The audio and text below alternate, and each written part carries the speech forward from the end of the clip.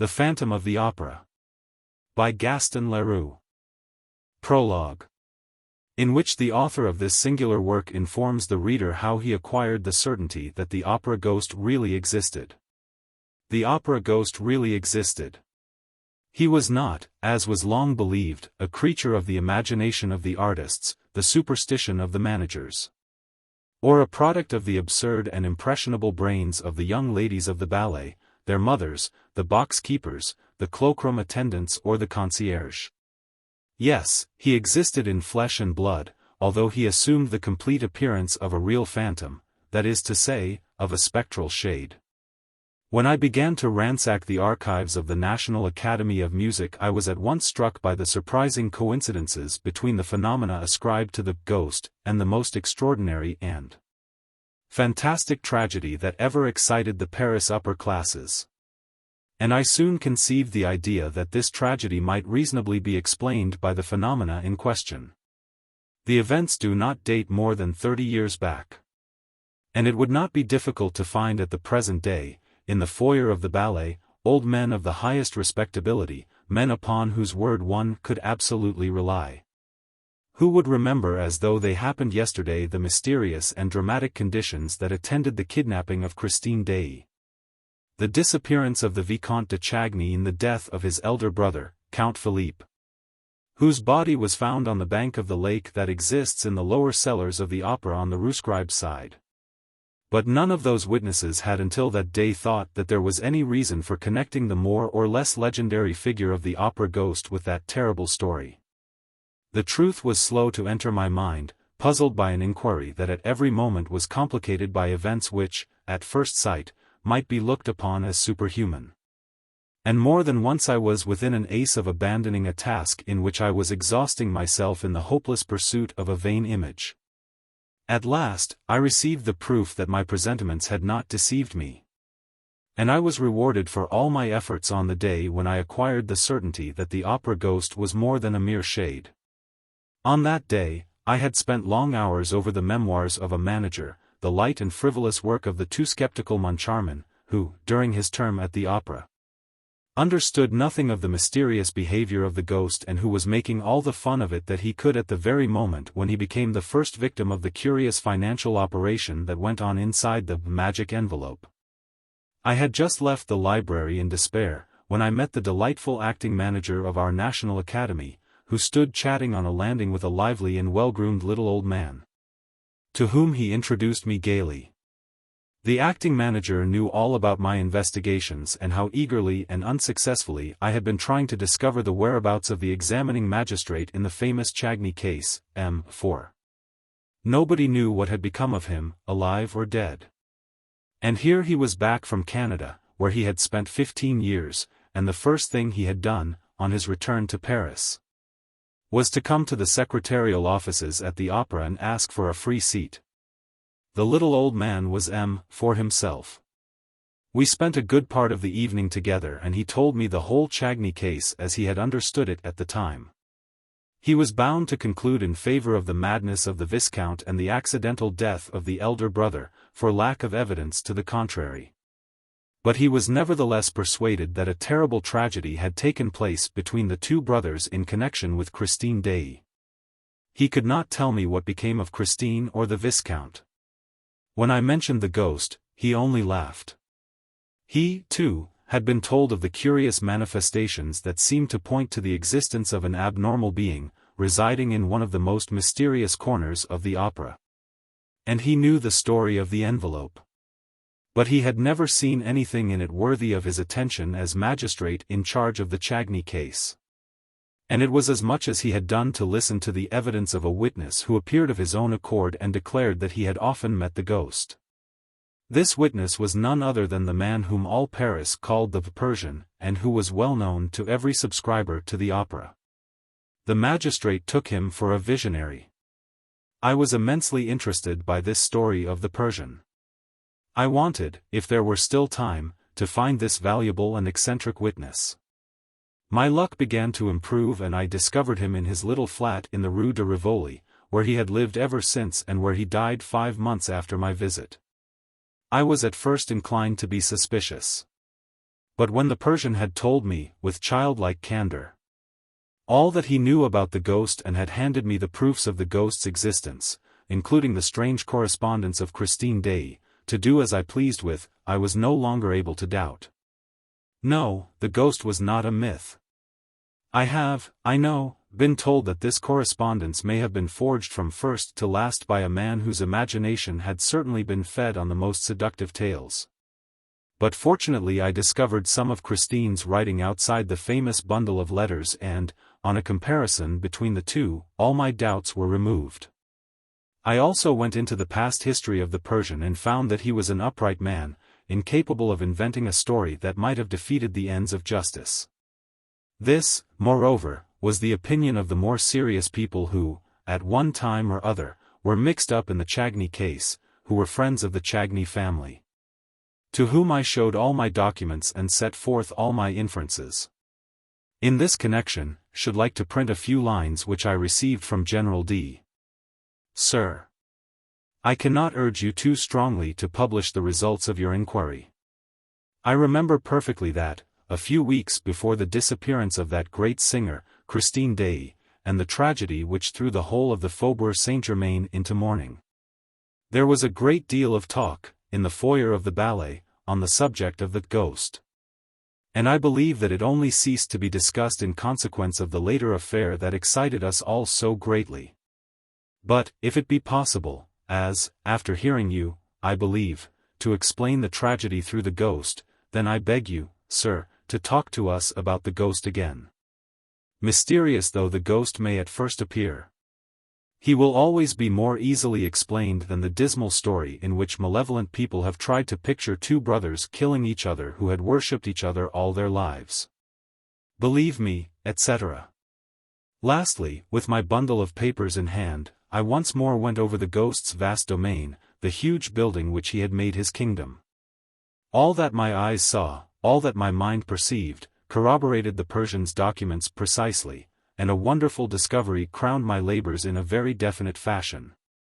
It will be remembered that, later, when digging in the substructure of the opera, before burying the phonographic records of the artist's voice, the workman laid bare a corpse. Well, I was at once able to prove that this corpse was that of the opera ghost. I made the acting manager put this proof to the test with his own hand. And it is now a matter of supreme indifference to me if the papers pretend that the body was that of a victim of the Commune. The wretches who were massacred, under the Commune, in the cellars of the opera, were not buried on this side. I will tell where their skeletons can be found in a spot not very far from that immense crypt which was stocked during the siege with all sorts of provisions. I came upon this track just when I was looking for the remains of the opera ghost, which I should never have discovered but for the unheard-of chance described above. But we will return to the corpse and what ought to be done with it. For the present, I must conclude this very necessary introduction by thanking M.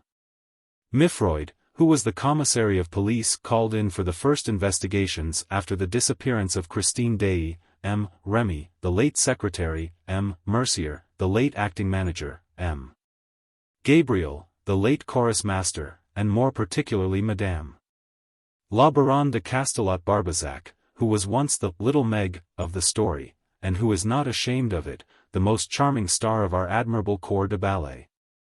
The eldest daughter of the worthy Madame Giry, now deceased, who had charge of the ghost's private box. All these were of the greatest assistance to me. And, thanks to them, I shall be able to reproduce those hours of sheer love and terror, in their smallest details, before the reader's eyes. And I should be ungrateful indeed if I omitted, while standing on the threshold of this dreadful and veracious story, to thank the present management of the opera, which has so kindly assisted me in all my inquiries, and M. Massager in particular, together with M. Gabian, the acting manager, and that most amiable of men, the architect entrusted with the preservation of the building, who did not hesitate to lend me the works of Charles Garnier, although he was almost sure that I would never return them to him. Lastly, I must pay a public tribute to the generosity of my friend and former collaborator, M. J. Le Croze, who allowed me to dip into his splendid theatrical library and to borrow the rarest editions of books by which he set great store. Gaston Leroux. How do you find this book? Any thoughts about the book or the author? Any suggestion for improvement? Please take a moment to share your thoughts in a comment. If you like it, share it with your friends who might enjoy it as well. Subscribe to keep in touch. Visit CompleteAudiobooks.com for more quality content. Chapter 1. Is it the ghost? It was the evening on which Debienne and Poligny, the managers of the opera, were giving a last gala performance to mark their retirement. Suddenly the dressing room of La Sorelli, one of the principal dancers, was invaded by half a dozen young ladies of the ballet, who had come up from the stage after dancing Polyuct. They rushed in amid great confusion, some giving vent to forced and unnatural laughter, others to cries of terror. Sorelli, who wished to be alone for a moment to run through the speech which she was to make to the resigning managers, looked around angrily at the mad and tumultuous crowd. It was little Jams, the girl with the tip-tilted nose, the forget-me-not eyes, the rose-red cheeks and the lily-white neck and shoulders, who gave the explanation in a trembling voice. "It's the ghost." And she locked the door. Sorelli's dressing room was fitted up with official, commonplace elegance. A pier glass, a sofa, a dressing table and a cupboard or two provided the necessary furniture. On the walls hung a few engravings, relics of the mother, who had known the glories of the old opera in the Rue Le Pelletier, portraits of Vestris, Gardel, Dupont, Bigottini. But the room seemed a palace to the brats of the corps de ballet, who were lodged in common dressing rooms where they spent their time singing, quarreling, smacking the dressers and hairdressers and buying one another glasses of cassis, beer, or even rum, until the call-boy's bell rang. Sorelli was very superstitious. She shuddered when she heard little Jams speak of the ghost, called her a silly little fool, and then, as she was the first to believe in ghosts in general, and the opera ghost in particular, at once asked for details. "Have you seen him?" "As plainly as I see you now," said little Jams, whose legs were giving way beneath her, and she dropped with a moan into a chair. Thereupon little Giry, the girl with eyes black as sloes, hair black as ink, a swarthy complexion and a poor little skin stretched over poor little bones, little Giry added, "If that's the ghost. He's very ugly." "Oh, yes," cried the chorus of ballet girls. And they all began to talk together. The ghost had appeared to them in the shape of a gentleman in dress clothes, who had suddenly stood before them in the passage, without their knowing where he came from. He seemed to have come straight through the wall. "Pooh," said one of them, who had more or less kept her head. "You see the ghost everywhere." And it was true. For several months, there had been nothing discussed at the opera but this ghost in dress clothes who stalked about the building, from top to bottom, like a shadow, who spoke to nobody, to whom nobody dared speak and who vanished as soon as he was seen, no one knowing how or where. As became a real ghost, he made no noise in walking. People began by laughing and making fun of this spectre dressed like a man of fashion or an undertaker. But the ghost legend soon swelled to enormous proportions among the corps de ballet. All the girls pretended to have met this supernatural being more or less often. And those who laughed the loudest were not the most at ease. When he did not show himself, he betrayed his presence or his passing by accident, comic or serious, for which the general superstition held him responsible. Had anyone met with a fall, or suffered a practical joke at the hands of one of the other girls, or lost a powder puff, it was at once the fault of the ghost, of the opera ghost. After all, who had seen him? You meet so many men in dress clothes at the opera who are not ghosts. But this dress suit had a peculiarity of its own. It covered a skeleton. At least, so the ballet girls said. And, of course, it had a death's head. Was all this serious? The truth is that the idea of the skeleton came from the description of the ghost given by Joseph Buquet, the chief scene shifter, who had really seen the ghost. He had run up against the ghost on the little staircase, by the footlights, which leads to the cellars. He had seen him for a second, for the ghost had fled, and to anyone who cared to listen to him he said, "He is extraordinarily thin and his dress coat hangs on a skeleton frame. His eyes are so deep that you can hardly see the fixed pupils. You just see two big black holes, as in a dead man's skull. His skin, which is stretched across his bones like a drumhead, is not white, but a nasty yellow. His nose is so little worth talking about that you can't see its side face. And the absence of that nose is a horrible thing to look at. All the hair he has is 3 or 4 long dark locks on his forehead and behind his ears."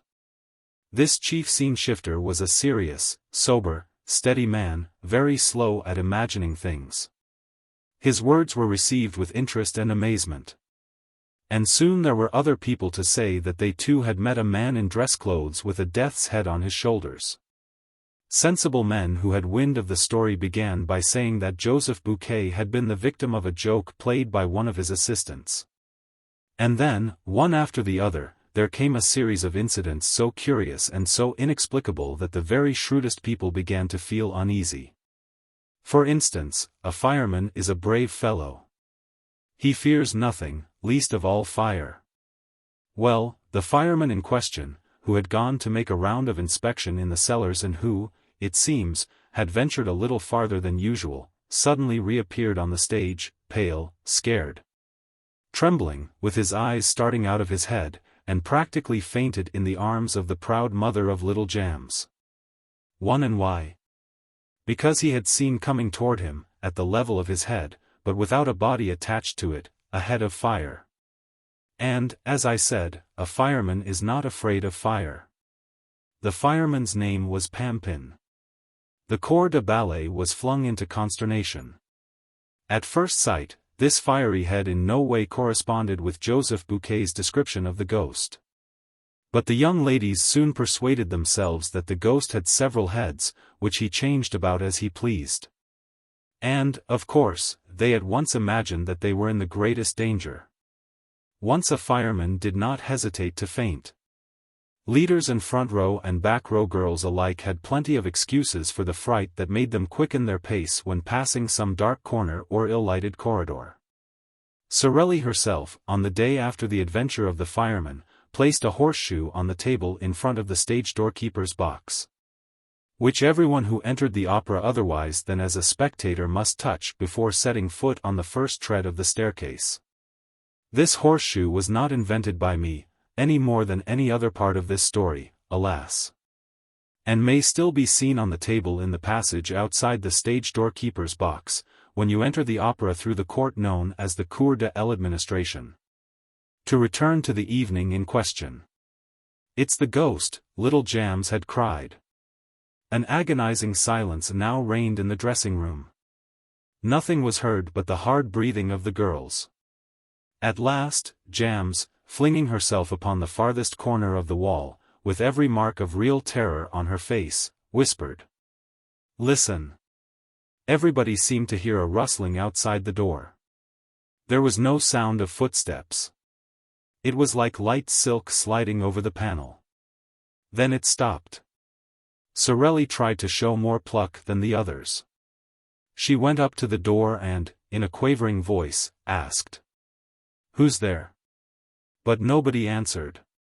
Then, feeling all eyes upon her, watching her last movement, she made an effort to show courage, and said very loudly, "Is there anyone behind the door?" "Oh, yes, yes.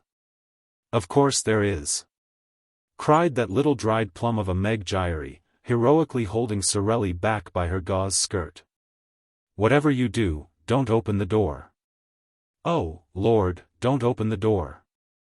But Sorelli, armed with a dagger that never left her, turned the key and drew back the door, while the ballet girls retreated to the inner dressing room and Meg Giry sighed, "Mother!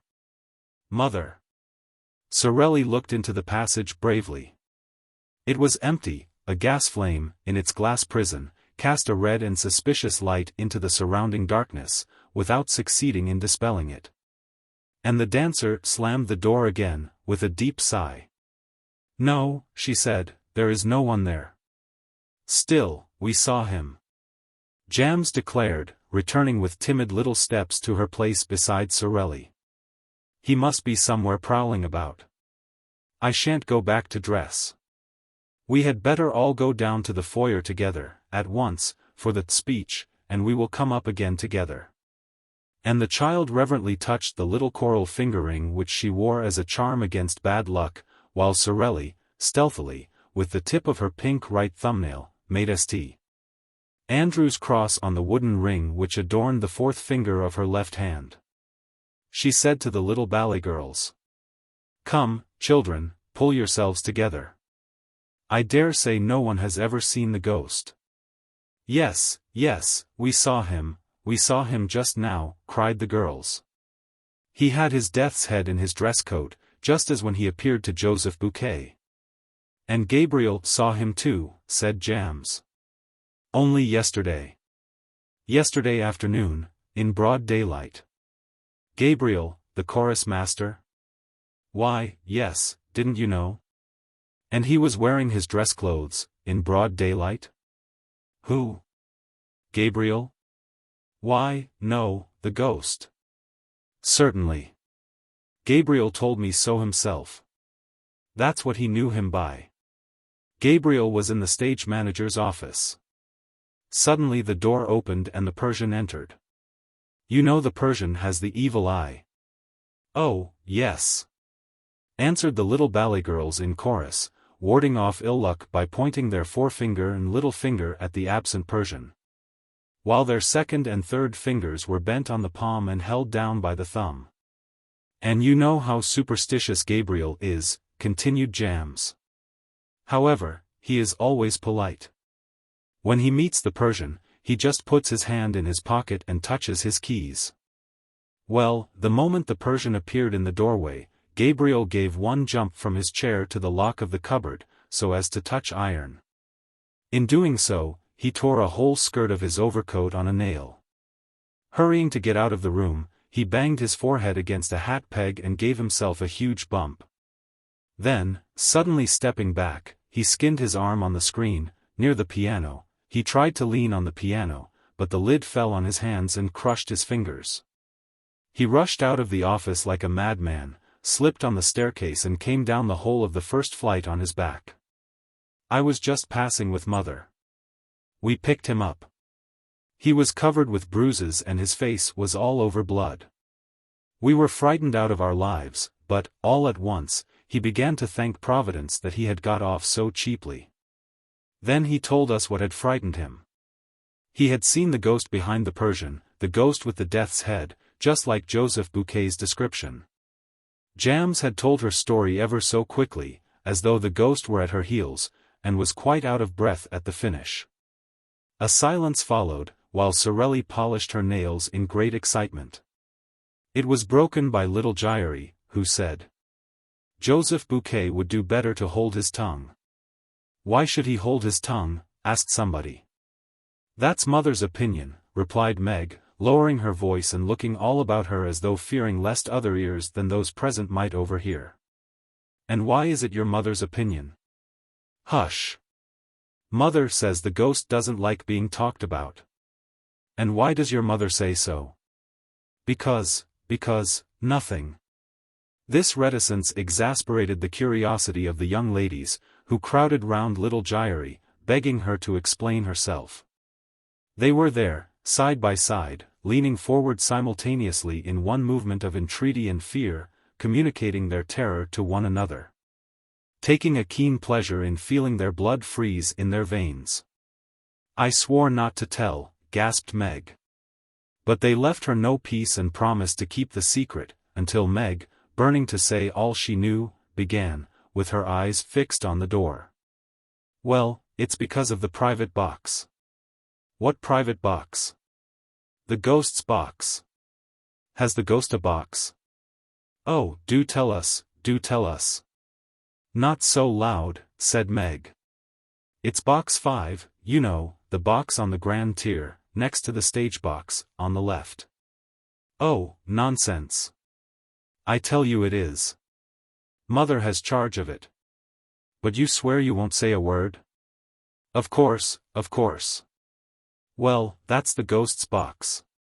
No one has had it for over a month, except the ghost, and orders have been given at the box office that it must never be sold.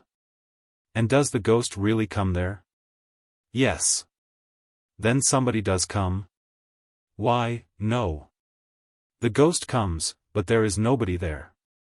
The little ballet girls exchanged glances. If the ghost came to the box, he must be seen, because he wore a dress coat and a death's head. This was what they tried to make Meg understand, but she replied. That's just it. The ghost is not seen. And he has no dress coat and no head. All that talk about his death's head and his head of fire is nonsense. There's nothing in it. You only hear him when he is in the box. Mother has never seen him, but she has heard him. Mother knows, because she gives him his program. Sorelli interfered. Giry, child, you're getting at us. Thereupon little Giry began to cry. I ought to have held my tongue, if mother ever came to know. But I was quite right. Joseph Buquet had no business to talk of things that don't concern him, it will bring him bad luck, mother was saying so last night. There was a sound of hurried and heavy footsteps in the passage and a breathless voice cried. Cecile! Cecile! Are you there? It's mother's voice, said Jams. What's the matter? She opened the door. A respectable lady, built on the lines of a Pomeranian grenadier, burst into the dressing room and dropped groaning into a vacant armchair. Her eyes rolled madly in her brick-dust-colored face. How awful, she said. How awful. What? What? Joseph Buquet. What about him? Joseph Buquet is dead. The room became filled with exclamations, with astonished outcries, with scared requests for explanations. Yes, he was found hanging in the third-floor cellar. It's the ghost. Little Giry blurted, as though in spite of herself, but she at once corrected herself, with her hands pressed to her mouth. No, no, I didn't say it, I didn't say it. All around her, her panic-stricken companions repeated under their breaths. Yes, it must be the ghost. Sorelli was very pale. I shall never be able to recite my speech, she said. Jams gave her opinion, while she emptied a glass of liqueur that happened to be standing on a table. The ghost must have something to do with it. The truth is that no one ever knew how Joseph Buquet met his death. The verdict at the inquest was natural suicide. In his Memoirs of a Manager, M. Moncharmin, one of the joint managers who succeeded Debienne and Poligny, describes the incident as follows. A grievous accident spoiled the little party which Debienne and Poligny gave to celebrate their retirement. I was in the manager's office, when Mercier, the acting manager, suddenly came darting in. He seemed half mad and told me that the body of a scene shifter had been found hanging in the third cellar under the stage, between a farmhouse and a scene from the Roi de Lahore. I shouted. Come and cut him down. By the time I had rushed down the staircase and the Jacob's ladder, the man was no longer hanging from his rope. So this is an event which Moncharmin thinks natural. A man hangs at the end of a rope, they go to cut him down, the rope has disappeared. Oh, Moncharmin found a very simple explanation. Listen to him. It was just after the ballet, and leaders and dancing girls lost no time in taking their precautions against the evil eye. There you are. Picture the corps de ballet scuttling down the Jacob's ladder and dividing the suicide's rope among themselves in less time than it takes to write. When, on the other hand, I think of the exact spot where the body was discovered, the third cellar underneath the stage, I imagine that somebody must have been interested in seeing that the rope disappeared after it had effected its purpose. And time will show if I am wrong. The horrid news soon spread all over the opera, where Joseph Buquet was very popular. The dressing rooms emptied and the ballet girls, crowding around Sorelli like timid sheep around their shepherdess, made for the foyer through the ill-lit passages and staircases, trotting as fast as their little pink legs could carry them. Chapter 2. The New Margarita. On the first landing, Sorelli ran against the Comte de Chagny, who was coming upstairs. The Count, who was generally so calm, seemed greatly excited. "I was just going to you," he said, taking off his hat. "Oh, Sorelli, what an evening! And Christine Daae, what a triumph!" "Impossible," said Meg Giry. "6 months ago, she used to sing like a crock. But do let us get by, my dear Count," continues the brat, with a saucy curtsy. "We are going to inquire after a poor man who was found hanging by the neck." Just then the acting manager came fussing past and stopped when he heard this remark. "What?" he exclaimed roughly. "Have you girls heard already? Well, please forget about it for tonight, and above all don't let Debienne and Poligny hear, it would upset them too much on their last day." They all went on to the foyer of the ballet, which was already full of people. The Comte de Chagny was right, no gala performance ever equaled this one. All the great composers of the day had conducted their own works in turns. Faust and Krauss had sung. And, on that evening, Christine Daae had revealed her true self, for the first time, to the astonished and enthusiastic audience. Gounod had conducted the funeral march of a marionette. Lyre, his beautiful overture to Sigouar, Saint-Saëns, the Danse Macabre and a Reverie Orientale, Massenet, an unpublished Hungarian march, Giry, his Carnival. Delibes, the Valse Lente from Sylvia and the Pizzicati from Capelia. Mlle Krauss had sung the Bolero in the Vespri Siciliani, and Mlle Denise blocked the drinking song in Lucrezia Borgia. But the real triumph was reserved for Christine Daae, who had begun by singing a few passages from Romeo and Juliet. It was the first time that the young artist sang in this work of Gounod, which had not been transferred to the opera and which was revived at the Opera Comique after it had been produced at the Old Theatre Lyrique by Madame Carvalho. Those who heard her say that her voice, in these passages, was seraphic. But this was nothing to the superhuman notes that she gave forth in the prison scene and the final trio in Faust, which she sang in the place of La Carlotta, who was ill. No one had ever heard or seen anything like it. Daae revealed a new Margarita that night, a Margarita of a splendor, a radiance hitherto unsuspected. The whole house went mad, rising to its feet, shouting, cheering, clapping, while Christine sobbed and fainted in the arms of her fellow singers and had to be carried to her dressing room. A few subscribers, however, protested. Why had so great a treasure been kept from them all that time? Till then, Christine Daae had played a good Sibyl to Carlotta's rather too splendidly material Margarita. And it had needed Carlotta's incomprehensible and inexcusable absence from this gala night for the little Daae, at a moment's warning, to show all that she could do in a part of the program reserved for the Spanish diva. Well, what the subscribers wanted to know was, why had Debienne and Poligny applied to Daae, when Carlotta was taken ill? Did they know of her hidden genius? And, if they knew of it, why had they kept it hidden? And why had she kept it hidden? Oddly enough, she was not known to have a professor of singing at that moment. She had often said she meant to practice alone for the future. The whole thing was a mystery. The Comte de Chagny, standing up in his box, listened to all this frenzy and took part in it by loudly applauding. Philippe Georges-Marie Comte de Chagny was just 41 years of age. He was a great aristocrat and a good-looking man, above middle height and with attractive features, in spite of his hard forehead and his rather cold eyes. He was exquisitely polite to the women and a little haughty to the men, who did not always forgive him for his successes in society. He had an excellent heart and an irreproachable conscience. On the death of old Count Philibert, he became the head of one of the oldest and most distinguished families in France, whose arms dated back to the 14th century. The Chagnys owned a great deal of property, and, when the old count, who was a widower, died, it was no easy task for Philippe to accept the management of so large an estate. His two sisters and his brother, Raoul, would not hear of a division and waived their claim to their shares, leaving themselves entirely in Philippe's hands. As though the right of primogeniture had never ceased to exist.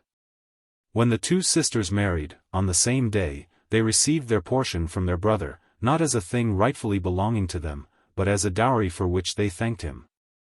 The Comtesse de Chagny, née de Morogis de la Martinière, had died in giving birth to Raoul, who was born 20 years after his elder brother.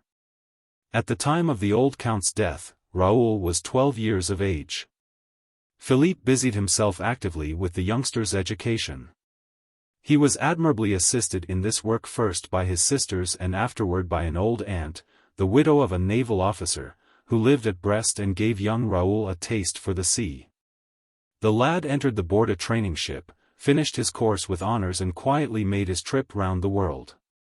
Thanks to powerful influence, he had just been appointed a member of the official expedition on board the Requin, which was to be sent to the Arctic Circle in search of the survivors of the d'Artois expedition, of whom nothing had been heard for 3 years. Meanwhile, he was enjoying a long furlough which would not be over for 6 months.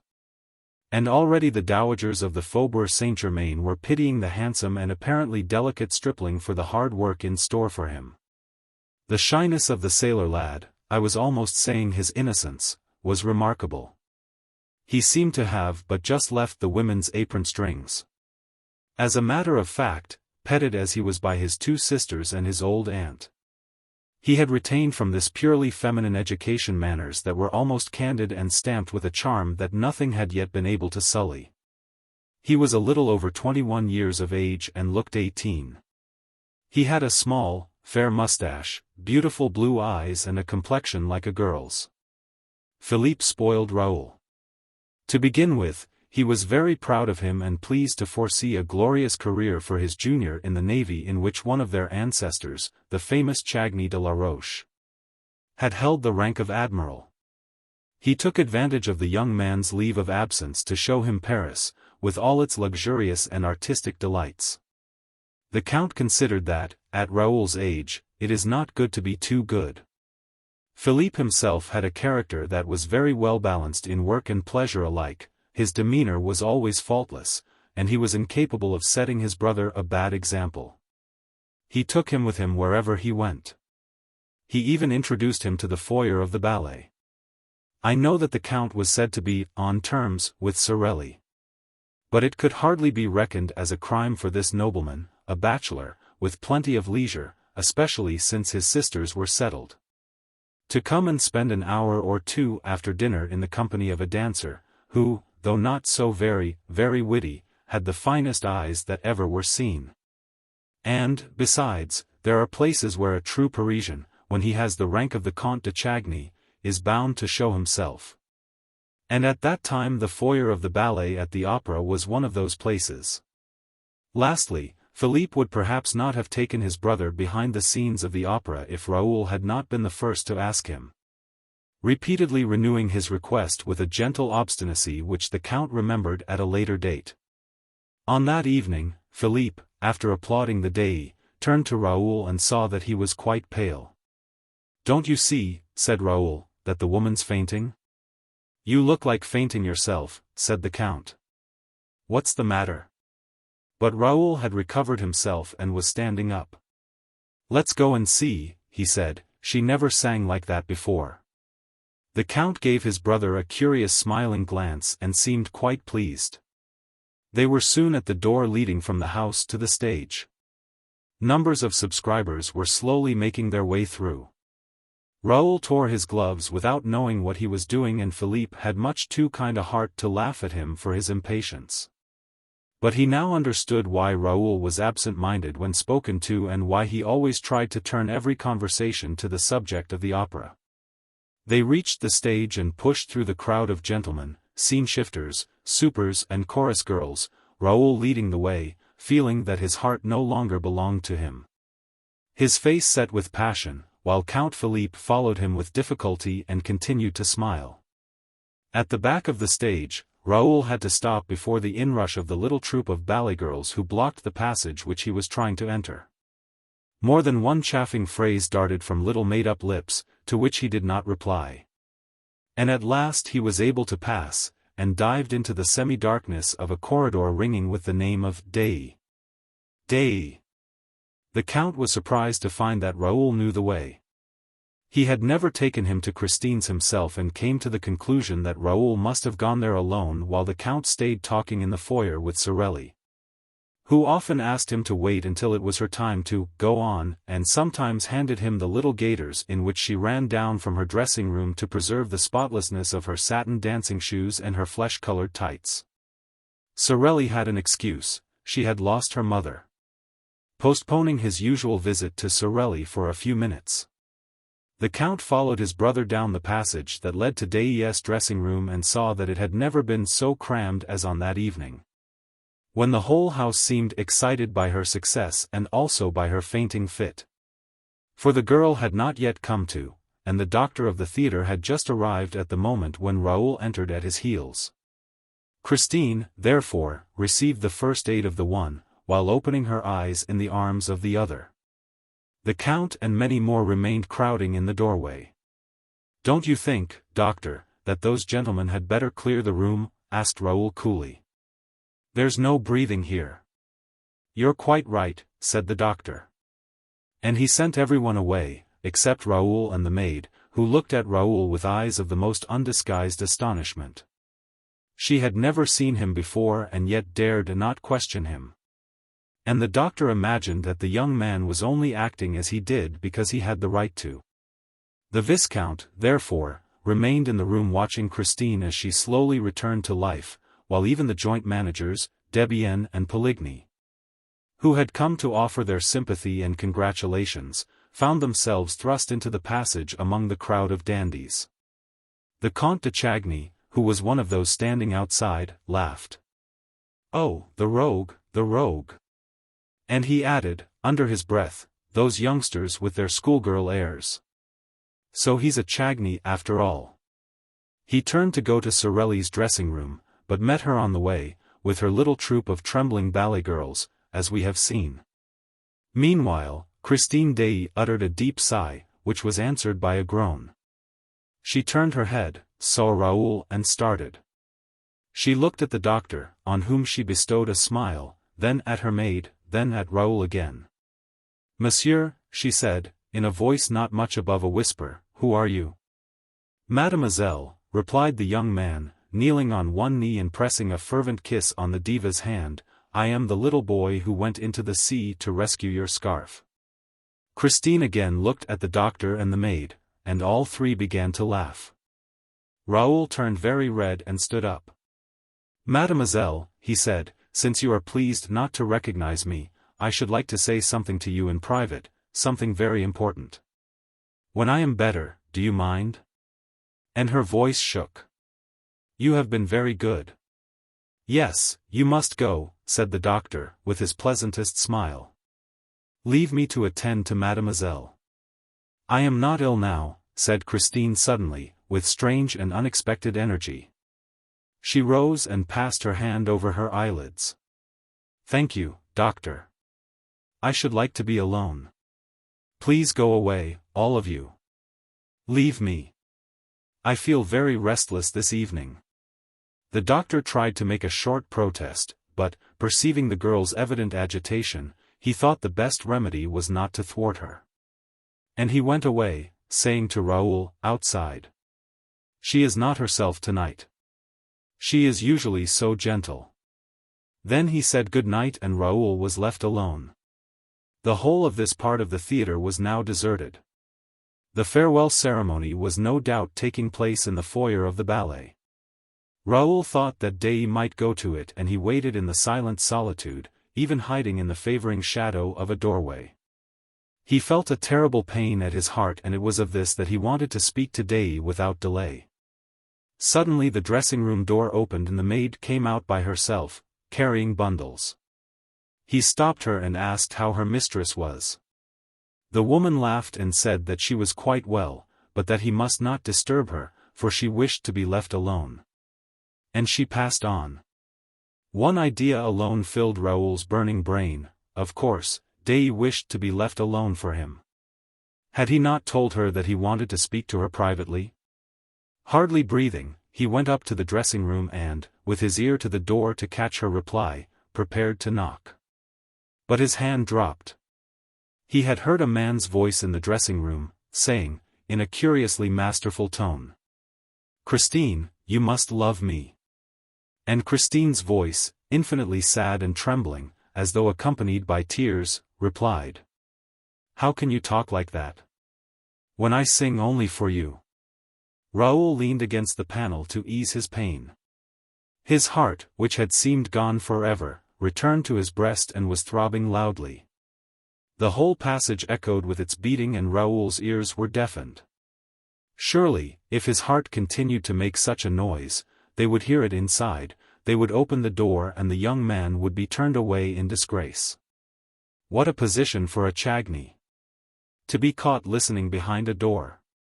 He took his heart in his two hands to make it stop. The man's voice spoke again. "Are you very tired?" "Oh, tonight I gave you my soul and I am dead," Christine replied.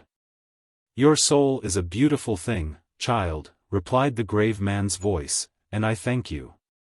No emperor ever received so fair a gift. The angels wept tonight." Raoul heard nothing after that. Nevertheless, he did not go away, but, as though he feared lest he should be caught, he returned to his dark corner, determined to wait for the man to leave the room. At one and the same time, he had learned what love meant, and hatred. He knew that he loved. He wanted to know whom he hated. To his great astonishment, the door opened and Christine Daae appeared, wrapped in furs, with her face hidden in a lace veil, alone. She closed the door behind her, but Raoul observed that she did not lock it. She passed him. He did not even follow her with his eyes, for his eyes were fixed on the door, which did not open again. When the passage was once more deserted, he crossed it, opened the door of the dressing room, went in and shut the door. He found himself in absolute darkness. The gas had been turned out. "There is someone here," said Raoul, with his back against the closed door, in a quivering voice. "What are you hiding for?" All was darkness and silence. Raoul heard only the sound of his own breathing. He quite failed to see that the indiscretion of his conduct was exceeding all bounds. "You shan't leave this until I let you," he exclaimed. "If you don't answer, you are a coward. But I'll expose you." And he struck a match. The blaze lit up the room. There was no one in the room. Raoul, first turning the key in the door, lit the gas jets. He went into the dressing closet, opened the cupboards, hunted about, felt the walls with his moist hands. Nothing. "Look here," he said, aloud. "Am I going mad?" He stood for 10 minutes listening to the gas flaring in the silence of the empty room. Lover though he was, he did not even think of stealing a ribbon that would have given him the perfume of the woman he loved. He went out, not knowing what he was doing nor where he was going. At a given moment in his wayward progress, an icy draught struck him in the face. He found himself at the bottom of a staircase, down which, behind him, a procession of workmen were carrying a sort of stretcher, covered with a white sheet. "Which is the way out, please?" he asked of one of the men. "Straight in front of you, the door is open. But let us pass." Pointing to the stretcher, he asked mechanically, "What's that?" The workman answered. "That is Joseph Buquet, who was found in the third cellar, hanging between a farmhouse and a scene from the Roi de Lahore." He took off his hat, fell back to make room for the procession and went out. Chapter 3.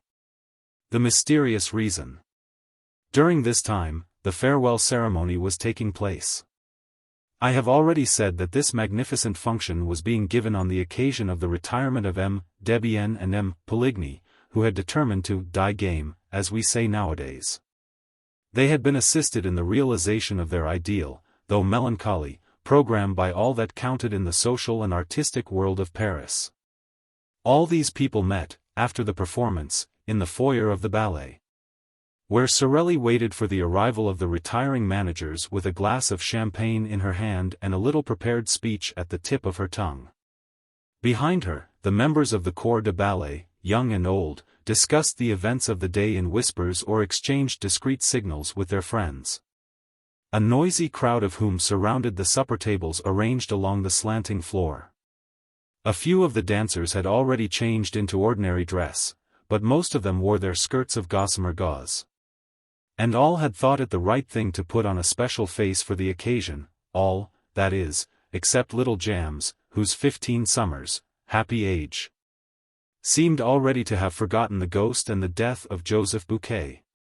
She never ceased to laugh and chatter, to hop about and play practical jokes, until Debienne and Poligny appeared on the steps of the foyer, when she was severely called to order by the impatient Sorelli. Everybody remarked that the retiring managers looked cheerful, as is the Paris way.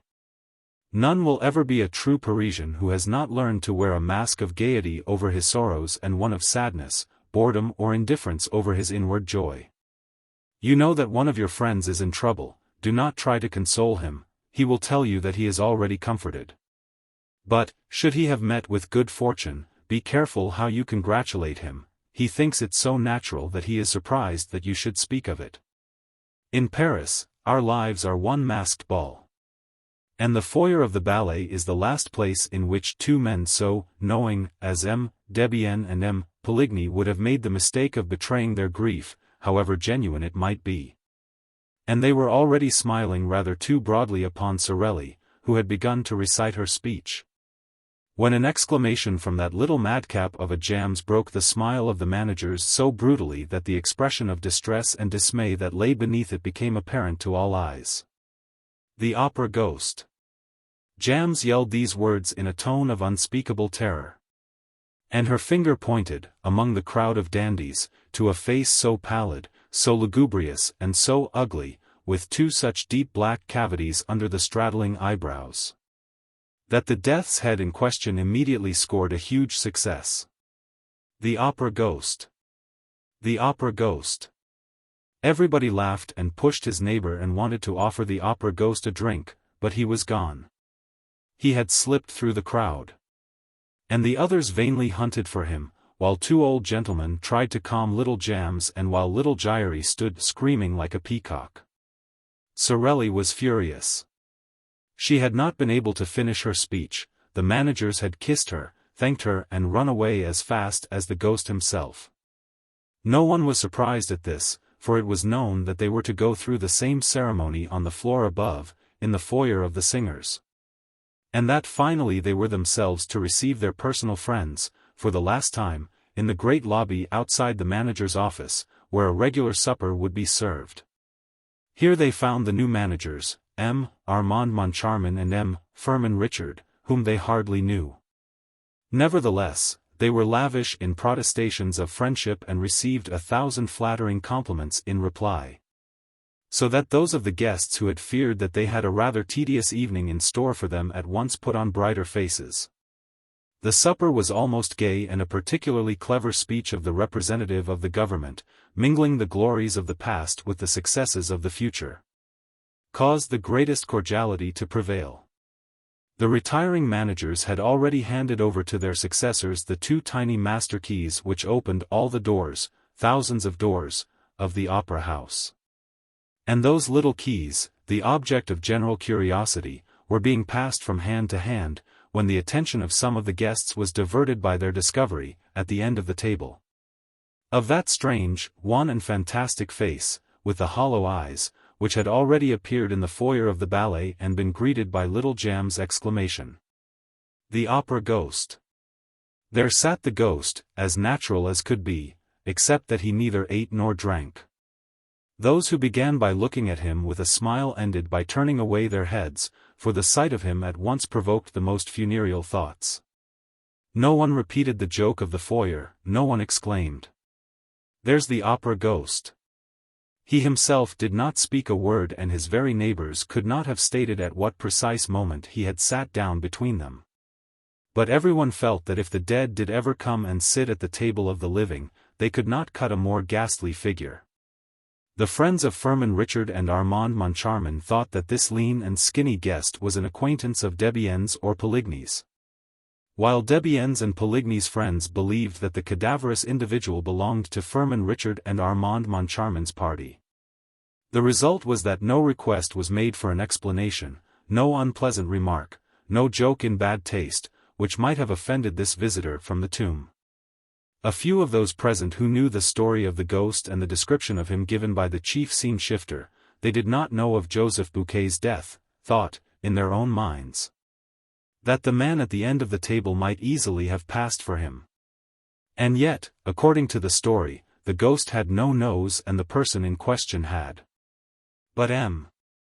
Moncharmin declares, in his memoirs, that the guest's nose was transparent, long, thin and transparent, are his exact words. I, for my part, will add that this might very well apply to a false nose. M. Moncharmin may have taken for transparency what was only shininess. Everybody knows that orthopedic science provides beautiful false noses for those who have lost their noses naturally or as the result of an operation. Did the ghost really take a seat at the manager's supper table that night, uninvited? And can we be sure that the figure was that of the opera ghost himself? Who would venture to assert as much? I mention the incident, not because I wish for a second to make the reader believe, or even to try to make him believe, that the ghost was capable of such a sublime piece of impudence, but because, after all, the thing is impossible. M. Armand Moncharmin, in Chapter 11 of his memoirs, says, "When I think of this first evening, I cannot separate the secret confided to us by M.M. Debienne and Poligny in their office from the presence at our supper of that ghostly person whom none of us knew. What happened was this: M.M.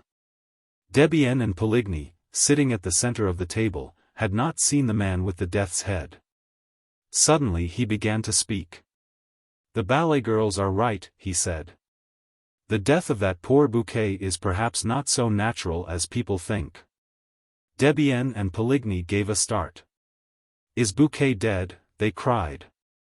Yes, replied the man, or the shadow of a man, quietly. He was found, this evening, hanging in the third cellar, between a farmhouse and a scene from the Roi de Lahore.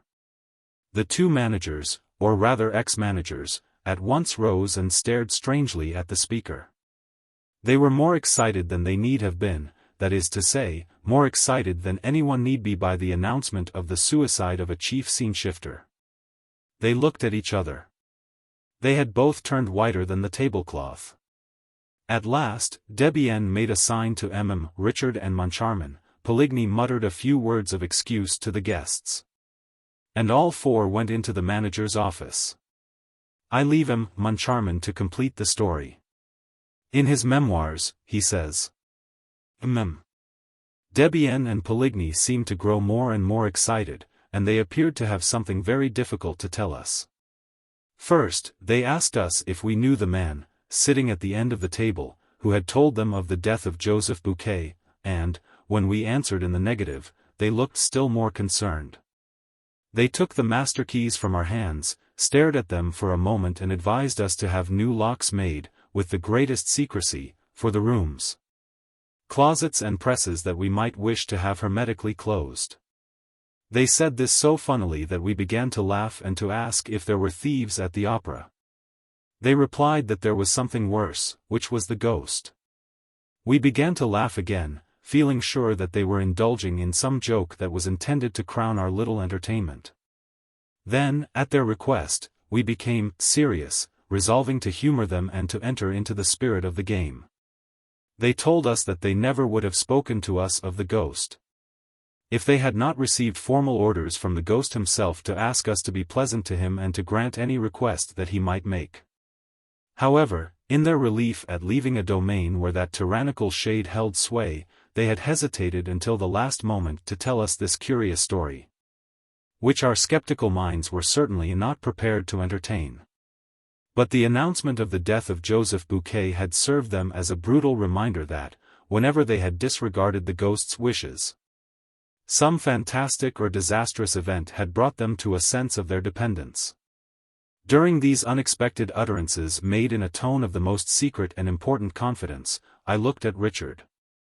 Richard, in his student days, had acquired a great reputation for practical joking, and he seemed to relish the dish which was being served up to him in his turn. He did not miss a morsel of it, though the seasoning was a little gruesome because of the death of Buquet. He nodded his head sadly, while the others spoke, and his features assumed the air of a man who bitterly regretted having taken over the opera. Now that he knew that there was a ghost mixed up in the business, I could think of nothing better than to give him a servile imitation of this attitude of despair.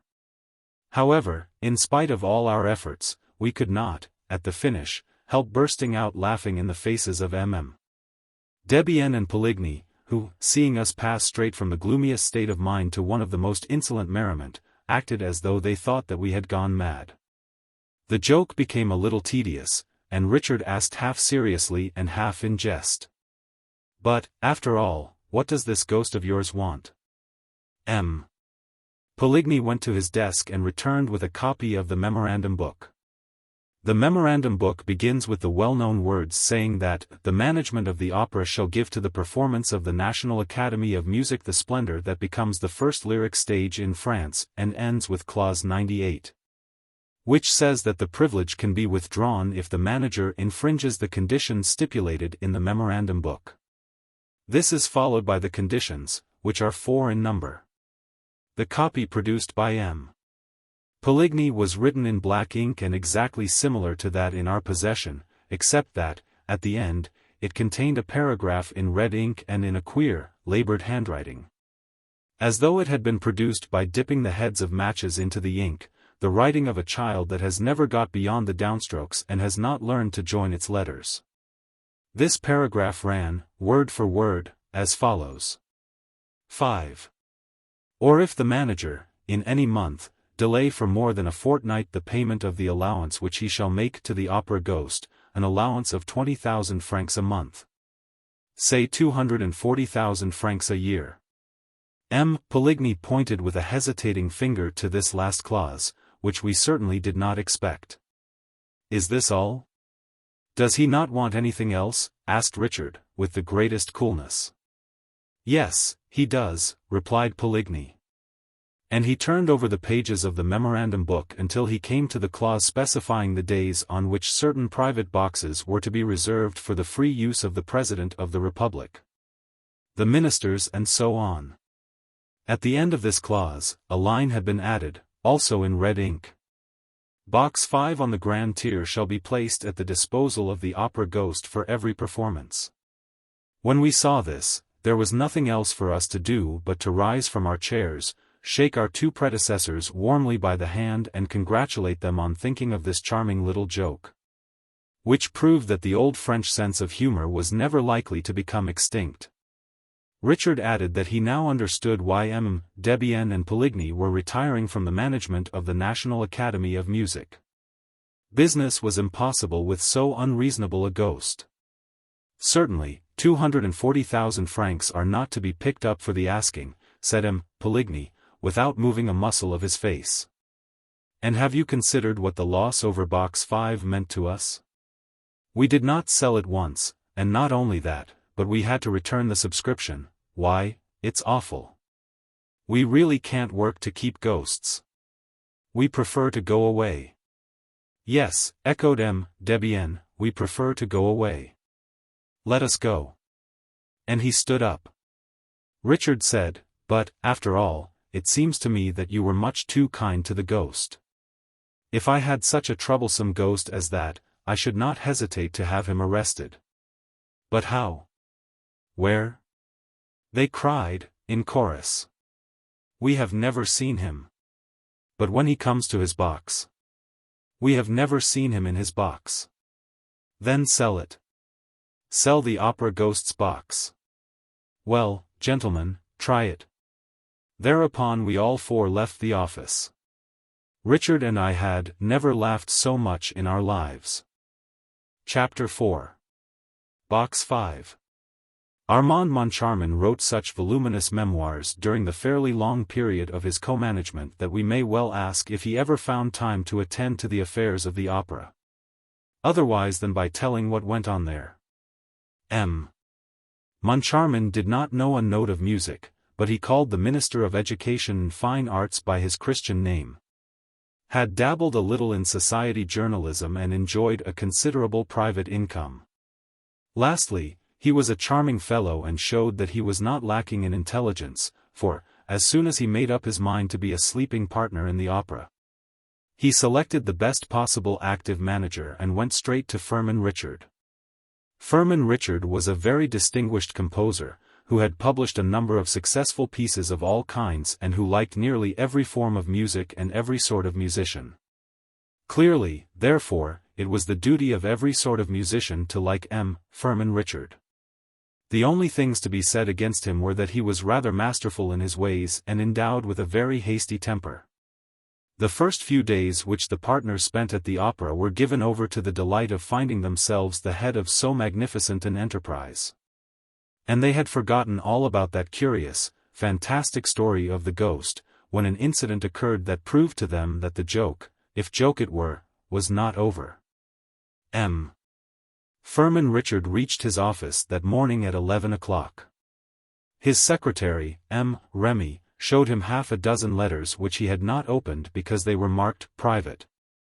One of the letters had at once attracted Richard's attention not only because the envelope was addressed in red ink, but because he seemed to have seen the writing before. He soon remembered that it was the red handwriting in which the memorandum book had been so curiously completed. He recognized the clumsy childish hand. He opened the letter and read. Dear Mr. Manager, I am sorry to have to trouble you at a time when you must be so very busy, renewing important engagements, signing fresh ones and generally displaying your excellent taste. I know what you have done for Carlotta, Sorelli and Little Jams and for a few others whose admirable qualities of talent or genius you have suspected. Of course, when I use these words, I do not mean to apply them to La Carlotta, who sings like a squirt and who ought never to have been allowed to leave the Ambassadors and the Café Jacquin. Nor to La Sorelli, who owes her success mainly to the coach builders, nor to Little Jams, who dances like a calf in a field. And I am not speaking of Christine Day either, though her genius is certain, whereas your jealousy prevents her from creating any important part. When all is said, you are free to conduct your little business as you think best, are you not? All the same, I should like to take advantage of the fact that you have not yet turned Christine Day out of doors by hearing her this evening in the part of Sibyl, as that of Margarita has been forbidden her since her triumph of the other evening. And I will ask you not to dispose of my box today nor on the following days, for I cannot end this letter without telling you how disagreeably surprised I have been once or twice, to hear, on arriving at the opera, that my box had been sold, at the box office, by your orders. I did not protest, first, because I dislike scandal, and, second, because I thought that your predecessors, Debienne and Poligny, who were always charming to me, had neglected, before leaving, to mention my little fads to you. I have now received a reply from those gentlemen to my letter asking for an explanation, and this reply proves that you know all about my memorandum book and, consequently, that you are treating me with outrageous contempt. If you wish to live in peace, you must not begin by taking away my private box. Believe me to be, dear Mr. Manager, without prejudice to these little observations, your most humble and obedient servant, Opera Ghost. The letter was accompanied by a cutting from the agony column of the Revue Theatrale, which ran, "Oh, gee, there is no excuse for R&M. We told them and left your memorandum book in their hands. Kind regards." Firmin Richard had hardly finished reading this letter when Armand Moncharmin entered, carrying one exactly similar. They looked at each other and burst out laughing. "They are keeping up the joke," said Richard, "but I don't call it funny." "What does it all mean?" asked Moncharmin. "Do they imagine that, because they have been managers of the opera, we are going to let them have a box for an indefinite period? "I am not in the mood to let myself be laughed at long," said Firmin Richard. "It's harmless enough," observed Armand Moncharmin. "What is it they really want? A box for tonight?" Firmin Richard told his secretary to send box 5 on the grand tier to Debienne and Poligny, if it was not sold. It was not. It was sent off to them. Debienne lived at the corner of the Rue Scribe and the Boulevard des Capucines, Poligny, in the Rue Aubert. Oh.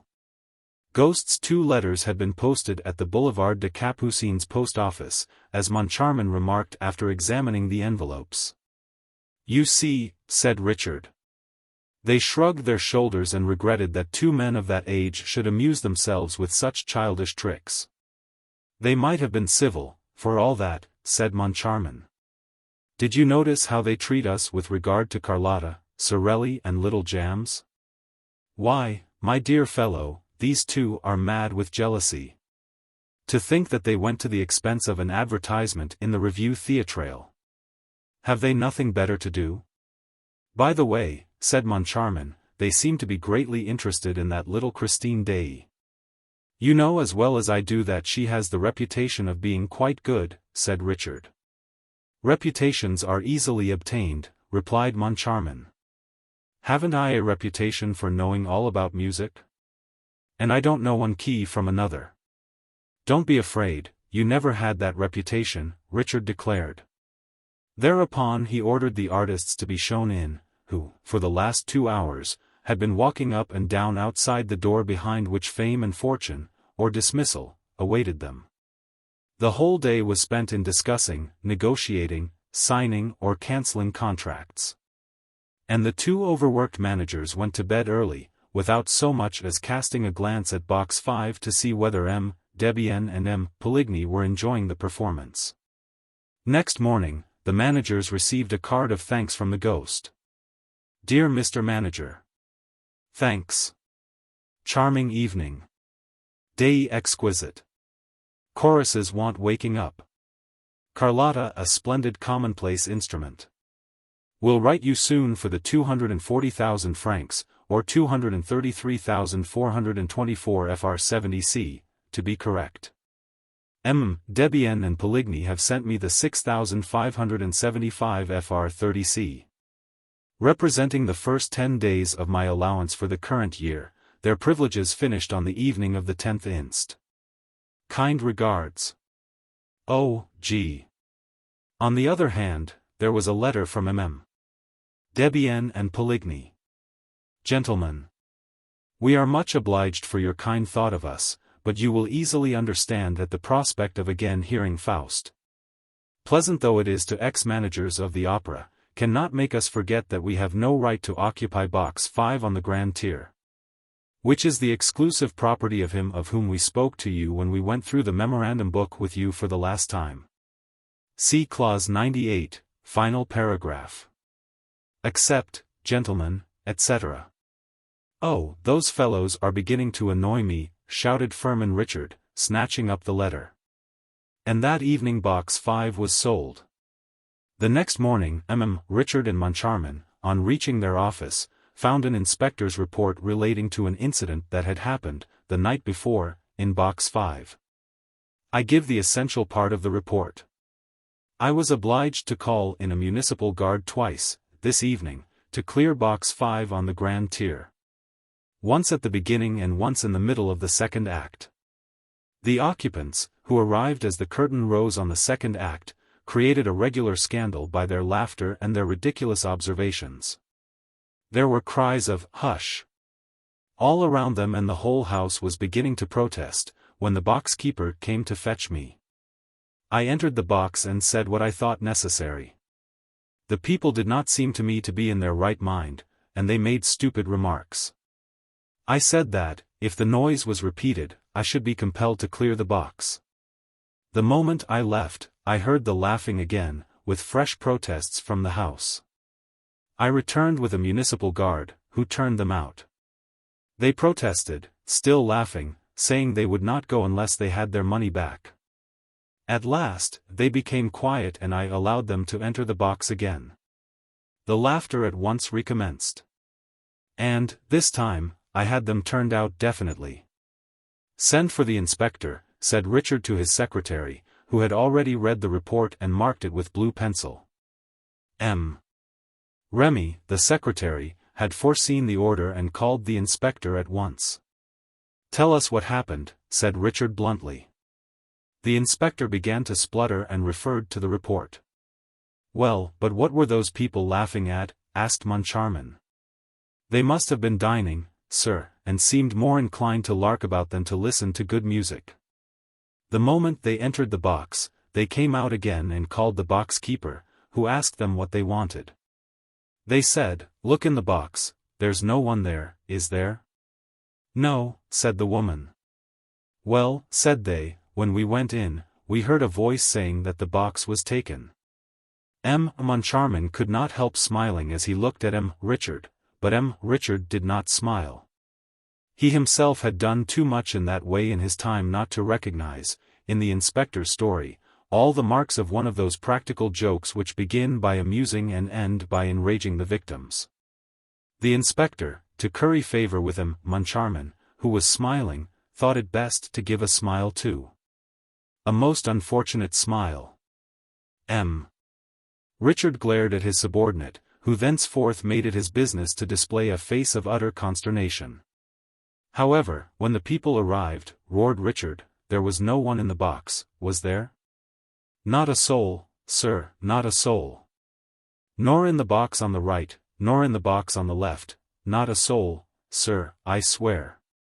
The box keeper told it me often enough, which proves that it was all a joke." "Oh, you agree, do you?" said Richard. "You agree? It's a joke. And you think it funny, no doubt?" "I think it in very bad taste, sir." "And what did the box keeper say?" "Oh, she just said that it was the opera ghost. That's all she said." And the inspector grinned. But he soon found that he had made a mistake in grinning, for the words had no sooner left his mouth than Richard, from gloomy, became furious. "Send for the box keeper," he shouted. "Send for her. This minute. This minute. And bring her in to me here. And turn all those people out." The inspector tried to protest, but Richard closed his mouth with an angry order to hold his tongue. Then, when the wretched man's lips seemed shut forever, the manager commanded him to open them once more. "Who is this opera ghost?" he snarled. But the inspector was by this time incapable of speaking a word. He managed to convey, by a despairing gesture, that he knew nothing about it, or rather that he did not wish to know. "Have you ever seen him? Have you seen the opera ghost?"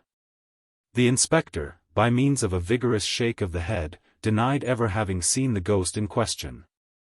"Very well," said Richard coldly. The inspector's eyes started out of his head, as though to ask why the manager had uttered that ominous "very well." "Because I'm going to settle the account of anyone who has not seen him," explained the manager. "As he seems to be everywhere, I can't have people telling me that they see him nowhere. I like people to work for me when I employ them." Having said this, Richard paid no attention to the inspector and discussed various matters of business with his acting manager, who had entered the room meanwhile. The inspector thought he could go and was gently, oh, so gently, sidling toward the door, when Richard nailed the man to the floor with a thundering, "Stay where you are." Remy had sent for the box keeper to the Rue de Provence, close to the opera, where she was engaged as a porteress. She soon made her appearance. "What's your name?" "Mame Giry." "You know me well enough, sir, I'm the mother of little Giry, little Meg, what?" This was said in so rough and solemn a tone that, for a moment, Richard was impressed. He looked at Mame Giry, in her faded shawl, her worn shoes, her old taffeta dress and dingy bonnet. It was quite evident from the manager's attitude, that he either did not know or could not remember having met Mame Giry, nor even little Giry, nor even little Meg. But Mame Giry's pride was so great that the celebrated box-keeper imagined that everybody knew her. "Never heard of her," the manager declared. "But that's no reason, Mame Giry, why I shouldn't ask you what happened last night to make you and the inspector call in a municipal guard. I was just wanting to see you, sir. And talk to you about it, so that you mightn't have the same unpleasantness as Debienne and Poligny. They wouldn't listen to me either, at first. I'm not asking you about all that. I'm asking what happened last night." Mame Giry turned purple with indignation. Never had she been spoken to like that. She rose as though to go, gathering up the folds of her skirt and waving the feathers of her dingy bonnet with dignity, but, changing her mind, she sat down again and said, in a haughty voice, "I'll tell you what happened." The ghost was annoyed again. Thereupon, as Richard was on the point of bursting out, Moncharmin interfered and conducted the interrogatory, whence it appeared that Mame Giry thought it quite natural that a voice should be heard to say that a box was taken, when there was nobody in the box. She was unable to explain this phenomenon, which was not new to her, except by the intervention of the ghost. Nobody could see the ghost in his box, but everybody could hear him. She had often heard him, and they could believe her, for she always spoke the truth. They could ask Debienne and Poligny, and anybody who knew her, and also Isidore Sock, who had had a leg broken by the ghost. "Indeed," said Moncharmin, interrupting her. "Did the ghost break poor Isidore Sock's leg?" Mame Giry opened her eyes with astonishment at such ignorance. However, she consented to enlighten those two poor innocents. The thing had happened in Debienne and Poligny's time, also in Box 5 and also during a performance of Faust. Mame Giry coughed, cleared her throat, it sounded as though she were preparing to sing the whole of Gounod's score, and began. "It was like this, sir. That night, Maniera and his lady, the jewelers in the Rue Mogador, were sitting in the front of the box, with their great friend, Isidore Sock, sitting behind Madame Maniera. Mephistopheles was singing. Mame Giry here burst into song herself, "Caterina, while you play at sleeping," and then Maniera heard a voice in his right ear, his wife was on his left, saying, "Ha, ha. Julie's not playing at sleeping." His wife happened to be called Julie. So Maniera turns to the right to see who was talking to him like that. Nobody there. He rubs his ear and asks himself if he's dreaming. Then Mephistopheles went on with his serenade. "But, perhaps I'm boring you gentlemen?" "No, no, go on. You are too good, gentlemen," with a smirk. "Well, then," Mephistopheles went on with his serenade, Mame Giry burst into song again, "Saint, unclose thy portals holy and accord the bliss, to a mortal bending lowly, of a pardon kiss." And then Maniera again hears the voice in his right ear, saying, this time, "Ha, ha. Julie wouldn't mind according a kiss to Isidore." Then he turns round again, but, this time, to the left. And what do you think he sees? Isidore, who had taken his lady's hand and was covering it with kisses through the little round place in the glove, like this. Gentlemen, rapturously kissing the bit of palm left bare in the middle of her thread gloves. Then they had a lively time between them. Bang! Bang! Maniera, who was big and strong, like you, Richard, gave 2 blows to Isidore Sock, who was small and weak like Moncharmin, saving his presence. There was a great uproar. People in the house shouted, "That will do. Stop them. He'll kill him." Then, at last, Isidore Sock managed to run away. Then the ghost had not broken his leg, asked Moncharmin, a little vexed that his figure had made so little impression on Mame Giry. "He did break it for him, sir," replied Mame Giry haughtily. "He broke it for him on the grand staircase, which he ran down too fast, sir, and it will be long before the poor gentleman will be able to go up it again." Did the ghost tell you what he said in M. Monniera's right ear? Asked M. Moncharmin, with a gravity which he thought exceedingly humorous. No, sir, it was M. Monniera himself. So. But you have spoken to the ghost, my good lady? As I'm speaking to you now, my good sir. Mame Giry replied. And, when the ghost speaks to you, what does he say? Well, he tells me to bring him a footstool. This time, Richard burst out laughing, as did Moncharmin and Remy, the secretary. Only the inspector, warned by experience, was careful not to laugh, while Mame Giry ventured to adopt an attitude that was positively threatening. Instead of laughing, she cried indignantly, "You'd do better to do as M. Poligny did, who found out for himself." Found out about what? Asked Moncharmin, who had never been so much amused in his life. About the ghost, of course. Look here. She suddenly calmed herself, feeling that this was a solemn moment in her life. Look here, she repeated. They were playing La Juive. M. Poligny thought he would watch the performance from the ghost's box. Well, when Leopold cries, "Let us fly," you know, and Eleazar stops them and says, "Whither go ye?" Well, M. Poligny, I was watching him from the back of the next box, which was empty.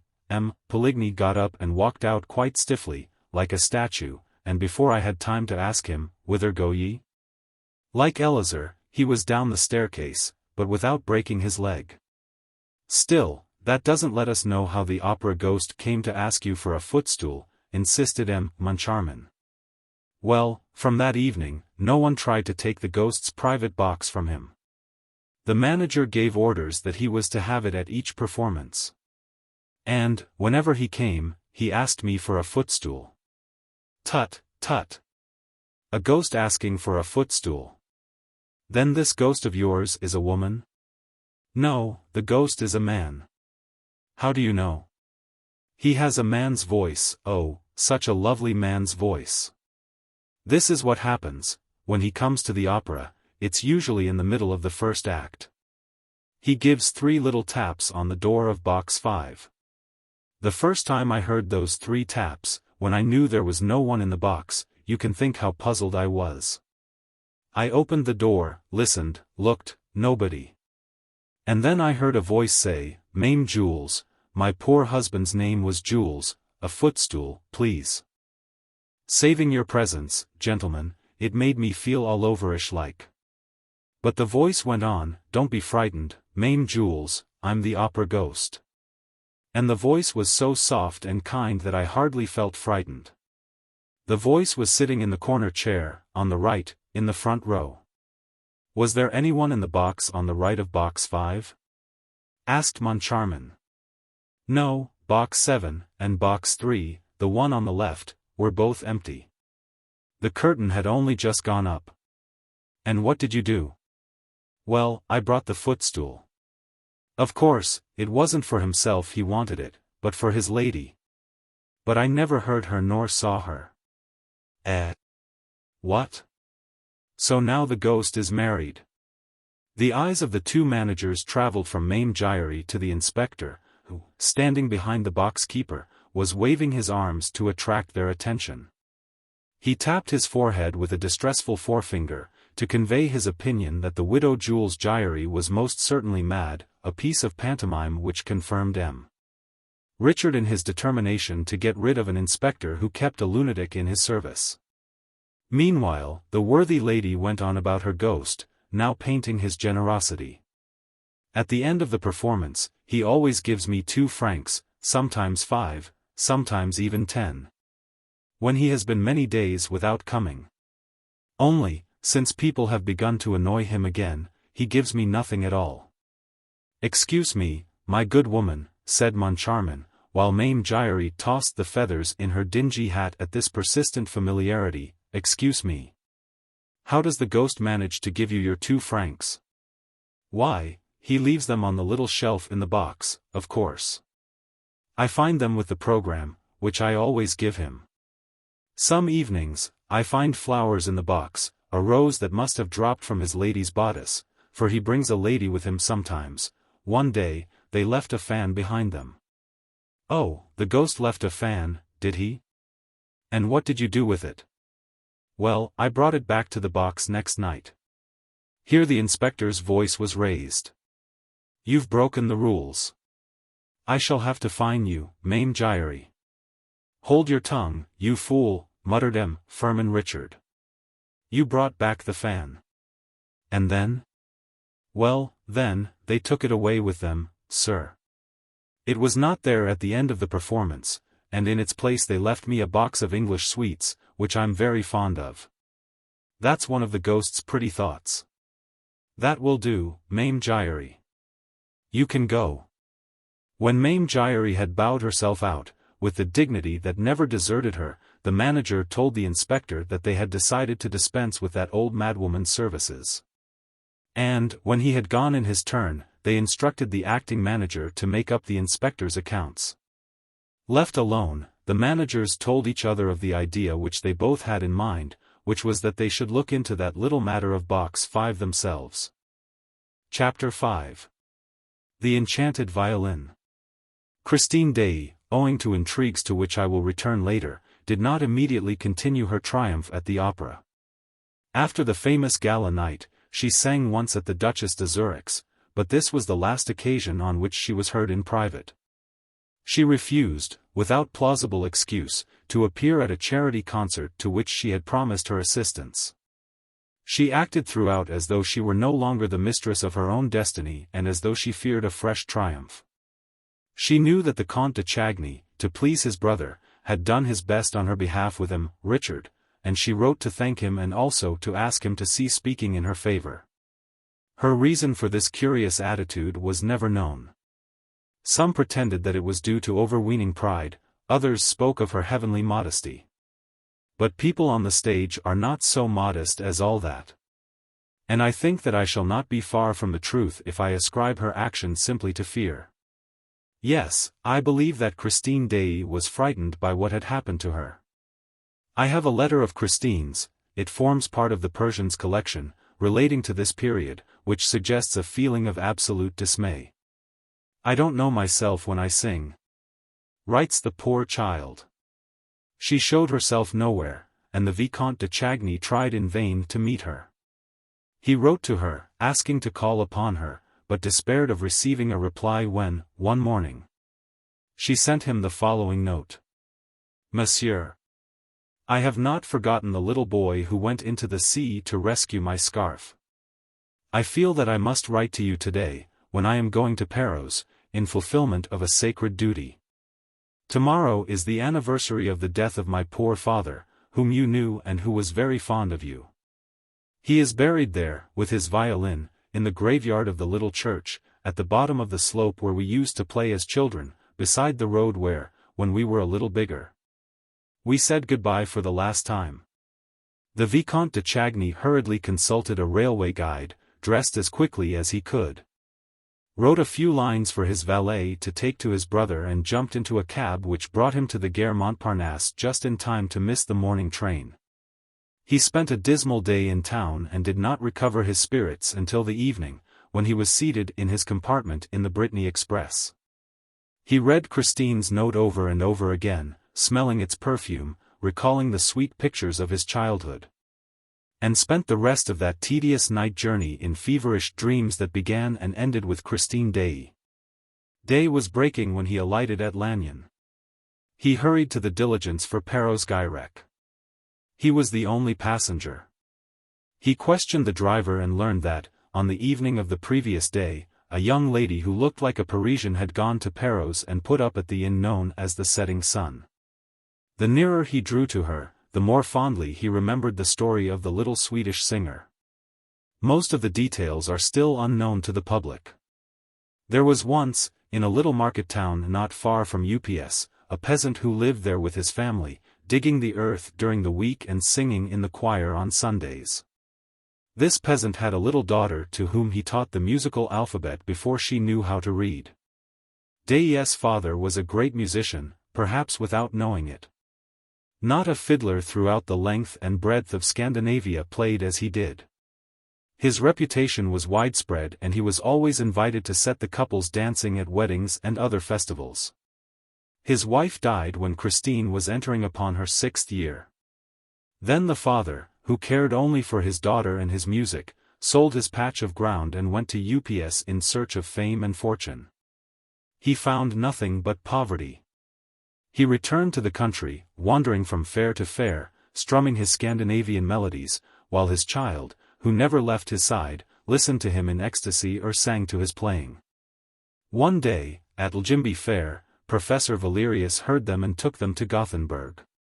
He maintained that the father was the first violinist in the world and that the daughter had the making of a great artist. Her education and instruction were provided for. She made rapid progress and charmed everybody with her prettiness, her grace of manner and her genuine eagerness to please. When Valerius and his wife went to settle in France, they took Dei and Christine with them. Mama Valerius treated Christine as her daughter. As for Dei, he began to pine away with homesickness. He never went out of doors in Paris, but lived in a sort of dream which he kept up with his violin. For hours at a time, he remained locked up in his bedroom with his daughter, fiddling and singing, very, very softly. Sometimes Mama Valerius would come and listen behind the door, wipe away a tear and go downstairs again on tiptoe, sighing for her Scandinavian skies. Dei seemed not to recover his strength until the summer, when the whole family went to stay at Perros Guirec, in a faraway corner of Brittany, where the sea was of the same color as in his own country. Often he would play his saddest tunes on the beach and pretend that the sea stopped its roaring to listen to them. And then he induced Mama Valerius to indulge a queer whim of his. At the time of the pardons, or Breton pilgrimages, the village festival and dances, he went off with his fiddle, as in the old days, and was allowed to take his daughter with him for a week. They gave the smallest hamlets music to last them for a year and slept at night in a barn, refusing a bed at the inn, lying close together on the straw, as when they were so poor in Sweden. At the same time, they were very neatly dressed, made no collection, refused the halfpence offered them. And the people around could not understand the conduct of this rustic fiddler, who tramped the roads with that pretty child who sang like an angel from heaven. They followed them from village to village. One day, a little boy, who was out with his governess, made her take a longer walk than he intended, for he could not tear himself from the little girl whose pure, sweet voice seemed to bind him to her. They came to the shore of an inlet which is still called Trestru, but which now, I believe, harbors a casino or something of the sort. At that time, there was nothing but sky and sea and a stretch of golden beach.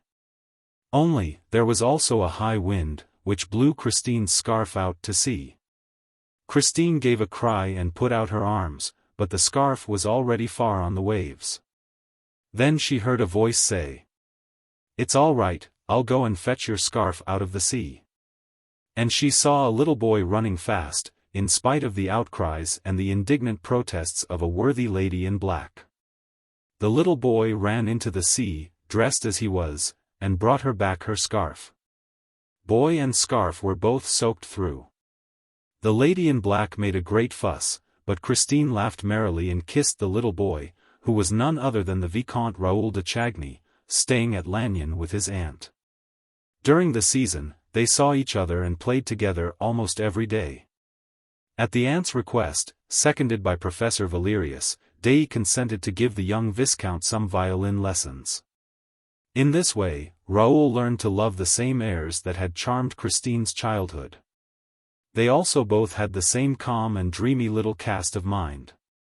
They delighted in stories, in old Breton legends. And their favorite sport was to go and ask for them at the cottage doors, like beggars. "Ma'am," or, "Kind gentleman, have you a little story to tell us, please?"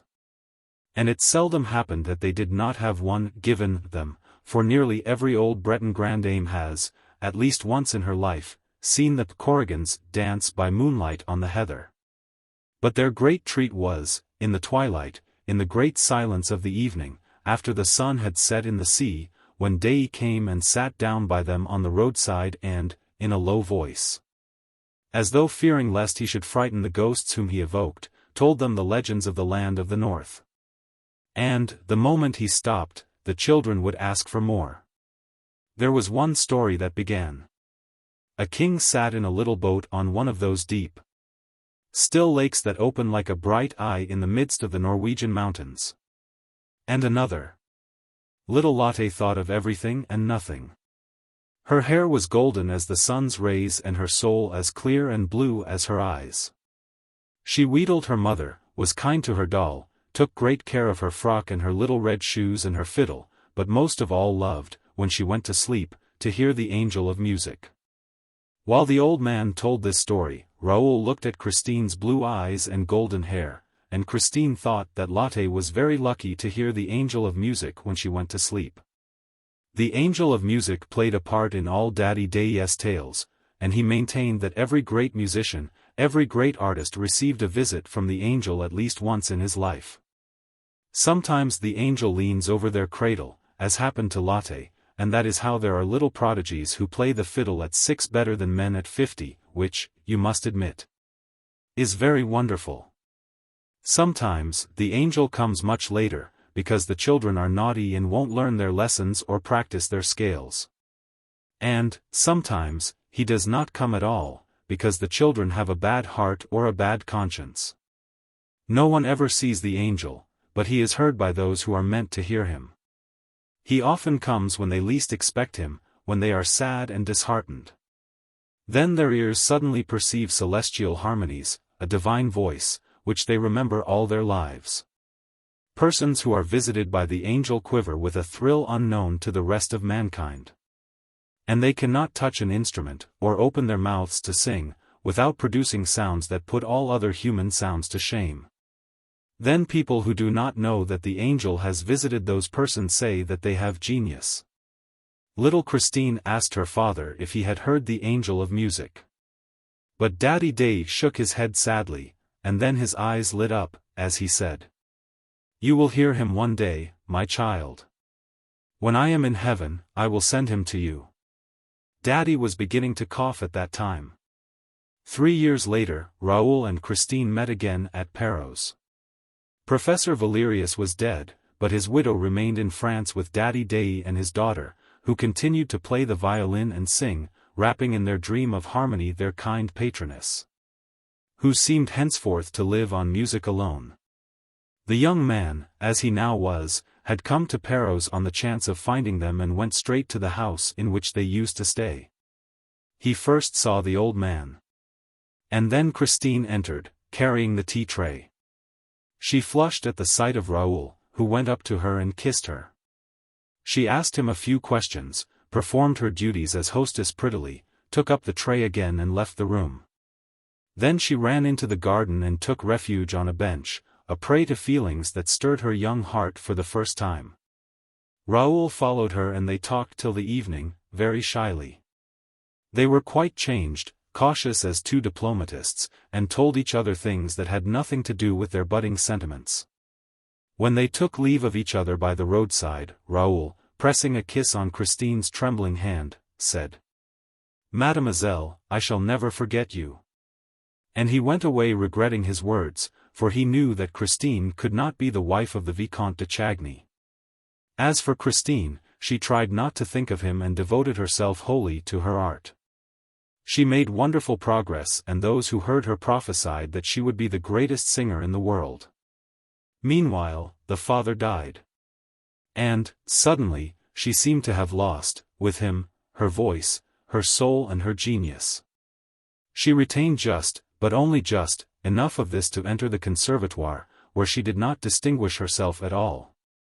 Attending the classes without enthusiasm and taking a prize only to please old Mamma Valerius, with whom she continued to live. The first time that Raoul saw Christine at the opera, he was charmed by the girl's beauty and by the sweet images of the past which it evoked, but was rather surprised at the negative side of her art. He returned to listen to her. He followed her in the wings. He waited for her behind a Jacob's ladder. He tried to attract her attention. More than once, he walked after her to the door of her box, but she did not see him. She seemed, for that matter, to see nobody. She was all indifference. Raoul suffered, for she was very beautiful and he was shy and dared not confess his love, even to himself. And then came the lightning flash of the gala performance, the heavens torn asunder and an angel's voice heard upon earth for the delight of mankind and the utter capture of his heart. And then there was that man's voice behind the door, "You must love me." And no one in the room. Why did she laugh when he reminded her of the incident of the scarf? Why did she not recognize him?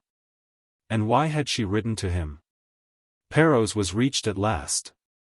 Raoul walked into the smoky sitting room of the setting sun and at once saw Christine standing before him, smiling and showing no astonishment.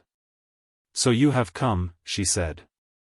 "I felt that I should find you here, when I came back from Mass. Someone told me so, at the church." "Who?" asked Raoul, taking her little hand in his. "Why, my poor father, who is dead." There was a silence, and then Raoul asked. "Did your father tell you that I love you, Christine, and that I cannot live without you?" Christine blushed to the eyes and turned away her head. In a trembling voice, she said. "Me? You are dreaming, my friend." And she burst out laughing, to put herself in countenance. "Don't laugh, Christine, I am quite serious," Raoul answered. And she replied gravely, "I did not make you come to tell me such things as that. You made me come, Christine. You knew that your letter would not leave me indignant and that I should hasten to Perros. How can you have thought that, if you did not think I loved you? I thought you would remember our games here, as children, in which my father so often joined. I really don't know what I thought. Perhaps I was wrong to write to you. This anniversary and your sudden appearance in my room at the opera, the other evening, reminded me of the time long past and made me write to you as the little girl that I then was." There was something in Christine's attitude that seemed to Raoul not natural. He did not feel any hostility in her, far from it, the distressed affection shining in her eyes told him that. But why was this affection distressed? That was what he wished to know and what was irritating him. "When you saw me in your dressing room, was that the first time you noticed me, Christine?" She was incapable of lying. "No," she said, "I had seen you several times in your brother's box. And also on the stage." "I thought so," said Raoul, compressing his lips. "But then why, when you saw me in your room, at your feet, reminding you that I had rescued your scarf from the sea, why did you answer as though you did not know me and also why did you laugh?" The tone of these questions was so rough that Christine stared at Raoul without replying. The young man himself was aghast at the sudden quarrel which he had dared to raise at the very moment when he had resolved to speak words of gentleness, love and submission to Christine. A husband, a lover with all rights, would talk no differently to a wife, a mistress who had offended him. But he had gone too far and saw no other way out of the ridiculous position than to behave odiously. "You don't answer," he said angrily and unhappily. "Well, I will answer for you.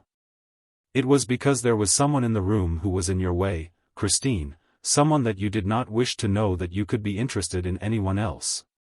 "If anyone was in my way, my friend," Christine broke in coldly, "if anyone was in my way, that evening, it was yourself, since I told you to leave the room." "Yes, so that you might remain with the other." "What are you saying, monsieur?" asked the girl excitedly. "And to what other do you refer?" "To the man to whom you said, 'I sing only for you.' Tonight I gave you my soul and I am dead." Christine seized Raoul's arm and clutched it with a strength which no one would have suspected in so frail a creature. "Then you were listening behind the door?" "Yes, because I love you, and I heard everything." "You heard what?" And the young girl, becoming strangely calm, released Raoul's arm. "He said to you, Christine, you must love me." At these words, a deathly pallor spread over Christine's face, dark rings formed round her eyes, she staggered and seemed on the point of swooning. Raoul darted forward, with arms outstretched, but Christine had overcome her passing faintness and said, in a low voice, Go on. Go on. Tell me all you heard. At an utter loss to understand, Raoul answered, I heard him reply, when you said you had given him your soul is a beautiful thing, child, and I thank you. No emperor ever received so fair a gift. The angels wept tonight. Christine carried her hand to her heart, a prey to indescribable emotion. Her eyes stared before her like a madwoman's.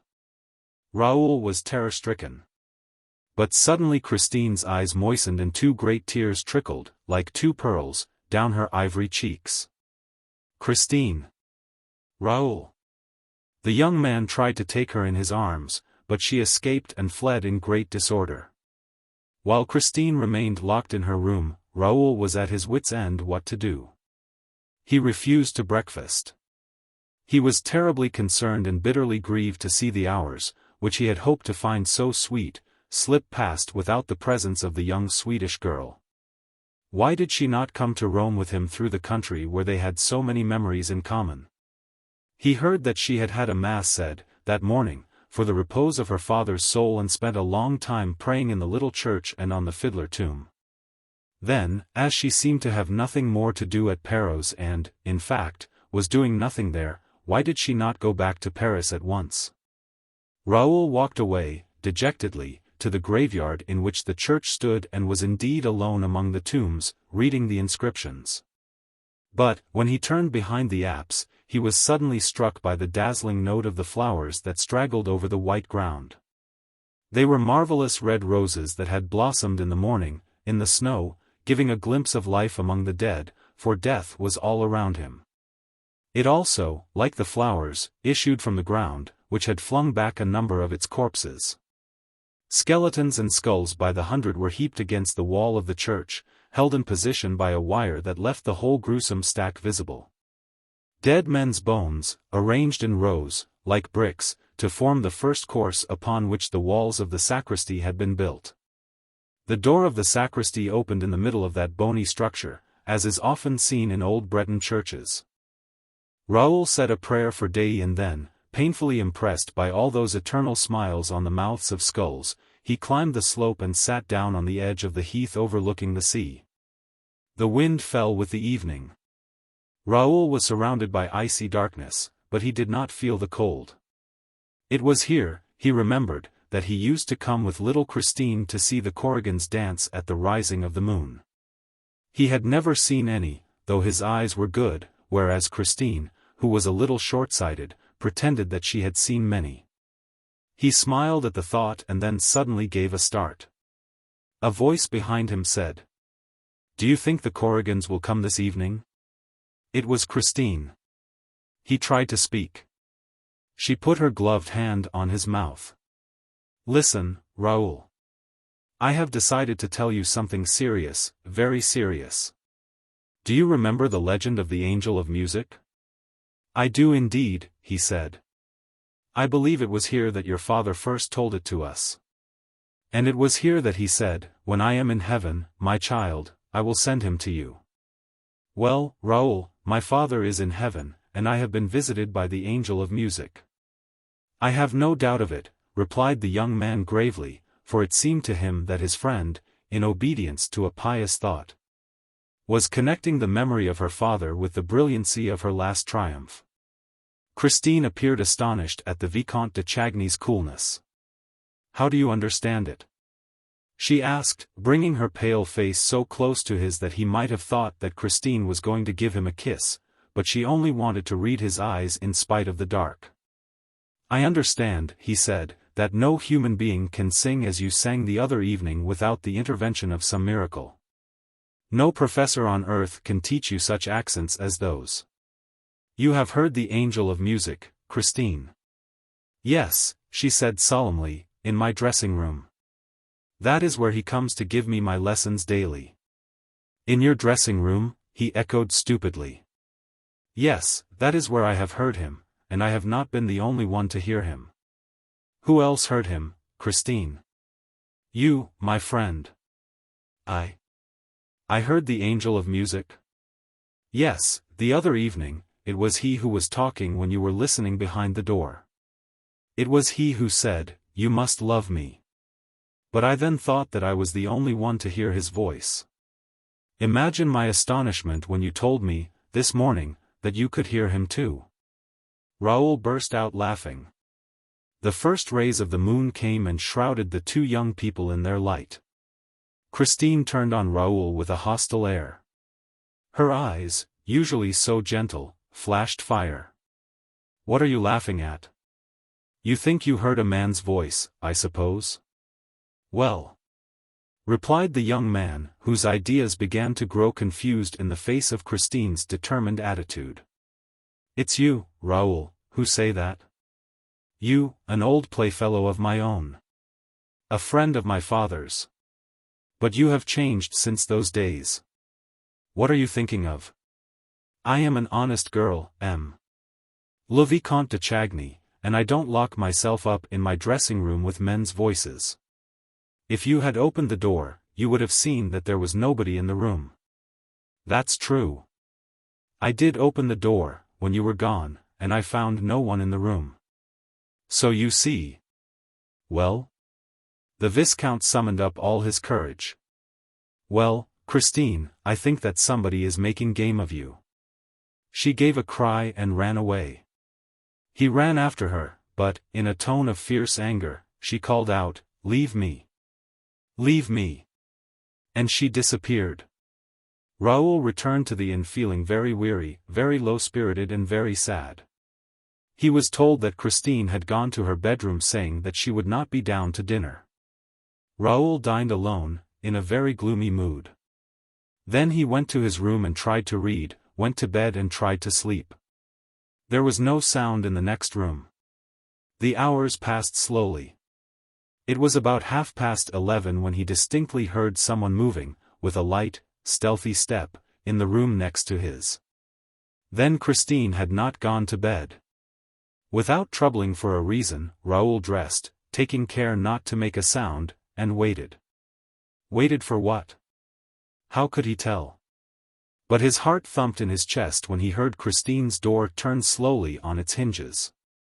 Where could she be going, at this hour, when everyone was fast asleep at Perros? Softly opening the door, he saw Christine's white form, in the moonlight, slipping along the passage. She went down the stairs and he leaned over the baluster above her. Suddenly he heard two voices in rapid conversation. He caught one sentence, "Don't lose the key." It was the landlady's voice. The door facing the sea was opened and locked again. Then all was still. Raoul ran back to his room and threw back the window. Christine's white form stood on the deserted quay. The first floor of the setting sun was at no great height and a tree growing against the wall held out its branches to Raoul's impatient arms and enabled him to climb down unknown to the landlady. Her amazement, therefore, was all the greater when, the next morning, the young man was brought back to her half-frozen, more dead than alive. And when she learned that he had been found stretched at full length on the steps of the high altar of the little church, she ran at once to tell Christine, who hurried down and, with the help of the landlady, did her best to revive him. He soon opened his eyes and was not long in recovering when he saw his friend's charming face leaning over him. A few weeks later, when the tragedy at the opera compelled the intervention of the public prosecutor, M. Mifroid, the commissary of police, examined the Vicomte de Chagny touching the events of the night at Perros. I quote the questions and answers as given in the official report pages 150 et. Q. Did MLLE not see you come down from your room by the curious road which you selected? R. No, monsieur, no, although, when walking behind her, I took no pains to deaden the sound of my footsteps. In fact, I was anxious that she should turn round and see me. I realized that I had no excuse for following her and that this way of spying on her was unworthy of me. But she seemed not to hear me and acted exactly as though I were not there. She quietly left the quay and then suddenly walked quickly up the road. The church clock had struck 11:45 and I thought that this must have made her hurry, for she began almost to run and continued hastening until she came to the church.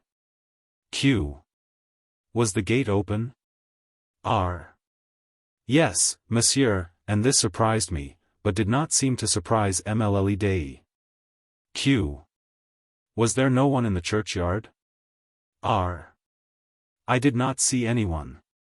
And, if there had been, I must have seen him. The moon was shining on the snow and made the night quite light. Q. Was it possible for anyone to hide behind the tombstones? R.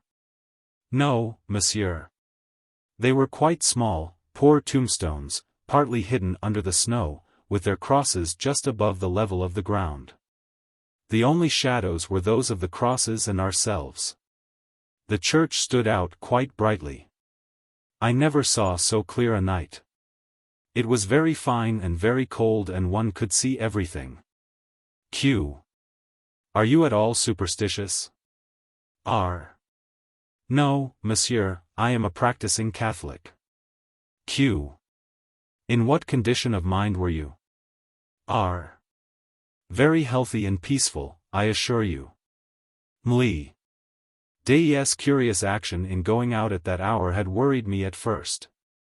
But, as soon as I saw her go to the churchyard, I thought that she meant to fulfill some pious duty on her father's grave, and I considered this so natural that I recovered all my calmness.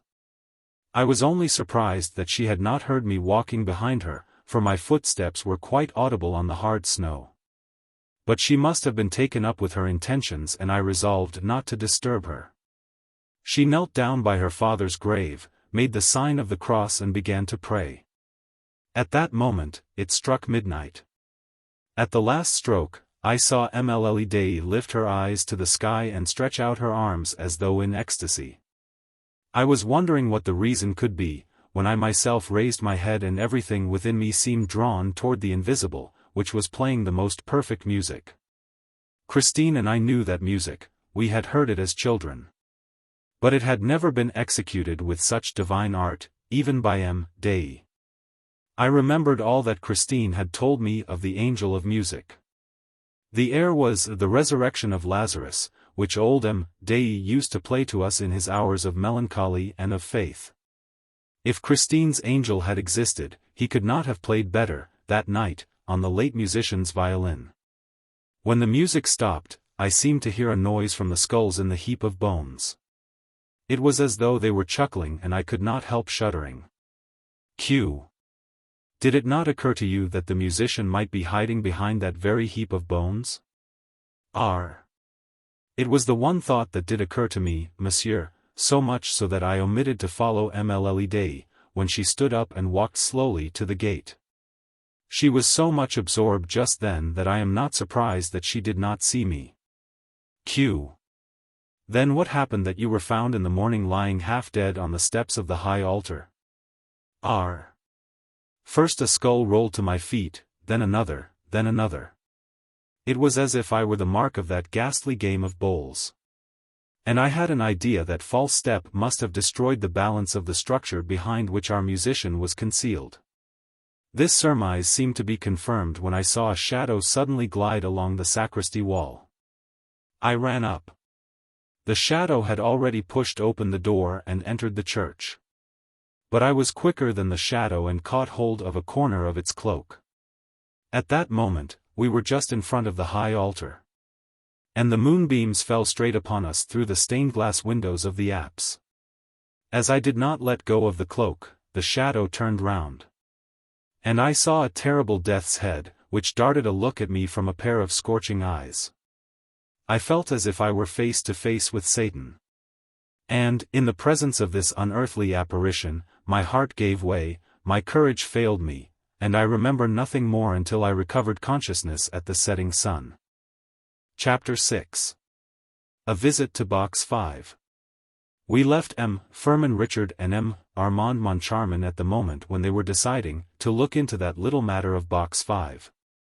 Leaving behind them the broad staircase which leads from the lobby outside the manager's offices to the stage and its dependencies, they crossed the stage, went out by the subscriber's door and entered the house through the first little passage on the left. Then they made their way through the front rows of stalls and looked at Box 5 on the grand tier. They could not see it well, because it was half in darkness and because great covers were flung over the red velvet of the ledges of all the boxes. They were almost alone in the huge, gloomy house. And a great silence surrounded them. It was the time when most of the stagehands go out for a drink. The staff had left the boards for the moment, leaving a scene half set. A few rays of light, a wan, sinister light, that seemed to have been stolen from an expiring luminary, fell through some opening or other upon an old tower that raised its pasteboard battlements on the stage. Everything, in this deceptive light, adopted a fantastic shape. In the orchestra stalls, the drugget covering them looked like an angry sea, whose glaucous waves had been suddenly rendered stationary by a secret order from the storm phantom, who, as everybody knows, is called Adamastor. Moncharmin and Richard were the shipwrecked mariners amid this motionless turmoil of a calico sea. They made for the left boxes, ploughing their way like sailors who leave their ship and try to struggle to the shore. The 8 great polished columns stood up in the dusk like so many huge piles supporting the threatening, crumbling, big-bellied cliffs whose layers were represented by the circular, parallel, waving lines of the balconies of the grand, first and second tiers of boxes. At the top, right on top of the cliff, lost in Lenepveu's copper ceiling, figures grinned and grimaced, laughed and jeered at Richard and Moncharmin's distress. And yet these figures were usually very serious. Their names were Isis, Amphitrite, Hebe, Pandora, Psyche, Thetis, Pomona, Daphne, Clytie, Galatea and Arethusa. Yes, Arethusa herself and Pandora, whom we all know by her box, looked down upon the 2 new managers of the opera, who ended by clutching at some piece of wreckage and from there stared silently at box 5 on the grand tier. I have said that they were distressed. At least, I presume so. Moncharmin, in any case, admits that he was impressed. To quote his own words, in his memoirs, "This moonshine about the opera ghost in which, since we first took over the duties of Poligny and Debienne, we had been so nicely steeped, Moncharmin's style is not always irreproachable, had no doubt ended by blinding my imaginative and also my visual faculties. It may be that the exceptional surroundings in which we found ourselves, in the midst of an incredible silence, impressed us to an unusual extent. It may be that we were the sport of a kind of hallucination brought about by the semi-darkness of the theatre and the partial gloom that filled box 5. At any rate, I saw and Richard also saw a shape in the box. Richard said nothing, nor I either. But we spontaneously seized each other's hand. We stood like that for some minutes, without moving, with our eyes fixed on the same point, but the figure had disappeared. Then we went out and, in the lobby, communicated our impressions to each other and talked about the shape. The misfortune was that my shape was not in the least like Richard's. I had seen a thing like a death's head resting on the ledge of the box, whereas Richard saw the shape of an old woman who looked like Mame Giry. We soon discovered that we had really been the victims of an illusion, whereupon, without further delay and laughing like madmen, we ran to box 5 on the grand tier. Went inside and found no shape of any kind. Box 5 is just like all the other grand tier boxes. There is nothing to distinguish it from any of the others. Moncharmin and Richard, ostensibly highly amused and laughing at each other, moved the furniture of the box, lifted the cloths and the chairs and particularly examined the armchair in which the man's voice used to sit. But they saw that it was a respectable armchair, with no magic about it. Altogether, the box was the most ordinary box in the world, with its red hangings, its chairs, its carpet and its ledge covered in red velvet. After feeling the carpet in the most serious manner possible, and discovering nothing more here or anywhere else, they went down to the corresponding box on the pit tier below. In box 5 on the pit tier, which is just inside the first exit from the stalls on the left, they found nothing worth mentioning either. Those people are all making fools of us. Firmin Richard ended by exclaiming. It will be Faust on Saturday, let us both see the performance from box 5 on the grand tier. Chapter 7. Faust and what followed. On the Saturday morning, on reaching their office, the joint managers found a letter from O.G. worded in these terms. My dear managers. So it is to be war between us? If you still care for peace, here is my ultimatum. It consists of the 4 following conditions. You must give me back my private box, and I wish it to be at my free disposal from henceforward. The part of Margarita shall be sung this evening by Christine Daae. Never mind about Carlotta, she will be ill. I absolutely insist upon the good and loyal services of Madame Giry, my box-keeper, whom you will reinstate in her functions forthwith. Let me know by a letter handed to Madame Giry, who will see that it reaches me, that you accept, as your predecessors did, the conditions in my memorandum book relating to my monthly allowance. I will inform you later how you are to pay it to me. If you refuse, you will give Faust tonight in a house with a curse upon it. Take my advice and be warned in time. Oh, gee. Look here, I'm getting sick of him, shouted Richard, bringing his fists down on his office table. Just then, Mercier, the acting manager, entered. Lachenal would like to see one of you gentlemen, he said.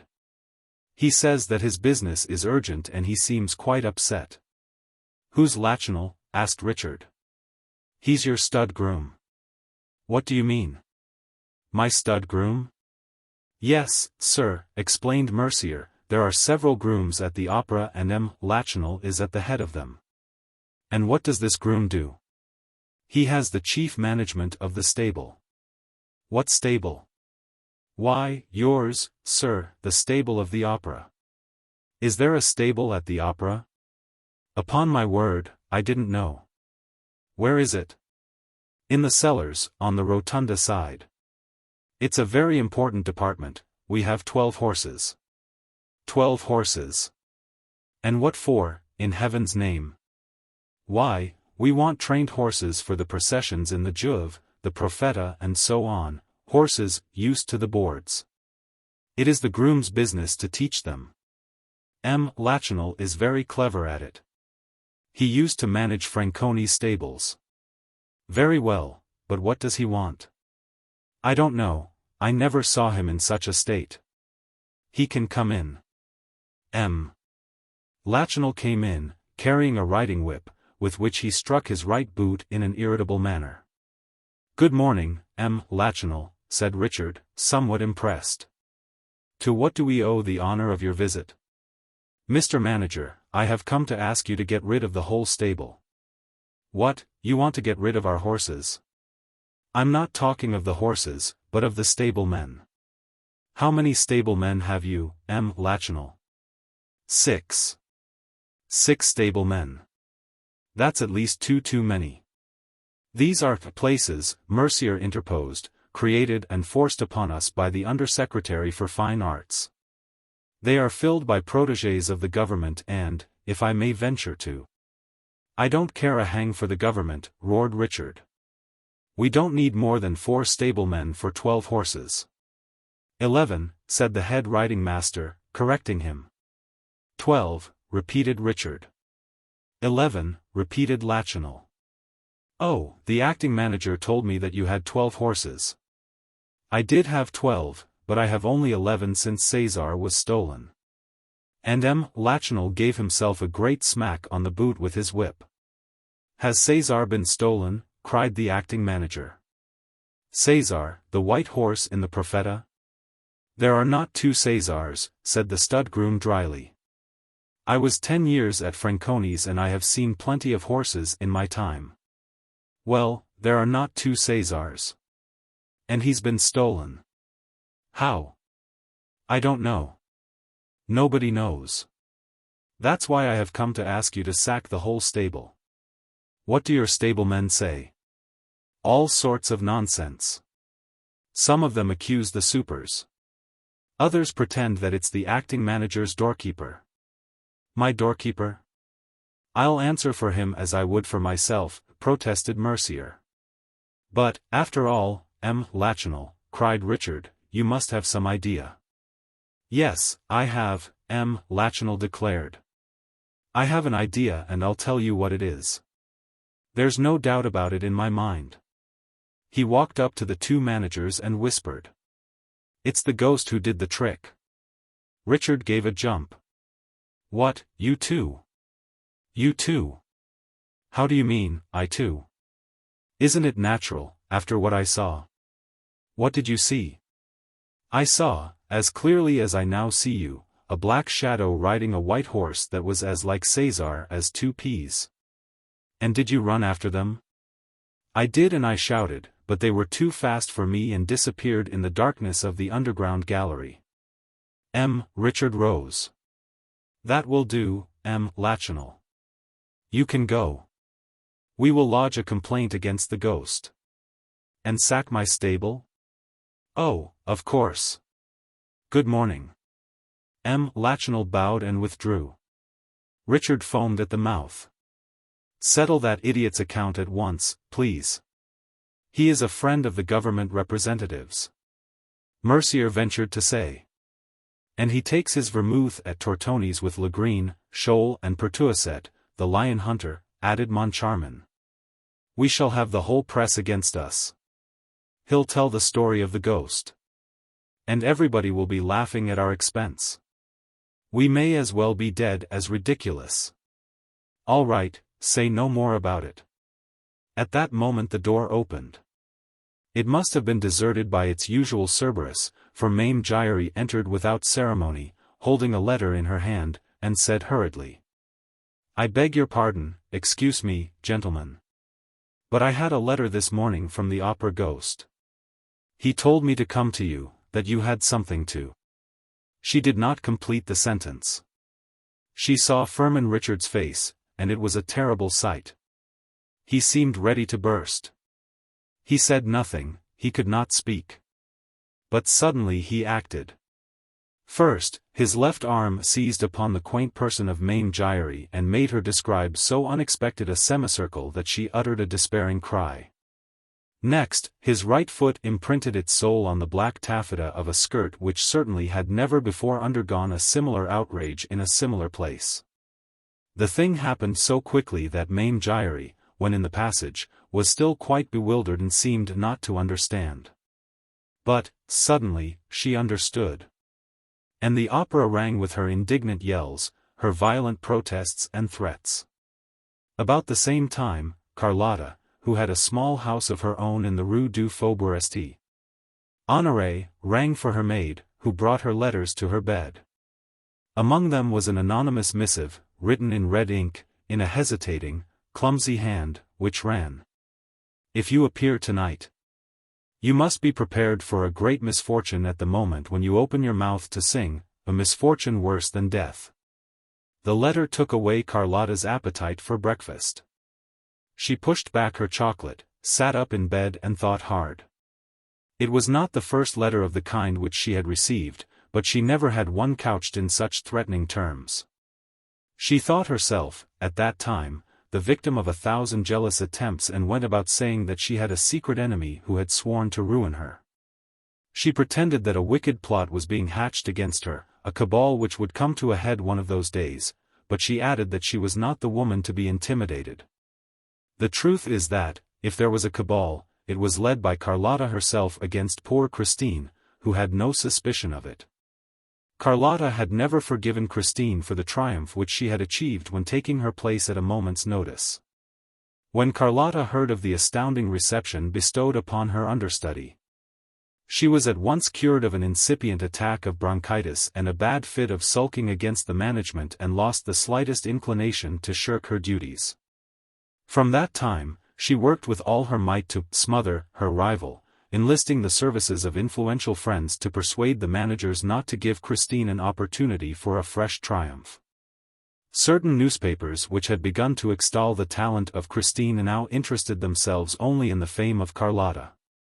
Lastly, in the theatre itself, the celebrated, but heartless and soulless diva made the most scandalous remarks about Christine and tried to cause her endless minor unpleasantnesses. When Carlotta had finished thinking over the threat contained in the strange letter, she got up. "We shall see," she said, adding a few oaths in her native Spanish with a very determined air.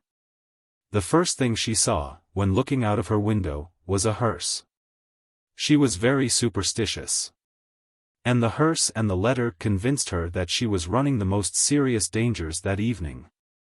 She collected all her supporters, told them that she was threatened at that evening's performance with a plot organized by Christine Daae, and declared that they must play a trick upon that chit by filling the house with her Carlotta's admirers. She had no lack of them, had she?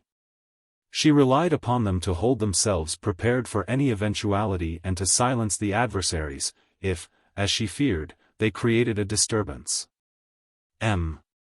Richard's private secretary called to ask after the diva's health and returned with the assurance that she was perfectly well and that, were she dying, she would sing the part of Margarita that evening.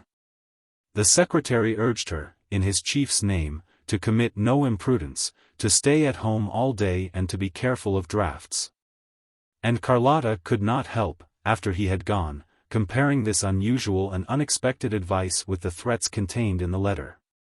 It was 5 o'clock when the post brought a second anonymous letter in the same hand as the first.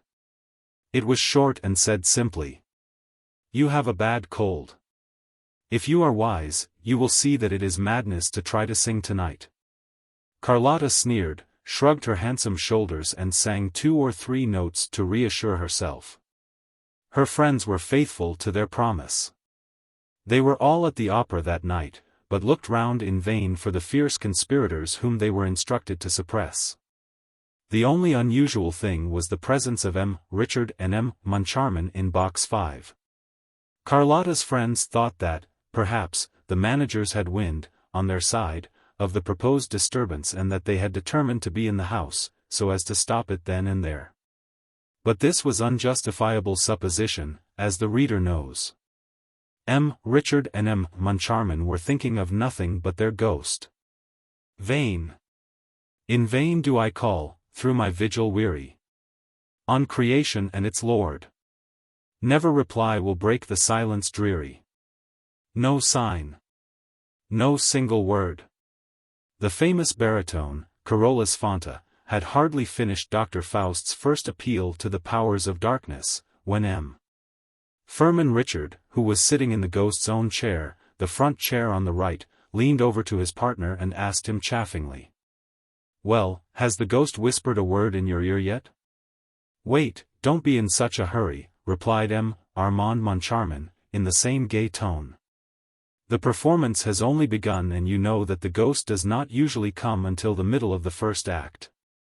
The first act passed without incident, which did not surprise Carlotta's friends, because Margarita does not sing in this act. As for the managers, they looked at each other, when the curtain fell. "That's one," said Moncharmin. "Yes, the ghost is late," said Firmin Richard. "It's not a bad house," said Moncharmin, "for a house with a curse on it." Richard smiled and pointed to a fat, rather vulgar woman, dressed in black, sitting in a stall in the middle of the auditorium with a man in a broadcloth frock coat on either side of her.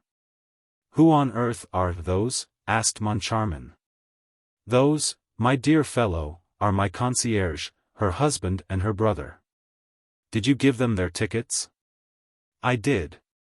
My concierge had never been to the opera, this is the first time, and, as she is now going to come every night, I wanted her to have a good seat, before spending her time showing other people to theirs." Moncharmin asked what he meant and Richard answered that he had persuaded his concierge, in whom he had the greatest confidence, to come and take Mame Giry's place. Yes, he would like to see if, with that woman instead of the old lunatic, box 5 would continue to astonish the natives. "By the way," said Moncharmin, "you know that Mother Giry is going to lodge a complaint against you." "With whom?" "The ghost?" "The ghost." Moncharmin had almost forgotten him. However, that mysterious person did nothing to bring himself to the memory of the managers. And they were just saying so to each other for the second time, when the door of the box suddenly opened to admit the startled stage manager. "What's the matter?" they both asked, amazed at seeing him there at such a time. It seems there's a plot got up by Christine Daae's friends against Carlotta. Carlotta's furious.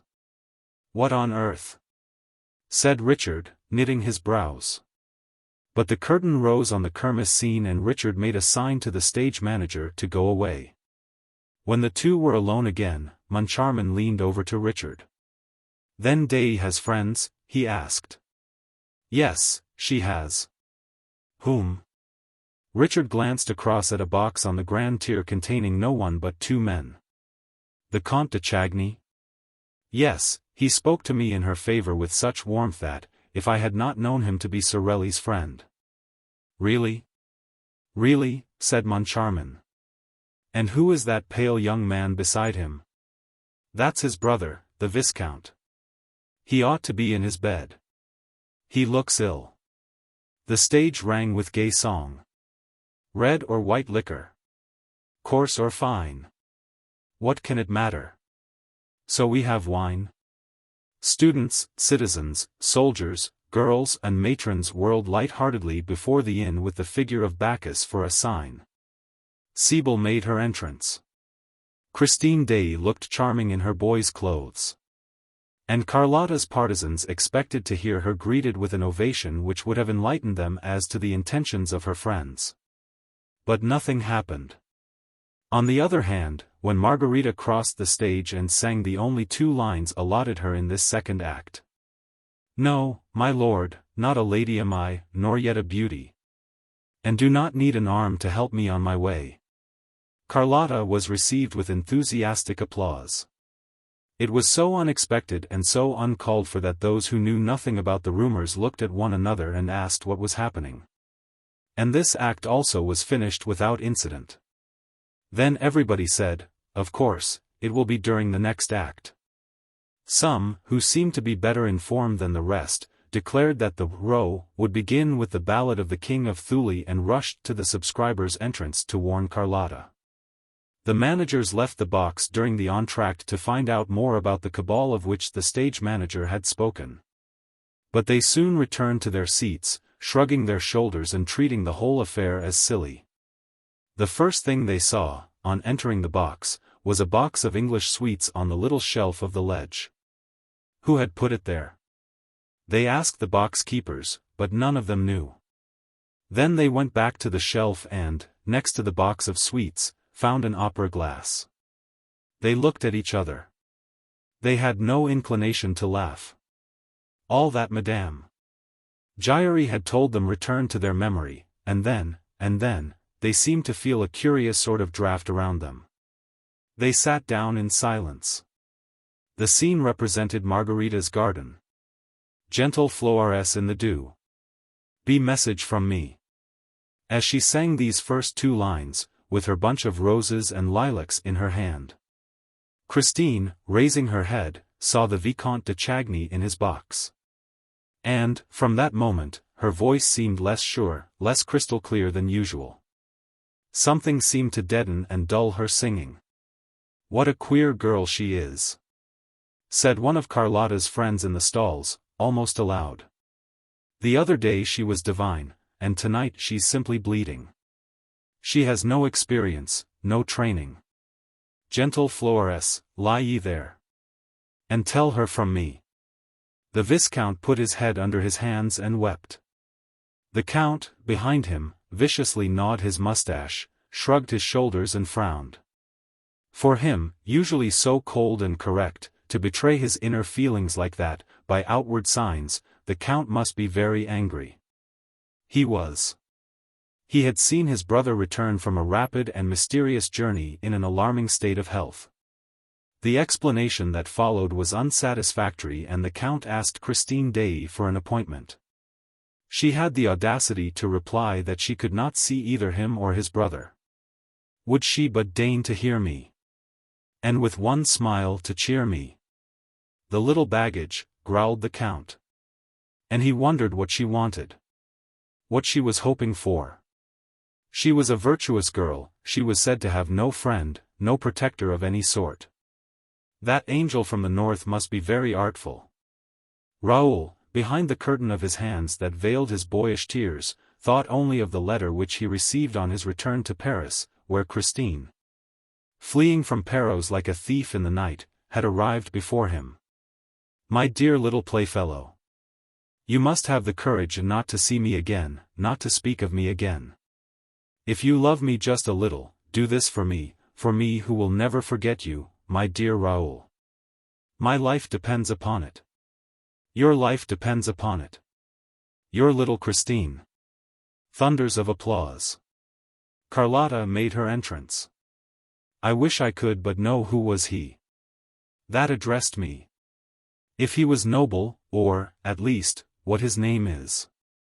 When Margarita had finished singing the ballad of the King of Thule, she was loudly cheered, and again when she came to the end of the jewel song. Ah, the joy of past compare. These jewels bright to wear. Thenceforth, certain of herself, certain of her friends in the house, certain of her voice and her success, fearing nothing, Carlotta flung herself into her part without restraint of modesty. She was no longer Margarita, she was Carmen. She was applauded all the more, and her debut with Faust seemed about to bring her a new success, when suddenly, a terrible thing happened. Faust had knelt on one knee. "Let me gaze on the form below me, while from yonder ether blue, look how the star of eve, bright and tender, lingers o'er me. To love thy beauty too." And Margarita replied, "Oh, how strange! Like a spell does the evening bind me, and a deep languid charm I feel without alarm, with its melody enwind me, and all my heart subdue." At that moment, at that identical moment, the terrible thing happened. Carlotta croaked like a toad. Coac. There was consternation on Carlotta's face and consternation on the faces of all the audience. The two managers in their box could not suppress an exclamation of horror. Everyone felt that the thing was not natural, that there was witchcraft behind it. That toad smelt of brimstone. Poor, wretched, despairing, crushed Carlotta. The uproar in the house was indescribable. If the thing had happened to anyone but Carlotta, she would have been hooted. But everybody knew how perfect an instrument her voice was.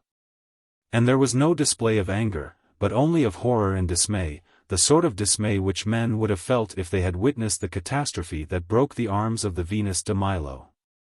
And even then they would have seen, and understood. But here that toad was incomprehensible. So much so that, after some seconds spent in asking herself if she had really heard that note, that sound, that infernal noise issue from her throat, she tried to persuade herself that it was not so. That she was the victim of an illusion of the ear, and not of an act of treachery on the part of her voice. Meanwhile, in Box 5, Moncharmin and Richard had turned very pale. This extraordinary and inexplicable incident filled them with a dread which was the more mysterious inasmuch as for some little while, they had fallen within the direct influence of the ghost. They had felt his breath. Moncharmin's hair stood on end. Richard wiped the perspiration from his forehead. Yes, the ghost was there, around them, behind them, beside them. They felt his presence without seeing him, they heard his breath, close, close, close to them. They were sure that there were 3 people in the box. They trembled. They thought of running away. They dared not. They dared not make a movement or exchange a word that would have told the ghost that they knew that he was there. What was going to happen? This happened. Coac. Their joint exclamation of horror was heard all over the house. They felt that they were smarting under the ghost's attacks. Leaning over the ledge of their box, they stared at Carlotta as though they did not recognize her. That infernal girl must have given the signal for some catastrophe. Ah, they were waiting for the catastrophe. The ghost had told them it would come. The house had a curse upon it. The 2 managers gasped and panted under the weight of the catastrophe. Richard's stifled voice was heard calling to Carlotta. Well, go on. No, Carlotta did not go on. Bravely, heroically, she started afresh on the fatal line at the end of which the toad had appeared. An awful silence succeeded the uproar. Carlotta's voice alone once more filled the resounding house. I feel without alarm. The audience also felt. But not without alarm. I feel without alarm. I feel without alarm, Coac. With its melody enwind me, Coac. And all my heart sub, Coac. The toad also had started afresh. The house broke into a wild tumult. The two managers collapsed in their chairs and dared not even turn round. They had not the strength. The ghost was chuckling behind their backs. And, at last, they distinctly heard his voice in their right ears, the impossible voice, the mouthless voice, saying, "She is singing tonight to bring the chandelier down." With one accord, they raised their eyes to the ceiling and uttered a terrible cry. The chandelier, the immense mass of the chandelier was slipping down, coming toward them, at the call of that fiendish voice.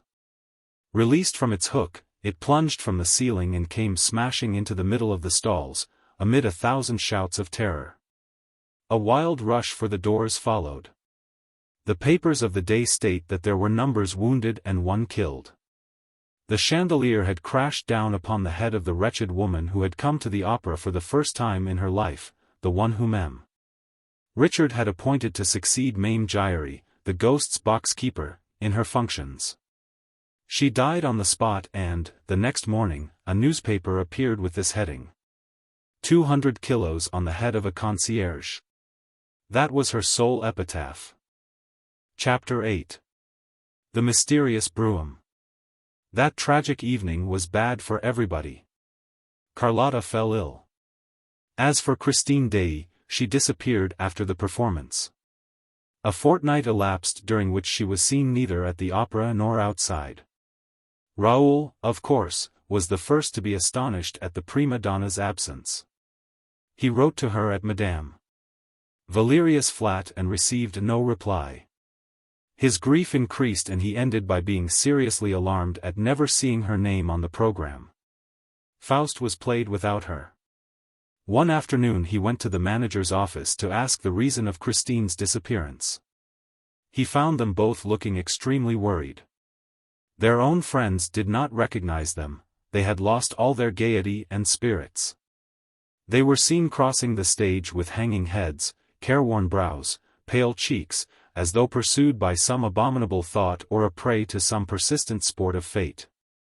The fall of the chandelier had involved them in no little responsibility, but it was difficult to make them speak about it. The inquest had ended in a verdict of accidental death, caused by the wear and tear of the chains by which the chandelier was hung from the ceiling. But it was the duty of both the old and the new managers to have discovered this wear and tear and to have remedied it in time. And I feel bound to say that M.M. Richard and Moncharmin at this time appeared so changed, so absent-minded, so mysterious, so incomprehensible that many of the subscribers thought that some event even more horrible than the fall of the chandelier must have affected their state of mind. In their daily intercourse, they showed themselves very impatient, except with Madame Giry, who had been reinstated in her functions. And their reception of the Vicomte de Chagny, when he came to ask about Christine, was anything but cordial. They merely told him that she was taking a holiday. He asked how long the holiday was for, and they replied curtly that it was for an unlimited period, as Mlle Daae had requested leave of absence for reasons of health. "Then she is ill," he cried. "What is the matter with her?" "We don't know." "Didn't you send the doctor of the opera to see her?" "No, she did not ask for him, and, as we trust her, we took her word." Raoul left the building a prey to the gloomiest thoughts. He resolved, come what might, to go and inquire of Mamma Valerius. He remembered the strong phrases in Christine's letter, forbidding him to make any attempt to see her.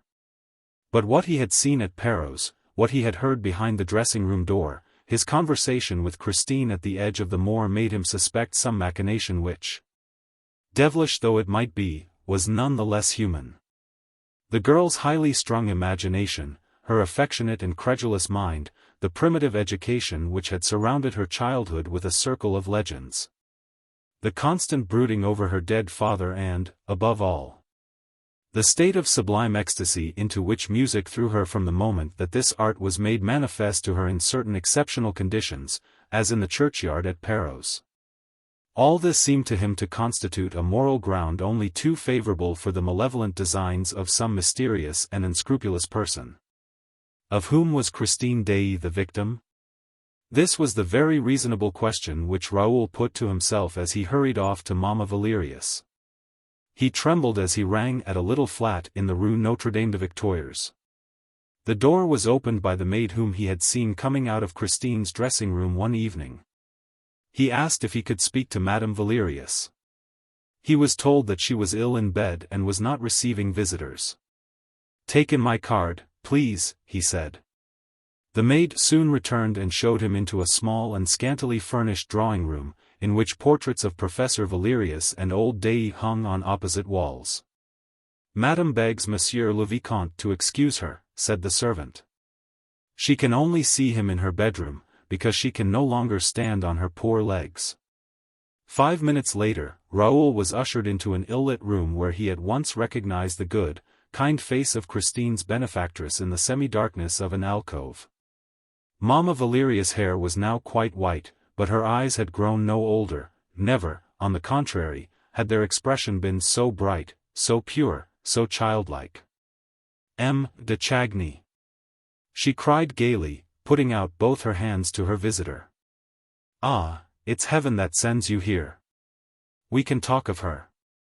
This last sentence sounded very gloomily in the young man's ears. He at once asked, "Madam, where is Christine?" And the old lady replied calmly, "She is with her good genius." "What good genius?" exclaimed poor Raoul.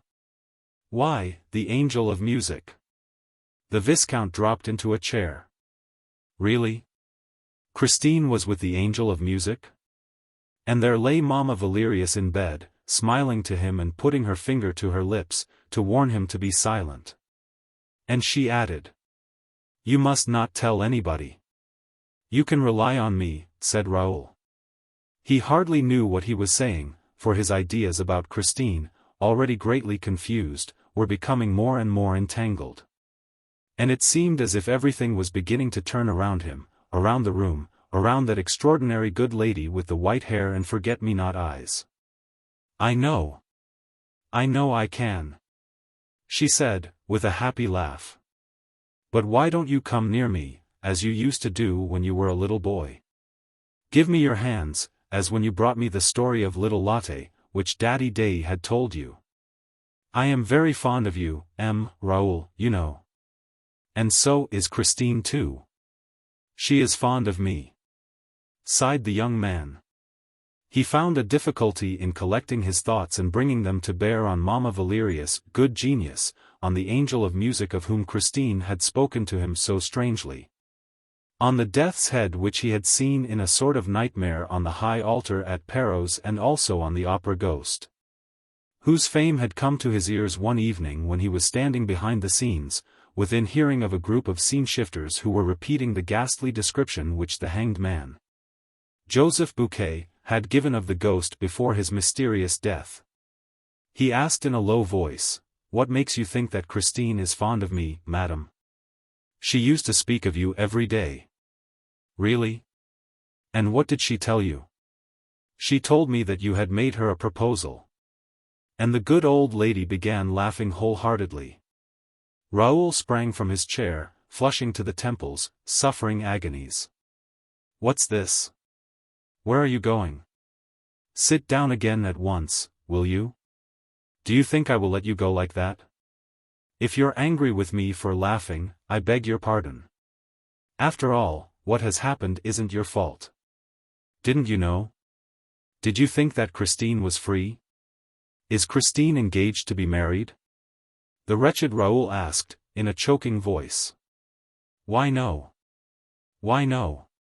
You know as well as I do that Christine couldn't marry, even if she wanted to.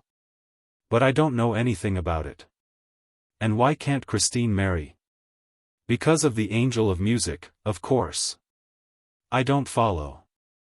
"Yes, he forbids her to." He forbids her. The angel of music forbids her to marry. Oh, he forbids her, without forbidding her. It's like this, he tells her that, if she got married, she would never hear him again. That's all. And that he would go away forever. So, you understand, she can't let the angel of music go. It's quite natural. Yes, yes, echoed Raoul submissively, it's quite natural. Besides, I thought Christine had told you all that, when she met you at Perros, where she went with her good genius. Oh, she went to Perros with her good genius, did she? That is to say, he arranged to meet her down there, in Perros churchyard, at Dei's grave. He promised to play her The Resurrection of Lazarus on her father's violin. Raoul de Chagny rose and, with a very authoritative air, pronounced these peremptory words. Madam, you will have the goodness to tell me where that genius lives. The old lady did not seem surprised at this indiscreet command. She raised her eyes and said, In heaven. Such simplicity baffled him. He did not know what to say in the presence of this candid and perfect faith in a genius who came down nightly from heaven to haunt the dressing rooms at the opera. He now realized the possible state of mind of a girl brought up between a superstitious fiddler and a visionary old lady, and he shuddered when he thought of the consequences of it all. Is Christine still a good girl? He asked suddenly, in spite of himself.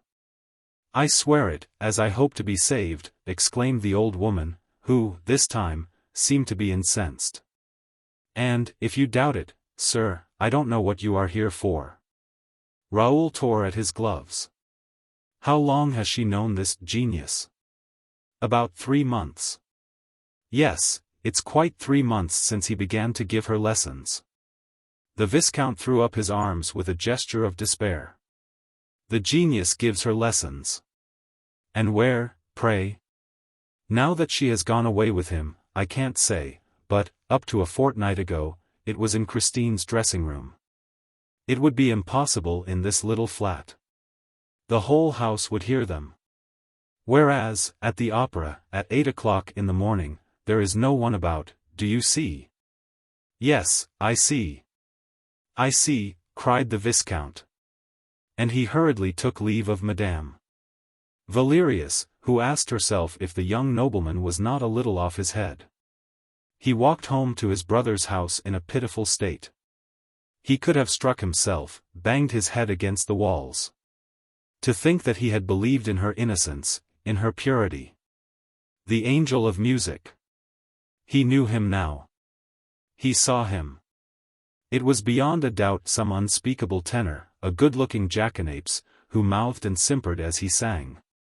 He thought himself as absurd and as wretched as could be.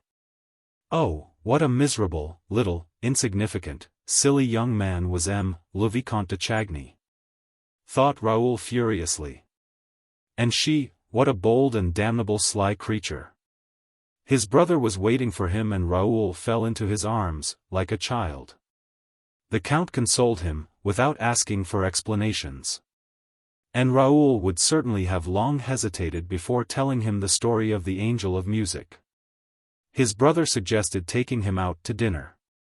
Overcome as he was with despair, Raoul would probably have refused any invitation that evening, if the Count had not, as an inducement, told him that the lady of his thoughts had been seen the night before, in company of the other sex in the Bois.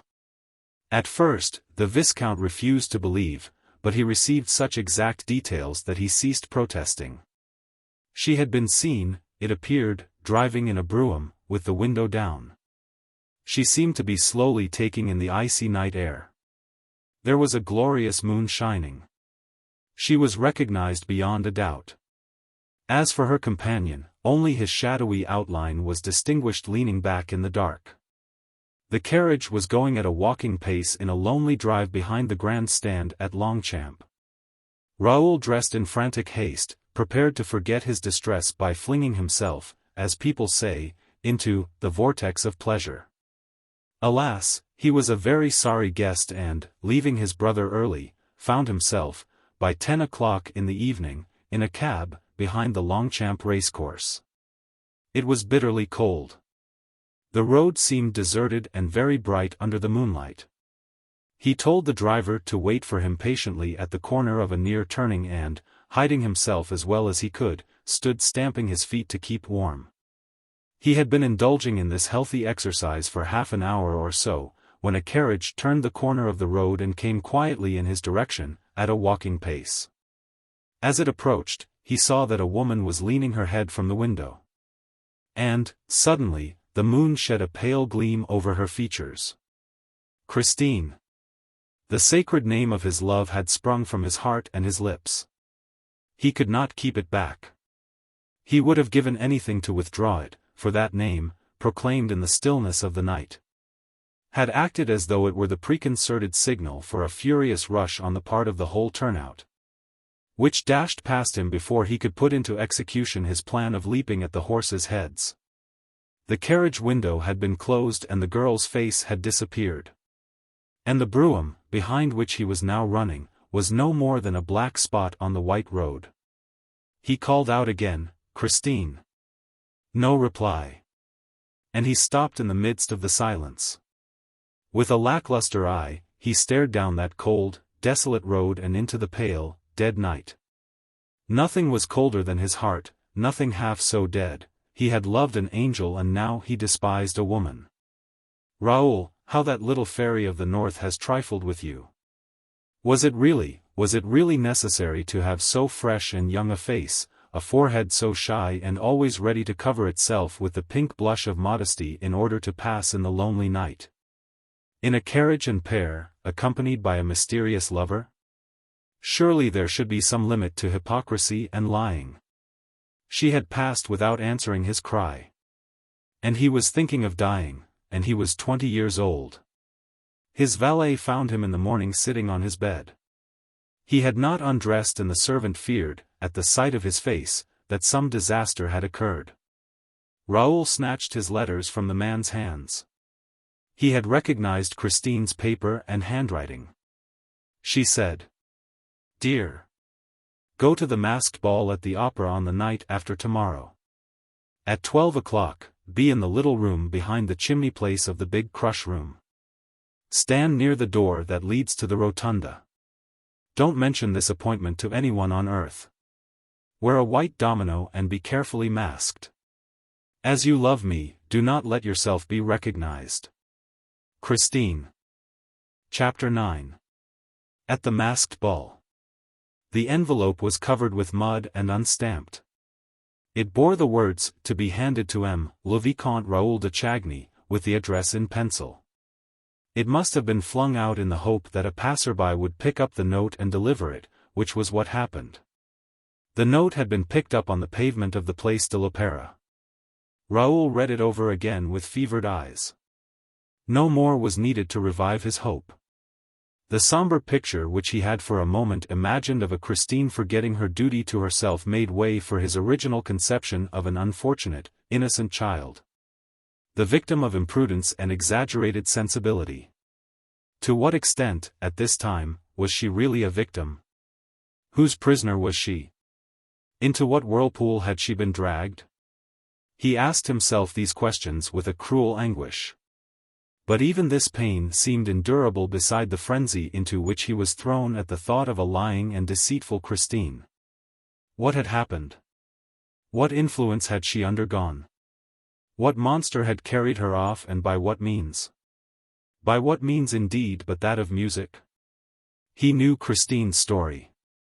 After her father's death, she acquired a distaste of everything in life, including her art. She went through the conservatoire like a poor soulless singing machine. And, suddenly, she awoke as though through the intervention of a god.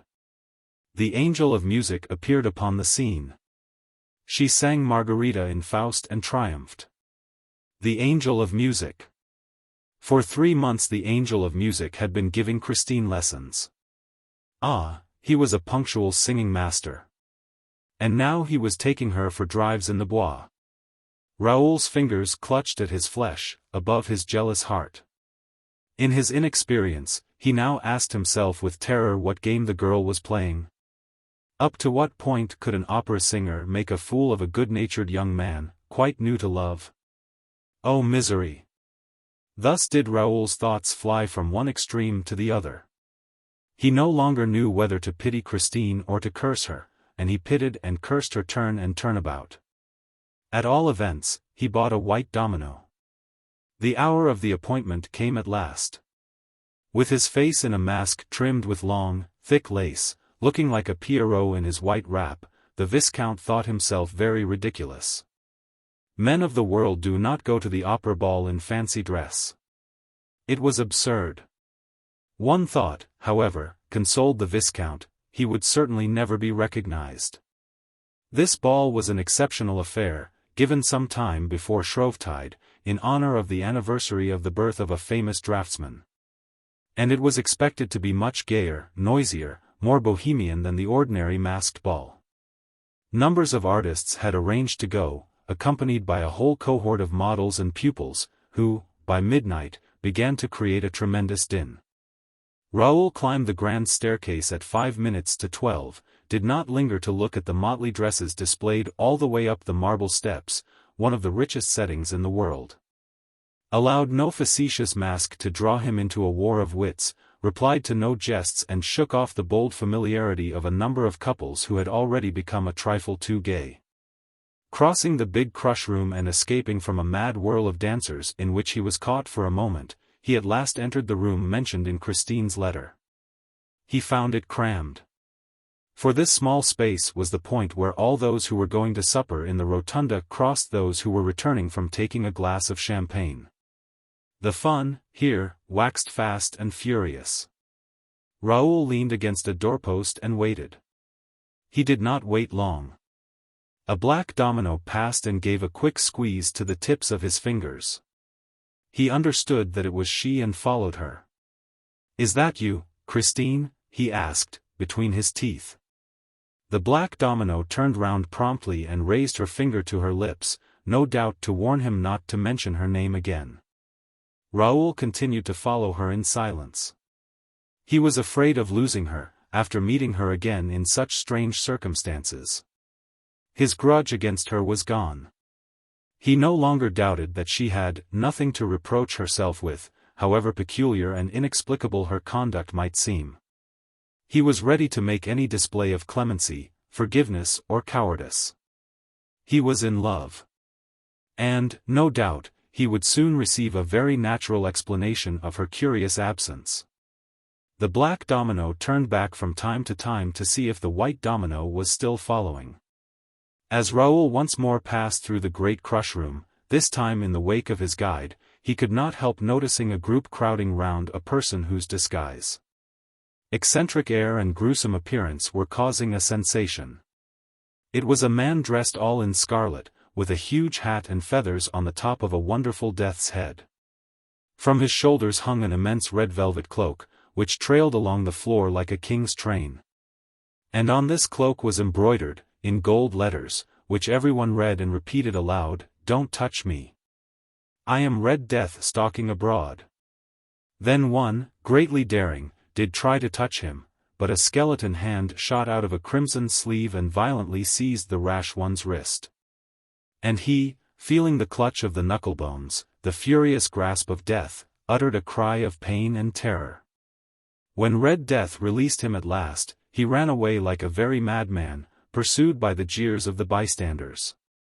It was at this moment that Raoul passed in front of the funereal masquerader, who had just happened to turn in his direction.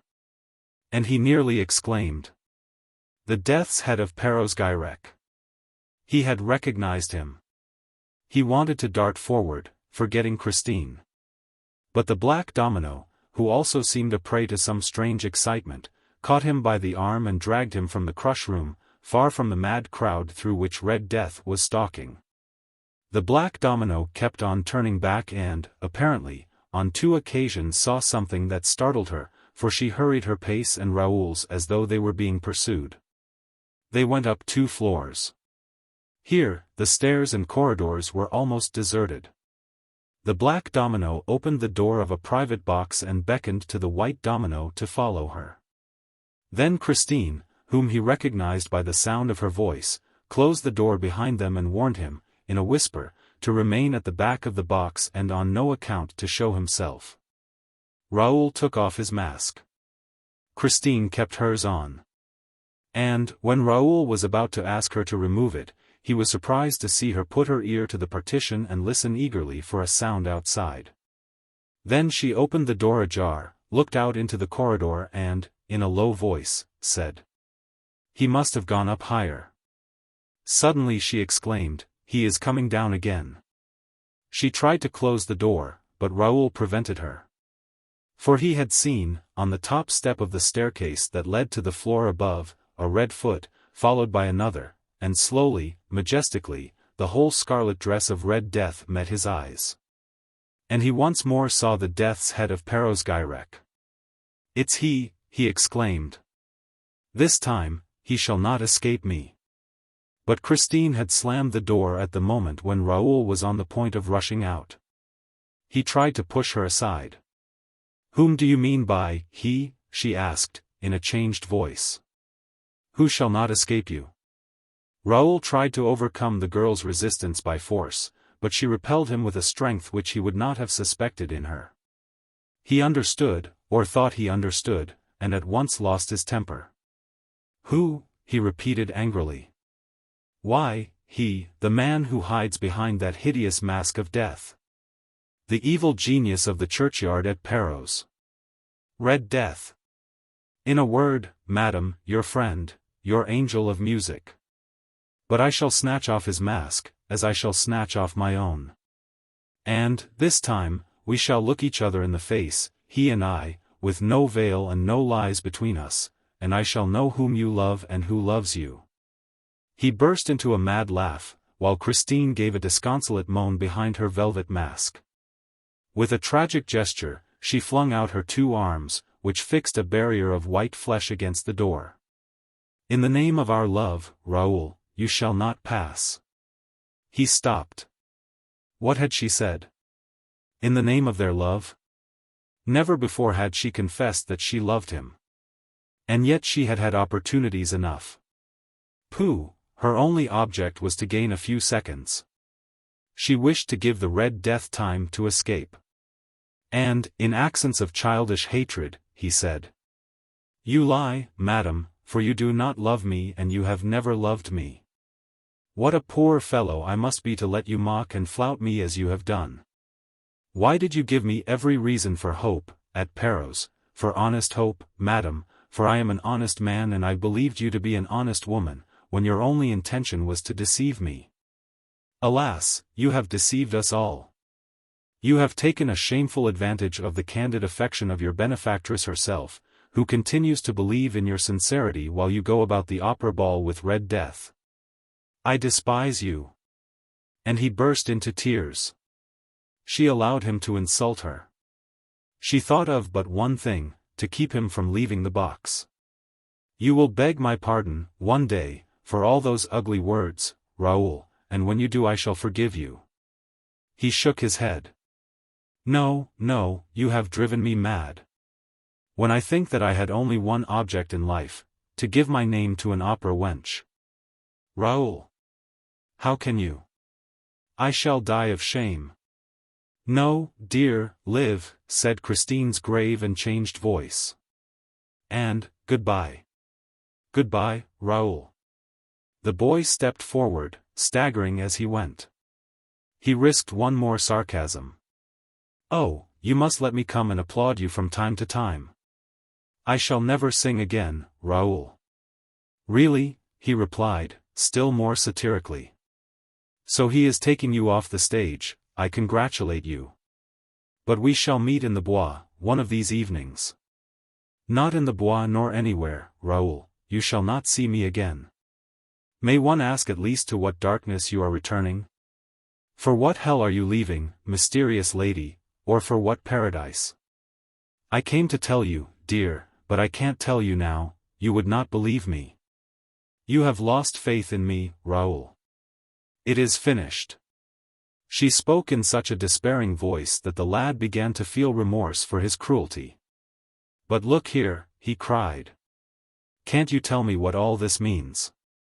You are free, there is no one to interfere with you. You go about Paris. You put on a domino to come to the ball. Why do you not go home? What have you been doing this past fortnight? What is this tale about the angel of music, which you have been telling Mamma Valerius? Someone may have taken you in, played upon your innocence. I was a witness of it myself, at Perros, but you know what to believe now. You seem to me quite sensible, Christine. You know what you are doing. And meanwhile Mamma Valerius lies waiting for you at home and appealing to your good genius. Explain yourself, Christine, I beg of you. Anyone might have been deceived as I was. What is this farce? Christine simply took off her mask and said, Dear, it is a tragedy. Raoul now saw her face and could not restrain an exclamation of surprise and terror. The fresh complexion of former days was gone. A mortal pallor covered those features, which he had known so charming and so gentle, and sorrow had furrowed them with pitiless lines and traced dark and unspeakably sad shadows under her eyes. My dearest! My dearest, he moaned, holding out his arms. You promised to forgive me. Perhaps. Some day, perhaps, she said, resuming her mask. And she went away, forbidding him, with a gesture, to follow her. He tried to disobey her. But she turned round and repeated her gesture of farewell with such authority that he dared not move a step. He watched her till she was out of sight. Then he also went down among the crowd, hardly knowing what he was doing, with throbbing temples and an aching heart, and, as he crossed the dancing floor, he asked if anybody had seen Red Death. Yes, everyone had seen Red Death, but Raoul could not find him, and, at 2 o'clock in the morning, he turned down the passage, behind the scenes, that led to Christine Daae's dressing room. His footsteps took him to that room where he had first known suffering. He tapped at the door. There was no answer.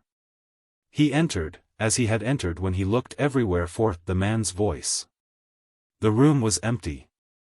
A gas jet was burning, turned down low. He saw some writing paper on a little desk. He thought of writing to Christine, but he heard steps in the passage. He had only time to hide in the inner room, which was separated from the dressing room by a curtain. Christine entered, took off her mask with a weary movement and flung it on the table. She sighed and let her pretty head fall into her two hands. What was she thinking of? Of Raoul? No, for Raoul heard her murmur, Poor Eric. At first, he thought he must be mistaken. To begin with, he was persuaded that, if anyone was to be pitied, it was he, Raoul. It would have been quite natural if she had said, Poor Raoul, after what had happened between them. But, shaking her head, she repeated, Poor Eric. What had this Eric to do with Christine's sighs, and why was she pitying Eric when Raoul was so unhappy? Christine began to write, deliberately, calmly and so placidly that Raoul, who was still trembling from the effects of the tragedy that separated them, was painfully impressed. What coolness! He said to himself. She wrote on, filling 2, 3, 4 sheets. Suddenly, she raised her head and hid the sheets in her bodice. She seemed to be listening. Raoul also listened. Whence came that strange sound, that distant rhythm? A faint singing seemed to issue from the walls. Yes, it was as though the walls themselves were singing. The song became plainer, the words were now distinguishable. He heard a voice, a very beautiful, very soft, very captivating voice, but, for all its softness, it remained a male voice. The voice came nearer and nearer, it came through the wall, it approached, and now the voice was in the room, in front of Christine. Christine rose and addressed the voice, as though speaking to someone. Here I am, Eric, she said. I am ready. But you are late. Raoul, peeping from behind the curtain, could not believe his eyes, which showed him nothing. Christine's face lit up. A smile of happiness appeared upon her bloodless lips, a smile like that of sick people when they receive the first hope of recovery. The voice without a body went on singing.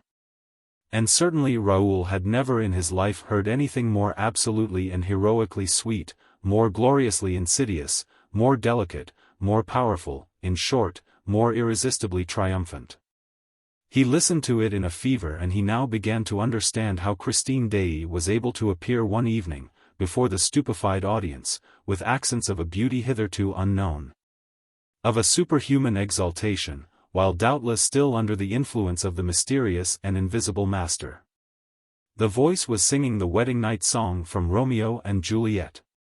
Raoul saw Christine stretch out her arms to the voice as she had done, in Perrault's churchyard, to the invisible violin playing the Resurrection of Lazarus.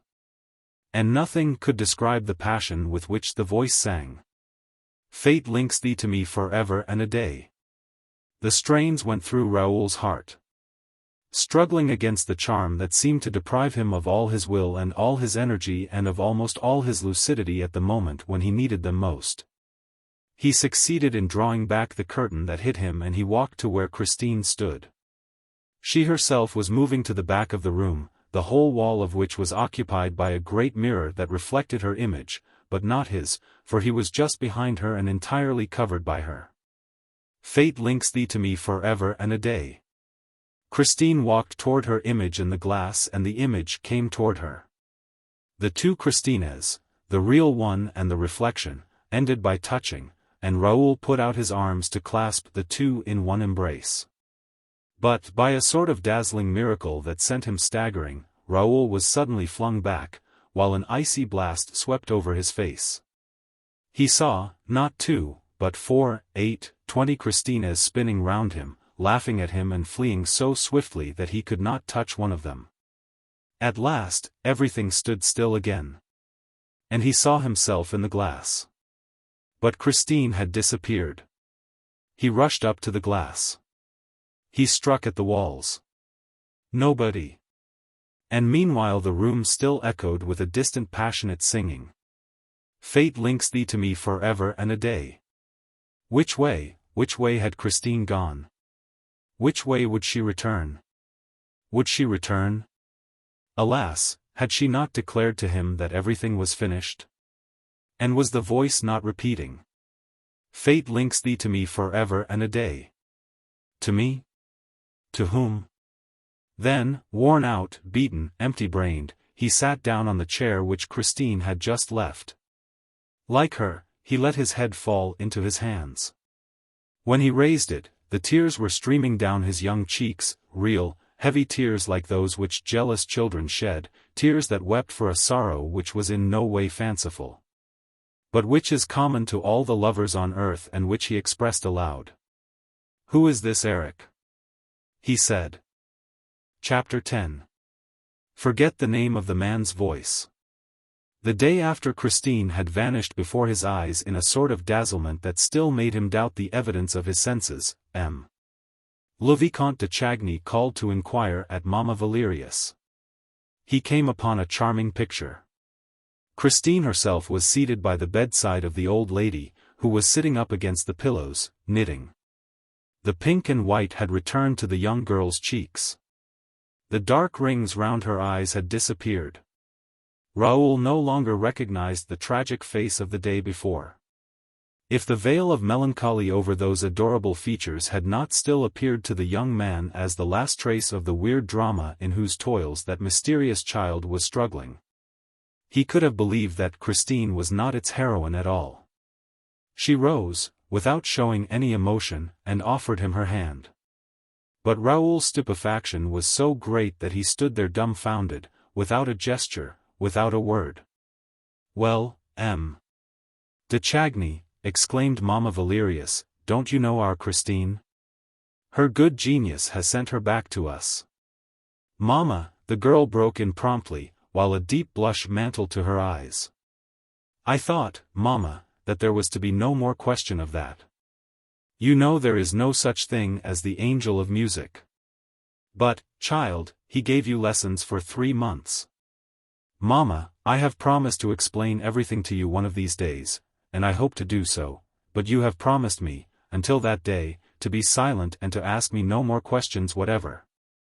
Provided that you promised never to leave me again. But have you promised that, Christine?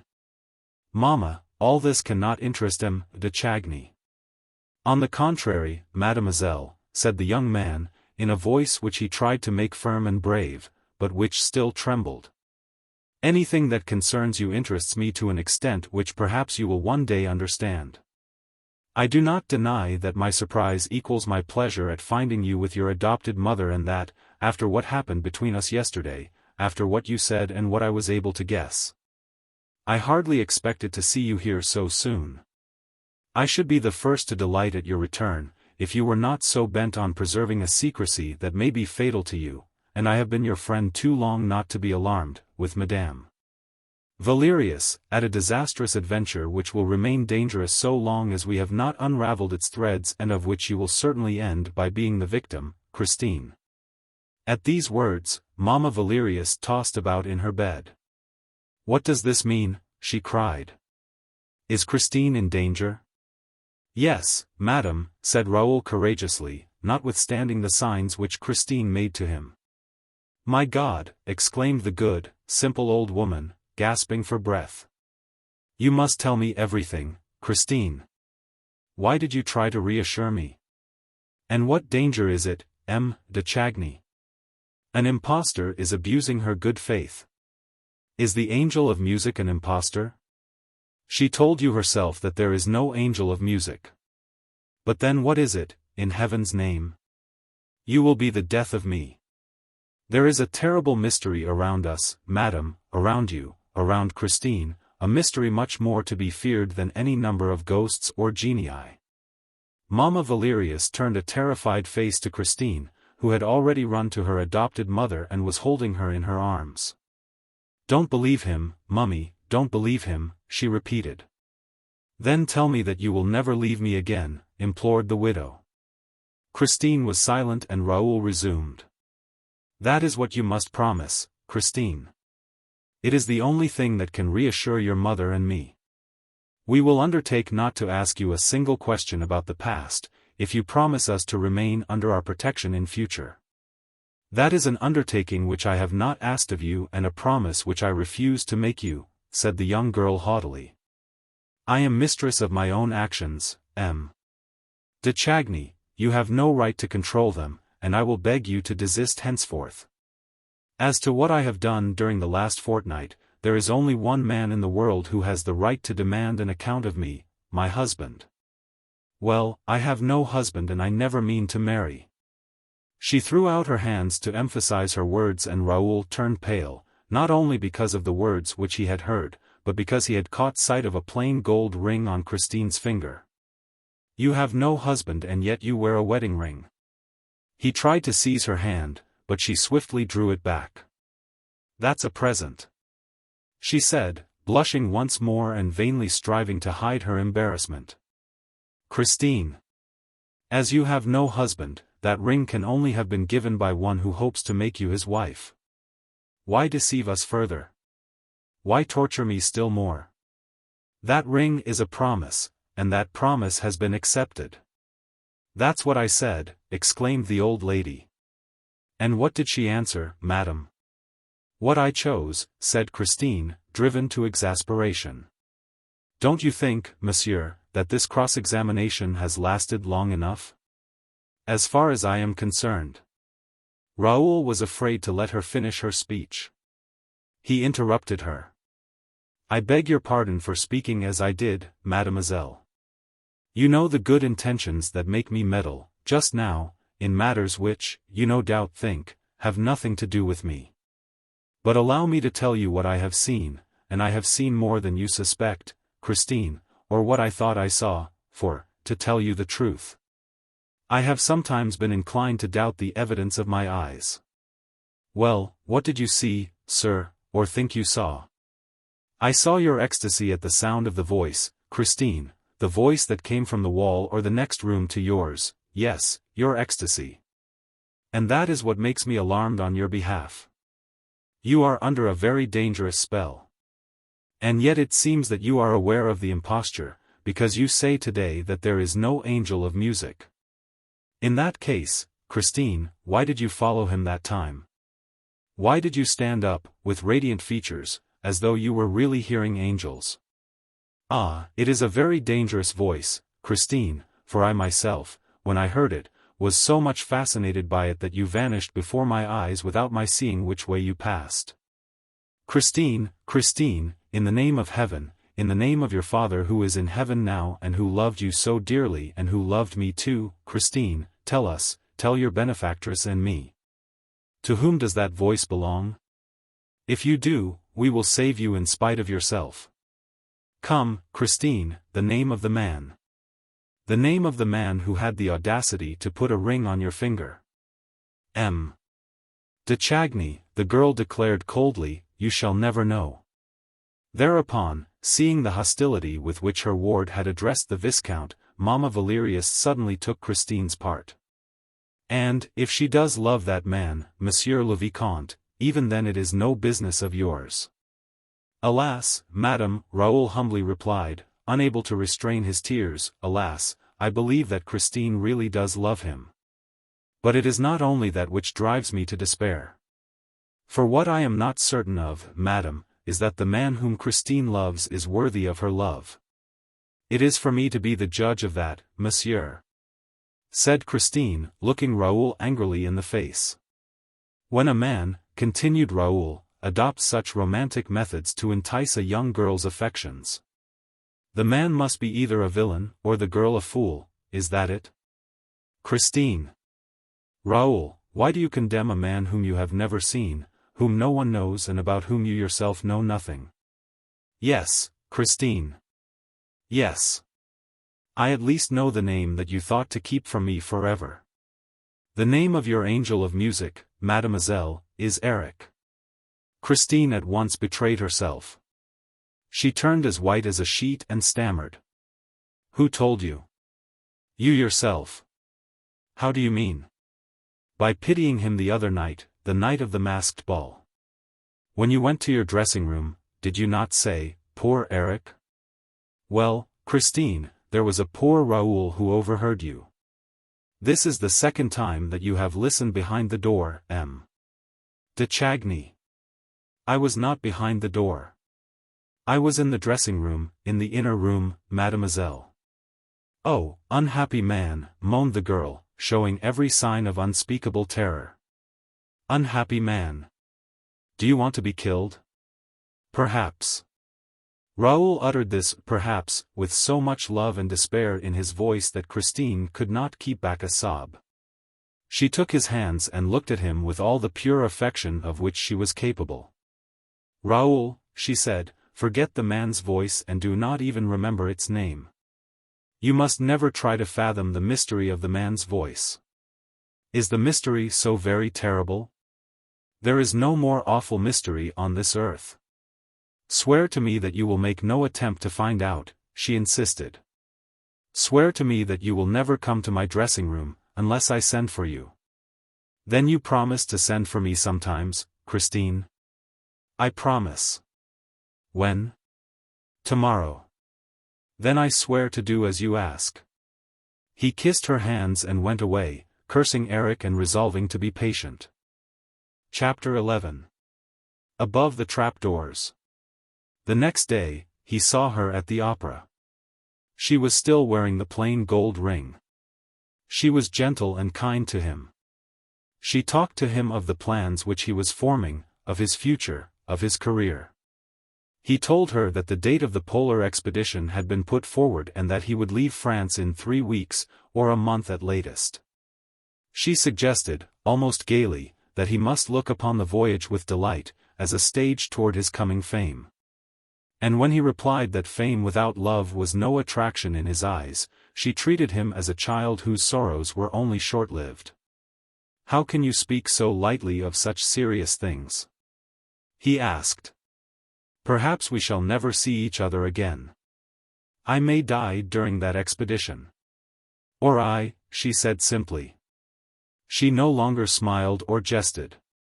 She seemed to be thinking of some new thing that had entered her mind for the first time. Her eyes were all aglow with it. What are you thinking of, Christine? I am thinking that we shall not see each other again. And does that make you so radiant? And that, in a month, we shall have to say goodbye forever. Unless, Christine, we pledge our faith and wait for each other forever. She put her hand on his mouth. Hush, Raoul. You know there is no question of that. And we shall never be married, that is understood. She seemed suddenly almost unable to contain an overpowering gaiety. She clapped her hands with childish glee. Raoul stared at her in amazement. But, she continued, holding out her two hands to Raoul, or rather giving them to him, as though she had suddenly resolved to make him a present of them, but if we cannot be married. We can be engaged. Nobody will know but ourselves, Raoul. There have been plenty of secret marriages, why not a secret engagement? We are engaged, dear, for a month. In a month, you will go away, and I can be happy at the thought of that month all my life long. She was enchanted with her inspiration.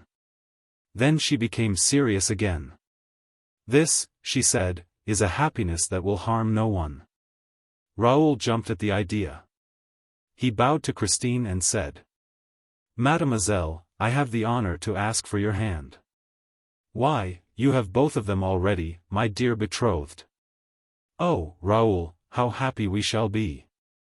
We must play at being engaged all day long.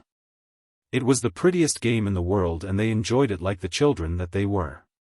Oh, the wonderful speeches they made to each other and the eternal vows they exchanged. They played at hearts as other children might play at ball. Only, as it was really their two hearts that they flung to and fro, they had to be very, very handy to catch them, each time, without hurting them. One day, about a week after the game began, Raoul's heart was badly hurt and he stopped playing and uttered these wild words. I shan't go to the North Pole. Christine, who, in her innocence, had not dreamed of such a possibility, suddenly discovered the danger of the game and reproached herself bitterly.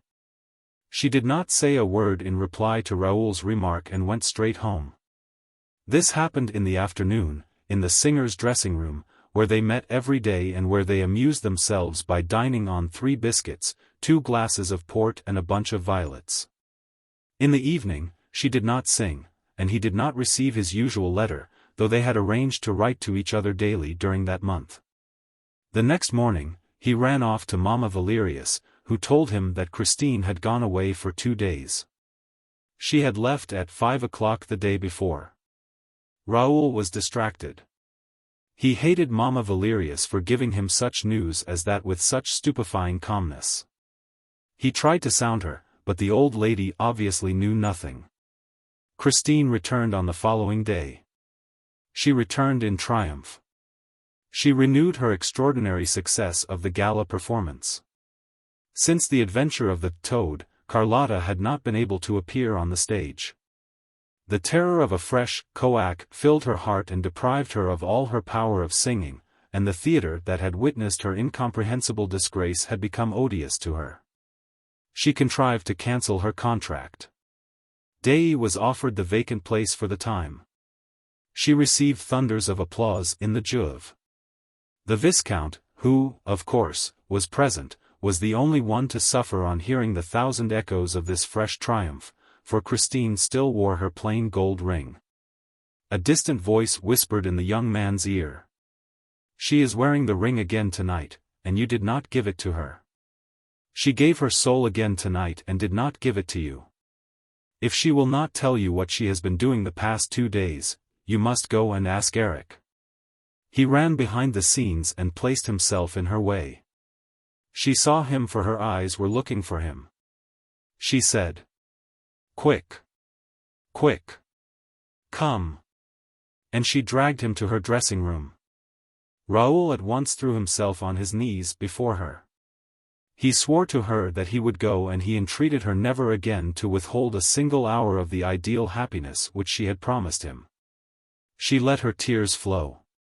They kissed like a despairing brother and sister who have been smitten with a common loss and who meet to mourn a dead parent. Suddenly, she snatched herself from the young man's soft and timid embrace, seemed to listen to something, and, with a quick gesture, pointed to the door. When he was on the threshold, she said, in so low a voice that the Viscount guessed rather than heard her words. Tomorrow, my dear betrothed. And be happy, Raoul, I sang for you tonight. He returned the next day.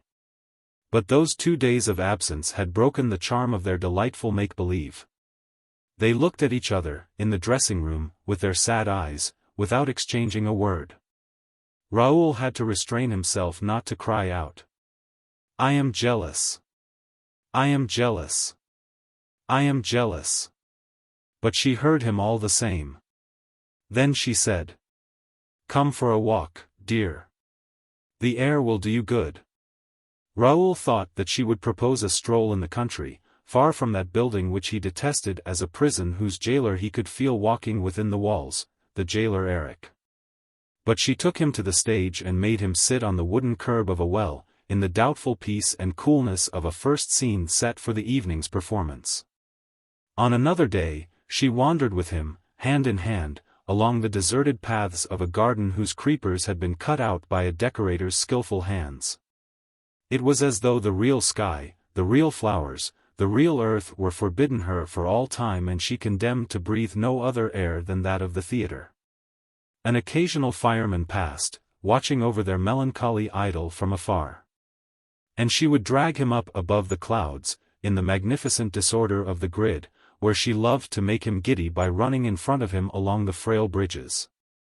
Among the thousands of ropes fastened to the pulleys, the windlasses, the rollers, in the midst of a regular forest of yards and masts. If he hesitated, she said, with an adorable pout of her lips. You, a sailor. And then they returned to terra firma, that is to say, to some passage that led them to the little girls' dancing school, where brats between 6 and 10 were practicing their steps. In the hope of becoming great dancers one day, covered with diamonds. Meanwhile, Christine gave them sweets instead. She took him to the wardrobe and property rooms, took him all over her empire, which was artificial, but immense. Covering 17 stories from the ground floor to the roof and inhabited by an army of subjects.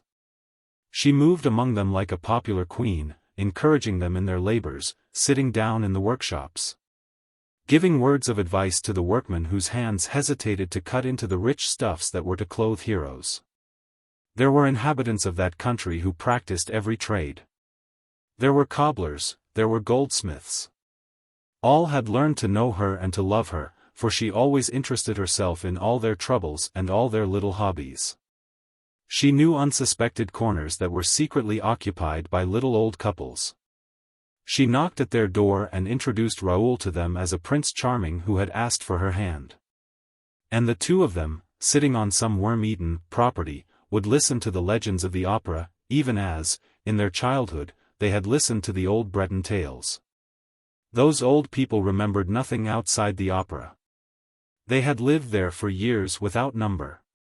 Past managements had forgotten them, palace revolutions had taken no notice of them.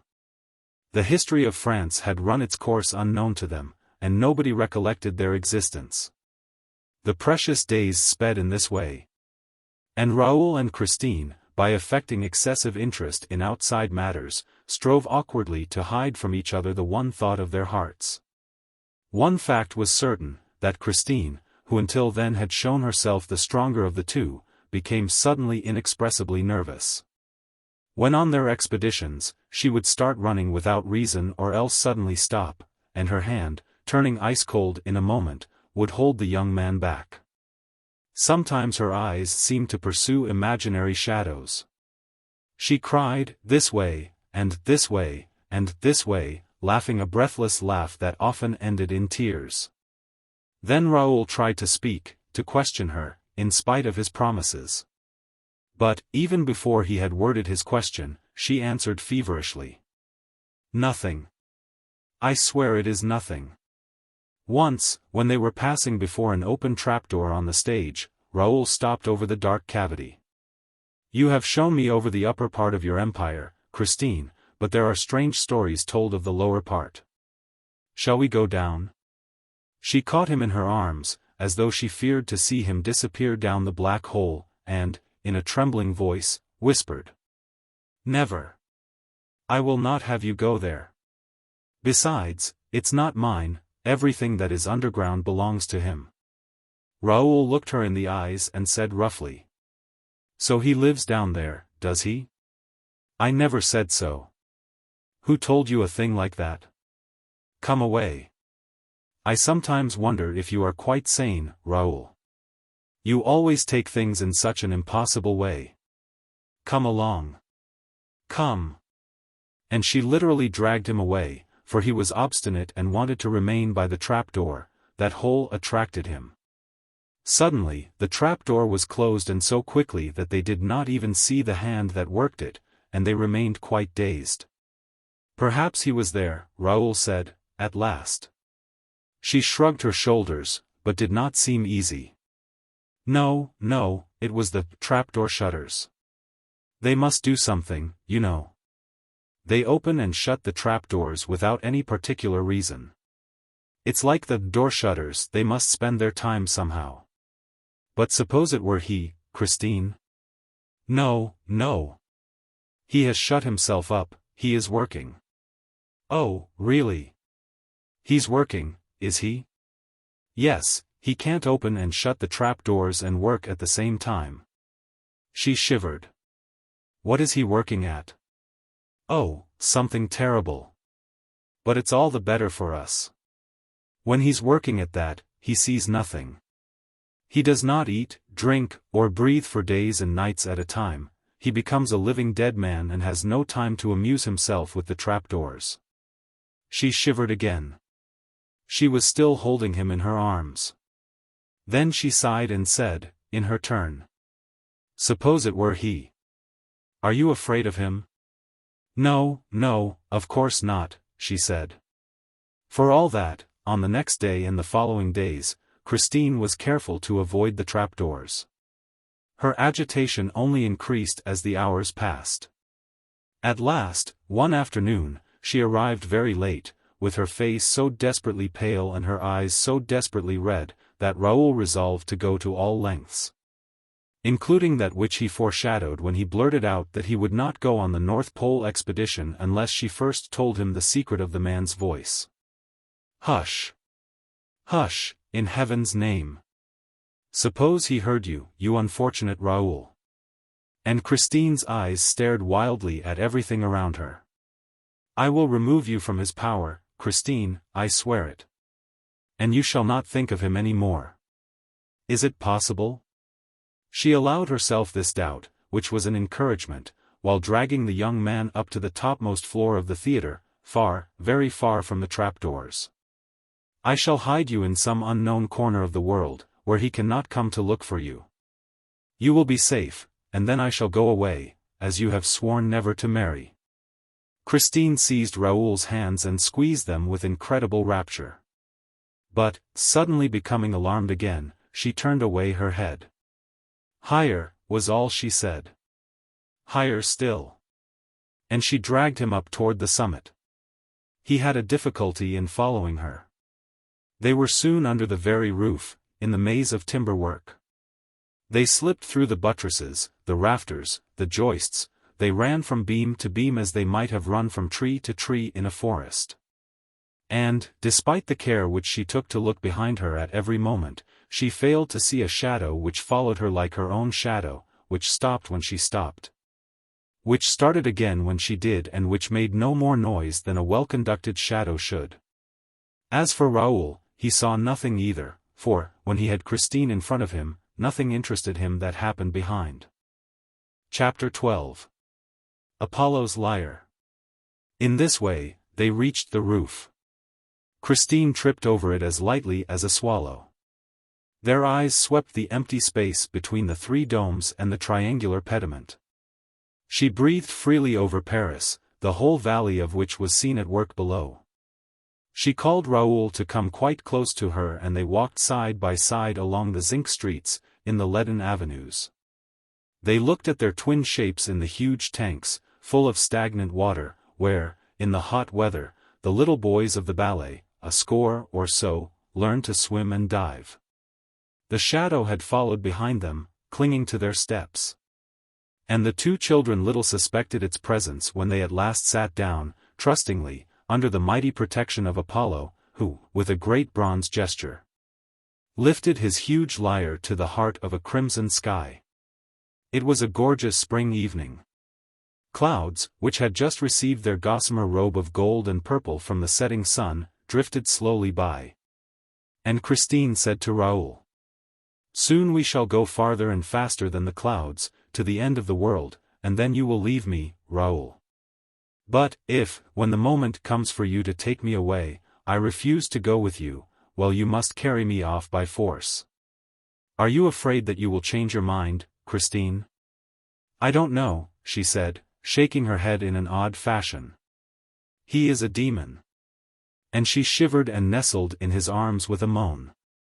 "I am afraid now of going back to live with him, in the ground."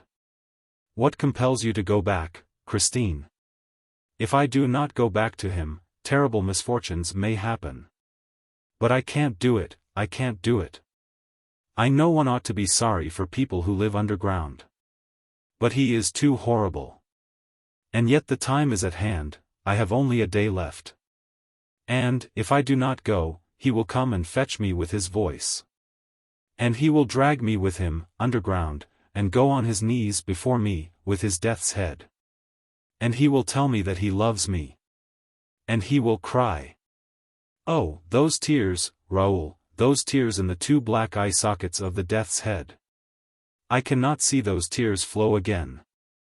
She wrung her hands in anguish, while Raoul pressed her to his heart. "No, no, you shall never again hear him tell you that he loves you. You shall not see his tears. Let us fly, Christine, let us fly at once." And he tried to drag her away, then and there. But she stopped him. "No, no," she said, shaking her head sadly. "Not now.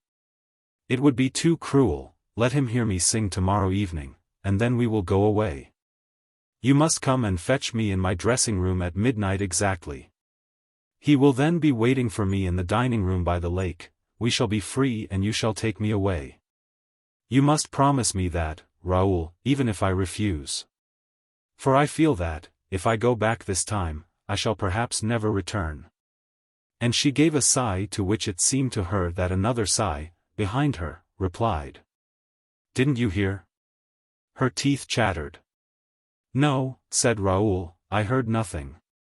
"It is too terrible," she confessed, "to be always trembling like this. And yet we run no danger here. We are at home, in the sky, in the open air, in the light. The sun is flaming, and night birds cannot bear to look at the sun. I have never seen him by daylight, it must be awful. Oh, the first time I saw him, I thought that he was going to die." "Why?" asked Raoul, really frightened at the aspect which this strange confidence was taking. "Because I had seen him." This time, Raoul and Christine turned round at the same time. "There is someone in pain," said Raoul. "Perhaps someone has been hurt." "Did you hear?" "I can't say," Christine confessed. "Even when he is not there, my ears are full of his sighs. Still, if you heard." They stood up and looked around them. They were quite alone on the immense lead roof. They sat down again and Raoul said, "Tell me how you saw him first." "I had heard him for 3 months without seeing him. The first time I heard it, I thought, as you did, that adorable voice was singing in another room. I went out and looked everywhere. But, as you know, Raoul, my dressing room is very much by itself, and I could not find the voice outside my room, whereas it went on steadily inside. And it not only sang, but it spoke to me and answered my questions, like a real man's voice, with this difference, that it was as beautiful as the voice of an angel. I had never got the angel of music whom my poor father had promised to send me as soon as he was dead. I really think that Mamma Valerius was a little bit to blame. I told her about it. And she at once said, 'It must be the angel, at any rate, you can do no harm by asking him.' I did so. And the man's voice replied that, yes, it was the angel's voice, the voice which I was expecting and which my father had promised me. From that time onward, the voice and I became great friends. It asked leave to give me lessons every day. I agreed and never failed to keep the appointment which it gave me in my dressing room. You have no idea, though you have heard the voice, of what those lessons were like. No, I have no idea, said Raoul. What was your accompaniment? We were accompanied by a music which I do not know. It was behind the wall and wonderfully accurate. The voice seemed to understand mine exactly, to know precisely where my father had left off teaching me. In a few weeks' time, I hardly knew myself when I sang. I was even frightened. I seemed to dread a sort of witchcraft behind it, but Mamma Valerius reassured me. She said that she knew I was much too simple a girl to give the devil a hold on me. My progress, by the voice's own order, was kept a secret between the voice, Mamma Valerius and myself. It was a curious thing, but, outside the dressing room, I sang with my ordinary, everyday voice and nobody noticed anything. I did all that the voice asked. It said, "Wait and see, we shall astonish Paris." And I waited and lived on in a sort of ecstatic dream. It was then that I saw you for the first time one evening, in the house. I was so glad that I never thought of concealing my delight when I reached my dressing room. Unfortunately, the voice was there before me and soon noticed, by my air, that something had happened. It asked what was the matter and I saw no reason for keeping our story secret or concealing the place which you filled in my heart. Then the voice was silent. I called to it, but it did not reply. I begged and entreated, but in vain. I was terrified lest it had gone for good. I wished to heaven it had, dear. That night, I went home in a desperate condition. I told Mamma Valerius, who said, "Why, of course, the voice is jealous." And that, dear, first revealed to me that I loved you.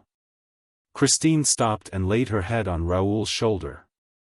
They sat like that for a moment, in silence, and they did not see, did not perceive the movement, at a few steps from them, of the creeping shadow of two great black wings. A shadow that came along the roof so near them that it could have stifled them by closing over them. The next day, Christine continued, with a sigh, I went back to my dressing room in a very pensive frame of mind. The voice was there, spoke to me with great sadness and told me plainly that, if I must bestow my heart on earth, there was nothing for the voice to do but to go back to heaven. And it said this with such an accent of human sorrow that I ought then and there to have suspected and begun to believe that I was the victim of my deluded senses. But my faith in the voice, with which the memory of my father was so closely intermingled, remained undisturbed. I feared nothing so much as that I might never hear it again. I had thought about my love for you and realized all the useless danger of it, and I did not even know if you remembered me. Whatever happened, your position in society forbade me to contemplate the possibility of ever marrying you. And I swore to the voice that you were no more than a brother to me nor ever would be and that my heart was incapable of any earthly love. And that, dear, was why I refused to recognize or see you when I met you on the stage or in the passages. Meanwhile, the hours during which the voice taught me were spent in a divine frenzy, until, at last, the voice said to me, you can now, Christine Dei, give to men a little of the music of heaven. I don't know how it was that Carlotta did not come to the theater that night nor why I was called upon to sing in her stead. But I sang with a rapture I had never known before and I felt for a moment as if my soul were leaving my body. Oh, Christine, said Raoul, my heart quivered that night at every accent of your voice. I saw the tears stream down your cheeks and I wept with you. How could you sing like that while crying? I felt myself fainting, said Christine. I closed my eyes. When I opened them, you were by my side. But the voice was there also, Raoul. I was afraid for your sake and again I would not recognize you and began to laugh when you reminded me that you had picked up my scarf in the sea. Alas, there is no deceiving the voice. The voice recognized you and the voice was jealous. It said that, if I did not love you, I would not avoid you, but treat you like any other old friend. It made me scene upon scene. At last, I said to the voice, that will do. I am going to Paros tomorrow, to pray on my father's grave, and I shall ask M. Raoul de Chagny to go with me. Do as you please, replied the voice, but I shall be at Perros too, for I am wherever you are, Christine. And, if you are still worthy of me, if you have not lied to me, I will play you The Resurrection of Lazarus, on the stroke of midnight, on your father's tomb and on your father's violin. That, dear, was how I came to write you the letter that brought you to Perros. How could I have been so beguiled? How was it, when I saw the personal, the selfish point of view of the voice, that I did not suspect some impostor? Alas, I was no longer mistress of myself, I had become his thing. But, after all, cried Raoul, you soon came to know the truth. Why did you not at once rid yourself of that abominable nightmare? Know the truth, Raoul? Rid myself of that nightmare? But, my poor boy, I was not caught in the nightmare until the day when I learned the truth. Pity me, Raoul, pity me. You remember the terrible evening when Carlotta thought that she had been turned into a toad on the stage and when the house was suddenly plunged in darkness through the chandelier crashing to the floor? There were killed and wounded that night and the whole theater rang with terrified screams. My first thought was for you and the voice. I was at once easy, where you were concerned, for I had seen you in your brother's box and I knew that you were not in danger.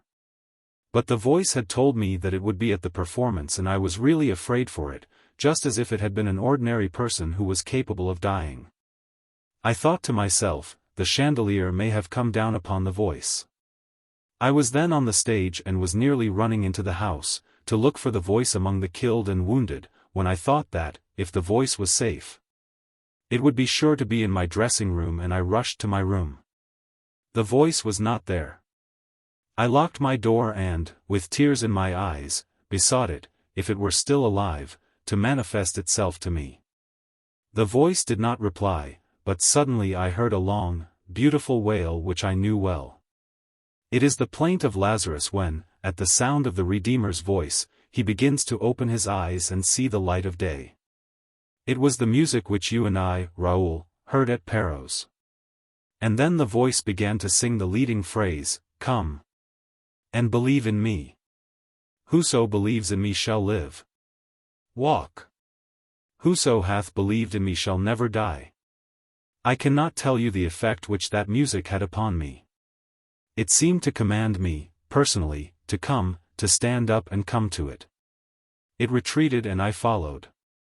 Come and believe in me. I believed in it, I came. I came and, this was the extraordinary thing, my dressing room, as I moved, seemed to lengthen out, to lengthen out. Evidently, it must have been an effect of mirrors, for I had the mirror in front of me. And, suddenly, I was outside the room without knowing how. What? Without knowing how? Christine, you must really stop dreaming. I was not dreaming, dear, I was outside my room without knowing how. You, who saw me disappear from my room one evening, may be able to explain it, but I cannot. I can only tell you that, suddenly, there was no mirror before me and no dressing room. I was in a dark passage, I was frightened and I cried out. It was quite dark, but for a faint red glimmer at a distant corner of the wall. I cried out. My voice was the only sound, for the singing and the violin had stopped. And, suddenly, a hand was laid on mine, or rather a stone-cold, bony thing that seized my wrist and did not let go. I cried out again. An arm took me round the waist and supported me. I struggled for a little while and then gave up the attempt. I was dragged toward the little red light and then I saw that I was in the hands of a man wrapped in a large cloak and wearing a mask that hid his whole face. I made one last effort. My limbs stiffened, my mouth opened to scream, but a hand closed it, a hand which I felt on my lips, on my skin, a hand that smelt of death. Then I fainted away. When I opened my eyes, we were still surrounded by darkness. A lantern, standing on the ground, showed a bubbling well. The water splashing from the well disappeared, almost at once, under the floor on which I was lying, with my head on the knee of the man in the black cloak and the black mask. He was bathing my temples and his hands smelt of death. I tried to push them away and asked, "Who are you? Where is the voice?" His only answer was a sigh. Suddenly, a hot breath passed over my face and I perceived a white shape, beside the man's black shape, in the darkness. The black shape lifted me onto the white shape, a glad neighing greeted my astounded ears and I murmured, "César." The animal quivered. Raoul, I was lying half back on a saddle and I had recognized the white horse out of the Profeta, which I had so often fed with sugar and sweets. I remembered that, one evening, there was a rumor in the theater that the horse had disappeared and that it had been stolen by the opera ghost. I believed in the voice, but had never believed in the ghost. Now, however, I began to wonder, with a shiver, whether I was the ghost's prisoner. I called upon the voice to help me, for I should never have imagined that the voice and the ghost were one. You have heard about the opera ghost, have you not, Raoul? Yes, but tell me what happened when you were on the white horse of the Profeta? I made no movement and let myself go. The black shape held me up, and I made no effort to escape. A curious feeling of peacefulness came over me and I thought that I must be under the influence of some cordial. I had the full command of my senses. And my eyes became used to the darkness, which was lit, here and there, by fitful gleams. I calculated that we were in a narrow circular gallery, probably running all round the opera, which is immense, underground. I had once been down into those cellars, but had stopped at the third floor, though there were two lower still, large enough to hold a town. But the figures of which I caught sight had made me run away. There are demons down there, quite black, standing in front of boilers, and they wield shovels and pitchforks and poke up fires and stir up flames and, if you come too near them, they frighten you by suddenly opening the red mouths of their furnaces. Well, while César was quietly carrying me on his back, I saw those black demons in the distance, looking quite small, in front of the red fires of their furnaces. They came into sight, disappeared and came into sight again, as we went on our winding way. At last, they disappeared altogether. The shape was still holding me up and César walked on, unled and sure-footed. I could not tell you, even approximately, how long this ride lasted. I only know that we seemed to turn and often went down a spiral stair into the very heart of the earth. Even then, it may be that my head was turning, but I don't think so. No, my mind was quite clear. At last, César raised his nostrils, sniffed the air and quickened his pace a little. I felt a moistness in the air and César stopped. The darkness had lifted. A sort of bluey light surrounded us. We were on the edge of a lake, whose leaden waters stretched into the distance, into the darkness, but the blue light lit up the bank and I saw a little boat fastened to an iron ring on the wharf. A boat. Yes, but I knew that all that existed and that there was nothing supernatural about that underground lake and boat. But think of the exceptional conditions in which I arrived upon that shore. I don't know whether the effects of the cordial had worn off when the man's shape lifted me into the boat, but my terror began all over again. My gruesome escort must have noticed it, for he sent César back and I heard his hoofs trampling up a staircase while the man jumped into the boat, untied the rope that held it and seized the oars. He rowed with a quick, powerful stroke, and his eyes, under the mask, never left me. We slipped across the noiseless water in the bluey light which I told you of.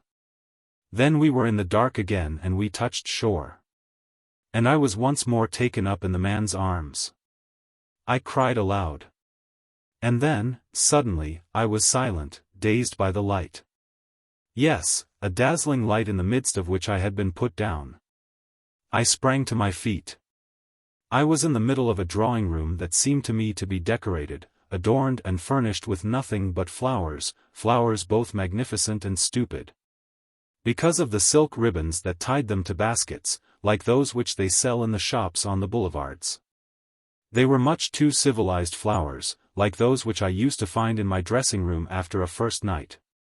And, in the midst of all these flowers, stood the black shape of the man in the mask, with arms crossed, and he said, "Don't be afraid, Christine, you are in no danger.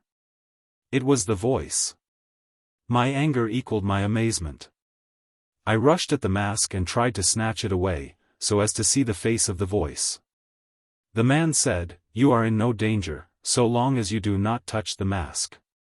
And, taking me gently by the wrists, he forced me into a chair and then went down on his knees before me and said nothing more. His humility gave me back some of my courage. And the light restored me to the realities of life.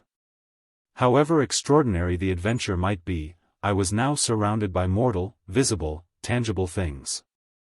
The furniture, the hangings, the candles, the vases and the very flowers in their baskets, of which I could almost have told whence they came and what they cost, were bound to confine my imagination to the limits of a drawing-room quite as commonplace as any that, at least, had the excuse of not being in the cellars of the opera.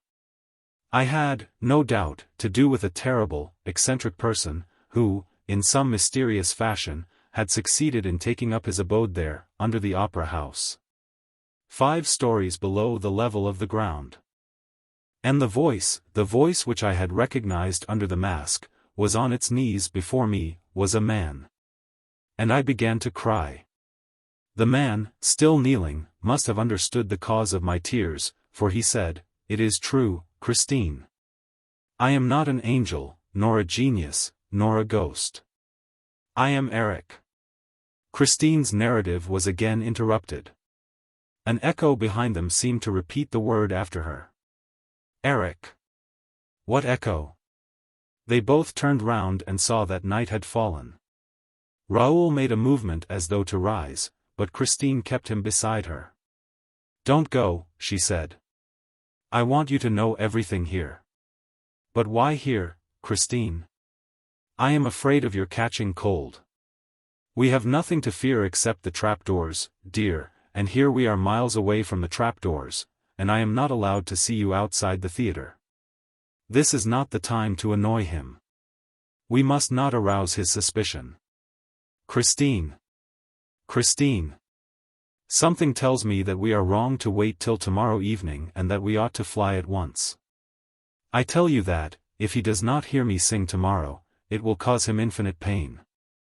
It is difficult not to cause him pain and yet to escape from him for good. You are right in that, Raoul, for certainly he will die of my flight. And she added in a dull voice, but then it counts both ways, for we risk his killing us. Does he love you so much? He would commit murder for me. But one can find out where he lives. One can go in search of him. Now that we know that Eric is not a ghost, one can speak to him and force him to answer. Christine shook her head. No, no. There is nothing to be done with Eric, except to run away. Then why, when you were able to run away, did you go back to him? Because I had to. And you will understand that when I tell you how I left him. Oh, I hate him, cried Raoul.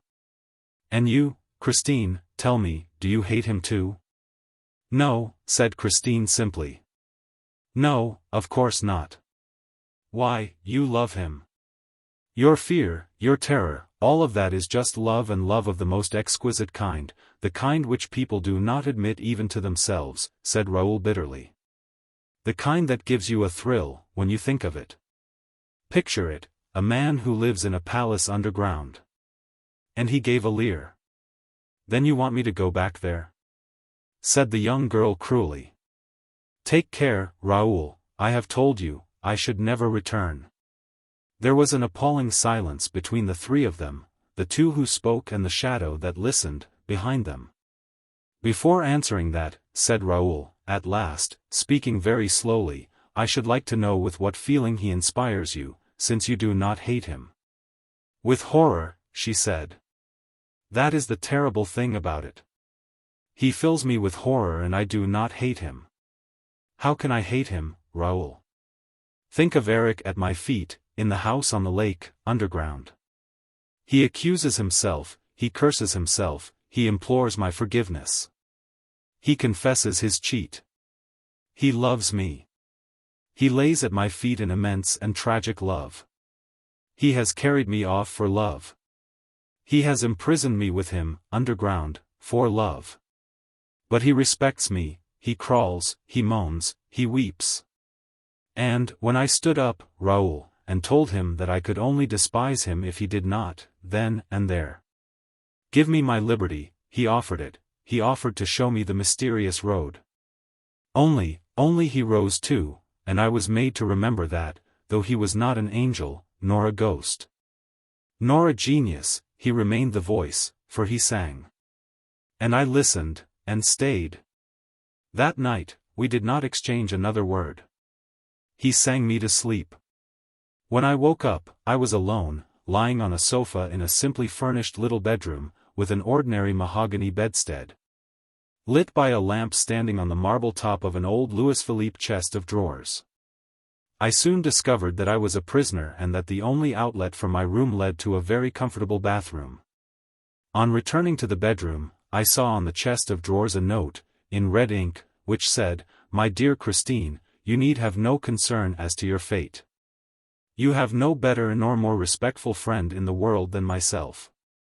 You are alone, at present, in this home which is yours. I am going out shopping to fetch you all the things that you can need." I felt sure that I had fallen into the hands of a madman. I ran round my little apartment, looking for a way of escape which I could not find. I upbraided myself for my absurd superstition, which had caused me to fall into the trap. I felt inclined to laugh and to cry at the same time.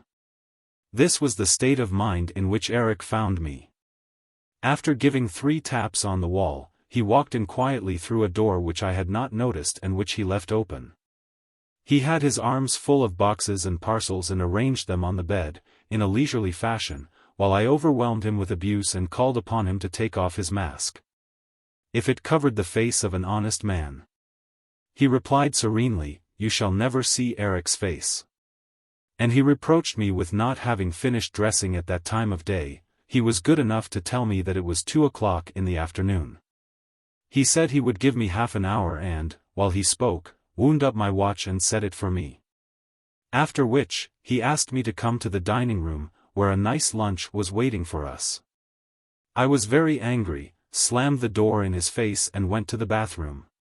When I came out again, feeling greatly refreshed, Eric said that he loved me, but that he would never tell me so except when I allowed him and that the rest of the time would be devoted to music. "What do you mean by the rest of the time?" I asked. 5 days, he said, with decision. I asked him if I should then be free and he said, "You will be free, Christine, for, when those 5 days are past, you will have learned not to see me.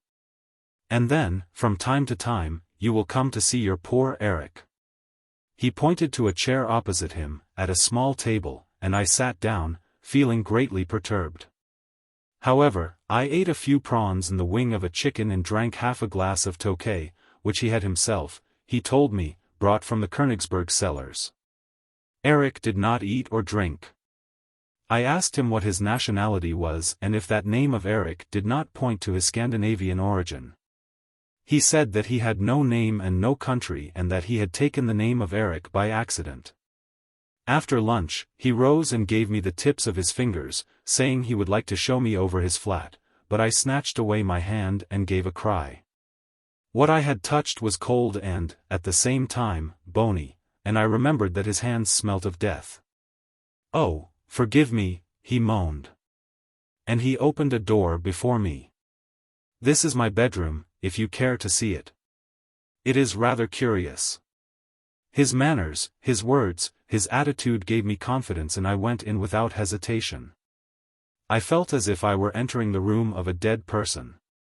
The walls were all hung with black, but, instead of the white trimmings that usually set off that funereal upholstery, there was an enormous stave of music with the notes of the dies irae, many times repeated. In the middle of the room was a canopy, from which hung curtains of red brocaded stuff, and, under the canopy, an open coffin. "That is where I sleep," said Eric. "One has to get used to everything in life, even to eternity." The sight upset me so much that I turned away my head. Then I saw the keyboard of an organ which filled one whole side of the walls. On the desk was a music book covered with red notes. I asked leave to look at it and read, Don Juan Triumphant. Yes, he said, I compose sometimes. I began that work 20 years ago. When I have finished, I shall take it away with me in that coffin and never wake up again. You must work at it as seldom as you can, I said. He replied, I sometimes work at it for 14 days and nights together, during which I live on music only, and then I rest for years at a time. Will you play me something out of your Don Juan Triumphant? I asked, thinking to please him. You must never ask me that, he said, in a gloomy voice. I will play you Mozart, if you like, which will only make you weep, but my Don Juan, Christine, burns, and yet he is not struck by fire from heaven. Thereupon we returned to the drawing-room. I noticed that there was no mirror in the whole apartment. I was going to remark upon this, but Eric had already sat down to the piano. He said, You see, Christine, there is some music that is so terrible that it consumes all those who approach it. Fortunately, you have not come to that music yet, for you would lose all your pretty coloring and nobody would know you when you return to Paris. Let us sing something from the opera, Christine Dei. He spoke these last words as though he were flinging an insult at me.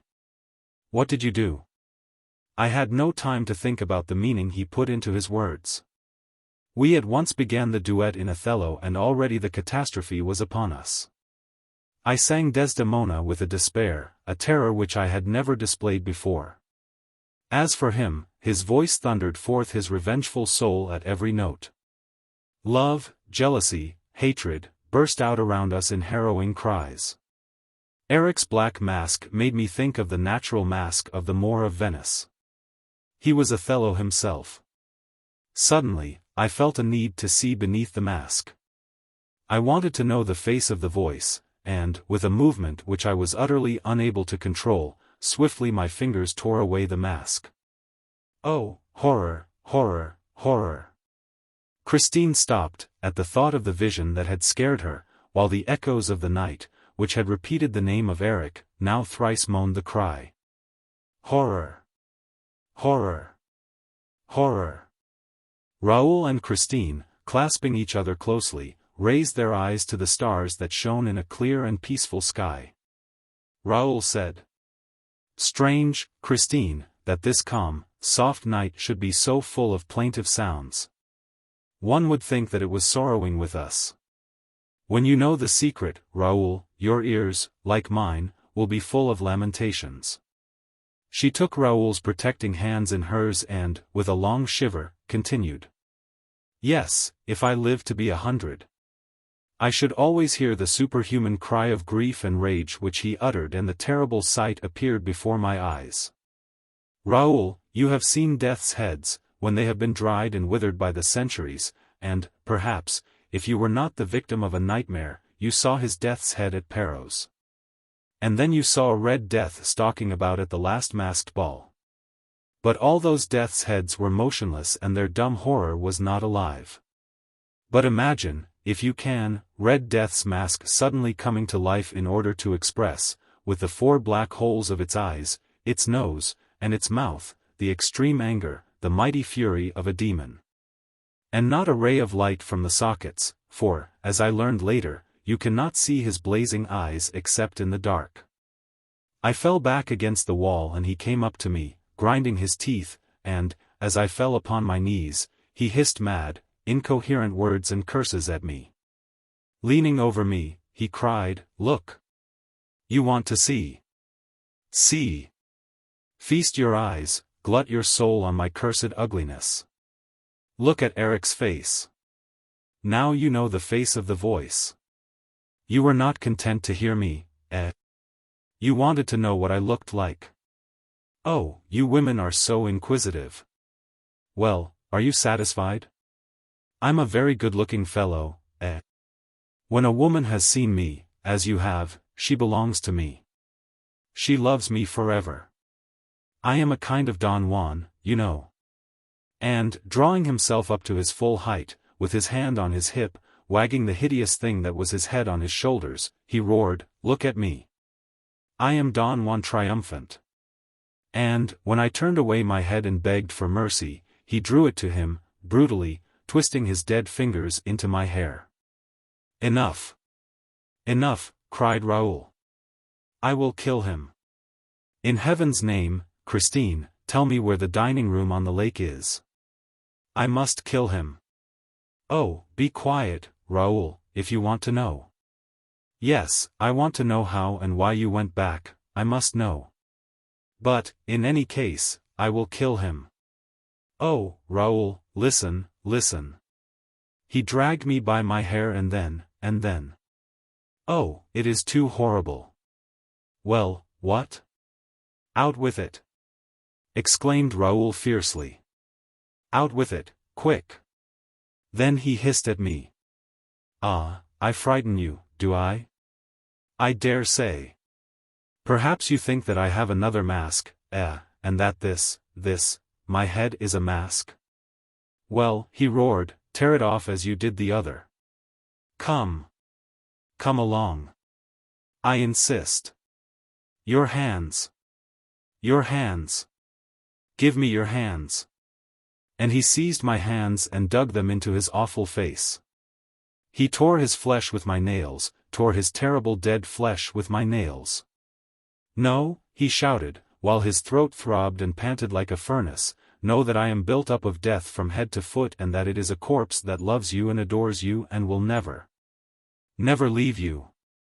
Look, I am not laughing now, I am crying for you, Christine, who have torn off my mask and who therefore can never leave me again. As long as you thought me handsome, you could have come back, I know you would have come back, but, now that you know my hideousness, you would run away for good. So I shall keep you here. Why did you want to see me?" "Oh, mad Christine, who wanted to see me? When my own father never saw me and when my mother, so as not to see me, made me a present of my first mask." He had let go of me at last and was dragging himself about on the floor, uttering terrible sobs. And then he crawled away like a snake, went into his room, closed the door and left me alone to my reflections. Presently I heard the sound of the organ. And then I began to understand Eric's contemptuous phrase when he spoke about opera music. What I now heard was utterly different from what I had heard up to then. His Don Juan triumphant, for I had not a doubt but that he had rushed to his masterpiece to forget the horror of the moment, seemed to me at first one long, awful, magnificent sob. But, little by little, it expressed every emotion, every suffering of which mankind is capable. It intoxicated me, and I opened the door that separated us. Eric rose, as I entered, but dared not turn in my direction. "Eric," I cried, "show me your face without fear. I swear that you are the most unhappy and sublime of men. And, if ever again I shiver when I look at you, it will be because I am thinking of the splendor of your genius." Then Eric turned round, for he believed me, and I also had faith in myself. He fell at my feet, with words of love in his dead mouth, and the music had ceased. He kissed the hem of my dress and did not see that I closed my eyes. What more can I tell you, dear? You now know the tragedy. It went on for a fortnight during which I lied to him. My lies were as hideous as the monster who inspired them. But they were the price of my liberty. I burned his mask, and I managed so well that, even when he was not singing, he tried to catch my eye, like a dog sitting by its master. He was my faithful slave and paid me endless little attentions. Gradually, I gave him such confidence that he ventured to take me walking on the banks of the lake and to row me in the boat on its leaden waters. Toward the end of my captivity he let me out through the gates that closed the underground passages in the Rue Scribe. Here a carriage awaited us and took us to the Bois. The night when we met you was nearly fatal to me, for he is terribly jealous of you and I had to tell him that you were soon going away. Then, at last, after a fortnight of that horrible captivity, during which I was filled with pity, enthusiasm, despair and horror by turns, he believed me when I said, "I will come back." "And you went back, Christine," groaned Raoul. "Yes, dear, and I must tell you that it was not his frightful threats when setting me free that helped me to keep my word, but the harrowing sob which he gave on the threshold of the tomb. That sob attached me to the unfortunate man more than I myself suspected when saying goodbye to him. Poor Eric! Poor Eric! Christine, said Raoul, rising, you tell me that you love me. But you had recovered your liberty hardly a few hours before you returned to Eric. Remember the masked ball? Yes. And do you remember those hours which I passed with you, Raoul, to the great danger of both of us? I doubted your love for me, during those hours. Do you doubt it still, Raoul? Then know that each of my visits to Eric increased my horror of him, for each of those visits, instead of calming him, as I hoped, made him mad with love. And I am so frightened, so frightened. You are frightened, but do you love me? If Eric were good-looking, would you love me, Christine? She rose in her turn, put her two trembling arms round the young man's neck and said, Oh, my betrothed of a day, if I did not love you, I would not give you my lips. Take them, for the first time and the last. He kissed her lips. But the night that surrounded them was rent asunder, they fled as at the approach of a storm, and their eyes, filled with dread of Eric, showed them, before they disappeared, high up above them. An immense night-bird that stared at them with its blazing eyes and seemed to cling to the string of Apollo's lyre. Chapter 13. A masterstroke of the trapdoor lover. Raoul and Christine ran, eager to escape from the roof and the blazing eyes that showed only in the dark. And they did not stop before they came to the 8th floor on the way down. There was no performance at the opera that night and the passages were empty. Suddenly, a queer-looking form stood before them and blocked the road. No, not this way. And the form pointed to another passage by which they were to reach the wings. Raoul wanted to stop and ask for an explanation. But the form, which wore a sort of long frock coat and a pointed cap, said, Quick! Go away quickly. Christine was already dragging Raoul, compelling him to start running again. But who is he? Who is that man? He asked. Christine replied, It's the Persian. What's he doing here? Nobody knows. He is always in the opera. You are making me run away, for the first time in my life. If we really saw Eric, what I ought to have done was to nail him to Apollo's lyre, just as we nail the owls to the walls of our Breton farms, and there would have been no more question of him. My dear Raoul, you would first have had to climb up to Apollo's lyre, that is no easy matter. The blazing eyes were there. Oh, you are getting like me now, seeing him everywhere. What I took for blazing eyes was probably a couple of stars shining through the strings of the lyre. And Christine went down another floor, with Raoul following her. As you have quite made up your mind to go, Christine, I assure you it would be better to go at once. Why wait for tomorrow? He may have heard us tonight. No, no, he is working, I tell you, at his Don Juan triumphant and not thinking of us. You're so sure of that you keep on looking behind you. Come to my dressing room. Hadn't we better meet outside the opera? Never, till we go away for good. It would bring us bad luck, if I did not keep my word. I promised him to see you only here. It's a good thing for me that he allowed you even that. Do you know, said Raoul bitterly, that it was very plucky of you to let us play at being engaged? Why, my dear, he knows all about it. He said, I trust you, Christine. M. de Chagny is in love with you and is going abroad.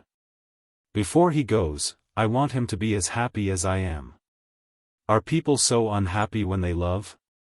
Yes, Christine, when they love and are not sure of being loved. They came to Christine's dressing room. Why do you think that you are safer in this room than on the stage? Asked Raoul. You heard him through the walls here, therefore he can certainly hear us. No. He gave me his word not to be behind the walls of my dressing room again, and I believe Eric's word. This room and my bedroom on the lake are for me, exclusively, and not to be approached by him. How can you have gone from this room into that dark passage, Christine? Suppose we try to repeat your movements, shall we? It is dangerous, dear, for the glass might carry me off again. And, instead of running away, I should be obliged to go to the end of the secret passage to the lake and there call Eric. Would he hear you? Eric will hear me wherever I call him. He told me so. He is a very curious genius. You must not think, Raoul, that he is simply a man who amuses himself by living underground. He does things that no other man could do. He knows things which nobody in the world knows. Take care, Christine, you are making a ghost of him again. No, he is not a ghost, he is a man of heaven and earth, that is all. A man of heaven and earth, that is all. A nice way to speak of him. And are you still resolved to run away from him? Yes, tomorrow. Tomorrow, you will have no resolve left. Then, Raoul, you must run away with me in spite of myself, is that understood? I shall be here at 12 tomorrow night, I shall keep my promise, whatever happens. You say that, after listening to the performance, he is to wait for you in the dining room on the lake? Yes. And how are you to reach him, if you don't know how to go out by the glass? Why, by going straight to the edge of the lake. Christine opened a box, took out an enormous key and showed it to Raoul. What's that? He asked. The key of the gate to the underground passage in the Rue Scribe. I understand, Christine. It leads straight to the lake. Give it to me, Christine, will you? Never, she said. That would be treacherous. Suddenly Christine changed color. A mortal pallor overspread her features. Oh heavens, she cried. Eric! Eric! Have pity on me. Hold your tongue, said Raoul. You told me he could hear you. But the singer's attitude became more and more inexplicable. She wrung her fingers, repeating, with a distraught air. Oh, heaven! Oh, heaven! But what is it? What is it? Raoul implored. The ring, the gold ring he gave me. Oh, so Eric gave you that ring. You know he did, Raoul. But what you don't know is that, when he gave it to me, he said, I give you back your liberty, Christine, on condition that this ring is always on your finger.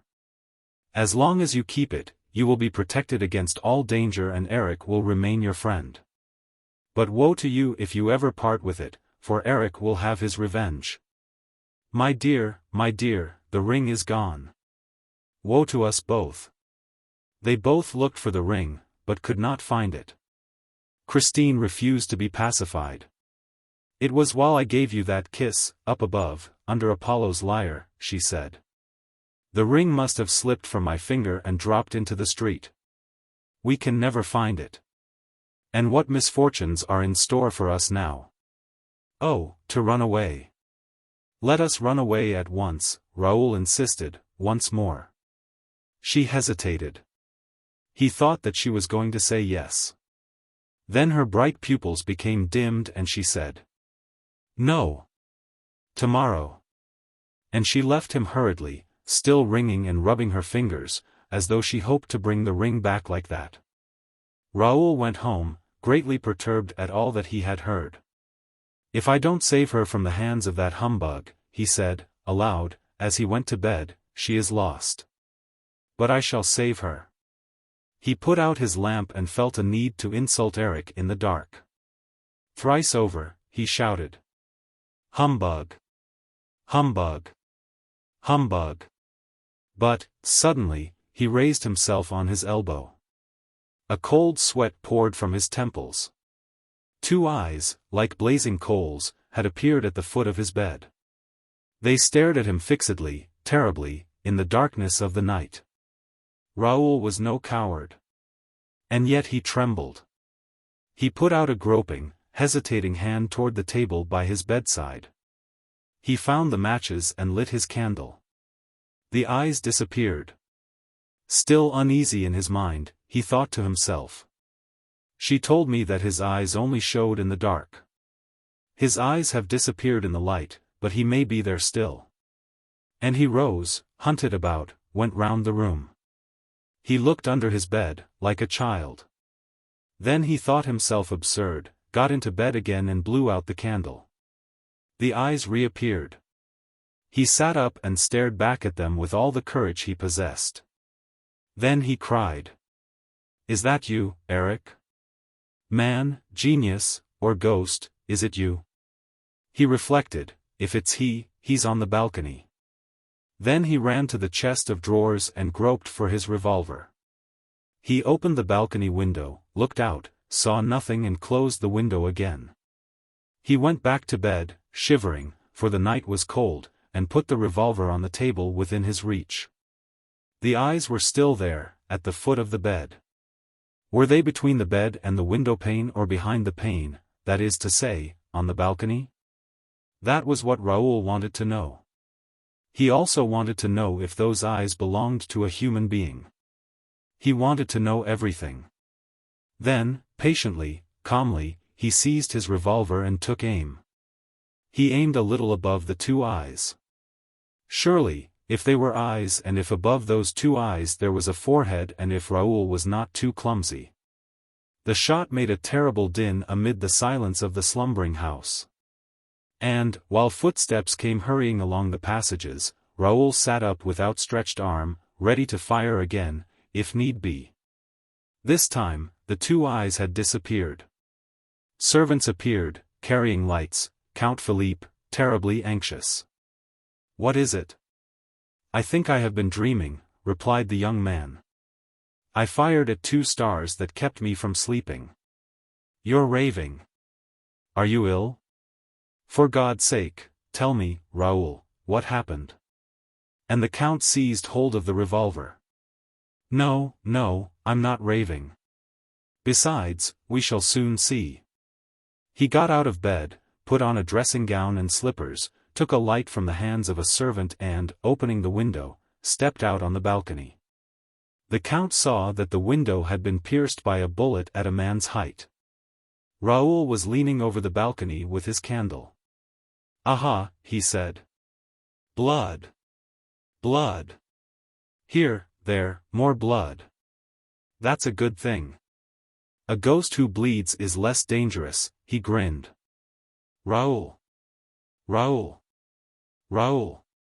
The count was shaking him as though he were trying to waken a sleepwalker. "But, my dear brother, I'm not asleep," Raoul protested impatiently. "You can see the blood for yourself. I thought I had been dreaming and firing at 2 stars. It was Eric's eyes, and here is his blood. After all, perhaps I was wrong to shoot, and Christine is quite capable of never forgiving me. All this would not have happened if I had drawn the curtains before going to bed. Raoul, have you suddenly gone mad? Wake up.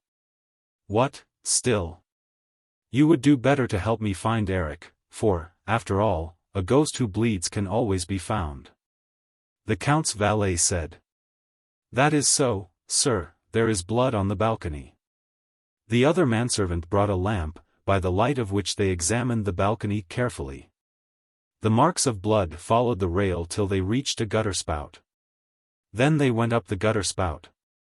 "My dear fellow," said Count Philippe, "you have fired at a cat." "The misfortune is," said Raoul, with a grin, "that it's quite possible. With Eric, you never know. Is it Eric? Is it the cat? Is it the ghost? No, with Eric, you can't tell." Raoul went on making this strange sort of remarks which corresponded so intimately and logically with the preoccupation of his brain and which, at the same time, tended to persuade many people that his mind was unhinged. The count himself was seized with this idea, and, later, the examining magistrate, on receiving the report of the Commissary of Police, came to the same conclusion. "Who is Eric?" asked the count, pressing his brother's hand. "He is my rival. And, if he's not dead, it's a pity." He dismissed the servants with a wave of the hand and the 2 Chagny's were left alone. But the men were not out of earshot before the count's valet heard Raoul say, distinctly and emphatically, "I shall carry off Christine Daae tonight." This phrase was afterward repeated to M.4, the examining magistrate. But no one ever knew exactly what passed between the two brothers at this interview. The servants declared that this was not their first quarrel. Their voices penetrated the wall, and it was always an actress called Christine Daae that was in question. At breakfast, the early morning breakfast, which the Count took in his study, Philippe sent for his brother. Raoul arrived silent and gloomy. The scene was a very short one. Philippe handed his brother a copy of the Époque and said, "Read that." The Viscount read. "The latest news in the Faubourg is that there is a promise of marriage between Christine Daae, the opera singer, and le Vicomte Raoul de Chagny. If the gossips are to be credited, Count Philippe has sworn that, for the first time on record, the Chagnys shall not keep their promise. But, as love is all-powerful, at the opera as, and even more than, elsewhere, we wonder how Count Philippe intends to prevent the Viscount, his brother, from leading the new Margarita to the altar. The two brothers are said to adore each other, but the Count is curiously mistaken if he imagines that brotherly love will triumph over love pure and simple. You see, Raoul, said the Count, you are making us ridiculous. That little girl has turned your head with her ghost stories. The Viscount had evidently repeated Christine's narrative to his brother, during the night. All that he now said was, "Goodbye, Philippe. Have you quite made up your mind? You are going tonight? With her?" No reply. "Surely you will not do anything so foolish? I shall know how to prevent you." "Goodbye, Philippe," said the Viscount again and left the room. This scene was described to the examining magistrate by the Count himself, who did not see Raoul again until that evening, at the opera, a few minutes before Christine's disappearance. Raoul, in fact, devoted the whole day to his preparations for the flight. The horses, the carriage, the coachman, the provisions, the luggage, the money required for the journey, the road to be taken, he had resolved not to go by train. So as to throw the ghost off the scent, all this had to be settled and provided for. And it occupied him until 9 o'clock at night. At 9 o'clock, a sort of travelling barouche with the curtains of its windows closed down, took its place in the rank on the rotunda side. It was drawn by two powerful horses driven by a coachman whose face was almost concealed in the long folds of a muffler. In front of this travelling carriage were three broughams, belonging respectively to Carlotta, who had suddenly returned to Paris, to Sorelli and, at the head of the rank, to Comte Philippe de Chagny. No one left the barouche. The coachman remained on his box, and the three other coachmen remained on theirs. A shadow in a long black cloak and a soft black felt hat passed along the pavement between the rotunda and the carriages, examined the barouche carefully, went up to the horses and the coachman and then moved away without saying a word. The magistrate afterward believed that this shadow was that of the Vicomte Raoul de Chagny. But I do not agree, seeing that evening, as every evening, the Vicomte de Chagny was wearing a tall hat, which hat, besides, was subsequently found. I am more inclined to think that the shadow was that of the ghost, who knew all about the whole affair, as the reader will soon perceive. They were giving Faust, as it happened, before a splendid house. The Faubourg was magnificently represented. And the paragraph in that morning's Époque had already produced its effect, for all eyes were turned to the box in which Count Philippe sat alone. Apparently in a very indifferent and careless frame of mind. The feminine element in the brilliant audience seemed curiously puzzled, and the Viscount's absence gave rise to any amount of whispering behind the fans. Christine Daae met with a rather cold reception. That special audience could not forgive her for aiming so high. The singer noticed this unfavorable attitude of a portion of the house and was confused by it. The regular frequenters of the opera, who pretended to know the truth about the Viscount's love story, exchanged significant smiles at certain passages in Margarita's part.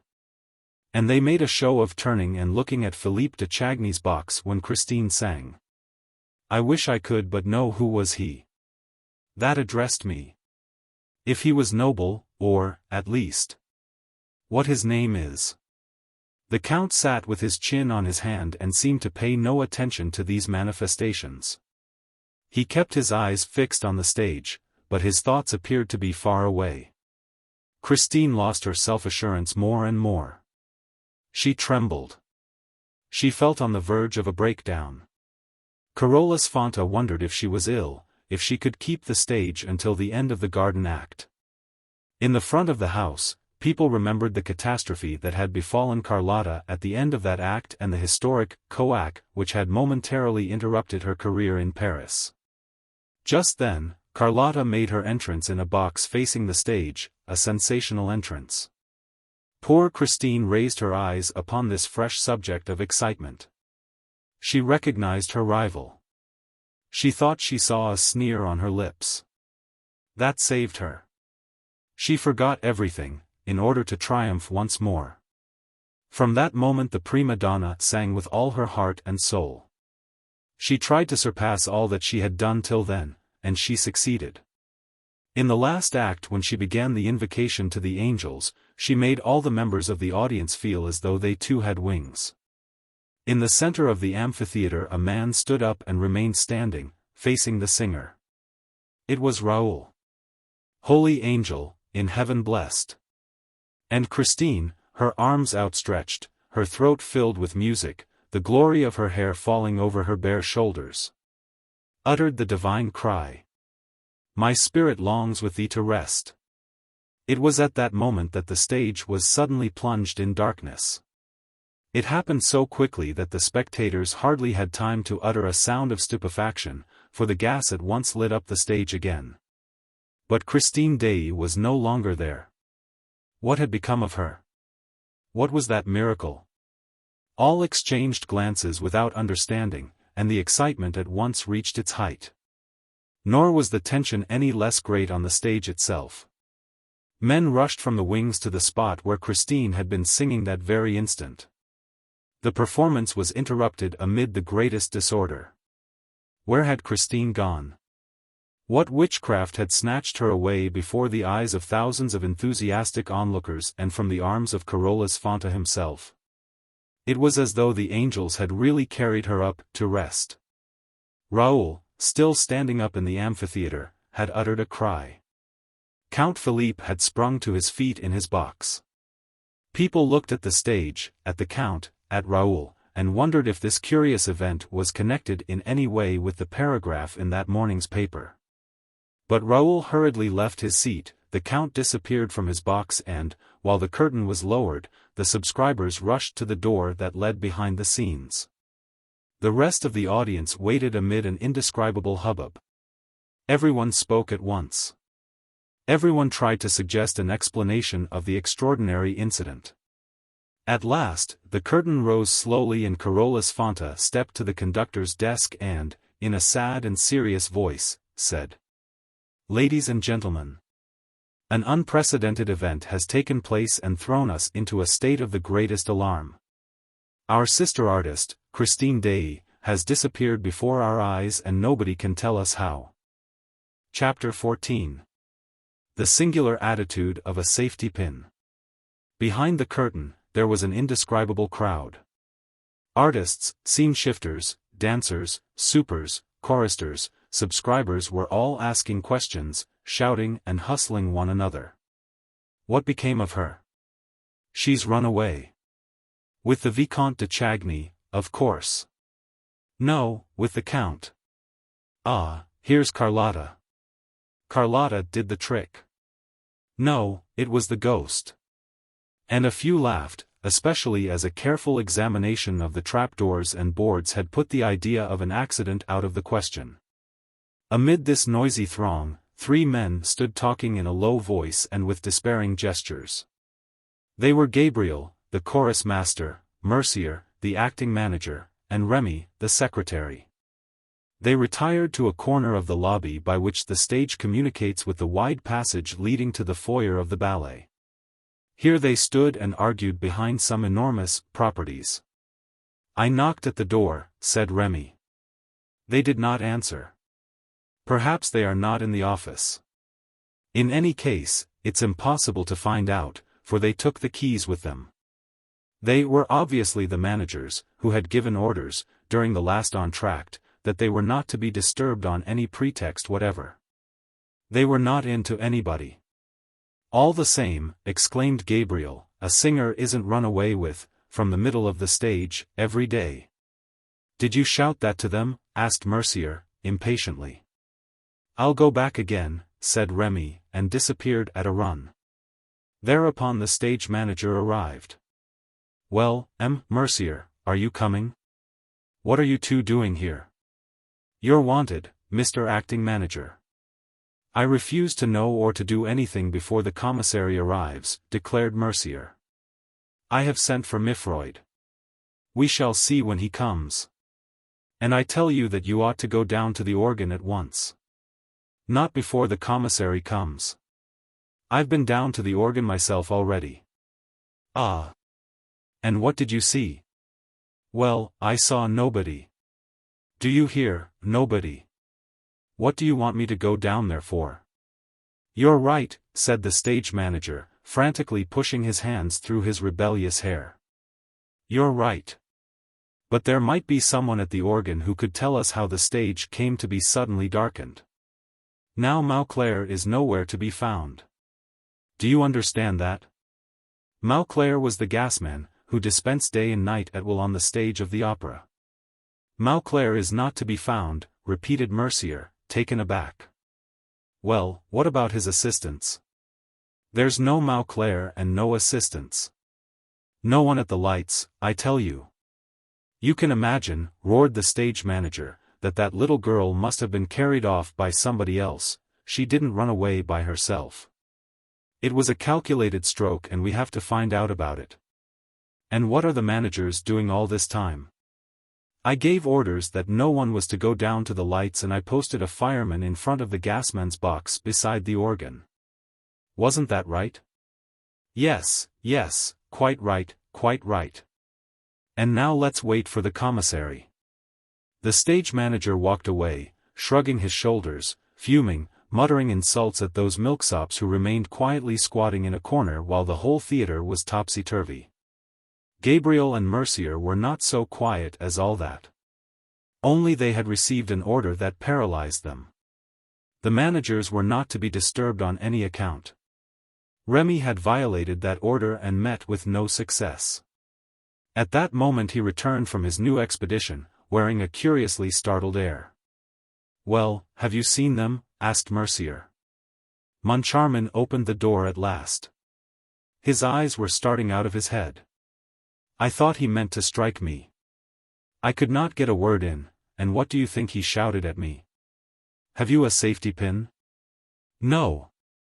Well, then, clear out. I tried to tell him that an unheard of thing had happened on the stage, but he roared, a safety pin. Give me a safety pin at once.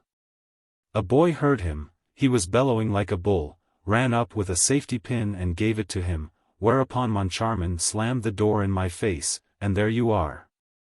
And couldn't you have said, Christine Daae? I should like to have seen you in my place. He was foaming at the mouth. He thought of nothing but his safety pin. I believe, if they hadn't brought him one on the spot, he would have fallen down in a fit. Oh, all this isn't natural, and our managers are going mad. Besides, it can't go on like this. I'm not used to being treated in that fashion. Suddenly Gabriel whispered. It's another trick of OGS. Remy gave a grin, Mercier a sigh and seemed about to speak, but, meeting Gabriel's eye, said nothing. However, Mercier felt his responsibility increased as the minutes passed without the managers appearing, and, at last, he could stand it no longer. Look here, I'll go and hunt them out myself. Gabriel, turning very gloomy and serious, stopped him. Be careful what you're doing, Mercier. If they're staying in their office, it's probably because they have to. Oh, gee. Has more than one trick in his bag. But Mercier shook his head. That's their lookout. I'm going. If people had listened to me, the police would have known everything long ago. And he went. What's everything? Asked Remy. What was there to tell the police? Why don't you answer, Gabriel? Ah, so you know something. Well, you would do better to tell me, too, if you don't want me to shout out that you are all going mad. Yes, that's what you are, mad. Gabriel put on a stupid look and pretended not to understand the private secretary's unseemly outburst. What something am I supposed to know, he said. I don't know what you mean. Remy began to lose his temper. This evening, Richard and Moncharmin were behaving like lunatics, here, between the acts. I never noticed it, growled Gabriel, very much annoyed. Then you're the only one. Do you think that I didn't see them? And that M. Parabise, the manager of the Credit Central, noticed nothing? And that M. de la Borderie, the ambassador, has no eyes to see with? Why, all the subscribers were pointing at our managers. But what were our managers doing? Asked Gabriel, putting on his most innocent air. What were they doing? You know better than anyone what they were doing. You were there. And you were watching them, you and Mercier. And you were the only two who didn't laugh. I don't understand. Gabriel raised his arms and dropped them to his sides again, which gesture was meant to convey that the question did not interest him in the least. Remy continued. What is the sense of this new mania of theirs? Why won't they have anyone come near them now? What? Won't they have anyone come near them? And they won't let anyone touch them. Really? Have you noticed that they won't let anyone touch them? That is certainly odd. Oh, so you admit it. And high time, too. And then, they walk backward. Backward. You have seen our managers walk backward? Why, I thought that only crabs walked backward. Don't laugh, Gabriel, don't laugh. I'm not laughing, protested Gabriel, looking as solemn as a judge.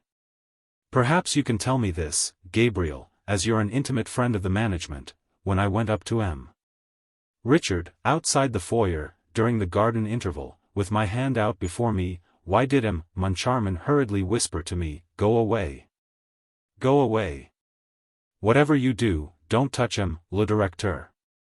Am I supposed to have an infectious disease? It's incredible. And, a little later, when M. de la Borderie went up to M. Richard, didn't you see M. Moncharmin fling himself between them and hear him exclaim, M. l'ambassadeur, I entreat you not to touch M. le directeur? It's terrible. And what was Richard doing meanwhile? What was he doing? Why, you saw him. He turned about, bowed in front of him, though there was nobody in front of him, and withdrew backward. Backward? And Moncharmin, behind Richard, also turned about, that is, he described a semicircle behind Richard and also walked backward. And they went like that to the staircase leading to the manager's office, backward, backward, backward. Well, if they are not mad, will you explain what it means? Perhaps they were practicing a figure in the ballet, suggested Gabriel, without much conviction in his voice. The secretary was furious at this wretched joke, made at so dramatic a moment. He knit his brows and contracted his lips. Then he put his mouth to Gabriel's ear. Don't be so sly, Gabriel. There are things going on for which you and Mercier are partly responsible. What do you mean? Asked Gabriel. Christine Daae is not the only one who suddenly disappeared tonight. Oh, nonsense. There's no nonsense about it. Perhaps you can tell me why, when Mother Giry came down to the foyer just now, Mercier took her by the hand and hurried her away with him? Really, said Gabriel, I never saw it. You did see it, Gabriel, for you went with Mercier and Mother Giry to Mercier's office. Since then, you and Mercier have been seen, but no one has seen Mother Giry. Do you think we've eaten her? No, but you've locked her up in the office, and anyone passing the office can hear her yelling, oh, the scoundrels. Oh, the scoundrels. At this point of this singular conversation, Mercier arrived, all out of breath. There, he said, in a gloomy voice.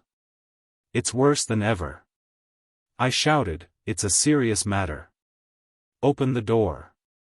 "It's I, Mercier." I heard footsteps. The door opened and Moncharmin appeared. He was very pale. He said, "What do you want?" I answered, "Someone has run away with Christine Daae." "What do you think?" he said. "And a good job, too." And he shut the door, after putting this in my hand. Mercier opened his hand. Remy and Gabriel looked. "The safety pin," cried Remy. "Strange. Strange," muttered Gabriel, who could not help shivering. Suddenly a voice made them all three turn round. "I beg your pardon, gentlemen. Could you tell me where Christine Daae is?" In spite of the seriousness of the circumstances, the absurdity of the question would have made them roar with laughter, if they had not caught sight of a face so sorrow-stricken that they were at once seized with pity. It was the Vicomte Raoul de Chagny. Chapter 15. Christine. Christine. Raoul's first thought, after Christine Daae's fantastic disappearance, was to accuse Eric.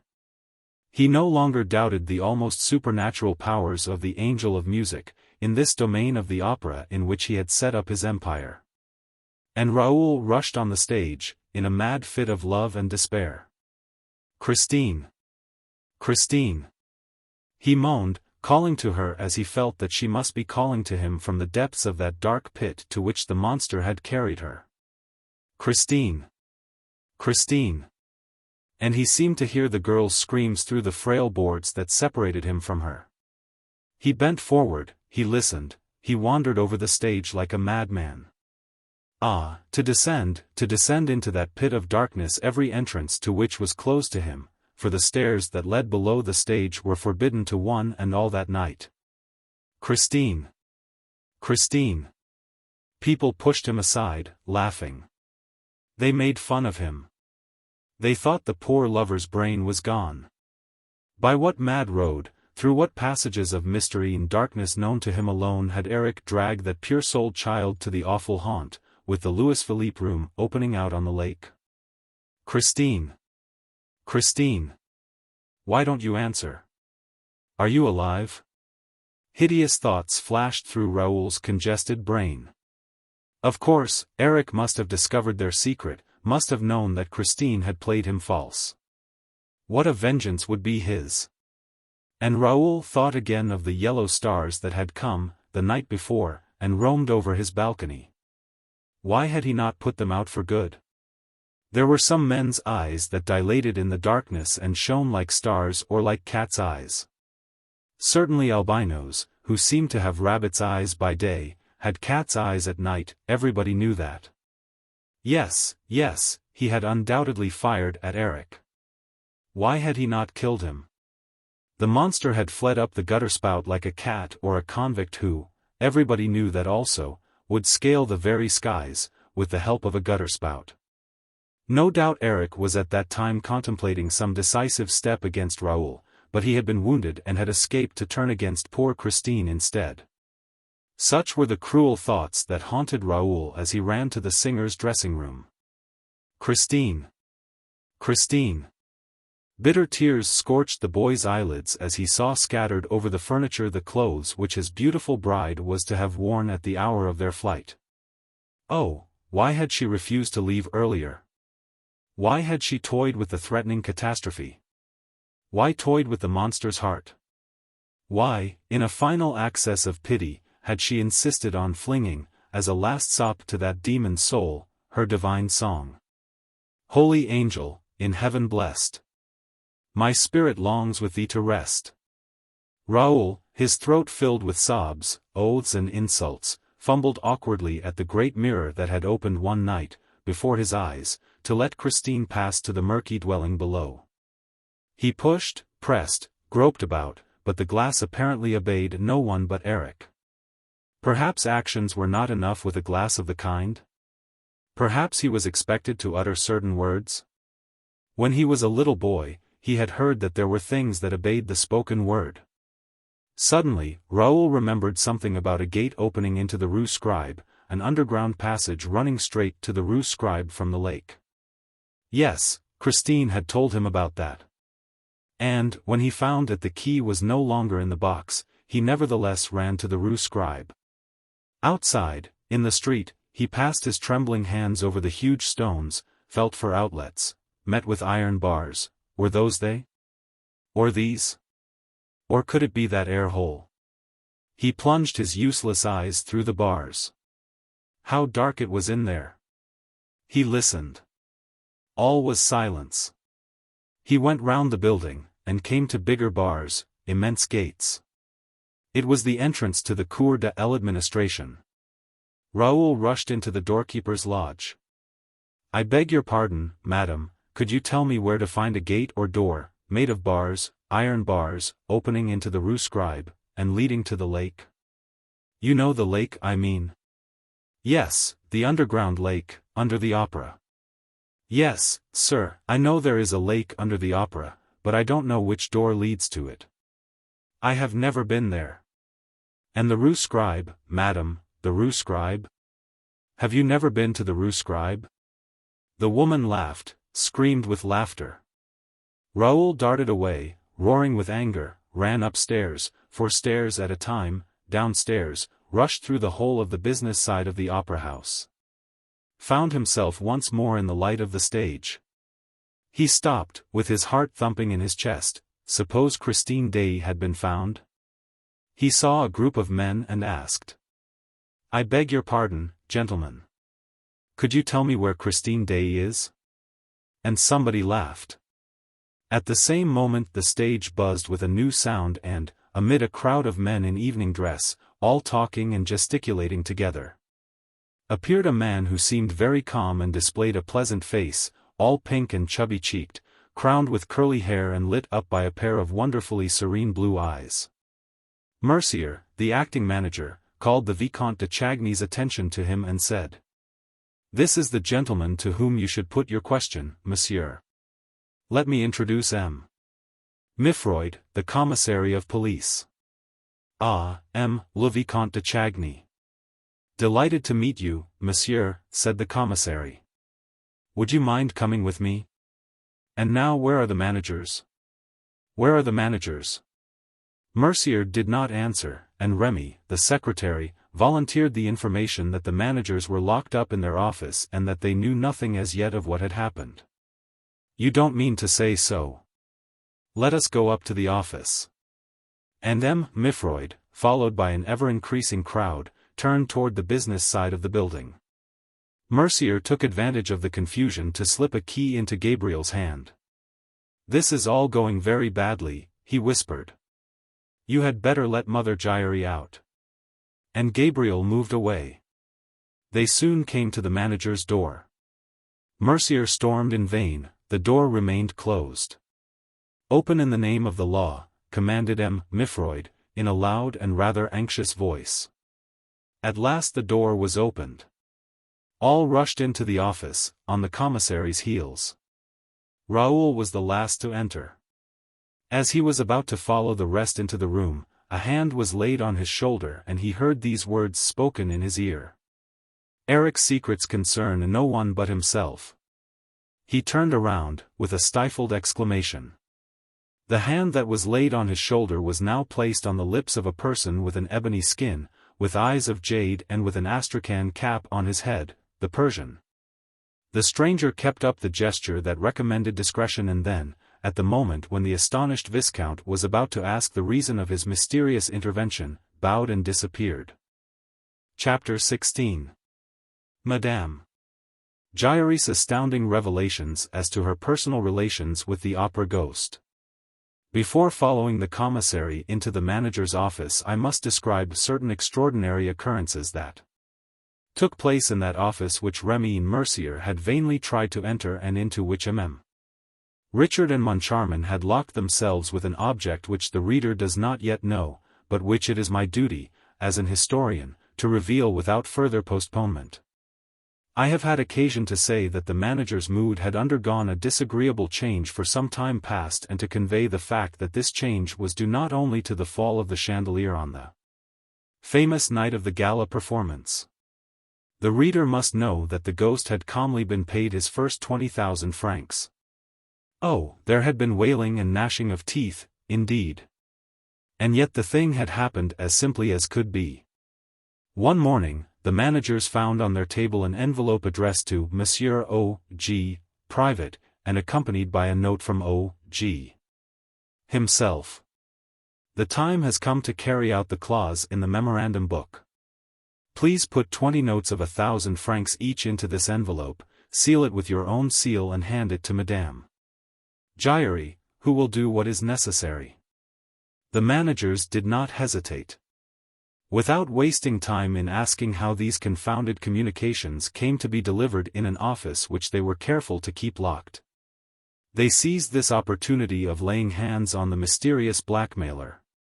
And, after telling the whole story, under the promise of secrecy, to Gabriel and Mercier, they put the 20,000 francs into the envelope and without asking for explanations, handed it to Madame Giry, who had been reinstated in her functions. The box-keeper displayed no astonishment. I need hardly say that she was well watched. She went straight to the ghost's box and placed the precious envelope on the little shelf attached to the ledge. The two managers, as well as Gabriel and Mercier, were hidden in such a way that they did not lose sight of the envelope for a second during the performance and even afterward, for, as the envelope had not moved, those who watched it did not move either. And Madame Giry went away while the managers, Gabriel and Mercier, were still there. At last, they became tired of waiting and opened the envelope, after ascertaining that the seals had not been broken. At first sight, Richard and Moncharmin thought that the notes were still there, but soon they perceived that they were not the same. The 20 real notes were gone and had been replaced by 20 notes of the Bank of St. Farce, too. The manager's rage and fright were unmistakable. Moncharmin wanted to send for the Commissary of Police, but Richard objected. He no doubt had a plan, for he said, "Don't let us make ourselves ridiculous. All Paris would laugh at us. O.G. has won the first game, we will win the second." He was thinking of the next month's allowance. Nevertheless, they had been so absolutely tricked that they were bound to suffer a certain dejection. And, upon my word, it was not difficult to understand. We must not forget that the managers had an idea at the back of their minds, all the time, that this strange incident might be an unpleasant practical joke on the part of their predecessors and that it would not do to divulge it prematurely. On the other hand, Moncharmin was sometimes troubled with a suspicion of Richard himself, who occasionally took fanciful whims into his head. And so they were content to await events, while keeping an eye on Mother Giry. Richard would not have her spoken to. "If she is a confederate," he said, "the notes are gone long ago. But, in my opinion, she is merely an idiot."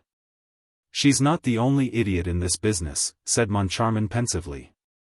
"Well, who could have thought it?" moaned Richard. "But don't be afraid, next time, I shall have taken my precautions." The next time fell on the same day that beheld the disappearance of Christine Daae. In the morning, a note from the ghost reminded them that the money was due. It read, "Do just as you did last time. It went very well. Put the 20,000 in the envelope and hand it to our excellent Madame Giry." And the note was accompanied by the usual envelope. They had only to insert the notes. This was done about half an hour before the curtain rose on the first act of Faust. Richard showed the envelope to Moncharmin. Then he counted the 20,000 franc notes in front of him and put the notes into the envelope, but without closing it. "And now," he said, "let's have Mother Giry in." The old woman was sent for. She entered with a sweeping courtesy. She still wore her black taffeta dress, the color of which was rapidly turning to rust and lilac, to say nothing of the dingy bonnet. She seemed in a good temper. She at once said, "Good evening, gentlemen. It's for the envelope, I suppose?" "Yes, Madame Giry," said Richard, most amiably. "For the envelope, and something else besides." "At your service, M. Richard, At your service. And what is the something else, please? First of all, Madame Giry, I have a little question to put to you. By all means, Richard, Madame Giry is here to answer you. Are you still on good terms with the ghost? Couldn't be better, sir, couldn't be better. Ah, we are delighted. Look here, Madame Giry, said Richard, in the tone of making an important confidence. We may just as well tell you, among ourselves, you're no fool. Why, sir, exclaimed the box-keeper, stopping the pleasant nodding of the black feathers in her dingy bonnet, I assure you no one has ever doubted that. We are quite agreed and we shall soon understand one another. The story of the ghost is all humbug, isn't it? Well, still between ourselves, it has lasted long enough. Madame Giry looked at the managers as though they were talking Chinese. She walked up to Richard's table and asked, rather anxiously. What do you mean? I don't understand. Oh, you understand quite well. In any case, you've got to understand. And, first of all, tell us his name. Whose name? The name of the man whose accomplice you are, Madame Giry. I am the ghost's accomplice. I. His accomplice in what, pray? You do all he wants. Oh. He's not very troublesome, you know. And does he still tip you? I mustn't complain. How much does he give you for bringing him that envelope? 10 francs. You poor thing. That's not much, is it? Why? I'll tell you that presently, Madame Giry. Just now we should like to know for what extraordinary reason you have given yourself body and soul, to this ghost. Madame Giry's friendship and devotion are not to be bought for 5 francs or 10 francs. That's true enough. And I can tell you the reason, sir. There's no disgrace about it, on the contrary. We're quite sure of that, Madame Giry. Well, it's like this, only the ghost doesn't like me to talk about his business. Indeed, sneered Richard. But this is a matter that concerns myself alone. Well, it was in box 5 one evening, I found a letter addressed to myself, a sort of note written in red ink. I needn't read the letter to you, sir, I know it by heart, and I shall never forget it if I live to be 100. And Madame Giry, drawing herself up, recited the letter with touching eloquence. Madame 1825, Mlle Ménétrier, leader of the ballet, became Marquise de Cussy. 1832, Mlle Marie Taglioni, a dancer, became Comtesse Gilbert de Voisins. 1846, La Sota, a dancer, married a brother of the King of Spain. 1847. Lola Montez, a dancer, became the morganatic wife of King Louis of Bavaria and was created Countess of Landsfeld. 1848, Mlle Maria, a dancer, became Baronne de Herneville. 1870. Teresa Hessier, a dancer, married Dom Fernando, brother to the King of Portugal.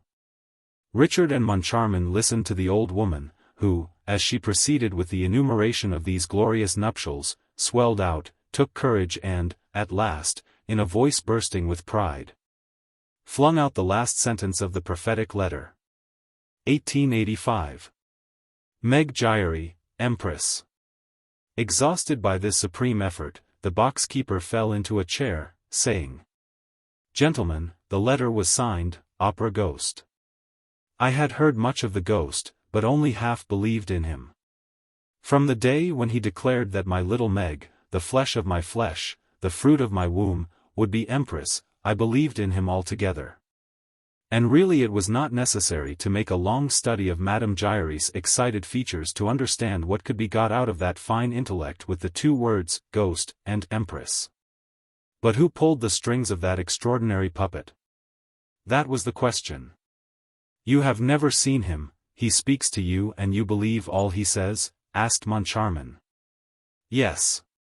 To begin with, I owe it to him that my little Meg was promoted to be the leader of a row.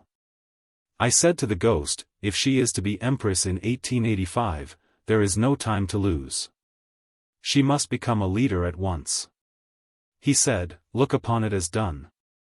And he had only a word to say to Poligny and the thing was done. So you say that Poligny saw him? No, not any more than I did, but he heard him. The ghost said a word in his ear, you know, on the evening when he left box 5, looking so dreadfully pale. Moncharmin heaved a sigh. What a business, he groaned. Ah, said Madame Giry. I always thought there were secrets between the ghost and Poligny. Anything that the ghost asked Poligny to do Poligny did. Poligny could refuse the ghost nothing. You hear, Richard, Poligny could refuse the ghost nothing. Yes, yes, I hear, said Richard. Poligny is a friend of the ghost, and, as Madame Giry is a friend of Poligny, there we are. But I don't care a hang about Poligny, he added roughly. The only person whose fate really interests me is Madame Giry. Madame Giry, do you know what is in this envelope? Why, of course not, she said. Well, look. Madame Giry looked into the envelope with a lackluster eye, which soon recovered its brilliancy. 1,000-franc notes, she cried. Yes, Madame Giry, 1,000-franc notes. And you knew it? Sir. I swear. Don't swear, Madame Giry. And now I will tell you the second reason why I sent for you. Madame Giry, I am going to have you arrested. The 2 black feathers on the dingy bonnet, which usually affected the attitude of 2 notes of interrogation, changed into 2 notes of exclamation. As for the bonnet itself, it swayed in menace on the old lady's tempestuous chignon.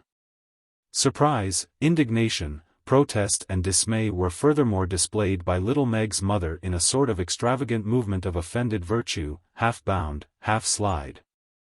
That brought her right under the nose of Richard, who could not help pushing back his chair. Have me arrested. The mouth that spoke those words seemed to spit the 3 teeth that were left to it into Richard's face. Richard behaved like a hero. He retreated no farther. His threatening forefinger seemed already to be pointing out the keeper of box 5 to the absent magistrates. I am going to have you arrested, Madame Giry, as a thief. Say that again. And Madame Giry caught Mr. Manager Richard a mighty box on the ear, before Mr. Manager Moncharmin had time to intervene. But it was not the withered hand of the angry old beldame that fell on the managerial ear, but the envelope itself, the cause of all the trouble, the magic envelope that opened with the blow. Scattering the banknotes, which escaped in a fantastic whirl of giant butterflies. The 2 managers gave a shout, and the same thought made them both go on their knees, feverishly picking up and hurriedly examining the precious scraps of paper. Are they still genuine, Moncharmin? Are they still genuine, Richard? Yes, they are still genuine. Above their heads, Mame Giry's 3 teeth were clashing in a noisy contest, full of hideous interjections. But all that could be clearly distinguished was this leitmotif. I, a thief. I, a thief, I. She choked with rage. She shouted. I never heard of such a thing. And, suddenly, she darted up to Richard again. In any case, she yelped, you, Richard, ought to know better than I where the 20,000 francs went to. I? Asked Richard, astounded. And how should I know? Moncharmin, looking severe and dissatisfied, at once insisted that the good lady should explain herself. What does this mean, Madame Giry? He asked. And why do you say that Richard ought to know better than you where the 20,000 francs went to? As for Richard, who felt himself turning red under Moncharmin's eyes, he took Madame Giry by the wrist and shook it violently. In a voice growling and rolling like thunder, he roared. Why should I know better than you where the 20,000 francs went to? Why? Answer me. Because they went into your pocket, gasped the old woman, looking at him as if he were the devil incarnate. Richard would have rushed upon Madame Giry, if Moncharmin had not stayed his avenging hand and hastened to ask her, more gently. "How can you suspect my partner, Richard, of putting 20,000 francs in his pocket?" "I never said that," declared Mame Giry, seeing that it was myself who put the 20,000 francs into Richard's pocket. And she added, under her voice, "There. It's out. And may the ghost forgive me." Richard began bellowing anew, but Moncharmin authoritatively ordered him to be silent. "Allow me. Allow me. Let the woman explain herself. Let me question her." And he added, "It is really astonishing that you should take up such a tone. We are on the verge of clearing up the whole mystery. And you're in a rage. You're wrong to behave like that. I'm enjoying myself immensely." Mame Giry, like the martyr that she was, raised her head, her face beaming with faith in her own innocence. "You tell me there were 20,000 francs in the envelope which I put into Richard's pocket, but I tell you again that I knew nothing about it. Nor Richard either, for that matter." "Aha," said Richard, suddenly assuming a swaggering air which Moncharmin did not like. "I knew nothing either. You put 20,000 francs in my pocket and I knew nothing either." "I am very glad to hear it, Madame Giry." "Yes," the terrible dame agreed, "yes, it's true. We neither of us knew anything.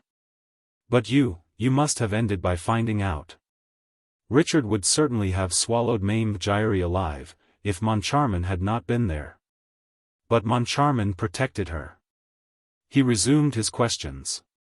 "What sort of envelope did you put in Richard's pocket?" "It was not the one which we gave you, the one which you took to box 5 before our eyes, and yet that was the one which contained the 20,000 francs." "I beg your pardon. The envelope which le directeur gave me was the one which I slipped into le directeur's pocket," explained Mame Giry. "The one which I took to the ghost's box was another envelope, just like it, which the ghost gave me beforehand and which I hid up my sleeve." So saying, Mame Giry took from her sleeve an envelope ready prepared and similarly addressed to that containing the 20,000 francs. The managers took it from her. They examined it and saw that it was fastened with seals stamped with their own managerial seal. They opened it. It contained 20 Bank of St. Farce notes like those which had so much astounded them the month before. "How simple," said Richard. "How simple," repeated Moncharmin. And he continued with his eyes fixed upon Mame Giry, as though trying to hypnotize her. "So it was the ghost who gave you this envelope and told you to substitute it for the one which we gave you?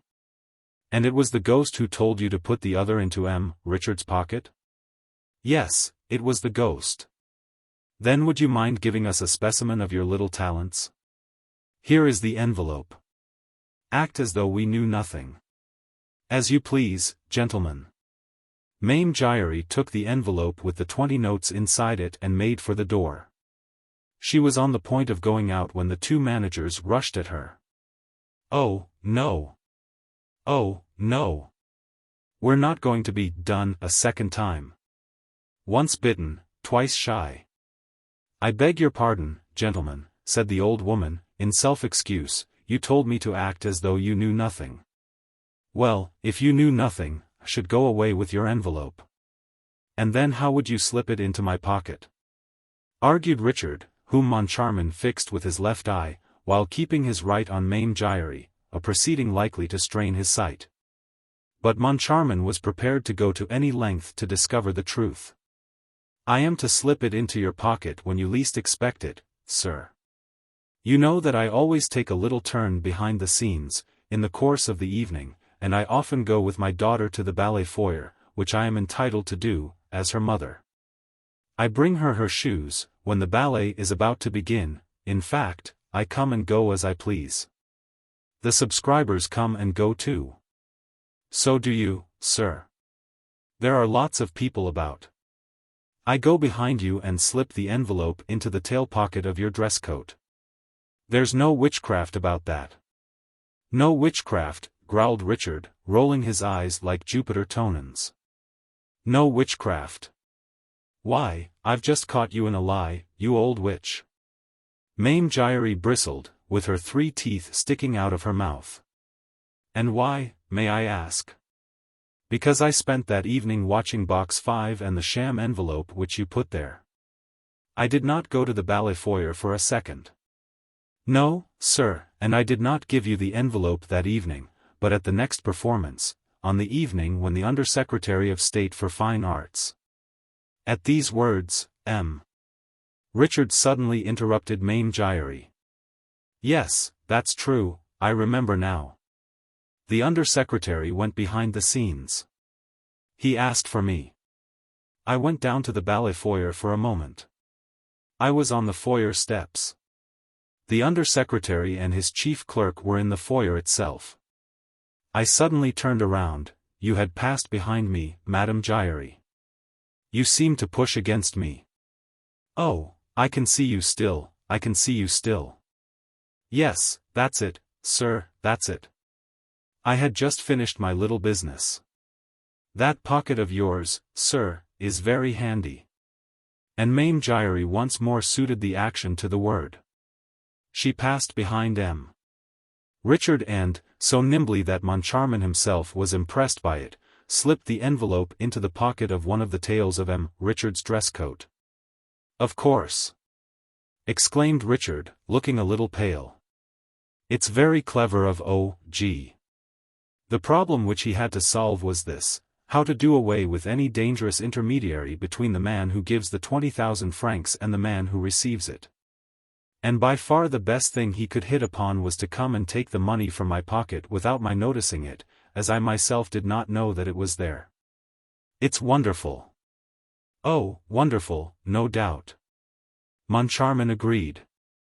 Only, you forget, Richard, that I provided 10,000 francs of the 20 and that nobody put anything in my pocket. Chapter 17. The safety pin again. Moncharmin's last phrase so clearly expressed the suspicion in which he now held his partner that it was bound to cause a stormy explanation. At the end of which it was agreed that Richard should yield to all Moncharmin's wishes, with the object of helping him to discover the miscreant who was victimizing them.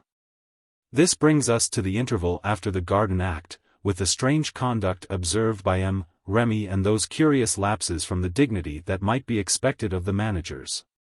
It was arranged between Richard and Moncharmin, first, that Richard should repeat the exact movements which he had made on the night of the disappearance of the first 20,000 francs. And, second, that Moncharmin should not for an instant lose sight of Richard's coat-tail pocket, into which Mame Giry was to slip the 20,000 francs. Richard went and placed himself at the identical spot where he had stood when he bowed to the Under-Secretary for Fine Arts. Moncharmin took up his position a few steps behind him. Mame Giry passed, rubbed up against Richard, got rid of her 20,000 francs in the manager's coat-tail pocket and disappeared. Or rather she was conjured away. In accordance with the instructions received from Moncharmin a few minutes earlier, Mercier took the good lady to the acting manager's office and turned the key on her, thus making it impossible for her to communicate with her ghost. Meanwhile, Richard was bending and bowing and scraping and walking backward, just as if he had that high and mighty minister, the Under-Secretary for Fine Arts, before him. Only, though these marks of politeness would have created no astonishment if the Under-Secretary of State had really been in front of Richard, they caused an easily comprehensible amazement to the spectators of this very natural but quite inexplicable scene when Richard had nobody in front of him. Richard bowed, to nobody, bent his back, before nobody, and walked backward, before nobody.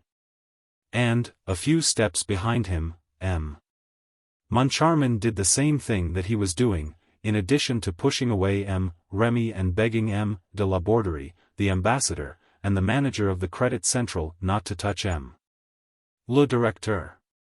Moncharmin, who had his own ideas, did not want Richard to come to him presently, when the 20,000 francs were gone, and say, perhaps it was the ambassador, or the manager of the Credit Central, or Remy. The more so as, at the time of the first scene, as Richard himself admitted, Richard had met nobody in that part of the theatre after Mame Giry had brushed up against him. Having begun by walking backward in order to bow, Richard continued to do so from prudence, until he reached the passage leading to the offices of the management. In this way, he was constantly watched by Moncharmin from behind and himself kept an eye on anyone approaching from the front. Once more, this novel method of walking behind the scenes, adopted by the managers of our National Academy of Music, attracted attention. But the managers themselves thought of nothing but their 20,000 francs. On reaching the half-dark passage, Richard said to Moncharmin, in a low voice, "I am sure that nobody has touched me. You had now better keep at some distance from me and watch me till I come to door of the office. It is better not to arouse suspicion and we can see anything that happens." But Moncharmin replied, "No, Richard, no. You walk ahead and I'll walk immediately behind you. I won't leave you by a step." "But, in that case," exclaimed Richard, "they will never steal our 20,000 francs." "I should hope not, indeed," declared Moncharmin. "Then what we are doing is absurd. We are doing exactly what we did last time. Last time, I joined you as you were leaving the stage and followed close behind you down this passage." "That's true," sighed Richard, shaking his head and passively obeying Moncharmin. 2 minutes later, the joint managers locked themselves into their office. Moncharmin himself put the key in his pocket. "We remained locked up like this, last time," he said, "until you left the opera to go home." "That's so. No one came and disturbed us, I suppose?" "No one." "Then," said Richard, who was trying to collect his memory, "then I must certainly have been robbed on my way home from the opera." "No," said Moncharmin in a drier tone than ever, "no, that's impossible. For I dropped you in my cab. The 20,000 francs disappeared at your place, there's not a shadow of a doubt about that." "It's incredible," protested Richard. "I am sure of my servants, and if one of them had done it, he would have disappeared since." Moncharmin shrugged his shoulders, as though to say that he did not wish to enter into details, and Richard began to think that Moncharmin was treating him in a very insupportable fashion. "Moncharmin, I've had enough of this." "Richard, I've had too much of it." "Do you dare to suspect me?" "Yes, of a silly joke." "One doesn't joke with 20,000 francs." "That's what I think," declared Moncharmin, unfolding a newspaper and ostentatiously studying its contents. "What are you doing?" asked Richard. "Are you going to read the paper next?" "Yes, Richard, until I take you home." "Like last time?" "Yes, like last time." Richard snatched the paper from Moncharmin's hands. Moncharmin stood up, more irritated than ever, and found himself faced by an exasperated Richard, who, crossing his arms on his chest, said, "Look here, I'm thinking of this. I'm thinking of what I might think if, like last time, after my spending the evening alone with you, you brought me home and if, at the moment of parting, I perceived that 20,000 francs had disappeared from my coat pocket, like last time." "And what might you think?" asked Moncharmin, crimson with rage. "I might think that, as you hadn't left me by a foot's breadth and as, by your own wish, you were the only one to approach me, like last time, I might think that. If that 20,000 francs was no longer in my pocket, it stood a very good chance of being in yours." Moncharmin leaped up at the suggestion. "Oh," he shouted. "A safety pin. What do you want a safety pin for?" "To fasten you up with." "A safety pin. A safety pin. You want to fasten me with a safety pin?" "Yes, to fasten you to the 20,000 francs. Then, whether it's here, or on the drive from here to your place, or at your place, you will feel the hand that pulls at your pocket and you will see if it's mine." "Oh, so you're suspecting me now, are you?" "A safety pin." And that was the moment when Moncharmin opened the door on the passage and shouted, "A safety pin. Somebody give me a safety pin." And we also know how, at the same moment, Remy, who had no safety pin, was received by Moncharmin, while a boy procured the pin so eagerly longed for. And what happened was this: Moncharmin first locked the door again. Then he knelt down behind Richard's back. "I hope," he said, "that the notes are still there?" "So do I," said Richard. "The real ones?" asked Moncharmin, resolved not to be had this time. "Look for yourself," said Richard. "I refuse to touch them." Moncharmin took the envelope from Richard's pocket and drew out the banknotes with a trembling hand, for, this time, in order frequently to make sure of the presence of the notes. He had not sealed the envelope nor even fastened it. He felt reassured on finding that they were all there and quite genuine. He put them back in the tail pocket and pinned them with great care. Then he sat down behind Richard's coattails and kept his eyes fixed on them, while Richard, sitting at his writing table, did not stir.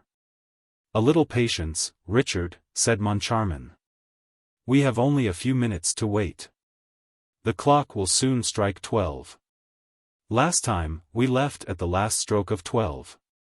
Oh, I shall have all the patience necessary." The time passed, slow, heavy, mysterious, stifling. Richard tried to laugh. "I shall end by believing in the omnipotence of the ghost," he said. "Just now, don't you find something uncomfortable, disquieting, alarming in the atmosphere of this room?" "You're quite right," said Moncharmin, who was really impressed. "The ghost," continued Richard, in a low voice, as though fearing lest he should be overheard by invisible ears. "The ghost. Suppose, all the same, it were a ghost who puts the magic envelopes on the table, who talks in box 5, who killed Joseph Buquet, who unhooked the chandelier, and who robs us. For, after all, there is no one here except you and me, and, if the notes disappear and neither you nor I have anything to do with it, well, we shall have to believe in the ghost, in the ghost."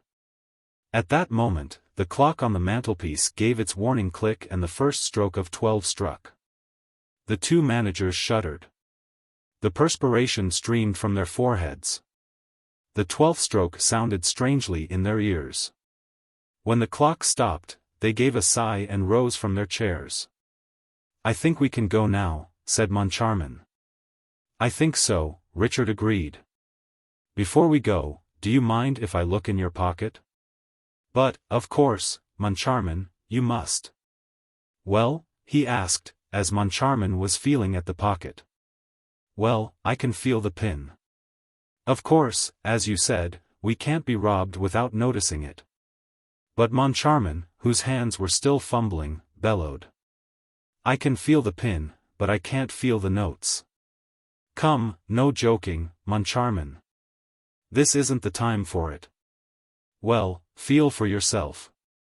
Richard tore off his coat. The two managers turned the pocket inside out.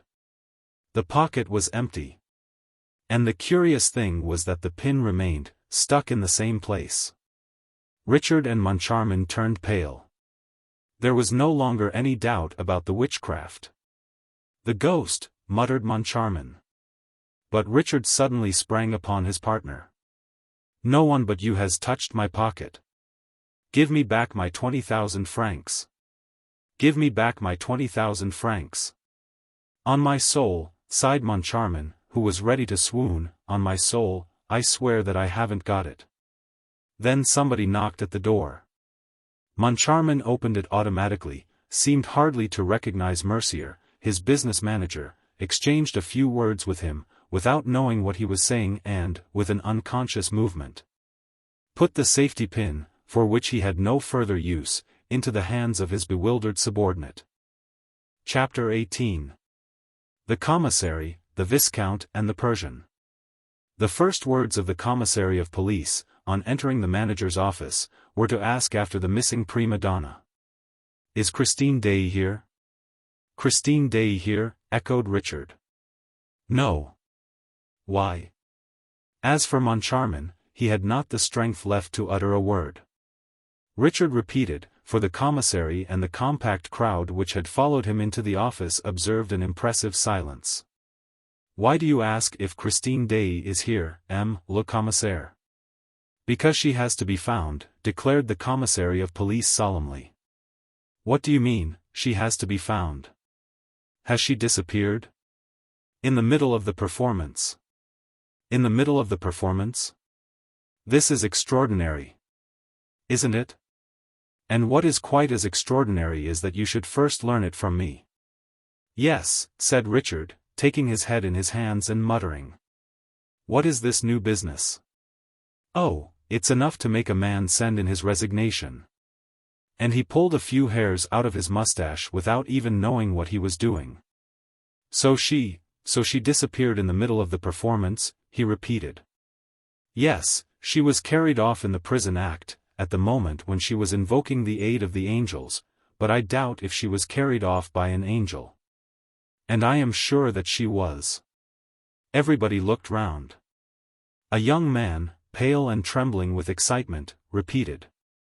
I am sure of it. Sure of what? Asked Mifroid. That Christine Daae was carried off by an angel, le commissaire, and I can tell you his name. Aha, le Vicomte de Chagny. So you maintain that Christine Daae was carried off by an angel of the opera, no doubt? Yes, monsieur, by an angel of the opera, and I will tell you where he lives, when we are alone. You are right, monsieur. And the commissary of police, inviting Raoul to take a chair, cleared the room of all the rest, excepting the managers. Then Raoul spoke. Le commissaire, the angel is called Eric, he lives in the opera and he is the angel of music. The angel of music. Really? That is very curious. The angel of music. And, turning to the managers, Mifroid asked, have you an angel of music on the premises, gentlemen? Richard and Moncharmin shook their heads, without even speaking. Oh, said the Viscount, those gentlemen have heard of the opera ghost.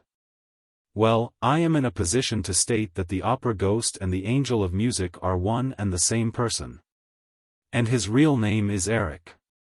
Mifroid rose and looked at Raoul attentively. I beg your pardon, monsieur, but is it your intention to make fun of the law? And, if not, what is all this about the opera ghost? I say that these gentlemen have heard of him. Gentlemen, it appears that you know the opera ghost? Richard rose, with the remaining hairs of his mustache in his hand. No, Commissary, no, we do not know him, but we wish that we did, for this very evening he has robbed us of 20,000 francs. And Richard turned a terrible look on Moncharmin, which seemed to say, give me back the 20,000 francs, or I'll tell the whole story. Moncharmin understood what he meant, for, with a distracted gesture, he said, oh, tell everything and have done with it.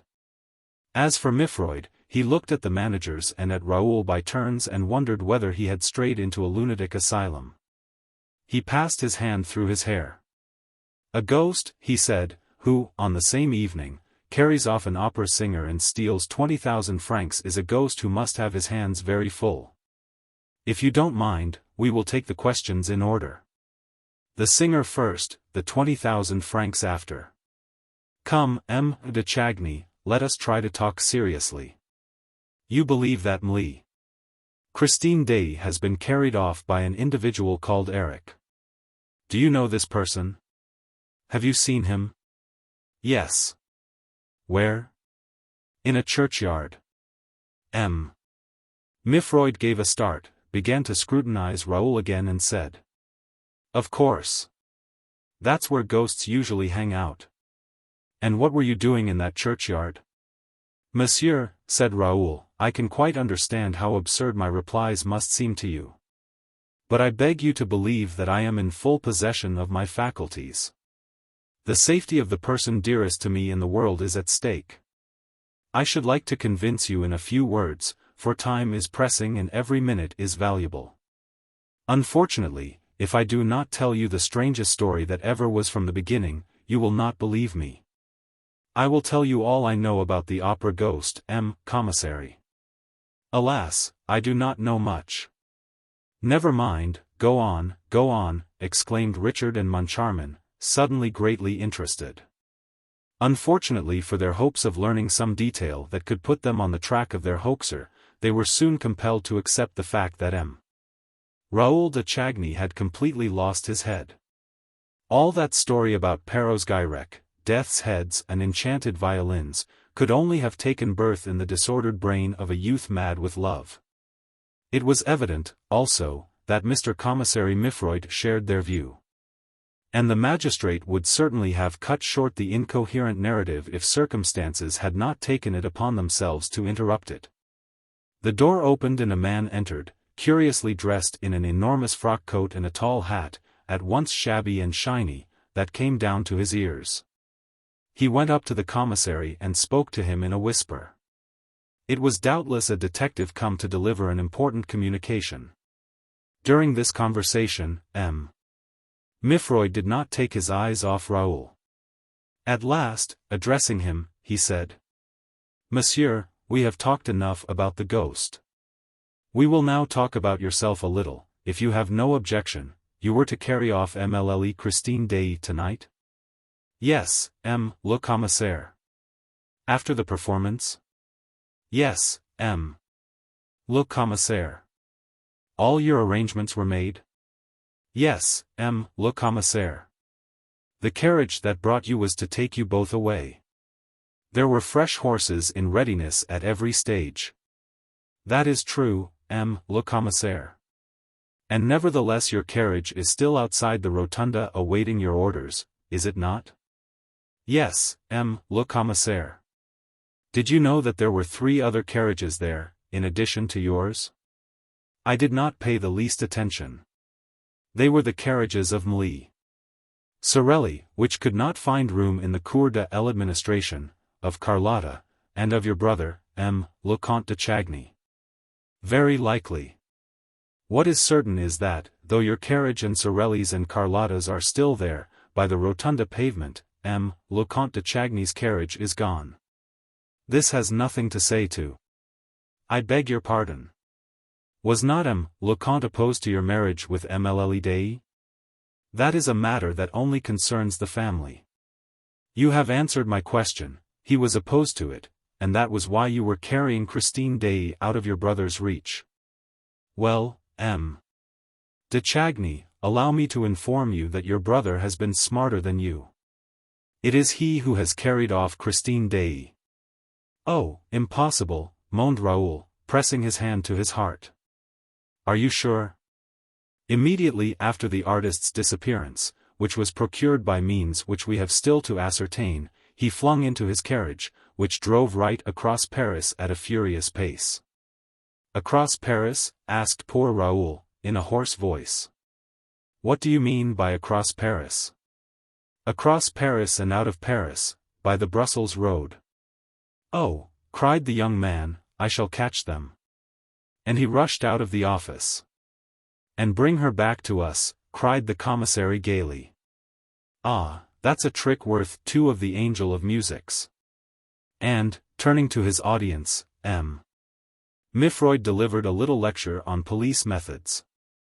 "I don't know for a moment whether le Comte de Chagny has really carried Christine Daae off or not, but I want to know, and I believe that, at this moment, no one is more anxious to inform us than his brother.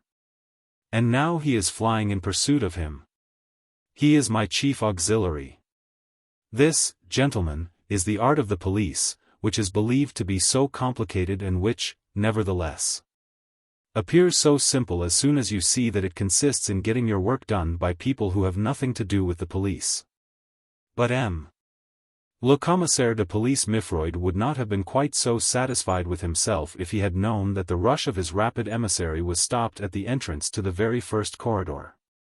A tall figure blocked Raoul's way. "Where are you going so fast, de Chagny?" asked a voice. Raoul impatiently raised his eyes and recognized the Astrakhan cap of an hour ago. He stopped. "It's you," he cried, in a feverish voice. "You, who know Eric's secrets and don't want me to speak of them. Who are you?" "You know who I am. I am the Persian." Chapter 19. The Viscount and the Persian. Raoul now remembered that his brother had once shown him that mysterious person, of whom nothing was known except that he was a Persian and that he lived in a little old-fashioned flat in the Rue de Rivoli. The man with the ebony skin, the eyes of jade and the astrakhan cap bent over Raoul. "I hope, M. de Chagny," he said, "that you have not betrayed Eric's secret?" "And why should I hesitate to betray that monster, sir?" Raoul rejoined haughtily, trying to shake off the intruder. "Is he your friend, by any chance?" "I hope that you said nothing about Eric, sir, because Eric's secret is also Christine Daae's, and to talk about one is to talk about the other." "Oh, sir," said Raoul, becoming more and more impatient, "you seem to know about many things that interest me, and yet I have no time to listen to you. Once more, M. de Chagny, where are you going so fast? Cannot you guess?"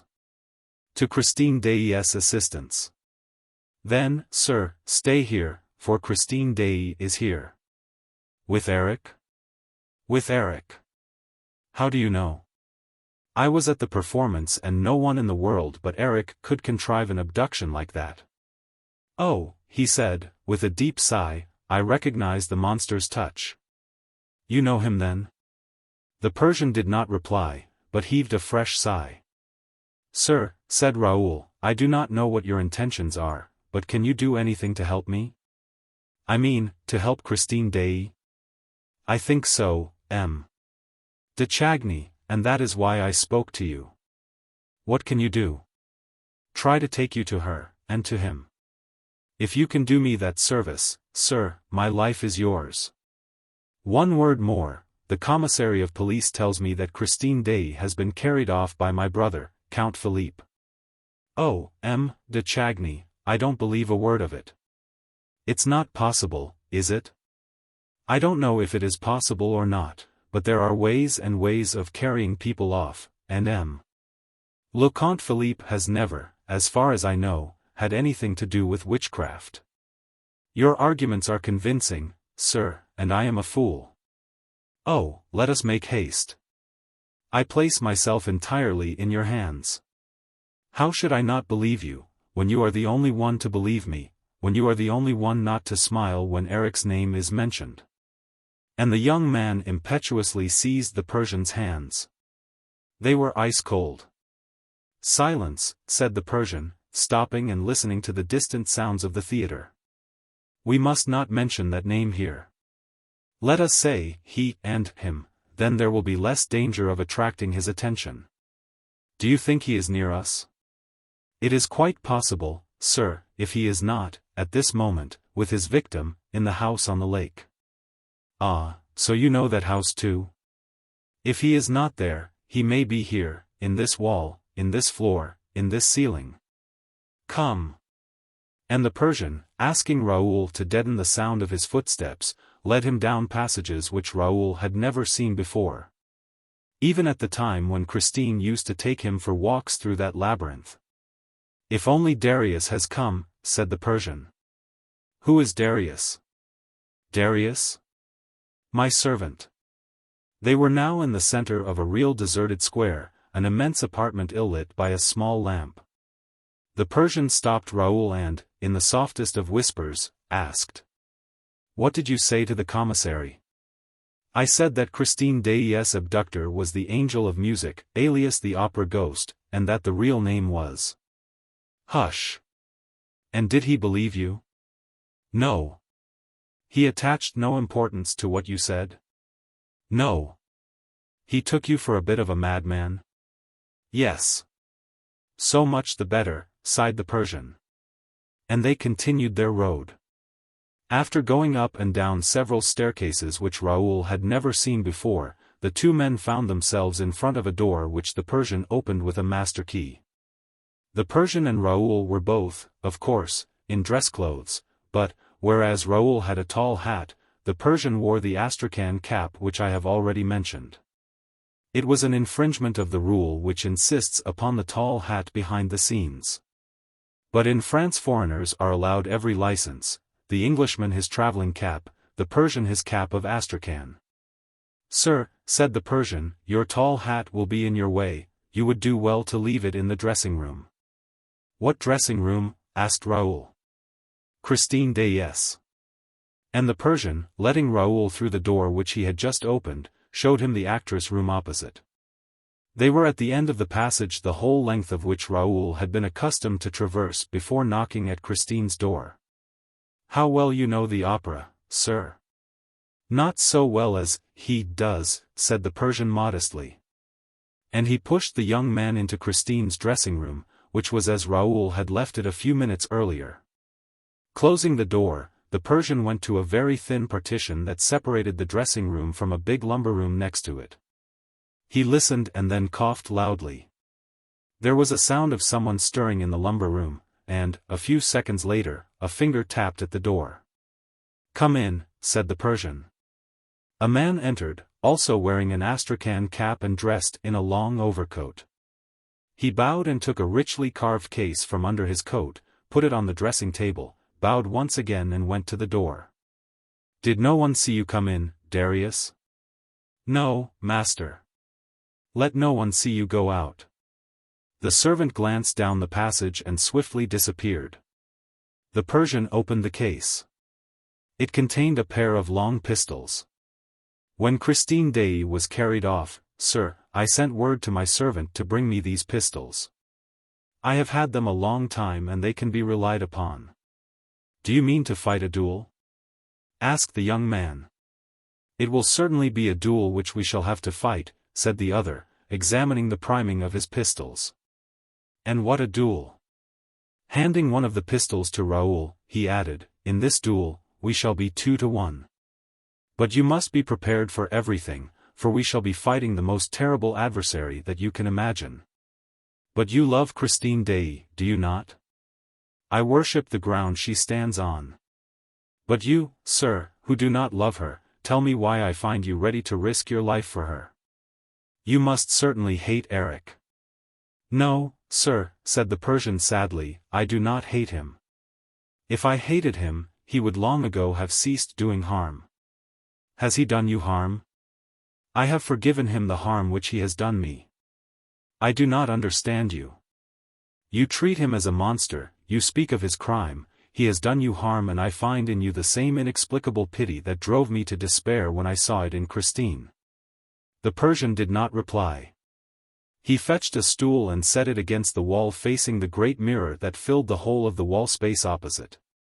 Then he climbed on the stool and, with his nose to the wallpaper, seemed to be looking for something.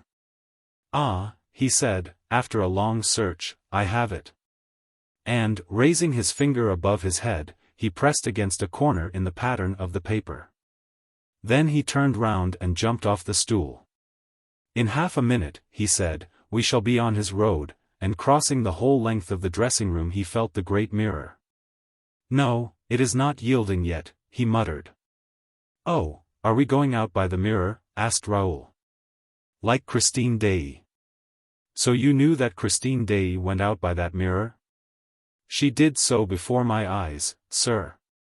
I was hidden behind the curtain of the inner room and I saw her vanish not by the glass, but in the glass. And what did you do? I thought it was an aberration of my senses, a mad dream. Or some new fancy of the ghosts, chuckled the Persian. Ah, de Chagny, he continued, still with his hand on the mirror, would that we had to do with a ghost. We could then leave our pistols in their case. Put down your hat, please, there, and now cover your shirt front as much as you can with your coat, as I am doing. Bring the lapels forward, turn up the collar. We must make ourselves as invisible as possible. Bearing against the mirror, after a short silence, he said. It takes some time to release the counterbalance, when you press on the spring from the inside of the room. It is different when you are behind the wall and can act directly on the counterbalance. Then the mirror turns at once and is moved with incredible rapidity. What counterbalance? Asked Raoul. Why, the counterbalance that lifts the whole of this wall onto its pivot. You surely don't expect it to move of itself, by enchantment. If you watch, you will see the mirror first rise an inch or two and then shift an inch or two from left to right. It will then be on a pivot and will swing round. It's not turning," said Raoul impatiently. "Oh, wait. You have time enough to be impatient, sir. The mechanism has obviously become rusty, or else the spring isn't working. Unless it is something else," added the Persian anxiously. "What? He may simply have cut the cord of the counterbalance and blocked the whole apparatus. Why should he? He does not know that we are coming this way. I dare say he suspects it, for he knows that I understand the system. It's not turning." "And Christine, sir, Christine?" the Persian said coldly. "We shall do all that it is humanly possible to do. But he may stop us at the first step. He commands the walls, the doors, and the trapdoors. In my country, he was known by a name which means the trapdoor lover. But why do these walls obey him alone? He did not build them." "Yes, sir, that is just what he did." Raoul looked at him in amazement, but the Persian made a sign to him to be silent and pointed to the glass. There was a sort of shivering reflection. Their image was troubled as in a rippling sheet of water and then all became stationary again. "You see, sir, that it is not turning. Let us take another road. Tonight, there is no other," declared the Persian, in a singularly mournful voice. "And now, look out. And be ready to fire." He himself raised his pistol opposite the glass. Raoul imitated his movement. With his free arm, the Persian drew the young man to his chest and, suddenly, the mirror turned. In a blinding daze of crosslights, it turned like one of those revolving doors which have lately been fixed to the entrances of most restaurants. It turned, carrying Raoul and the Persian with it and suddenly hurling them from the full light into the deepest darkness. Chapter 20. In the cellars of the opera. "Your hand high, ready to fire," repeated Raoul's companion quickly. The wall, behind them, having completed the circle which it described upon itself, closed again, and the two men stood motionless for a moment, holding their breath. At last, the Persian decided to make a movement, and Raoul heard him slip on his knees and feel for something in the dark with his groping hands. Suddenly, the darkness was made visible by a small dark lantern and Raoul instinctively stepped backward as though to escape the scrutiny of a secret enemy. But he soon perceived that the light belonged to the Persian, whose movements he was closely observing. The little red disc was turned in every direction and Raoul saw that the floor, the walls, and the ceiling were all formed of planking. It must have been the ordinary road taken by Eric to reach Christine's dressing room and impose upon her innocence. And Raoul, remembering the Persian's remark, thought that it had been mysteriously constructed by the ghost himself. Later, he learned that Eric had found, all prepared for him, a secret passage. Long known to himself alone and contrived at the time of the Paris Commune to allow the jailers to convey their prisoners straight to the dungeons that had been constructed for them in the cellars. For the Federates had occupied the Opera House immediately after the 18th of March and had made a starting place right at the top for their Montgolfier balloons, which carried their incendiary proclamations to the departments, and a state prison right at the bottom. The Persian went on his knees and put his lantern on the ground. He seemed to be working at the floor, and suddenly he turned off his light. Then Raoul heard a faint click and saw a very pale luminous square in the floor of the passage. It was as though a window had opened on the opera cellars, which were still lit.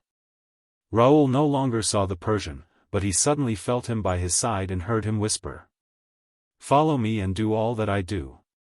Raoul turned to the luminous aperture. Then he saw the Persian, who was still on his knees, hang by his hands from the rim of the opening, with his pistol between his teeth, and slide into the cellar below. Curiously enough, the Viscount had absolute confidence in the Persian, though he knew nothing about him. His emotion when speaking of the monster struck him as sincere. And, if the Persian had cherished any sinister designs against him, he would not have armed him with his own hands. Besides, Raoul must reach Christine at all costs. He therefore went on his knees also and hung from the trap with both hands. "Let go," said a voice. And he dropped into the arms of the Persian, who told him to lie down flat, closed the trap door above him and crouched down beside him. Raoul tried to ask a question, but the Persian's hand was on his mouth and he heard a voice which he recognized as that of the Commissary of Police. Raoul and the Persian were completely hidden behind a wooden partition. Near them, a small staircase led to a little room in which the Commissary appeared to be walking up and down, asking questions. The faint light was just enough to enable Raoul to distinguish the shape of things around him. And he could not restrain a dull cry. There were 3 corpses there. The first lay on the narrow landing of the little staircase, the 2 others had rolled to the bottom of the staircase. Raoul could have touched one of the 2 poor wretches by passing his fingers through the partition. "Silence," whispered the Persian. He too had seen the bodies and he gave one word in explanation. "He." The Commissary's voice was now heard more distinctly. He was asking for information about the system of lighting, which the stage manager supplied. The Commissary therefore must be in the organ or its immediate neighborhood. Contrary to what one might think, especially in connection with an opera house, the organ is not a musical instrument. At that time, electricity was employed only for a very few scenic effects and for the bells. The immense building and the stage itself were still lit by gas. Hydrogen was used to regulate and modify the lighting of a scene, and this was done by means of a special apparatus which, because of the multiplicity of its pipes, was known as the organ. A box beside the prompter's box was reserved for the chief gasman, who from there gave his orders to his assistants and saw that they were executed. Mauclair stayed in this box during all the performances. But now Mauclair was not in his box and his assistants not in their places. "Mauclair! Mauclair!" The stage manager's voice echoed through the cellars. But Mauclair did not reply. I have said that a door opened on a little staircase that led to the second cellar. The Commissary pushed it, but it resisted. "I say," he said to the stage manager, "I can't open this door, is it always so difficult?" The stage manager forced it open with his shoulder. He saw that, at the same time, he was pushing a human body and he could not keep back an exclamation, for he recognized the body at once. "Mauclair! Poor devil! He is dead." But Mr. Commissary Mifroid, whom nothing surprised, was stooping over that big body.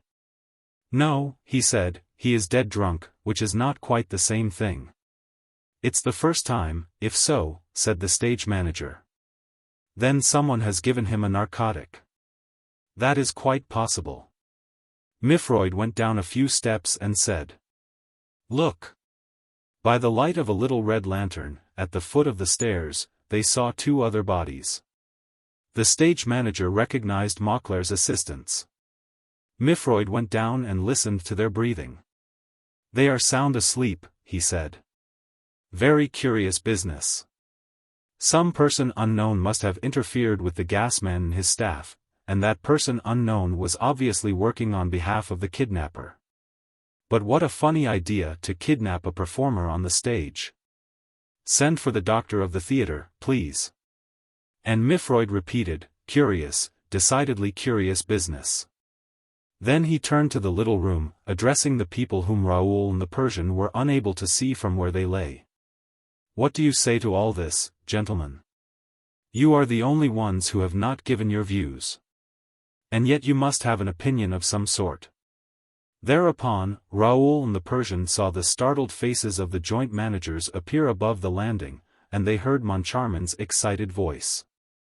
"There are things happening here, Mr. Commissary, which we are unable to explain." And the 2 faces disappeared. "Thank you for the information, gentlemen," said Mifroid, with a jeer. But the stage manager, holding his chin in the hollow of his right hand, which is the attitude of profound thought, said, "It is not the first time that Mauclair has fallen asleep in the theater. I remember finding him, one evening, snoring in his little recess, with his snuff-box beside him. "Is that long ago?" asked M. Mifroid, carefully wiping his eyeglasses. "No, not so very long ago." "Wait a bit. It was the night, of course, yes. It was the night when Carlotta, you know, Mr. Commissary, gave her famous coac." "Really? The night when Carlotta gave her famous coac?" And M. Mifroid, replacing his gleaming glasses on his nose, fixed the stage manager with a contemplative stare. "So Mauclair takes snuff, does he?" he asked carelessly. "Yes, Mr. Commissary. Look, there is his snuff-box on that little shelf. Oh, he's a great snuff-taker." "So am I," said Mifroid, and put the snuff-box in his pocket. Raoul and the Persian, themselves unobserved, watched the removal of the three bodies by a number of scene-shifters, who were followed by the commissary and all the people with him. Their steps were heard for a few minutes on the stage above. When they were alone, the Persian made a sign to Raoul to stand up. Raoul did so. But, as he did not lift his hand in front of his eyes, ready to fire, the Persian told him to resume that attitude and to continue it, whatever happened. "But it tires the hand unnecessarily," whispered Raoul. "If I do fire, I shan't be sure of my aim." "Then shift your pistol to the other hand," said the Persian. "I can't shoot with my left hand." Thereupon, the Persian made this queer reply, which was certainly not calculated to throw light into the young man's flurried brain. "It's not a question of shooting with the right hand or the left. It's a question of holding one of your hands as though you were going to pull the trigger of a pistol with your arm bent. As for the pistol itself, when all is said, you can put that in your pocket." And he added, "Let this be clearly understood, or I will answer for nothing. It is a matter of life and death. And now, silence and follow me. The cellars of the opera are enormous and they are 5 in number." Raoul followed the Persian and wondered what he would have done without his companion in that extraordinary labyrinth. They went down to the 3rd cellar, and their progress was still lit by some distant lamp. The lower they went, the more precautions the Persian seemed to take. He kept on turning to Raoul to see if he was holding his arm properly, showing him how he himself carried his hand as if always ready to fire, though the pistol was in his pocket. Suddenly, a loud voice made them stop. Someone above them shouted, "All the door shutters on the stage. The commissary of police wants them." Steps were heard and shadows glided through the darkness. The Persian drew Raoul behind a set piece. They saw passing before and above them old men bent by age and the past burden of opera scenery. Some could hardly drag themselves along, others, from habit, with stooping bodies and outstretched hands, looked for doors to shut. They were the door shutters, the old, worn-out scene-shifters, on whom a charitable management had taken pity, giving them the job of shutting doors above and below the stage. They went about incessantly, from top to bottom of the building, shutting the doors. And they were also called the draft expellers, at least at that time, for I have little doubt that by now they are all dead. Drafts are very bad for the voice, wherever they may come from. 3. The Persian and Raoul welcomed this incident, which relieved them of inconvenient witnesses, for some of those door shutters, having nothing else to do or nowhere to lay their heads, stayed at the opera from idleness or necessity, and spent the night there. The 2 men might have stumbled over them, waking them up and provoking a request for explanations. For the moment M. Mifroid's inquiry saved them from any such unpleasant encounters. But they were not left to enjoy their solitude for long. Other shades now came down by the same way by which the door shutters had gone up. Each of these shades carried a little lantern and moved it about, above, below, and all around, as though looking for something or somebody. "Hang it," muttered the Persian. "I don't know what they are looking for, but they might easily find us. Let us get away, quick. Your hand up, sir, ready to fire. Bend your arm, more, that's it. Hand at the level of your eye, as though you were fighting a duel and waiting for the word to fire. Oh, leave your pistol in your pocket. Quick, come along, downstairs. Level of your eye. Question of life or death. Here, this way, these stairs. They reached the 5th cellar. Oh, what a duel, sir, what a duel.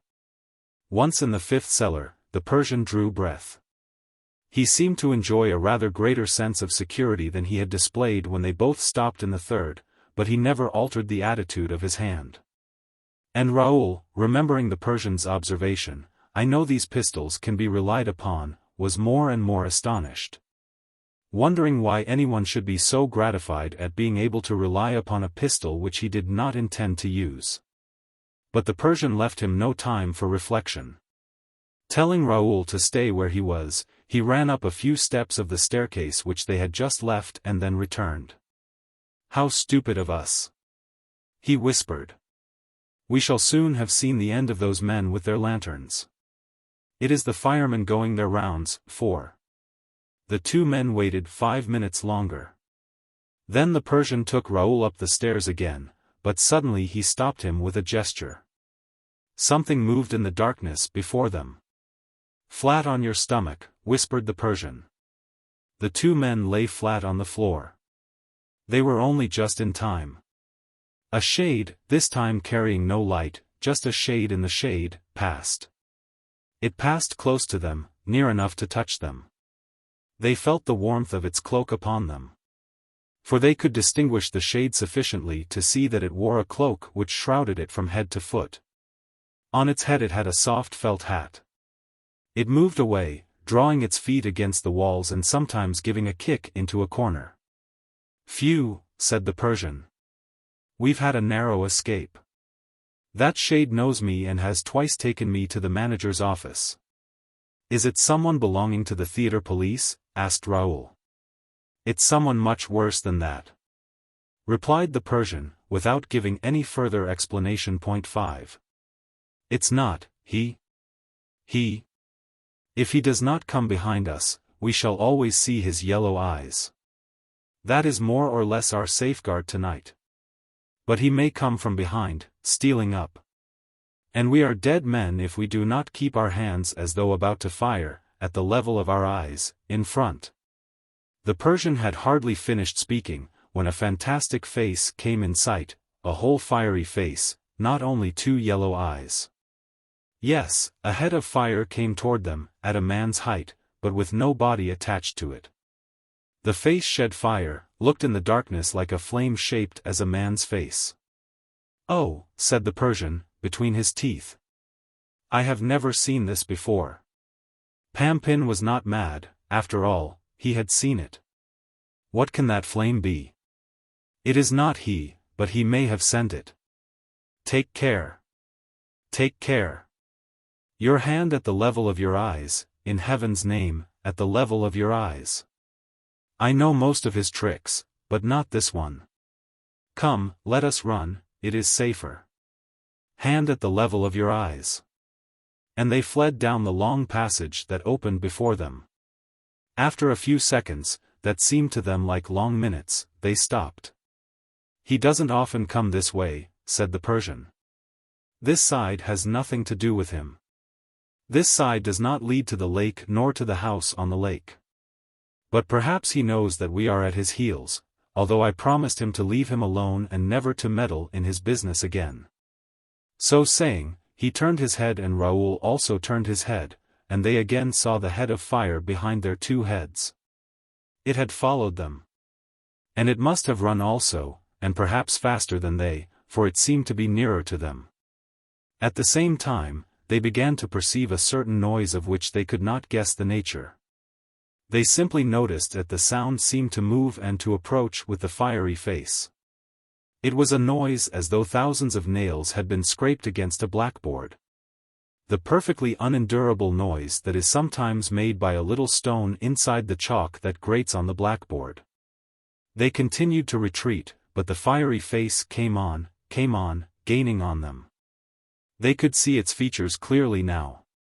The eyes were round and staring, the nose a little crooked and the mouth large, with a hanging lower lip, very like the eyes, nose and lip of the moon, when the moon is quite red, bright red. How did that red moon manage to glide through the darkness, at a man's height, with nothing to support it, at least apparently? And how did it go so fast, so straight ahead, with such staring eyes? And what was that scratching, scraping, grating sound which it brought with it? The Persian and Raoul could retreat no farther and flattened themselves against the wall, not knowing what was going to happen because of that incomprehensible head of fire, and especially now, because of the more intense, swarming, living, numerous sound, for the sound was certainly made up of hundreds of little sounds that moved in the darkness, under the fiery face. And the fiery face came on, with its noise, came level with them. And the two companions, flat against their wall, felt their hair stand on end with horror, for they now knew what the thousand noises meant. They came in a troop, hustled along in the shadow by innumerable little hurried waves, swifter than the waves that rush over the sands at high tide, little night waves foaming under the moon. Under the fiery head that was like a moon. And the little waves passed between their legs, climbing up their legs, irresistibly, and Raoul and the Persian could no longer restrain their cries of horror, dismay and pain. Nor could they continue to hold their hands at the level of their eyes. Their hands went down to their legs to push back the waves, which were full of little legs and nails and claws and teeth. Yes, Raoul and the Persian were ready to faint, like Pampin the fireman. But the head of fire turned round in answer to their cries, and spoke to them.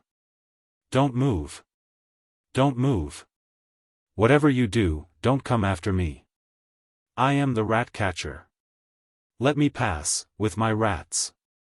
And the head of fire disappeared, vanished in the darkness, while the passage in front of it lit up, as the result of the change which the rat-catcher had made in his dark lantern.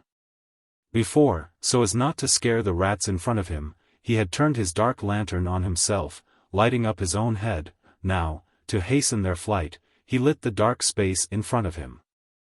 And he jumped along, dragging with him the waves of scratching rats, all the thousand sounds. Raoul and the Persian breathed again, though still trembling. "I ought to have remembered that Eric talked to me about the rat-catcher," said the Persian. "But he never told me that he looked like that, and it's funny that I should never have met him before. Of course, Eric never comes to this part."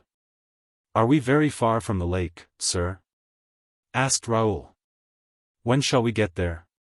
"Take me to the lake, oh, take me to the lake. When we are at the lake, we will call out. Christine will hear us. And he will hear us, too. And, as you know him, we shall talk to him." "Baby," said the Persian. "We shall never enter the house on the lake by the lake. I myself have never landed on the other bank, the bank on which the house stands. You have to cross the lake first, and it is well guarded. I fear that more than one of those men, old scene-shifters, old door-shutters, who have never been seen again were simply tempted to cross the lake. It is terrible. I myself would have been nearly killed there, if the monster had not recognized me in time. One piece of advice, sir, never go near the lake. And, above all, shut your ears if you hear the voice singing under the water, the siren's voice." "But then, what are we here for?" asked Raoul, in a transport of fever, impatience and rage. "If you can do nothing for Christine, at least let me die for her." The Persian tried to calm the young man. "We have only one means of saving Christine Daae, believe me, which is to enter the house unperceived by the monster." "And is there any hope of that, sir?" "Ah, if I had not that hope, I would not have come to fetch you."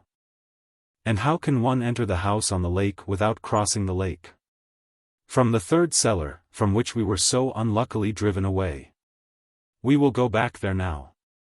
"I will tell you," said the Persian, with a sudden change in his voice, "I will tell you the exact place, sir. It is between a set piece and a discarded scene from Roy de Lahore.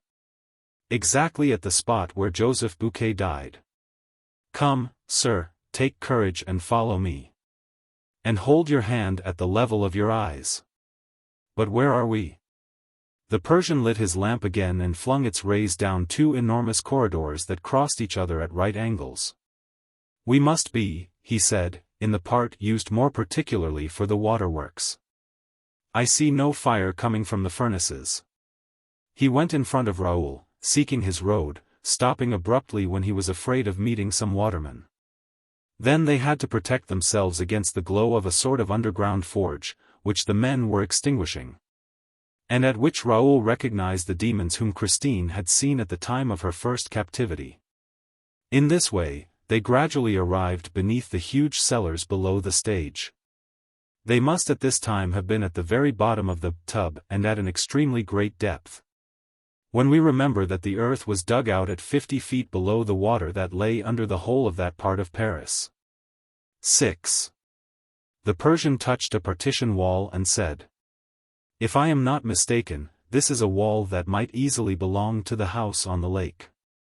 He was striking a partition wall of the tub, and perhaps it would be as well for the reader to know how the bottom and the partition walls of the tub were built. In order to prevent the water surrounding the building operations from remaining in immediate contact with the walls supporting the whole of the theatrical machinery, the architect was obliged to build a double case in every direction. The work of constructing this double case took a whole year. It was the wall of the first inner case that the Persian struck when speaking to Raoul of the house on the lake. To anyone understanding the architecture of the edifice, the Persian's action would seem to indicate that Eric's mysterious house had been built in the double case. Formed of a thick wall constructed as an embankment or dam, then of a brick wall, a tremendous layer of cement and another wall several yards in thickness. At the Persian's words, Raoul flung himself against the wall and listened eagerly. But he heard nothing, except distant steps sounding on the floor of the upper portions of the theater. The Persian darkened his lantern again. "Look out," he said. "Keep your hand up. And silence. For we shall try another way of getting in." And he led him to the little staircase by which they had come down lately. They went up, stopping at each step, peering into the darkness and the silence, till they came to the third cellar. Here the Persian motioned to Raoul to go on his knees. And, in this way, crawling on both knees and one hand, for the other hand was held in the position indicated, they reached the end wall. Against this wall stood a large discarded scene from the Roi de Lahore.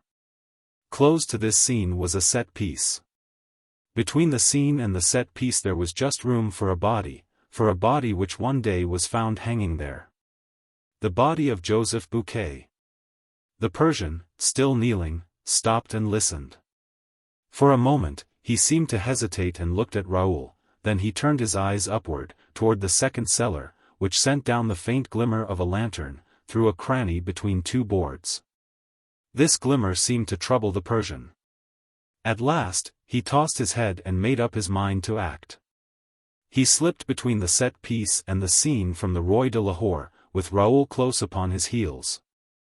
With his free hand, the Persian felt the wall.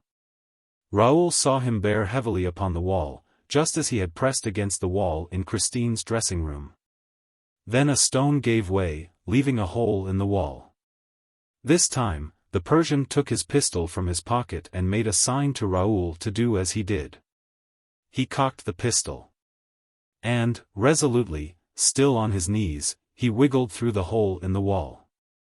Raoul, who had wished to pass first, had to be content to follow him. The hole was very narrow. The Persian stopped almost at once. Raoul heard him feeling the stones around him. Then the Persian took out his dark lantern again, stooped forward, examined something beneath him and immediately extinguished his lantern. Raoul heard him say, in a whisper, "We shall have to drop a few yards, without making a noise. Take off your boots." The Persian handed his own shoes to Raoul. "Put them outside the wall," he said. "We shall find them there when we leave." 7. He crawled a little farther on his knees, then turned right round and said, "I am going to hang by my hands from the edge of the stone and let myself drop into his house. You must do exactly the same. Do not be afraid. I will catch you in my arms." Raoul soon heard a dull sound, evidently produced by the fall of the Persian, and then dropped down. He felt himself clasped in the Persian's arms. "Hush," said the Persian. And they stood motionless, listening. The darkness was thick around them, the silence heavy and terrible. Then the Persian began to make play with the dark lantern again, turning the rays over their heads, looking for the hole through which they had come, and failing to find it. "Oh," he said. "The stone has closed of itself." And the light of the lantern swept down the wall and over the floor. The Persian stooped and picked up something, a sort of cord, which he examined for a second and flung away with horror. "The Punjab lasso," he muttered. "What is it?" asked Raoul. The Persian shivered. It might very well be the rope by which the man was hanged, and which was looked for so long. And, suddenly seized with fresh anxiety, he moved the little red disc of his lantern over the walls. In this way, he lit up a curious thing, the trunk of a tree, which seemed still quite alive, with its leaves, and the branches of that tree ran right up the walls and disappeared in the ceiling. Because of the smallness of the luminous disc, it was difficult at first to make out the appearance of things. They saw a corner of a branch, and a leaf, and another leaf, and, next to it, nothing at all, nothing but the ray of light that seemed to reflect itself. Raoul passed his hand over that nothing, over that reflection. "Hullo," he said. "The wall is a looking-glass." "Yes, a looking-glass," said the Persian, in a tone of deep emotion. And, passing the hand that held the pistol over his moist forehead, he added, "We have dropped into the torture chamber."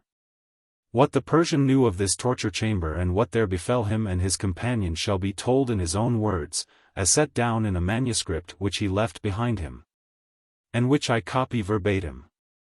Chapter 21. Interesting and instructive vicissitudes of a Persian in the cellars of the opera.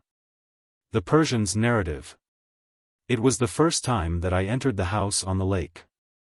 I had often begged the trapdoor lover, as we used to call Eric in my country, to open its mysterious doors to me. He always refused.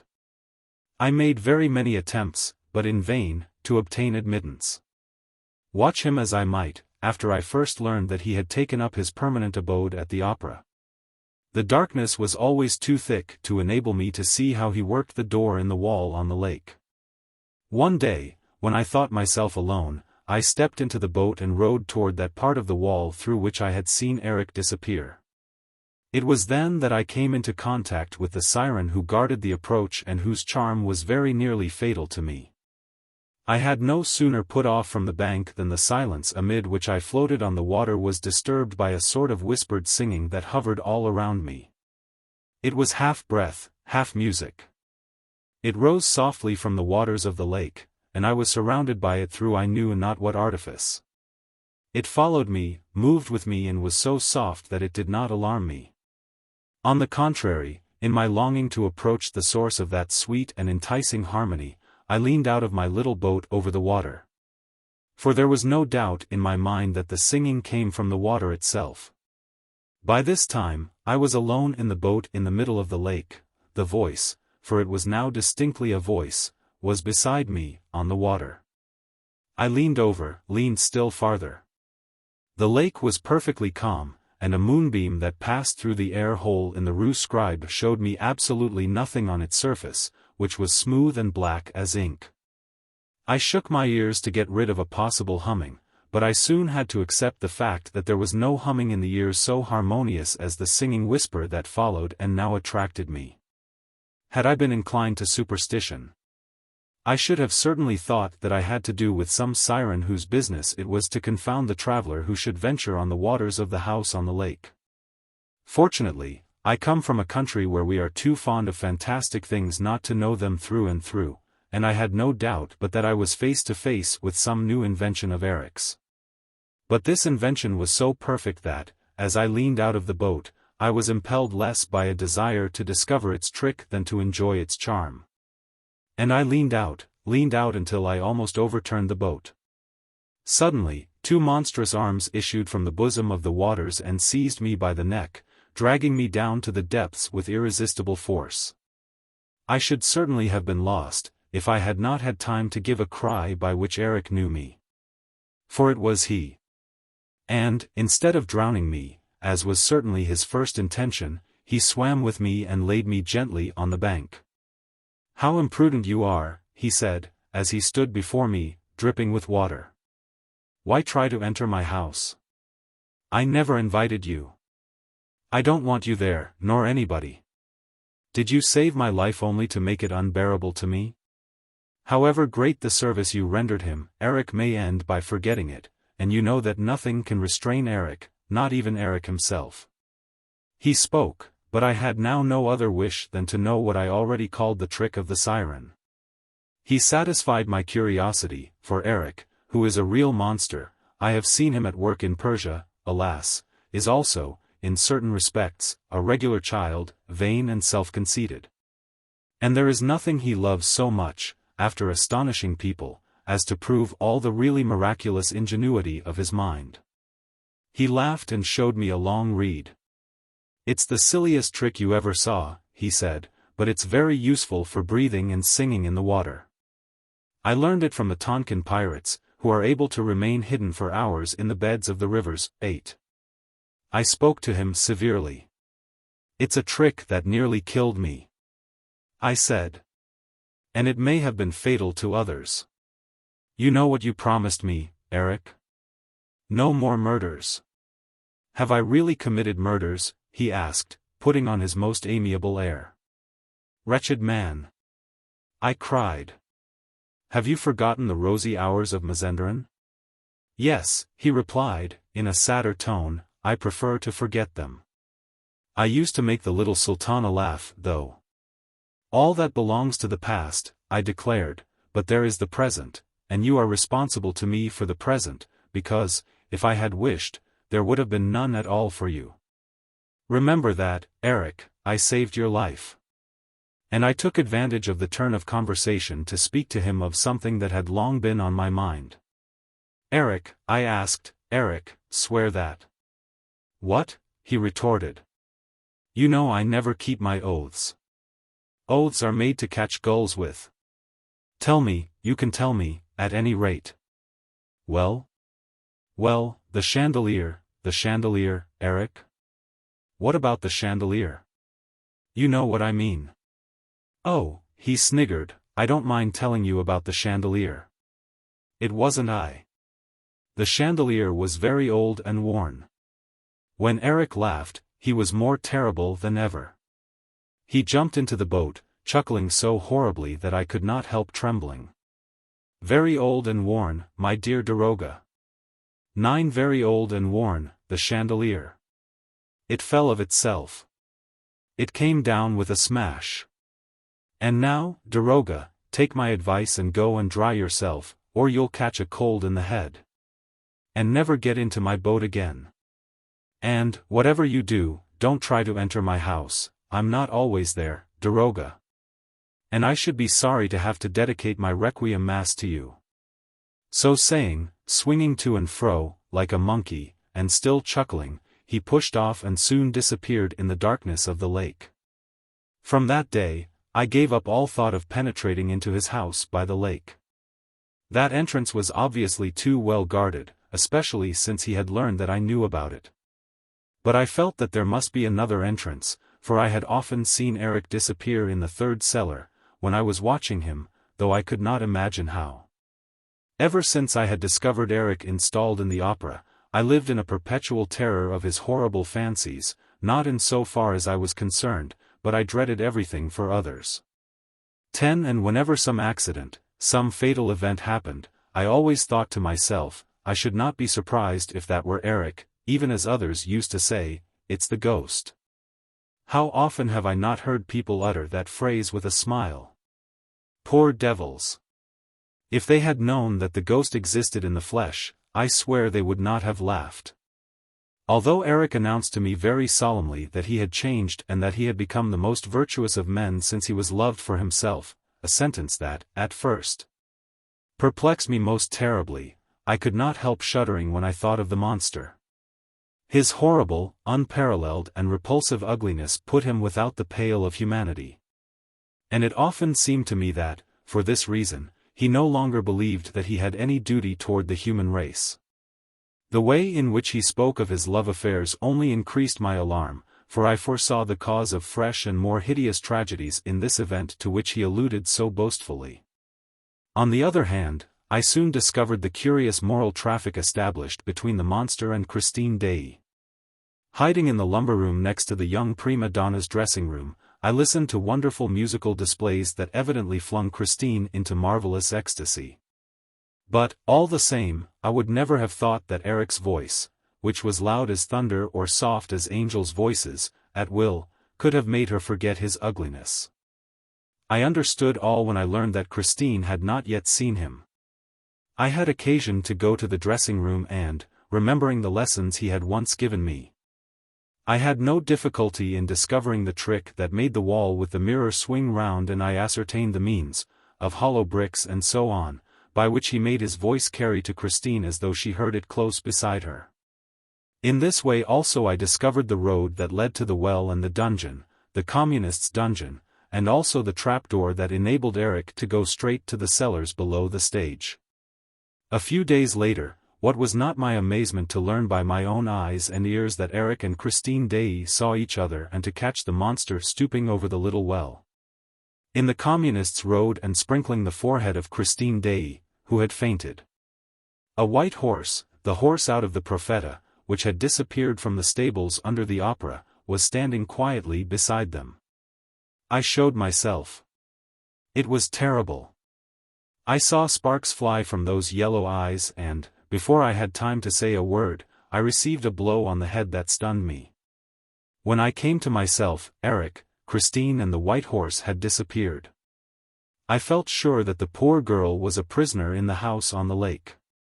Without hesitation, I resolved to return to the bank, notwithstanding the attendant danger. For 24 hours, I lay in wait for the monster to appear. For I felt that he must go out, driven by the need of obtaining provisions. And, in this connection, I may say, that, when he went out in the streets or ventured to show himself in public, he wore a pasteboard nose, with a mustache attached to it, instead of his own horrible hole of a nose. This did not quite take away his corpse-like air, but it made him almost, I say almost, endurable to look at. I therefore watched on the bank of the lake and, weary of long waiting, was beginning to think that he had gone through the other door, the door in the third cellar. When I heard a slight splashing in the dark, I saw the two yellow eyes shining like candles, and soon the boat touched shore. Eric jumped out and walked up to me.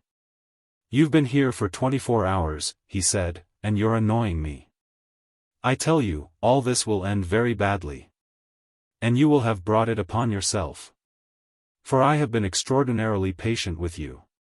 You think you are following me, you great booby, whereas it's I who am following you, and I know all that you know about me, here. I spared you yesterday, in my communist's road, but I warn you, seriously, don't let me catch you there again. Upon my word, you don't seem able to take a hint." He was so furious that I did not think, for the moment, of interrupting him. After puffing and blowing like a walrus, he put his horrible thought into words. "Yes, you must learn, once and for all, I say, to take a hint.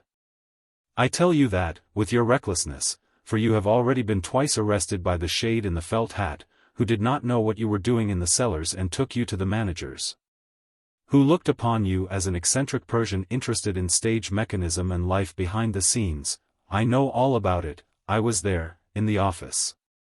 You know I am everywhere. Well, I tell you that, with your recklessness, they will end by wondering what you are after here, and they will end by knowing that you are after Eric, and then they will be after Eric themselves, and they will discover the house on the lake. If they do, it will be a bad lookout for you, old chap, a bad lookout. I won't answer for anything." Again he puffed and blew like a walrus. "I won't answer for anything. If Eric's secrets cease to be Eric's secrets, it will be a bad lookout for a goodly number of the human race. That's all I have to tell you, and unless you are a great booby, it ought to be enough for you, except that you don't know how to take a hint." He had sat down on the stern of his boat and was kicking his heels against the planks, waiting to hear what I had to answer. I simply said, It's not Eric that I'm after here. Who then? You know as well as I do, it's Christine Daae, I answered. He retorted, I have every right to see her in my own house. I am loved for my own sake. That's not true, I said. You have carried her off and are keeping her locked up. Listen, he said. Will you promise never to meddle with my affairs again, if I prove to you that I am loved for my own sake? Yes, I promise you, I replied, without hesitation, for I felt convinced that for such a monster the proof was impossible. Well, then, it's quite simple. Christine Daae shall leave this as she pleases and come back again. Yes, come back again, because she wishes, come back of herself, because she loves me for myself. Oh, I doubt if she will come back. But it is your duty to let her go. My duty, you great booby. It is my wish to let her go. And she will come back again, for she loves me. All this will end in a marriage at the Madeleine, you great booby. Do you believe me now? When I tell you that my nuptial mass is written, wait till you hear the Giry. He beat time with his heels on the planks of the boat and sang. Giry. Giry. Giry eleison. Wait till you hear that mass. Look here, I said. I shall believe you if I see Christine Daae come out of the house on the lake and go back to it of her own accord. And you won't meddle any more in my affairs? No. Very well, you shall see that tonight. Come to the masked ball. Christine and I will go and have a look round. Then you can hide in the lumber room and you shall see Christine, who will have gone to her dressing room, delighted to come back by the Communists' road. And, now, be off, for I must go and do some shopping. To my intense astonishment, things happened as he had announced. Christine Daae left the house on the lake and returned to it several times, without, apparently, being forced to do so. It was very difficult for me to clear my mind of Eric. However, I resolved to be extremely prudent, and did not make the mistake of returning to the shore of the lake, or of going by the Communists' road. But the idea of the secret entrance in the third cellar haunted me, and I repeatedly went and waited for hours behind a scene from the Roi de Lahore, which had been left there for some reason or other. At last my patience was rewarded. One day, I saw the monster come toward me, on his knees. I was certain that he could not see me.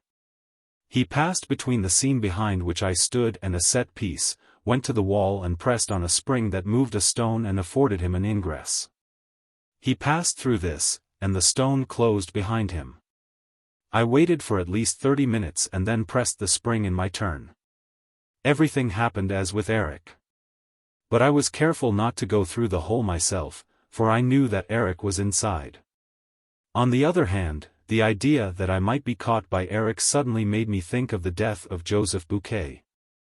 I did not wish to jeopardize the advantages of so great a discovery which might be useful to many people, to a goodly number of the human race, in Eric's words.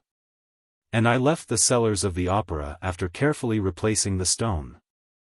I continued to be greatly interested in the relations between Eric and Christine Daae, not from any morbid curiosity, but because of the terrible thought which obsessed my mind that Eric was capable of anything, if he once discovered that he was not loved for his own sake, as he imagined. I continued to wander, very cautiously, about the opera and soon learned the truth about the monster's dreary love affair. He filled Christine's mind, through the terror with which he inspired her, but the dear child's heart belonged wholly to the Vicomte Raoul de Chagny. While they played about, like an innocent engaged couple, on the upper floors of the opera, to avoid the monster, they little suspected that someone was watching over them. I was prepared to do anything, to kill the monster, if necessary, and explain to the police afterward. But Eric did not show himself, and I felt none the more comfortable for that. I must explain my whole plan. I thought that the monster, being driven from his house by jealousy, would thus enable me to enter it, without danger, through the passage in the third cellar. It was important, for everybody's sake, that I should know exactly what was inside. One day, tired of waiting for an opportunity, I moved the stone and at once heard an astounding music. The monster was working at his Don Juan triumphant, with every door in his house wide open. I knew that this was the work of his life. I was careful not to stir and remained prudently in my dark hole. He stopped playing, for a moment, and began walking about his place, like a madman. And he said aloud, at the top of his voice, "It must be finished first. Quite finished." This speech was not calculated to reassure me and, when the music recommenced, I closed the stone very softly. On the day of the abduction of Christine Daae, I did not come to the theatre until rather late in the evening, trembling lest I should hear bad news. I had spent a horrible day, for, after reading in a morning paper the announcement of a forthcoming marriage between Christine and the Vicomte de Chagny, I wondered whether, after all, I should not do better to denounce the monster. But reason returned to me, and I was persuaded that this action could only precipitate a possible catastrophe. When my cab set me down before the opera, I was really almost astonished to see it still standing. But I am something of a fatalist, like all good Orientals, and I entered ready for anything. Christine Daae's abduction in the prison act, which naturally surprised everybody, found me prepared. I was quite certain that she had been juggled away by Eric, that prince of conjurers. And I thought positively that this was the end of Christine and perhaps of everybody. So much so that I thought of advising all these people who were staying on at the theatre to make good their escape. I felt, however, that they would be sure to look upon me as mad and I refrained. On the other hand, I resolved to act without further delay, as far as I was concerned. The chances were in my favor that Eric, at that moment, was thinking only of his captive. This was the moment to enter his house through the third cellar. And I resolved to take with me that poor little desperate Viscount, who, at the first suggestion, accepted, with an amount of confidence in myself that touched me profoundly. I had sent my servant for my pistols. I gave one to the Viscount and advised him to hold himself ready to fire, for, after all, Eric might be waiting for us behind the wall. We were to go by the Communists' road and through the trapdoor. Seeing my pistols, the little Viscount asked me if we were going to fight a duel. I said, "Yes, and what a duel." But, of course, I had no time to explain anything to him. The little Viscount is a brave fellow, but he knew hardly anything about his adversary, and it was so much the better.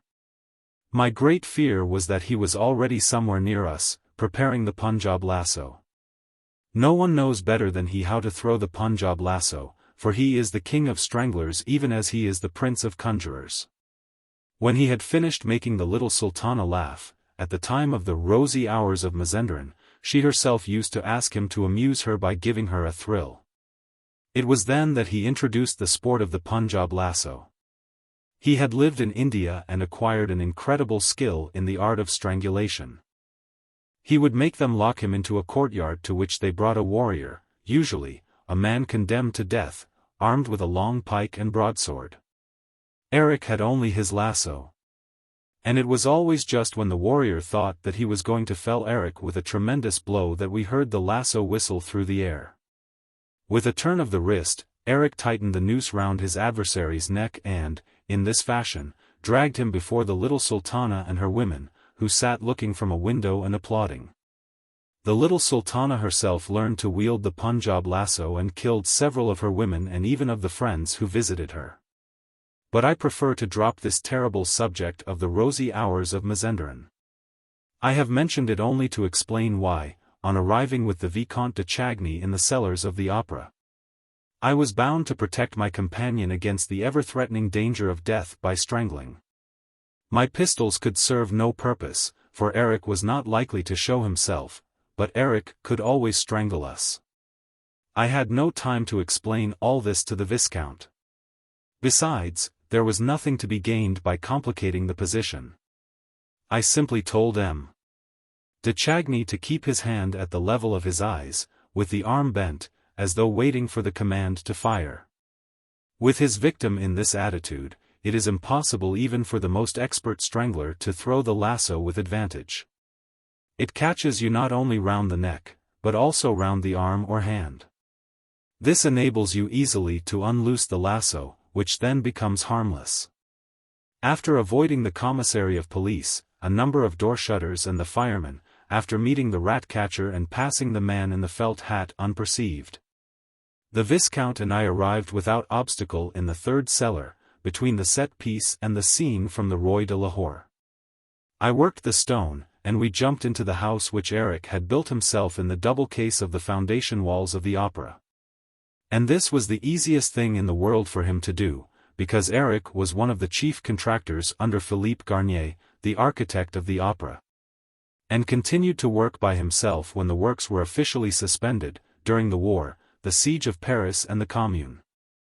I knew my Eric too well to feel at all comfortable on jumping into his house. I knew what he had made of a certain palace at Mazenderan. From being the most honest building conceivable, he soon turned it into a house of the very devil, where you could not utter a word but it was overheard or repeated by an echo. With his trapdoors the monster was responsible for endless tragedies of all kinds. He hit upon astonishing inventions.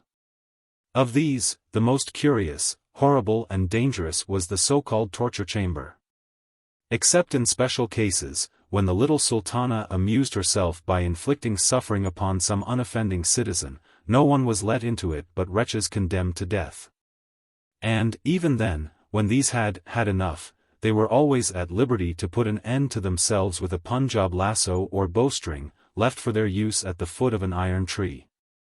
My alarm, therefore, was great when I saw that the room into which le Vicomte de Chagny and I had dropped was an exact copy of the torture chamber of the rosy hours of Mazenderan.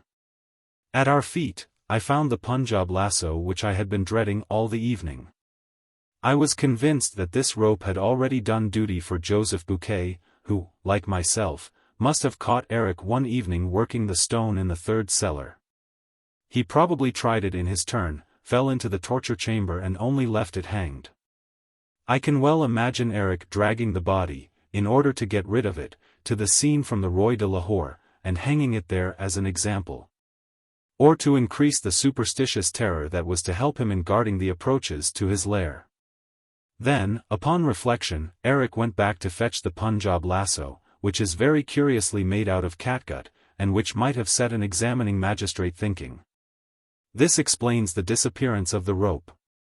And now I discovered the lasso, at our feet, in the torture chamber.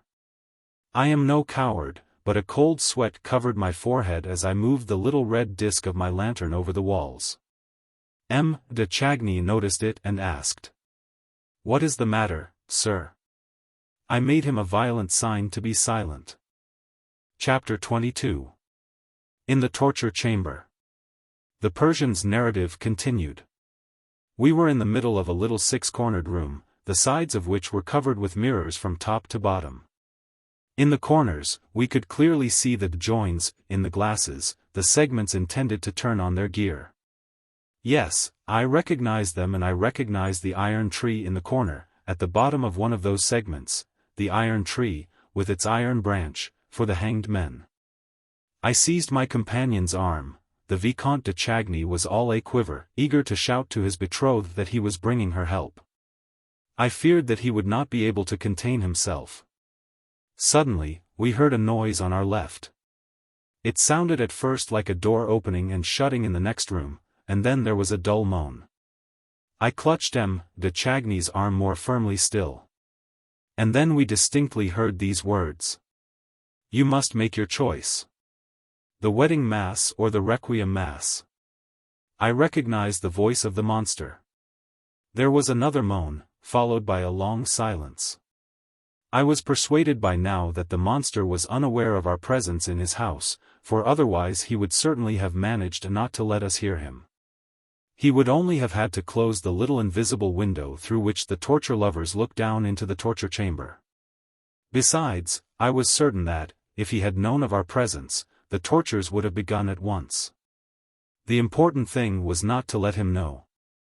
And I dreaded nothing so much as the impulsiveness of the Vicomte de Chagny, who wanted to rush through the walls to Christine Daae, whose moans we continued to hear at intervals.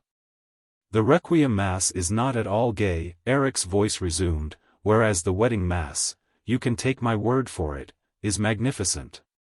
You must take a resolution and know your own mind. I can't go on living like this, like a mole in a burrow. Don Juan Triumphant is finished, and now I want to live like everybody else. I want to have a wife like everybody else and to take her out on Sundays. I have invented a mask that makes me look like anybody. People will not even turn round in the streets. You will be the happiest of women. And we will sing, all by ourselves, till we swoon away with delight. You are crying. You are afraid of me. And yet I am not really wicked. Love me and you shall see. All I wanted was to be loved for myself. If you loved me I should be as gentle as a lamb, and you could do anything with me that you pleased. Soon the moans that accompanied this sort of love's litany increased and increased. I have never heard anything more despairing, and M. de Chagny and I recognized that this terrible lamentation came from Eric himself. Christine seemed to be standing dumb with horror, without the strength to cry out, while the monster was on his knees before her. 3 times over, Eric fiercely bewailed his fate. You don't love me.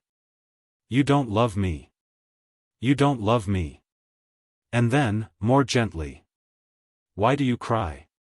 You know it gives me pain to see you cry. A silence. Each silence gave us fresh hope. We said to ourselves. Perhaps he has left Christine behind the wall. And we thought only of the possibility of warning Christine Day of our presence, unknown to the monster. We were unable to leave the torture chamber now, unless Christine opened the door to us.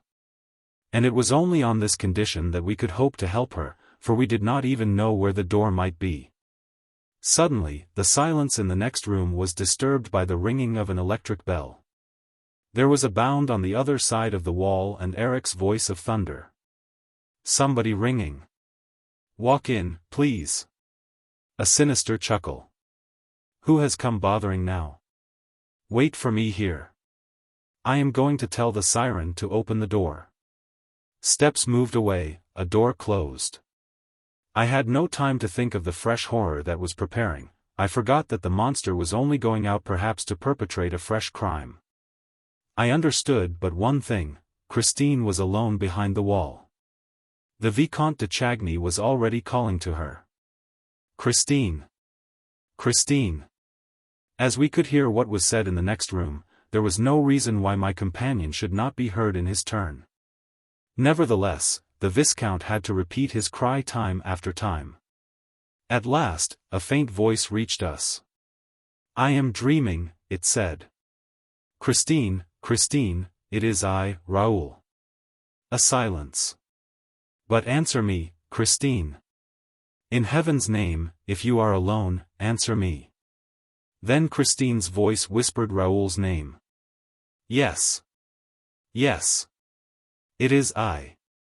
It is not a dream. Christine, trust me. We are here to save you, but be prudent. When you hear the monster, warn us. Then Christine gave way to fear. She trembled lest Eric should discover where Raoul was hidden. She told us in a few hurried words that Eric had gone quite mad with love and that he had decided to kill everybody and himself with everybody if she did not consent to become his wife. He had given her till 11 o'clock the next evening for reflection. It was the last respite. She must choose, as he said, between the wedding mass and the requiem. And Eric had then uttered a phrase which Christine did not quite understand. Yes or no? If your answer is no, everybody will be dead and buried. But I understood the sentence perfectly, for it corresponded in a terrible manner with my own dreadful thought. Can you tell us where Eric is? I asked. She replied that he must have left the house. Could you make sure? No. I am fastened. I cannot stir a limb. When we heard this, M. de Chagny and I gave a yell of fury. Our safety, the safety of all 3 of us, depended on the girl's liberty of movement. But where are you? Asked Christine. There are only 2 doors in my room, the Louis Philippe room of which I told you, Raoul. A door through which Eric comes and goes, and another which he has never opened before me and which he has forbidden me ever to go through, because he says it is the most dangerous of the doors. The door of the torture chamber. Christine, that is where we are. You are in the torture chamber? Yes, but we cannot see the door. Oh, if I could only drag myself so far. I would knock at the door and that would tell you where it is. Is it a door with a lock to it? I asked. Yes, with a lock. Mademoiselle, I said, it is absolutely necessary that you should open that door to us. But how? Asked the poor girl tearfully. We heard her straining, trying to free herself from the bonds that held her. I know where the key is, she said, in a voice that seemed exhausted by the effort she had made. But I am fastened so tight. Oh, the wretch! And she gave a sob. Where is the key? I asked, signing to M. de Chagny not to speak and to leave the business to me, for we had not a moment to lose. In the next room, near the organ, with another little bronze key, which he also forbade me to touch.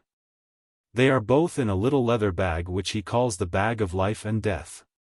Raoul! Raoul! Fly! Everything is mysterious and terrible here, and Eric will soon have gone quite mad, and you are in the torture chamber. Go back by the way you came. There must be a reason why the room is called by that name. Christine, said the young man, we will go from here together or die together. We must keep cool, I whispered. Why has he fastened you, mademoiselle? You can't escape from his house, and he knows it.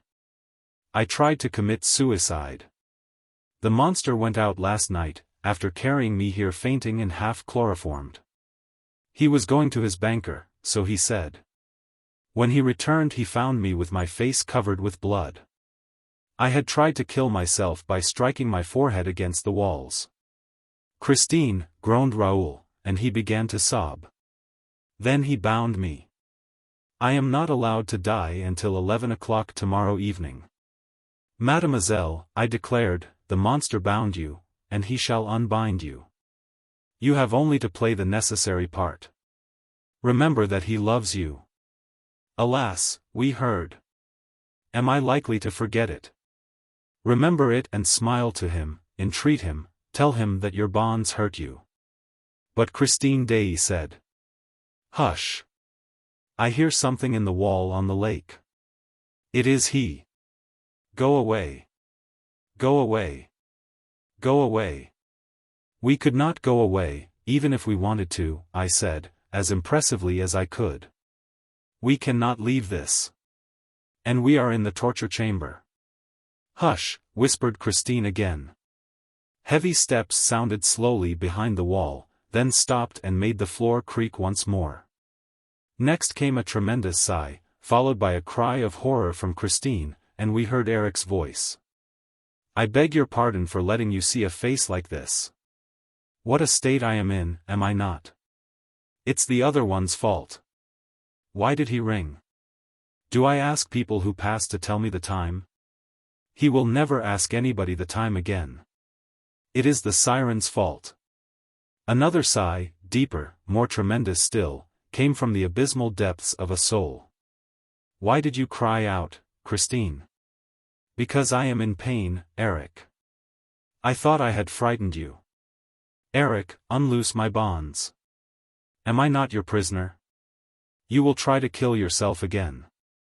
You have given me till 11 o'clock tomorrow evening, Eric. The footsteps dragged along the floor again. After all, as we are to die together, and I am just as eager as you, yes, I have had enough of this life, you know. Wait, don't move, I will release you. You have only one word to say, no. And it will at once be over with everybody. You are right, you are right. Why wait till 11 o'clock tomorrow evening? True, it would have been grander, finer. But that is childish nonsense. We should only think of ourselves in this life, of our own death, the rest doesn't matter. You're looking at me because I am all wet? Oh, my dear, it's raining cats and dogs outside. Apart from that, Christine, I think I am subject to hallucinations.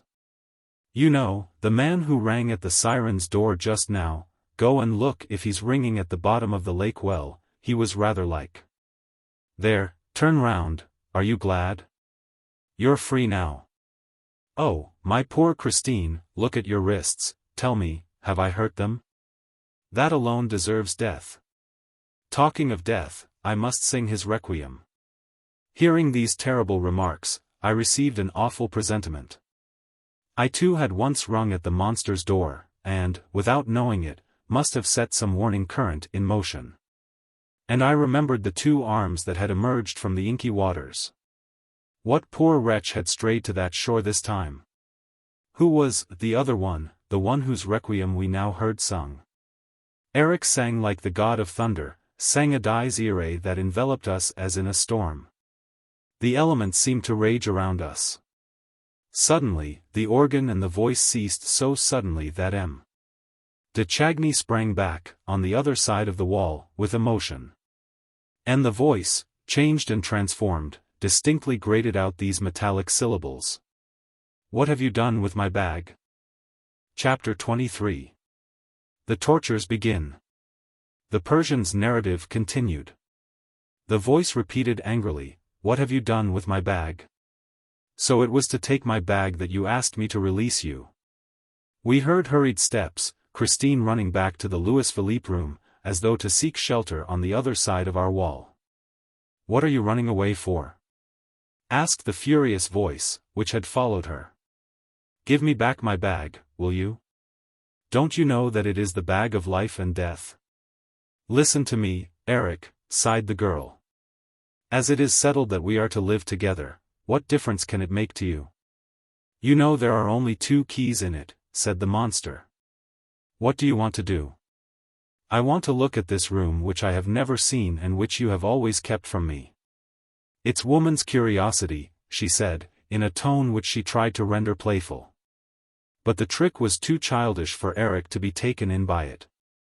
I don't like curious women, he retorted, and you had better remember the story of Bluebeard and be careful. Come, give me back my bag. Give me back my bag. Leave the key alone, will you, you inquisitive little thing? And he chuckled, while Christine gave a cry of pain. Eric had evidently recovered the bag from her. At that moment, the Viscount could not help uttering an exclamation of impotent rage. Why, what's that? Said the monster. Did you hear, Christine? No, no, replied the poor girl. I heard nothing. I thought I heard a cry. A cry? Are you going mad, Eric? Whom do you expect to give a cry, in this house? I cried out, because you hurt me. I heard nothing. I don't like the way you said that. You're trembling.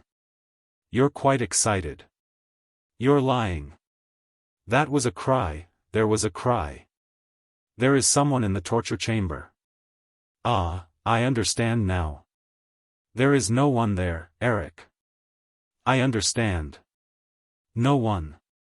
The man you want to marry, perhaps. I don't want to marry anybody, you know I don't. Another nasty chuckle. Well, it won't take long to find out. Christine, my love, we need not open the door to see what is happening in the torture chamber. Would you like to see? Would you like to see? Look here. If there is someone, if there is really someone there, you will see the invisible window light up at the top, near the ceiling. We need only draw the black curtain and put out the light in here. There, that's it. Let's put out the light. You're not afraid of the dark, when you're with your little husband. Then we heard Christine's voice of anguish. No. I'm frightened. I tell you, I'm afraid of the dark. I don't care about that room now. You're always frightening me, like a child, with your torture chamber. And so I became inquisitive. But I don't care about it now, not a bit, not a bit. And that which I feared above all things began, automatically. We were suddenly flooded with light. Yes, on our side of the wall, everything seemed aglow. The Vicomte de Chagny was so much taken aback that he staggered. And the angry voice roared. I told you there was someone. Do you see the window now? The lighted window, right up there? The man behind the wall can't see it. But you shall go up the folding steps, that is what they are there for. You have often asked me to tell you, and now you know. They are there to give a peep into the torture chamber, you inquisitive little thing. What tortures? Who is being tortured? Eric, say you are only trying to frighten me. Say it, if you love me, Eric. There are no tortures, are there? Go and look at the little window, dear. I do not know if the Viscount heard the girl's swooning voice, for he was too much occupied by the astounding spectacle that now appeared before his distracted gaze. As for me, I had seen that sight too often, through the little window, at the time of the rosy hours of Mazenderan. And I cared only for what was being said next door, seeking for a hint how to act, what resolution to take. Go and peep through the little window. Tell me what he looks like. We heard the steps being dragged against the wall. Up with you. No. No, I will go up myself, dear. Oh, very well, I will go up. Let me go. Oh, my darling, my darling. How sweet of you. How nice of you to save me the exertion at my age. Tell me what he looks like. At that moment, we distinctly heard these words above our heads. There is no one there, dear. No one? Are you sure there is no one? Why, of course not, no one. Well, that's all right. What's the matter, Christine? You're not going to faint, are you, as there is no one there? Here, come down, there. Pull yourself together, as there is no one there. But how do you like the landscape? Oh, very much. There, that's better. You're better now, are you not? That's all right, you're better. No excitement. And what a funny house, isn't it, with landscapes like that in it? Yes, it's like the Musée Grevin. But, I say, Eric, there are no tortures in there. What a fright you gave me. Why, as there is no one there? Did you design that room? It's very handsome. You're a great artist, Eric. Yes, a great artist, in my own line. But tell me, Eric, why did you call that room the torture chamber? Oh, it's very simple. First of all, what did you see? I saw a forest. And what is in a forest? Trees. And what is in a tree? Birds. Did you see any birds? No, I did not see any birds. Well, what did you see? Think. You saw branches. And what are the branches? Asked the terrible voice. There's a gibbet. That is why I call my wood the torture chamber. You see, it's all a joke. I never express myself like other people. But I am very tired of it. I'm sick and tired of having a forest and a torture chamber in my house and of living like a mountebank, in a house with a false bottom. I'm tired of it. I want to have a nice, quiet flat, with ordinary doors and windows and a wife inside it, like anybody else. A wife whom I could love and take out on Sundays and keep amused on weekdays. Here, shall I show you some card tricks? That will help us to pass a few minutes, while waiting for 11 o'clock tomorrow evening. My dear little Christine. Are you listening to me? Tell me you love me. No, you don't love me, but no matter, you will. Once, you could not look at my mask because you knew what was behind. And now you don't mind looking at it and you forget what is behind. One can get used to everything, if one wishes. Plenty of young people who did not care for each other before marriage have adored each other since. Oh, I don't know what I am talking about. But you would have lots of fun with me. For instance, I am the greatest ventriloquist that ever lived, I am the first ventriloquist in the world. You're laughing. Perhaps you don't believe me? Listen. The wretch, who really was the first ventriloquist in the world, was only trying to divert the child's attention from the torture chamber. But it was a stupid scheme, for Christine thought of nothing but us. She repeatedly besought him, in the gentlest tones which she could assume. Put out the light in the little window. Eric, do put out the light in the little window. For she saw that this light, which appeared so suddenly and of which the monster had spoken in so threatening a voice, must mean something terrible. One thing must have pacified her for a moment. And that was seeing the two of us, behind the wall, in the midst of that resplendent light, alive and well. But she would certainly have felt much easier if the light had been put out. Meantime, the other had already begun to play the ventriloquist. He said, "Here, I raise my mask a little. Oh, only a little. You see my lips, such lips as I have? They're not moving. My mouth is closed, such mouth as I have, and yet you hear my voice. Where will you have it? In your left ear? In your right ear? In the table? In those little ebony boxes on the mantelpiece? Listen, dear, it's in the little box on the right of the mantelpiece. What does it say? Shall I turn the scorpion? And now, crack! What does it say in the little box on the left? Shall I turn the grasshopper? And now, crack! Here it is in the little leather bag. What does it say? I am the little bag of life and death. And now, crack! It is in Carlotta's throat, in Carlotta's golden throat, in Carlotta's crystal throat, as I live. What does it say? It says, it's I, Mr. Toad, it's I singing. I feel without alarm, coac, with its melody enwind me, coac. And now, crack! It is on a chair in the ghost's box and it says, Madame Carlotta is singing tonight to bring the chandelier down. And now, crack! Aha! Where is Eric's voice now? Listen, Christine, darling. Listen. It is behind the door of the torture chamber. Listen. It's myself in the torture chamber. And what do I say? I say, woe to them that have a nose, a real nose, and come to look round the torture chamber. Aha, aha, aha. Oh, the ventriloquist's terrible voice. It was everywhere, everywhere. It passed through the little invisible window, through the walls. It ran around us, between us. Eric was there, speaking to us. We made a movement as though to fling ourselves upon him. But, already, swifter, more fleeting than the voice of the echo, Eric's voice had leaped back behind the wall. Soon we heard nothing more at all, for this is what happened. Eric. Eric. Said Christine's voice. You tire me with your voice. Don't go on, Eric. Isn't it very hot here? Oh, yes, replied Eric's voice, the heat is unendurable.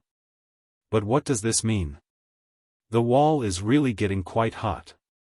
The wall is burning.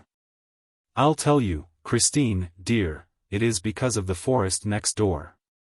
Well, what has that to do with it? The forest? Why, didn't you see that it was an African forest? And the monster laughed so loudly and hideously that we could no longer distinguish Christine's supplicating cries. The Viscount de Chagny shouted and banged against the walls like a madman. I could not restrain him. But we heard nothing except the monster's laughter, and the monster himself can have heard nothing else. And then there was the sound of a body falling on the floor and being dragged along and a door slammed and then nothing. Nothing more around us save the scorching silence of the south in the heart of a tropical forest. Chapter 24. Barrels. Barrels. Any barrels to sell? The Persian's narrative continued. I have said that the room in which Le Vicomte de Chagny and I were imprisoned was a regular hexagon, lined entirely with mirrors. Plenty of these rooms have been seen since, mainly at exhibitions. They are called palaces of illusion or some such name. But the invention belongs entirely to Eric, who built the first room of this kind under my eyes, at the time of the rosy hours of Mazenderan. A decorative object, such as a column, for instance, was placed in one of the corners and immediately produced a hall of 1,000 columns. For, thanks to the mirrors, the real room was multiplied by 6 hexagonal rooms, each of which, in its turn, was multiplied indefinitely. But the little sultana soon tired of this infantile illusion, whereupon Eric altered his invention into a torture chamber. For the architectural motive placed in one corner, he substituted an iron tree. This tree, with its painted leaves, was absolutely true to life and was made of iron so as to resist all the attacks of the patient, who was locked into the torture chamber. We shall see how the scene thus obtained was twice altered instantaneously into 2 successive other scenes, by means of the automatic rotation of the drums or rollers in the corners. These were divided into 3 sections, fitting into the angles of the mirrors and each supporting a decorative scheme that came into sight as the roller revolved upon its axis. The walls of this strange room gave the patient nothing to lay hold of, because, apart from the solid decorative object, they were simply furnished with mirrors thick enough to withstand any onslaught of the victim, who was flung into the chamber empty-handed and barefoot. There was no furniture. The ceiling was capable of being lit up. An ingenious system of electric heating, which has since been imitated, allowed the temperature of the walls and room to be increased at will. I am giving all these details of a perfectly natural invention, producing, with a few painted branches, the supernatural illusion of an equatorial forest blazing under the tropical sun. So that no one may doubt the present balance of my brain or feel entitled to say that I am mad or lying or that I take him for a fool. 11. I now return to the facts where I left them. When the ceiling lit up and the forest became visible around us, the Viscount's stupefaction was immense. That impenetrable forest, with its innumerable trunks and branches, threw him into a terrible state of consternation. He passed his hands over his forehead, as though to drive away a dream. His eyes blinked, and, for a moment, he forgot to listen. I have already said that the sight of the forest did not surprise me at all. And therefore I listened for the 2 of us to what was happening next door. Lastly, my attention was especially attracted, not so much to the scene, as to the mirrors that produced it. These mirrors were broken in parts. Yes, they were marked and scratched, they had been starred, in spite of their solidity. And this proved to me that the torture chamber in which we now were had already served a purpose. Yes, some wretch, whose feet were not bare like those of the victims of the rosy hours of Mazenderan, had certainly fallen into this mortal illusion and, mad with rage, had kicked against those mirrors which, nevertheless, continued to reflect his agony. And the branch of the tree on which he had put an end to his own sufferings was arranged in such a way that, before dying, he had seen, for his last consolation, 1,000 men writhing in his company. Yes, Joseph Buquet had undoubtedly been through all this. Were we to die as he had done? I did not think so, for I knew that we had a few hours before us and that I could employ them to better purpose than Joseph Buquet was able to do. After all, I was thoroughly acquainted with most of Eric's tricks, and now or never was the time to turn my knowledge to account. To begin with, I gave up every idea of returning to the passage that had brought us to that accursed chamber. I did not trouble about the possibility of working the inside stone that closed the passage, and this for the simple reason that to do so was out of the question. We had dropped from too great a height into the torture chamber, there was no furniture to help us reach that passage. Not even the branch of the iron tree, not even each other's shoulders were of any avail. There was only one possible outlet, that opening into the Louis Philippe room in which Eric and Christine Daae were. But, though this outlet looked like an ordinary door on Christine's side, it was absolutely invisible to us. We must therefore try to open it without even knowing where it was. When I was quite sure that there was no hope for us from Christine Daae's side. When I had heard the monster dragging the poor girl from the Louis Philippe room lest she should interfere with our tortures, I resolved to set to work without delay. But I had first to calm M. de Chagny, who was already walking about like a madman, uttering incoherent cries. The snatches of conversation which he had caught between Christine and the monster had contributed not a little to drive him beside himself, add to that the shock of the magic forest and the scorching heat which was beginning to make the perspiration stream down his temples, and you will have no difficulty in understanding his state of mind. He shouted Christine's name, brandished his pistol, knocked his forehead against the glass in his endeavors to run down the glades of the elusive forest. In short, the torture was beginning to work its spell upon a brain unprepared for it. I did my best to induce the poor Viscount to listen to reason. I made him touch the mirrors and the iron tree and the branches and explain to him, by optical laws, all the luminous imagery by which we were surrounded and of which we need not allow ourselves to be the victims, like ordinary, ignorant people. We are in a room, a little room, that is what you must keep saying to yourself. And we shall leave the room as soon as we have found the door. And I promised him that, if he let me act, without disturbing me by shouting and walking up and down, I would discover the trick of the door in less than an hour's time. Then he lay flat on the floor, as one does in a wood, and declared that he would wait until I found the door of the forest, as there was nothing better to do. And he added that, from where he was, the view was splendid. The torture was working, in spite of all that I had said. Myself, forgetting the forest, I tackled a glass panel and began to finger it in every direction, hunting for the weak point on which to press in order to turn the door in accordance with Eric's system of pivots. This weak point might be a mere speck on the glass, no larger than a pea, under which the spring lay hidden. I hunted and hunted. I felt as high as my hands could reach. Eric was about the same height as myself, and I thought that he would not have placed the spring higher than suited his stature. While groping over the successive panels with the greatest care, I endeavored not to lose a minute. For I was feeling more and more overcome with the heat, and we were literally roasting in that blazing forest. I had been working like this for half an hour and had finished 3 panels, when, as ill luck would have it, I turned round on hearing a muttered exclamation from the Viscount. "I am stifling," he said. "All those mirrors are sending out an infernal heat. Do you think you will find that spring soon? If you are much longer about it, we shall be roasted alive." I was not sorry to hear him talk like this. He had not said a word of the forest, and I hoped that my companion's reason would hold out some time longer against the torture. But he added, "What consoles me is that the monster has given Christine until 11 tomorrow evening. If we can't get out of here and go to her assistance, at least we shall be dead before her. Then Eric's mask can serve for all of us." And he gulped down a breath of hot air that nearly made him faint. As I had not the same desperate reasons as M. le Vicomte for accepting death, I returned, after giving him a word of encouragement, to my panel, but I had made the mistake of taking a few steps while speaking, and in the tangle of the elusive forest, I was no longer able to find my panel for certain. I had to begin all over again, at random, feeling, fumbling, groping. Now the fever laid hold of me in my turn, for I found nothing, absolutely nothing.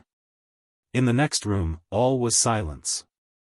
We were quite lost in the forest, without an outlet, a compass, a guide or anything. Oh, I knew what awaited us if nobody came to our aid, or if I did not find the spring. But, look as I might, I found nothing but branches, beautiful branches that stood straight up before me or spread gracefully over my head. But they gave no shade. And this was natural enough, as we were in an equatorial forest, with the sun right above our heads, an African forest. M. de Chagny and I had repeatedly taken off our coats and put them on again, finding at one time that they made us feel still hotter and at another that they protected us against the heat. I was still making a moral resistance, but M. de Chagny seemed to me quite gone. He pretended that he had been walking in that forest for 3 days and nights, without stopping, looking for Christine Daae. From time to time, he thought he saw her behind the trunk of a tree, or gliding between the branches, and he called to her with words of supplication that brought the tears to my eyes. And then, at last, "Oh, how thirsty I am," he cried, in delirious accents. I too was thirsty. My throat was on fire. And, yet, squatting on the floor, I went on hunting for the spring of the invisible door, especially as it was dangerous to remain in the forest as evening drew nigh. Already the shades of night were beginning to surround us. It had happened very quickly. Night falls quickly in tropical countries, suddenly, with hardly any twilight.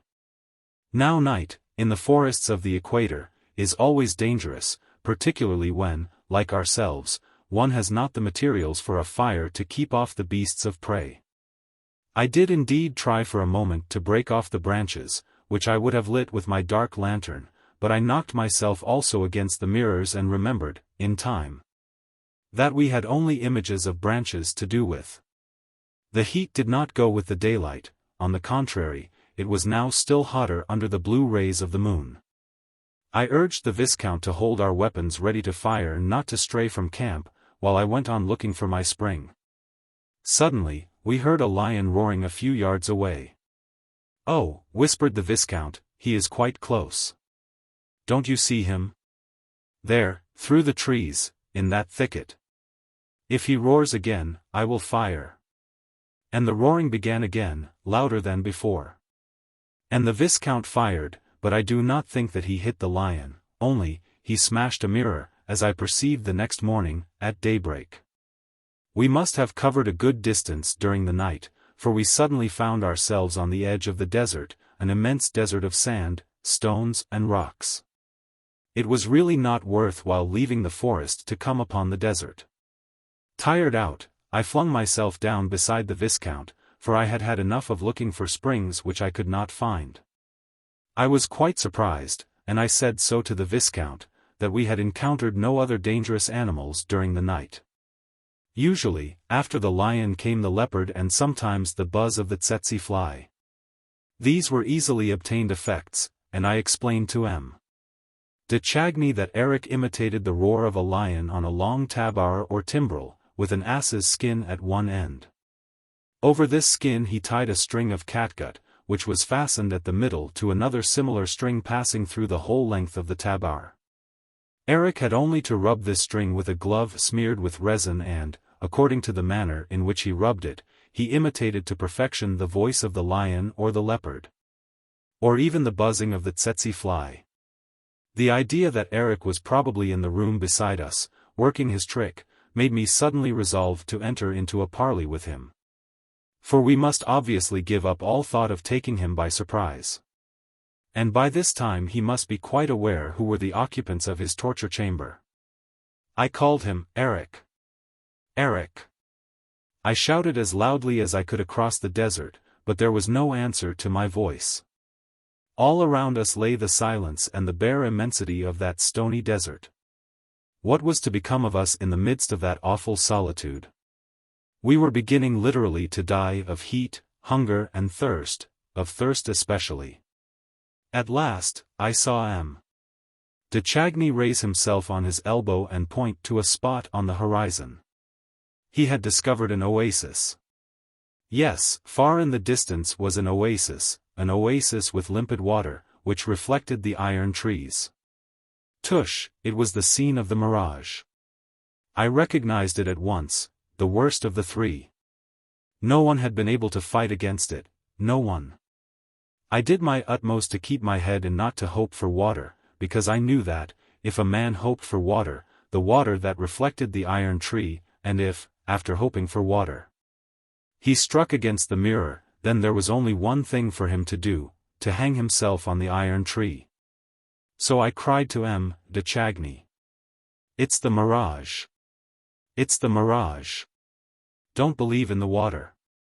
It's another trick of the mirrors." Then he flatly told me to shut up, with my tricks of the mirrors, my springs, my revolving doors and my palaces of illusions. He angrily declared that I must be either blind or mad to imagine that all that water flowing over there, among those splendid, numberless trees, was not real water. And the desert was real. And so was the forest. And it was no use trying to take him in, he was an old, experienced traveler, he had been all over the place.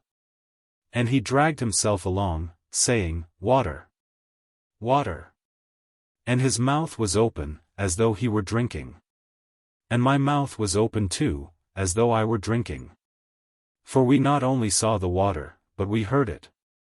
We heard it flow, we heard it ripple. Do you understand that word, ripple? It is a sound which you hear with your tongue. You put your tongue out of your mouth to listen to it better. Lastly, and this was the most pitiless torture of all, we heard the rain and it was not raining. This was an infernal invention. Oh, I knew well enough how Eric obtained it. He filled with little stones a very long and narrow box, broken up inside with wooden and metal projections. The stones, in falling, struck against these projections and rebounded from one to another, and the result was a series of pattering sounds that exactly imitated a rainstorm.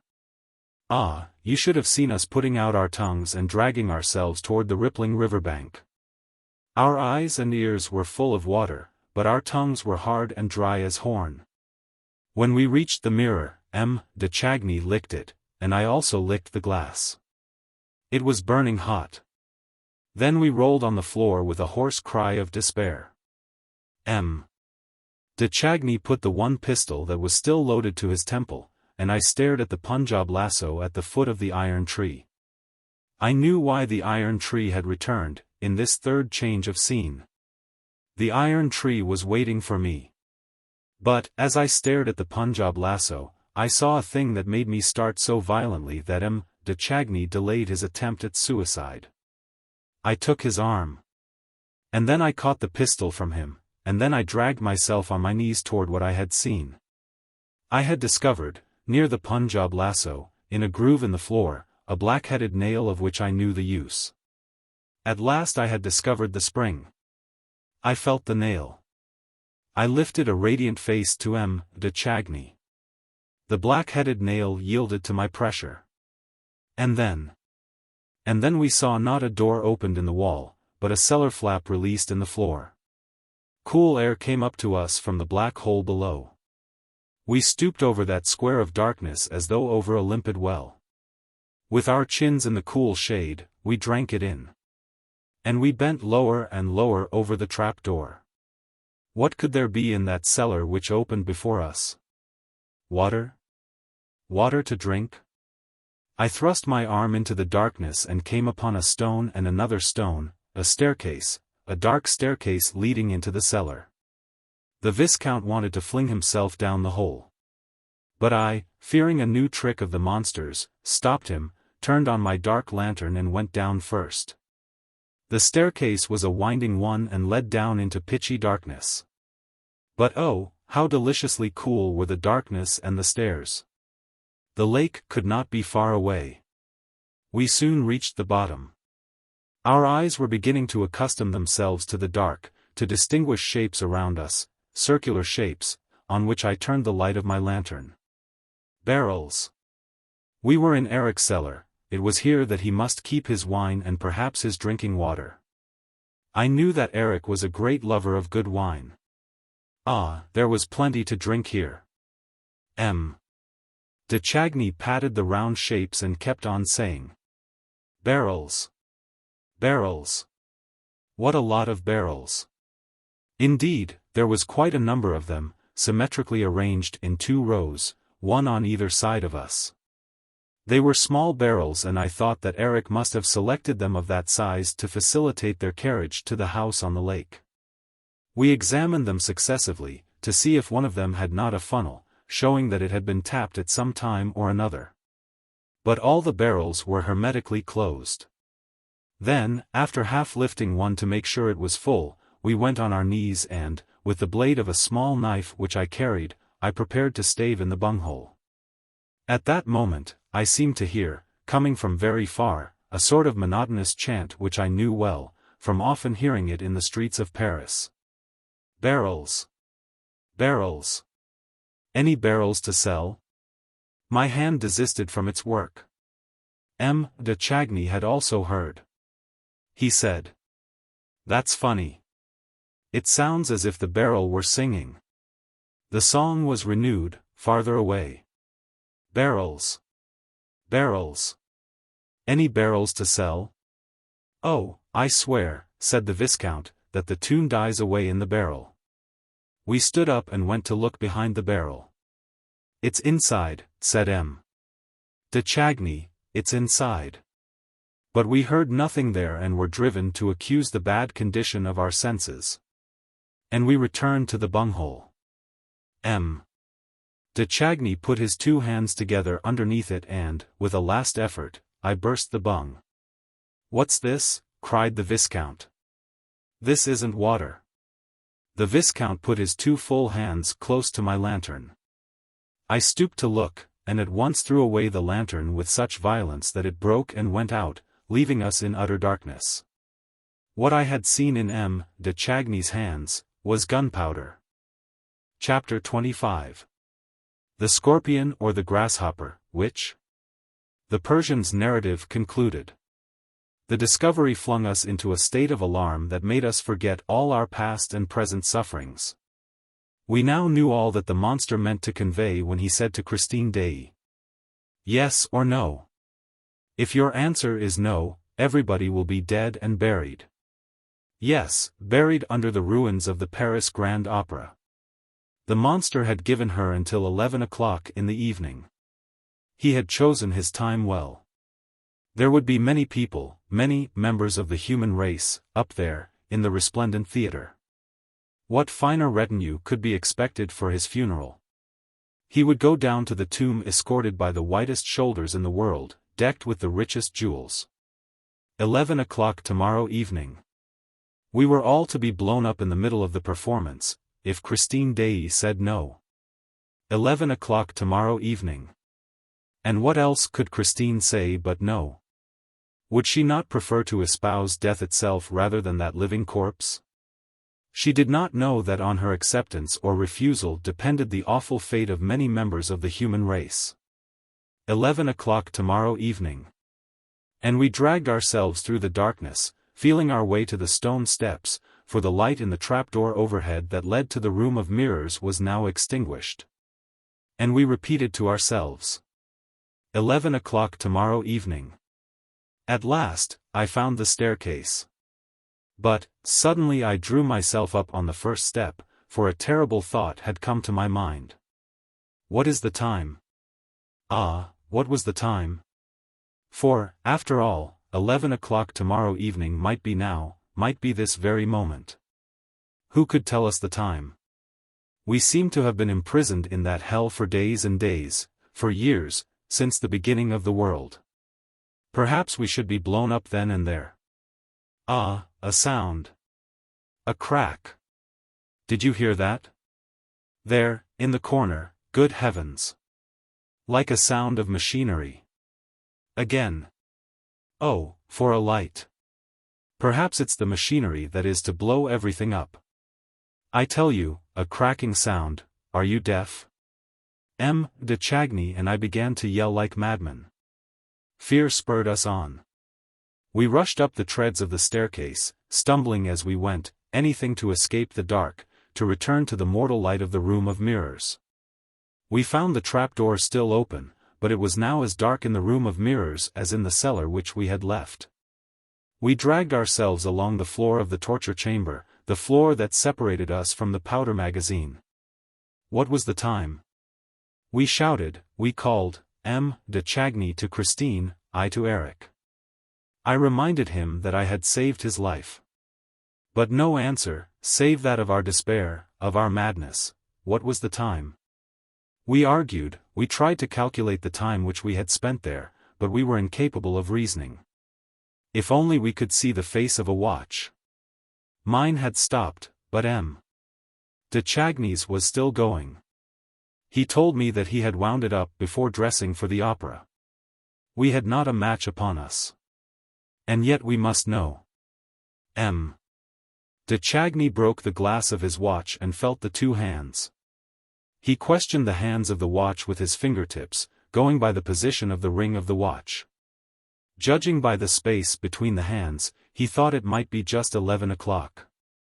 But perhaps it was not the 11 o'clock of which we stood in dread. Perhaps we had still 12 hours before us. Suddenly, I exclaimed, "Hush!" I seemed to hear footsteps in the next room. Someone tapped against the wall. Christine Day's voice said, "Raoul! Raoul!" We were now all talking at once, on either side of the wall. Christine sobbed. She was not sure that she would find M. de Chagny alive. The monster had been terrible, it seemed, had done nothing but rave, waiting for her to give him the yes, which she refused. And yet she had promised him that yes, if he would take her to the torture chamber. But he had obstinately declined, and had uttered hideous threats against all the members of the human race. At last, after hours and hours of that hell, he had that moment gone out, leaving her alone to reflect for the last time. Hours and hours? What is the time now?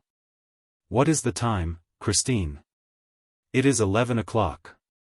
11 o'clock, all but 5 minutes. But which 11 o'clock? The 11 o'clock that is to decide life or death. He told me so just before he went. He is terrible. He is quite mad. He tore off his mask and his yellow eyes shot flames. He did nothing but laugh. He said, "I give you 5 minutes to spare your blushes." "Here," he said, taking a key from the little bag of life and death, "here is the little bronze key that opens the 2 ebony caskets on the mantelpiece in the Louis-Philippe room. In one of the caskets, you will find a scorpion, in the other, a grasshopper, both very cleverly imitated in Japanese bronze. They will say yes or no for you. If you turn the scorpion round, that will mean to me, when I return, that you have said yes. The grasshopper will mean no." And he laughed like a drunken demon. I did nothing but beg and entreat him to give me the key of the torture chamber, promising to be his wife if he granted me that request. But he told me that there was no future need for that key and that he was going to throw it into the lake. And he again laughed like a drunken demon and left me. Oh, his last words were, "The grasshopper. Be careful of the grasshopper. A grasshopper does not only turn, it hops. It hops. And it hops jolly high." The 5 minutes had nearly elapsed and the scorpion and the grasshopper were scratching at my brain. Nevertheless, I had sufficient lucidity left to understand that, if the grasshopper were turned, it would hop, and with it many members of the human race. There was no doubt but that the grasshopper controlled an electric current intended to blow up the powder magazine. M. de Chagny, who seemed to have recovered all his moral force from hearing Christine's voice, explained to her, in a few hurried words, the situation in which we and all the opera were. He told her to turn the scorpion at once. There was a pause. "Christine," I cried, "where are you?" "By the scorpion." "Don't touch it." The idea had come to me, for I knew my Eric, that the monster had perhaps deceived the girl once more. Perhaps it was the scorpion that would blow everything up. After all, why wasn't he there? The 5 minutes were long past, and he was not back. Perhaps he had taken shelter and was waiting for the explosion. Why had he not returned? He could not really expect Christine ever to consent to become his voluntary prey. Why had he not returned? "Don't touch the scorpion," I said. "Here he comes," cried Christine. "I hear him. Here he is." We heard his steps approaching the Louis-Philippe room. He came up to Christine, but did not speak. Then I raised my voice. "Eric. It is I. Do you know me?" With extraordinary calmness, he at once replied. "So you are not dead in there? Well, then, see that you keep quiet." I tried to speak, but he said coldly, "Not a word, Daroga, or I shall blow everything up." And he added, "The honor rests with Mademoiselle. Mademoiselle has not touched the scorpion." How deliberately he spoke. "Mademoiselle has not touched the grasshopper," with that composure, "but it is not too late to do the right thing." There, I opened the caskets without a key, for I am a trapdoor lover and I open and shut what I please and as I please. I open the little ebony caskets, mademoiselle, look at the little dears inside. Aren't they pretty? If you turn the grasshopper, mademoiselle, we shall all be blown up. There is enough gunpowder under our feet to blow up a whole quarter of Paris. If you turn the scorpion, mademoiselle, all that powder will be soaked and drowned. Mademoiselle, to celebrate our wedding, you shall make a very handsome present to a few hundred Parisians who are at this moment applauding a poor masterpiece of Meyerbeer's, you shall make them a present of their lives. For, with your own fair hands, you shall turn the scorpion. And merrily, merrily, we will be married. A pause. And then, if, in 2 minutes, mademoiselle, you have not turned the scorpion, I shall turn the grasshopper, and the grasshopper, I tell you, hops jolly high. The terrible silence began anew. The Vicomte de Chagny, realizing that there was nothing left to do but pray, went down on his knees and prayed. As for me, my blood beat so fiercely that I had to take my heart in both hands, lest it should burst. At last, we heard Eric's voice. The 2 minutes are past. Goodbye, mademoiselle. Hop, grasshopper. Eric, cried Christine, do you swear to me, monster, do you swear to me that the scorpion is the one to turn? Yes, to hop at our wedding. Ah, you see. You said, to hop. At our wedding, ingenuous child. The scorpion opens the ball. But that will do. You won't have the scorpion? Then I turn the grasshopper. Eric. Enough. I was crying out in concert with Christine. M. de Chagny was still on his knees, praying. Eric. I have turned the scorpion. Oh, the second through which we passed. Waiting. Waiting to find ourselves in fragments, amid the roar and the ruins. Feeling something crack beneath our feet, hearing an appalling hiss through the open trapdoor, a hiss like the first sound of a rocket. It came softly, at first, then louder, then very loud. But it was not the hiss of fire. It was more like the hiss of water. And now it became a gurgling sound, guggle. Guggle. We rushed to the trapdoor. All our thirst, which vanished when the terror came, now returned with the lapping of the water. The water rose in the cellar, above the barrels, the powder barrels, barrels. Barrels. Any barrels to sell? And we went down to it with parched throats. It rose to our chins, to our mouths. And we drank. We stood on the floor of the cellar and drank. And we went up the stairs again in the dark, step by step, went up with the water. The water came out of the cellar with us and spread over the floor of the room. If this went on, the whole house on the lake would be swamped. The floor of the torture chamber had itself become a regular little lake, in which our feet splashed.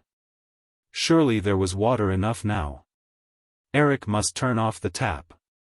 Eric. Eric. That is water enough for the gunpowder. Turn off the tap. Turn off the scorpion. But Eric did not reply. We heard nothing but the water rising, it was halfway to our waists. Christine, cried M. de Chagny. Christine. The water is up to our knees. But Christine did not reply. We heard nothing but the water rising. No one in the next room, no one to turn the tap, no one to turn the scorpion. We were all alone, in the dark, with the dark water that seized us and clasped us and froze us. Eric. Eric. Christine. Christine. By this time, we had lost our foothold and were spinning round in the water, carried away by an irresistible whirl, for the water turned with us and dashed us against the dark mirror, which thrust us back again. And our throats, raised above the whirlpool, roared aloud. Were we to die here, drowned in the torture chamber? I had never seen that. Eric, at the time of the rosy hours of Mazenderan, had never shown me that, through the little invisible window. Eric. Eric. I cried. I saved your life. Remember. You were sentenced to death. But for me, you would be dead now. Eric. We whirled around in the water like so much wreckage. But, suddenly, my straying hands seized the trunk of the iron tree. I called M. de Chagny, and we both hung to the branch of the iron tree. And the water rose still higher. Oh. Oh. Can you remember? How much space is there between the branch of the tree and the dome-shaped ceiling? Do try to remember. After all, the water may stop, it must find its level. There, I think it is stopping. No, no, oh, horrible. Swim. Swim for your life. Our arms became entangled in the effort of swimming, we choked, we fought in the dark water. Already we could hardly breathe the dark air above the dark water, the air which escaped, which we could hear escaping through some vent hole or other. Oh, let us turn and turn and turn until we find the air hole and then glue our mouths to it. But I lost my strength, I tried to lay hold of the walls. Oh, how those glass walls slipped from under my groping fingers. We whirled round again. We began to sink. One last effort. A last cry. Eric. Christine. Guggle, guggle, guggle, in our ears. Guggle. Guggle. At the bottom of the dark water, our ears went, guggle. Guggle. And, before losing consciousness entirely, I seemed to hear, between two guggles. Barrels. Barrels. Any barrels to sell? Chapter 26. The end of the ghost's love story. The previous chapter marks the conclusion of the written narrative which the Persian left behind him. Notwithstanding the horrors of a situation which seemed definitely to abandon them to their deaths, M. de Chagny and his companion were saved by the sublime devotion of Christine Daae. And I had the rest of the story from the lips of the daroga himself. When I went to see him, he was still living in his little flat in the Rue de Rivoli, opposite the Tuileries. He was very ill, and it required all my ardor as an historian pledged to the truth to persuade him to live the incredible tragedy over again for my benefit. His faithful old servant Darius showed me in to him. The daroga received me at a window overlooking the garden of the Tuileries. He still had his magnificent eyes, but his poor face looked very worn. He had shaved the whole of his head, which was usually covered with an astrakhan cap. He was dressed in a long, plain coat and amused himself by unconsciously twisting his thumbs inside the sleeves. But his mind was quite clear, and he told me his story with perfect lucidity. It seems that, when he opened his eyes, the daroga found himself lying on a bed. M. de Chagny was on a sofa, beside the wardrobe. An angel and a devil were watching over them. After the deceptions and illusions of the torture chamber. The precision of the details of that quiet little middle-class room seemed to have been invented for the express purpose of puzzling the mind of the mortal rash enough to stray into that abode of living nightmare. The wooden bedstead, the waxed mahogany chairs, the chest of drawers, those brasses, the little square antimacassars carefully placed on the backs of the chairs.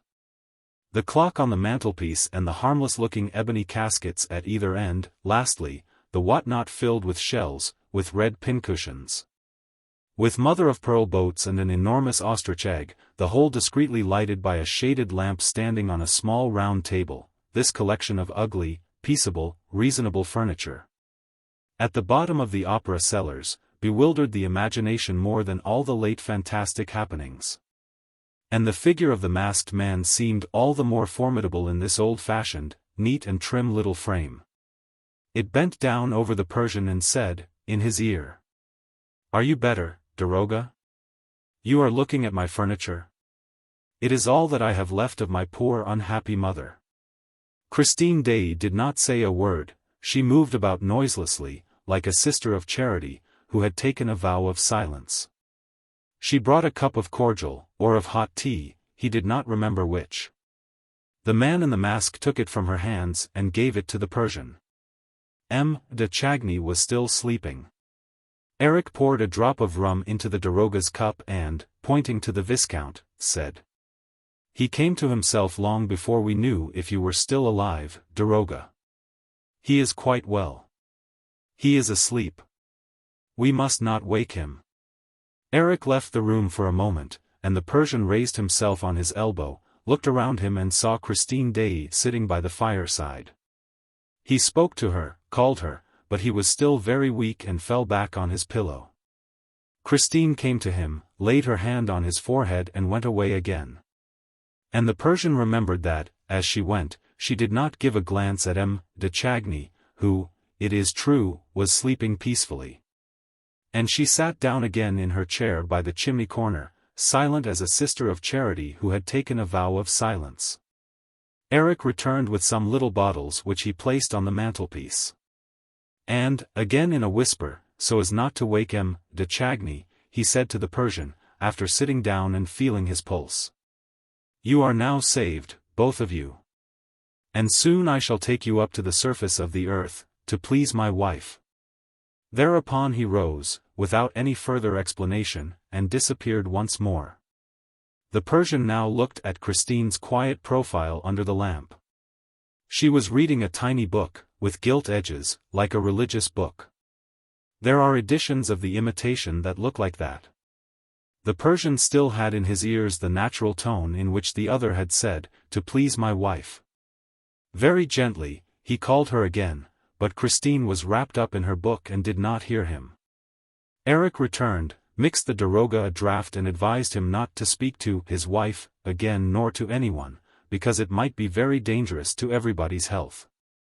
Eventually, the Persian fell asleep, like de Chagny, and did not wake until he was in his own room, nursed by his faithful Darius, who told him that, on the night before, he was found propped against the door of his flat, where he had been brought by a stranger, who rang the bell before going away. As soon as the daroga recovered his strength and his wits, he sent to Count Philippe's house to inquire after the Viscount's health. The answer was that the young man had not been seen and that Count Philippe was dead. His body was found on the bank of the Opera Lake, on the Rue Scribe side. The Persian remembered the Requiem Mass which he had heard from behind the wall of the torture chamber, and had no doubt concerning the crime and the criminal. Knowing Eric as he did, he easily reconstructed the tragedy. Thinking that his brother had run away with Christine Daae, Philippe had dashed in pursuit of him along the Brussels road, where he knew that everything was prepared for the elopement. Failing to find the pair, he hurried back to the opera. Remembered Raoul's strange confidence about his fantastic rival and learned that the Viscount had made every effort to enter the cellars of the theatre and that he had disappeared, leaving his hat in the prima donna's dressing room beside an empty pistol case. And the Count, who no longer entertained any doubt of his brother's madness, in his turn darted into that infernal underground maze. This was enough, in the Persian's eyes, to explain the discovery of the Comte de Chagny's corpse on the shore of the lake, where the siren, Eric's siren, kept watch. The Persian did not hesitate. He determined to inform the police. Now the case was in the hands of an examining magistrate called for, an incredulous, commonplace, superficial sort of person, I write as I think, with a mind utterly unprepared to receive a confidence of this kind.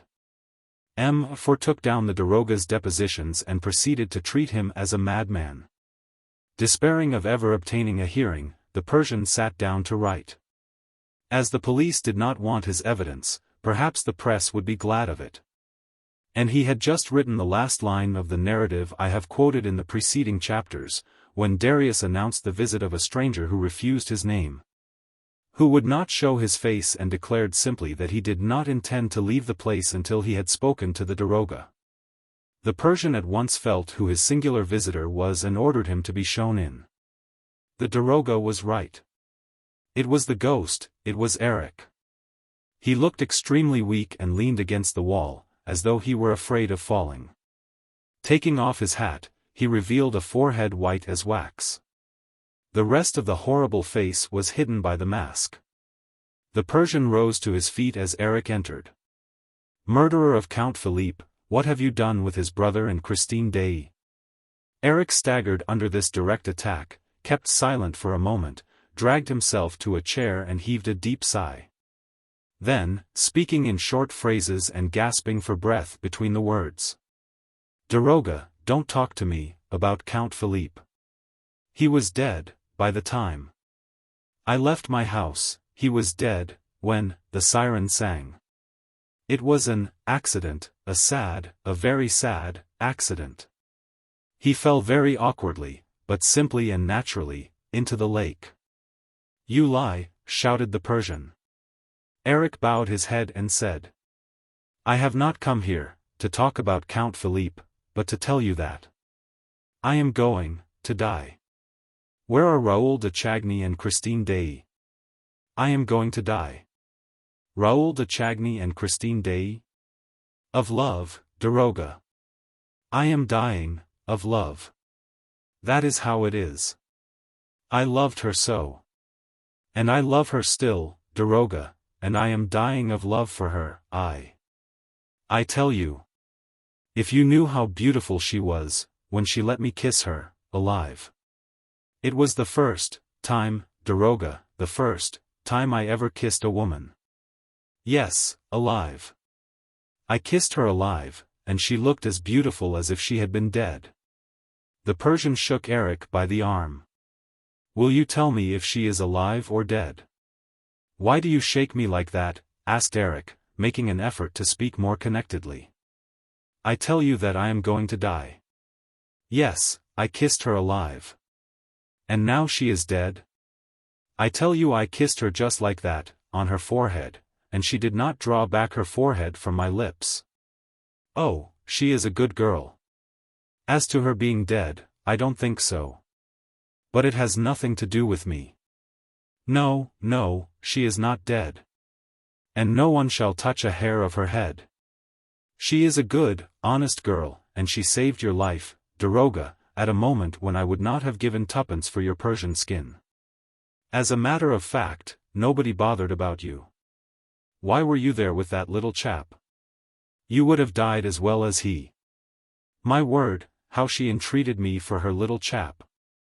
But I told her that, as she had turned the scorpion, she had, through that very fact, and of her own free will, become engaged to me, and that she did not need to have two men engaged to her. Which was true enough. As for you, you did not exist, you had ceased to exist, I tell you, and you were going to die with the other. Only, mark me, Daroga, when you were yelling like the devil, because of the water, Christine came to me with her beautiful blue eyes wide open and swore to me, as she hoped to be saved, that she consented to be my living wife. Until then, in the depths of her eyes, Daroga, I had always seen my dead wife. It was the first time I saw my living wife there. She was sincere, as she hoped to be saved. She would not kill herself. It was a bargain. Half a minute later, all the water was back in the lake, and I had a hard job with you, Daroga, for, upon my honor, I thought you were done for. However, there you were. It was understood that I was to take you both up to the surface of the earth. When, at last, I cleared the Louis Philippe room of you, I came back alone. What have you done with the Vicomte de Chagny? Asked the Persian, interrupting him. Ah, you see, Daroga, I couldn't carry him up like that, at once. He was a hostage. But I could not keep him in the house on the lake either, because of Christine.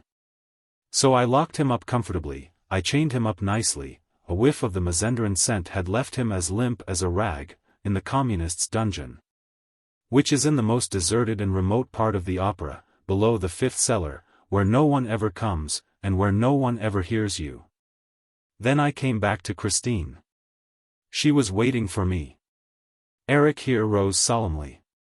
Then he continued, but, as he spoke, he was overcome by all his former emotion and began to tremble like a leaf. Yes, she was waiting for me erect and alive, a real, living bride, as she hoped to be saved. And, when I came forward, more timid than a little child, she did not run away, no, she stayed, she waited for me. I even believe, Daroga, that she put out her forehead, a little, oh, not much, just a little, like a living bride. And I kissed her. I.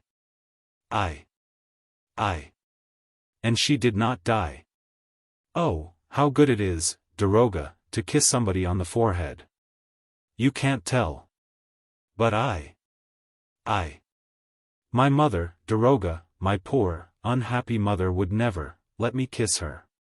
She used to run away, and throw me my mask. Nor any other woman, ever. Ah, you can understand, my happiness was so great, I cried. And I fell at her feet, crying, and I kissed her feet, her little feet, crying. You're crying, too, Daroga, and she cried also, the angel cried. Eric sobbed aloud, and the Persian himself could not retain his tears in the presence of that masked man, who, with his shoulders shaking and his hands clutched at his chest, was moaning with pain and love by turns. Yes, Daroga. I felt her tears flow on my forehead, on mine. They were soft, they were sweet. They trickled under my mask, they mingled with my tears in my eyes, they flowed between my lips. Listen, Daroga, listen to what I did. I tore off my mask so as not to lose one of her tears, and she did not run away. And she did not die. She remained alive, weeping over me, with me. We cried together. I have tasted all the happiness the world can offer. And Eric fell into a chair, choking for breath. Ah, I am not going to die yet, presently I shall, but let me cry. Listen, Daroga, listen to this. While I was at her feet, I heard her say, poor, unhappy Eric. And she took my hand. I had become no more, you know, than a poor dog ready to die for her. I mean it, Daroga.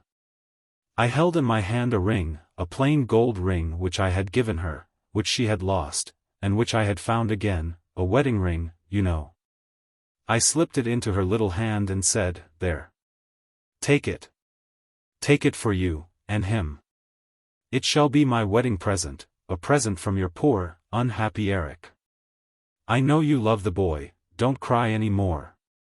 She asked me, in a very soft voice, what I meant. Then I made her understand that, where she was concerned, I was only a poor dog, ready to die for her, but that she could marry the young man when she pleased. Because she had cried with me and mingled her tears with mine. Eric's emotion was so great that he had to tell the Persian not to look at him, for he was choking and must take off his mask. The Daroga went to the window and opened it. His heart was full of pity, but he took care to keep his eyes fixed on the trees in the Tuileries gardens, lest he should see the monster's face. I went and released the young man, Eric continued, and told him to come with me to Christine. They kissed before me in the Louis-Philippe room. Christine had my ring. I made Christine swear to come back, one night, when I was dead, crossing the lake from the Rue Scribe side, and bury me in the greatest secrecy with the gold ring, which she was to wear until that moment. I told her where she would find my body and what to do with it. Then Christine kissed me, for the first time, herself, here, on the forehead, don't look, Daroga. Here, on the forehead, on my forehead, mine, don't look, Daroga, and they went off together. Christine had stopped crying. I alone cried. Daroga, if Christine keeps her promise, she will come back soon. The Persian asked him no questions. He was quite reassured as to the fate of Raoul Chagny and Christine Daae. No one could have doubted the word of the weeping Eric that night. The monster resumed his mask and collected his strength to leave the Daroga. He told him that, when he felt his end to be very near at hand, he would send him, in gratitude for the kindness which the Persian had once shown him, that which he held dearest in the world, all Christine Daae's papers, which she had written for Raoul's benefit and left with Eric, together with a few objects belonging to her, such as a pair of gloves, a shoe buckle and 2 pocket handkerchiefs. In reply to the Persian's questions, Eric told him that the 2 young people, as soon as they found themselves free, had resolved to go and look for a priest in some lonely spot where they could hide their happiness, and that, with this object in view, they had started from the northern railway station of the world. Lastly, Eric relied on the Persian, as soon as he received the promised relics and papers, to inform the young couple of his death and to advertise it in the Epoque. That was all. The Persian saw Eric to the door of his flat, and Darius helped him down to the street. A cab was waiting for him. Eric stepped in. And the Persian, who had gone back to the window, heard him say to the driver, "Go to the opera." And the cab drove off into the night.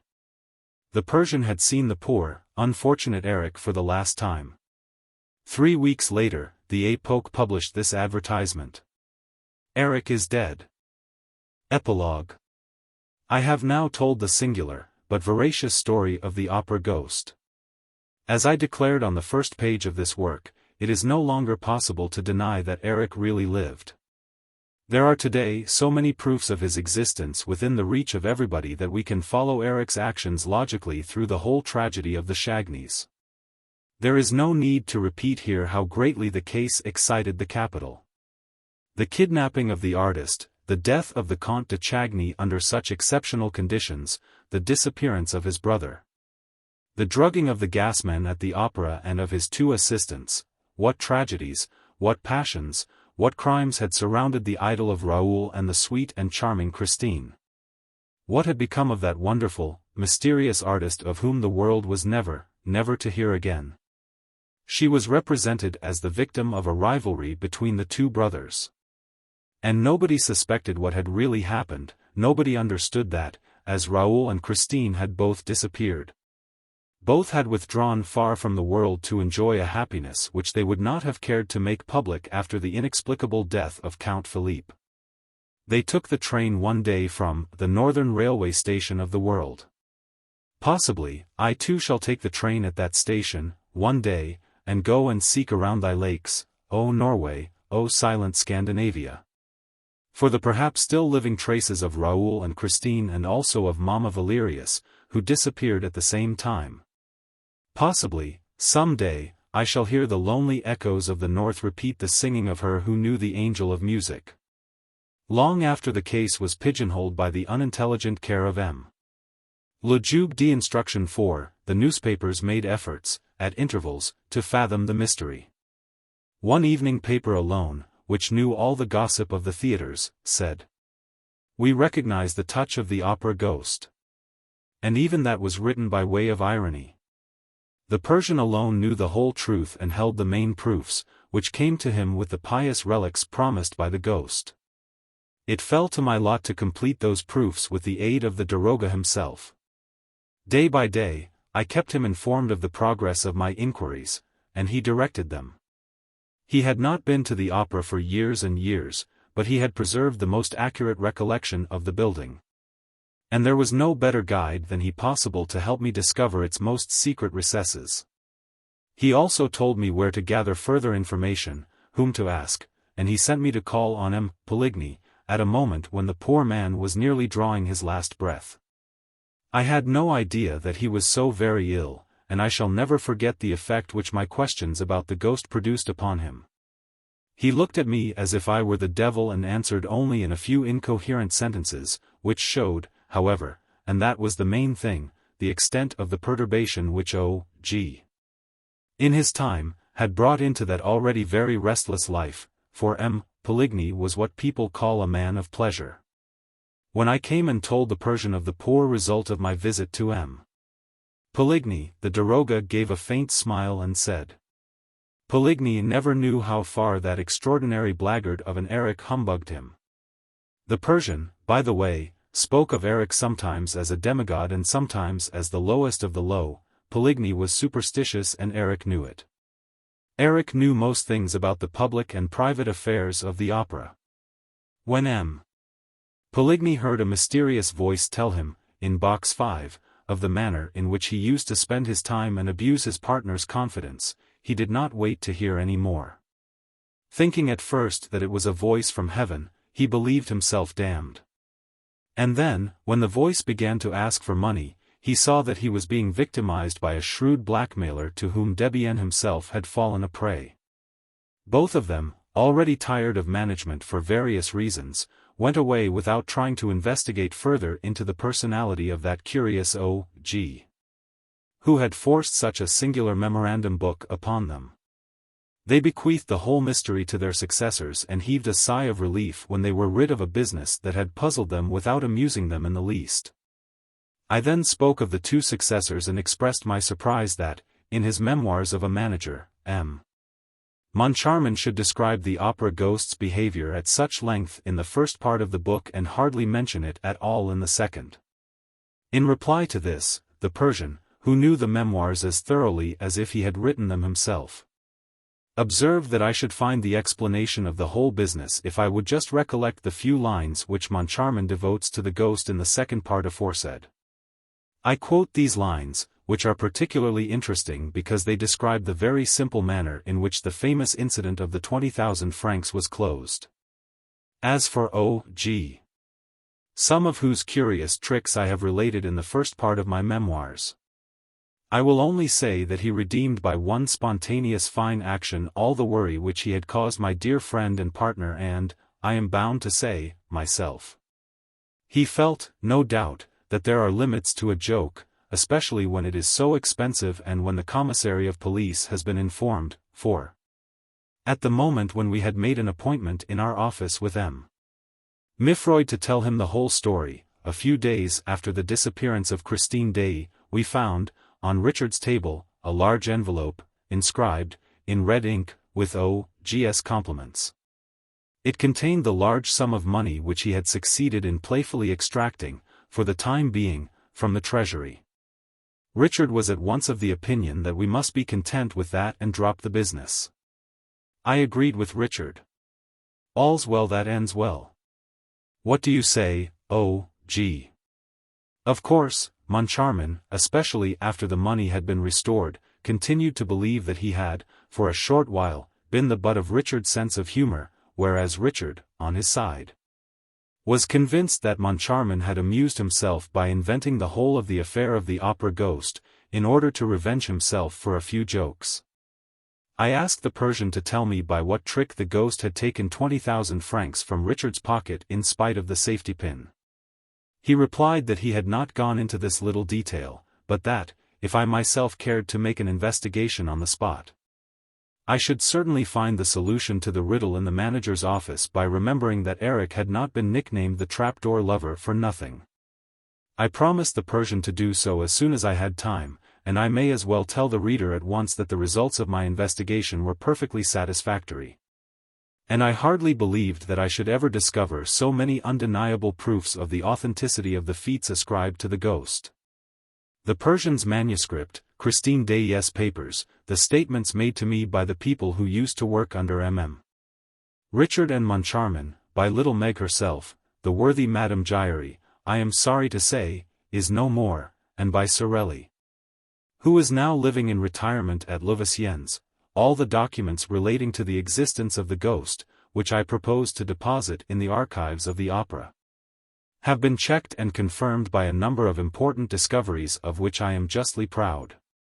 I have not been able to find the house on the lake, Eric having blocked up all the secret entrances. 12 On the other hand, I have discovered the secret passage of the communists, the planking of which is falling to pieces in parts, and also the trapdoor through which Raoul and the Persian penetrated into the cellars of the opera house. In the communists' dungeon, I noticed numbers of initials traced on the walls by the unfortunate people confined in it, and among these were an R and a C. R. C. Raoul de Chagny. The letters are there to this day. If the reader will visit the opera one morning and ask leave to stroll where he pleases, without being accompanied by a stupid guide, let him go to box 5 and knock with his fist or stick on the enormous column that separates this from the stage box. He will find that the column sounds hollow. After that, do not be astonished by the suggestion that it was occupied by the voice of the ghost. There is room inside the column for 2 men. If you are surprised that, when the various incidents occurred, no one turned round to look at the column, you must remember that it presented the appearance of solid marble. and that the voice contained in it seemed rather to come from the opposite side, for, as we have seen, the ghost was an expert ventriloquist. The column was elaborately carved and decorated with the sculptor's chisel. And I do not despair of one day discovering the ornament that could be raised or lowered at will, so as to admit of the ghost's mysterious correspondence with Mame Giry and of his generosity. However, all these discoveries are nothing, to my mind, compared with that which I was able to make, in the presence of the acting manager, in the manager's office. Within a couple of inches from the desk chair, and which consisted of a trapdoor, the width of a board in the flooring and the length of a man's forearm and no longer. A trapdoor that falls back like the lid of a box, a trapdoor through which I can see a hand come and dexterously fumble at the pocket of a swallowtail coat. That is the way the 40,000 francs went. And that also is the way by which, through some trick or other, they were returned. Speaking about this to the Persian, I said. So we may take it, as the 40,000 francs were returned, that Eric was simply amusing himself with that memorandum book of his? Don't you believe it, he replied. Eric wanted money. Thinking himself without the pale of humanity, he was restrained by no scruples and he employed his extraordinary gifts of dexterity and imagination, which he had received by way of compensation for his extraordinary ugliness, to prey upon his fellow men.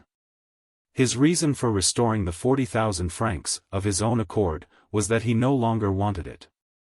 He had relinquished his marriage with Christine Daae. He had relinquished everything above the surface of the earth. According to the Persian's account, Eric was born in a small town not far from Rouen. He was the son of a master mason. He ran away at an early age from his father's house, where his ugliness was a subject of horror and terror to his parents. For a time, he frequented the fairs, where a showman exhibited him as the living corpse. He seems to have crossed the whole of Europe, from fair to fair, and to have completed his strange education as an artist and magician at the very fountainhead of art and magic, among the gypsies. A period of Eric's life remained quite obscure. He was seen at the fair of Nijni Novgorod, where he displayed himself in all his hideous glory. He already sang as nobody on this earth had ever sung before. He practiced ventriloquism and gave displays of legerdemain so extraordinary that the caravans returning to Asia talked about it during the whole length of their journey. In this way, his reputation penetrated the walls of the palace at Mazenderan, where the little sultana, the favorite of the Shah, was boring herself to death. A dealer in furs, returning to Samarkand from Nijni Novgorod, told of the marvels which he had seen performed in Eric's tent. The trader was summoned to the palace and the daroga of Mazenderan was told to question him. Next the daroga was instructed to go and find Eric. He brought him to Persia, where for some months Eric's will was law. He was guilty of not a few horrors, for he seemed not to know the difference between good and evil. He took part calmly in a number of political assassinations, and he turned his diabolical inventive powers against the Emir of Afghanistan, who was at war with the Persian Empire. The Shah took a liking to him. This was the time of the rosy hours of Mazenderan, of which the daroga's narrative has given us a glimpse. Eric had very original ideas on the subject of architecture and thought out a palace much as a conjurer contrives a trick casket. The Shah ordered him to construct an edifice of this kind. Eric did so, and the building appears to have been so ingenious that His Majesty was able to move about in it unseen and to disappear without a possibility of the tricks being discovered. When the Shah found himself the possessor of this gem, he ordered Eric's yellow eyes to be put out. But he reflected that, even when blind, Eric would still be able to build so remarkable a house for another sovereign. And also that, as long as Eric was alive, someone would know the secret of the wonderful palace. Eric's death was decided upon, together with that of all the laborers who had worked under his orders. The execution of this abominable decree devolved upon the daroga of Mazenderan. Eric had shown him some slight services and procured him many a hearty laugh. He saved Eric by providing him with the means of escape, but nearly paid with his head for his generous indulgence. Fortunately for the daroga, a corpse, half eaten by the birds of prey, was found on the shore of the Caspian Sea, and was taken for Eric's body. Because the daroga's friends had dressed the remains in clothing that belonged to Eric. The daroga was let off with the loss of the imperial favor, the confiscation of his property and an order of perpetual banishment. As a member of the royal house, however, he continued to receive a monthly pension of a few hundred francs from the Persian treasury, and on this he came to live in Paris. As for Eric, he went to Asia Minor and thence to Constantinople, where he entered the Sultan's employment. In explanation of the services which he was able to render a monarch haunted by perpetual terrors. I need only say that it was Eric who constructed all the famous trapdoors and secret chambers and mysterious strongboxes which were found at Yildiz Kiosk after the last Turkish Revolution. He also invented those automata, dressed like the Sultan and resembling the Sultan in all respects, 13, which made people believe that the commander of the faithful was awake at one place, when, in reality, he was asleep elsewhere. Of course, he had to leave the Sultan's service for the same reasons that made him fly from Persia. He knew too much. Then, tired of his adventurous, formidable and monstrous life, he longed to be someone like everybody else. And he became a contractor, like any ordinary contractor, building ordinary houses with ordinary bricks. He tendered for part of the foundations in the opera. His estimate was accepted. When he found himself in the cellars of the enormous playhouse, his artistic, fantastic, wizard nature resumed the upper hand. Besides, was he not as ugly as ever? He dreamed of creating for his own use a dwelling unknown to the rest of the earth, where he could hide from men's eyes for all time. The reader knows and guesses the rest. It is all in keeping with this incredible and yet veracious story. Poor, unhappy Eric. Shall we pity him? Shall we curse him? He asked only to be someone, like everybody else. But he was too ugly. And he had to hide his genius or use it to play tricks with, when, with an ordinary face, he would have been one of the most distinguished of mankind. He had a heart that could have held the empire of the world, and, in the end, he had to content himself with a cellar. Ah, yes, we must needs pity the opera ghost. I have prayed over his mortal remains, that God might show him mercy notwithstanding his crimes. Yes, I am sure, quite sure that I prayed beside his body, the other day, when they took it from the spot where they were burying the phonographic records. It was his skeleton. I did not recognize it by the ugliness of the head, for all men are ugly when they have been dead as long as that. But by the plain gold ring which he wore and which Christine Daae had certainly slipped on his finger, when she came to bury him in accordance with her promise. The skeleton was lying near the little well, in the place where the angel of music first held Christine Daae fainting in his trembling arms.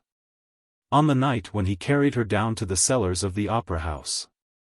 And, now, what do they mean to do with that skeleton? Surely they will not bury it in the common grave. I say that the place of the skeleton of the opera ghost is in the archives of the National Academy of Music. It is no ordinary skeleton.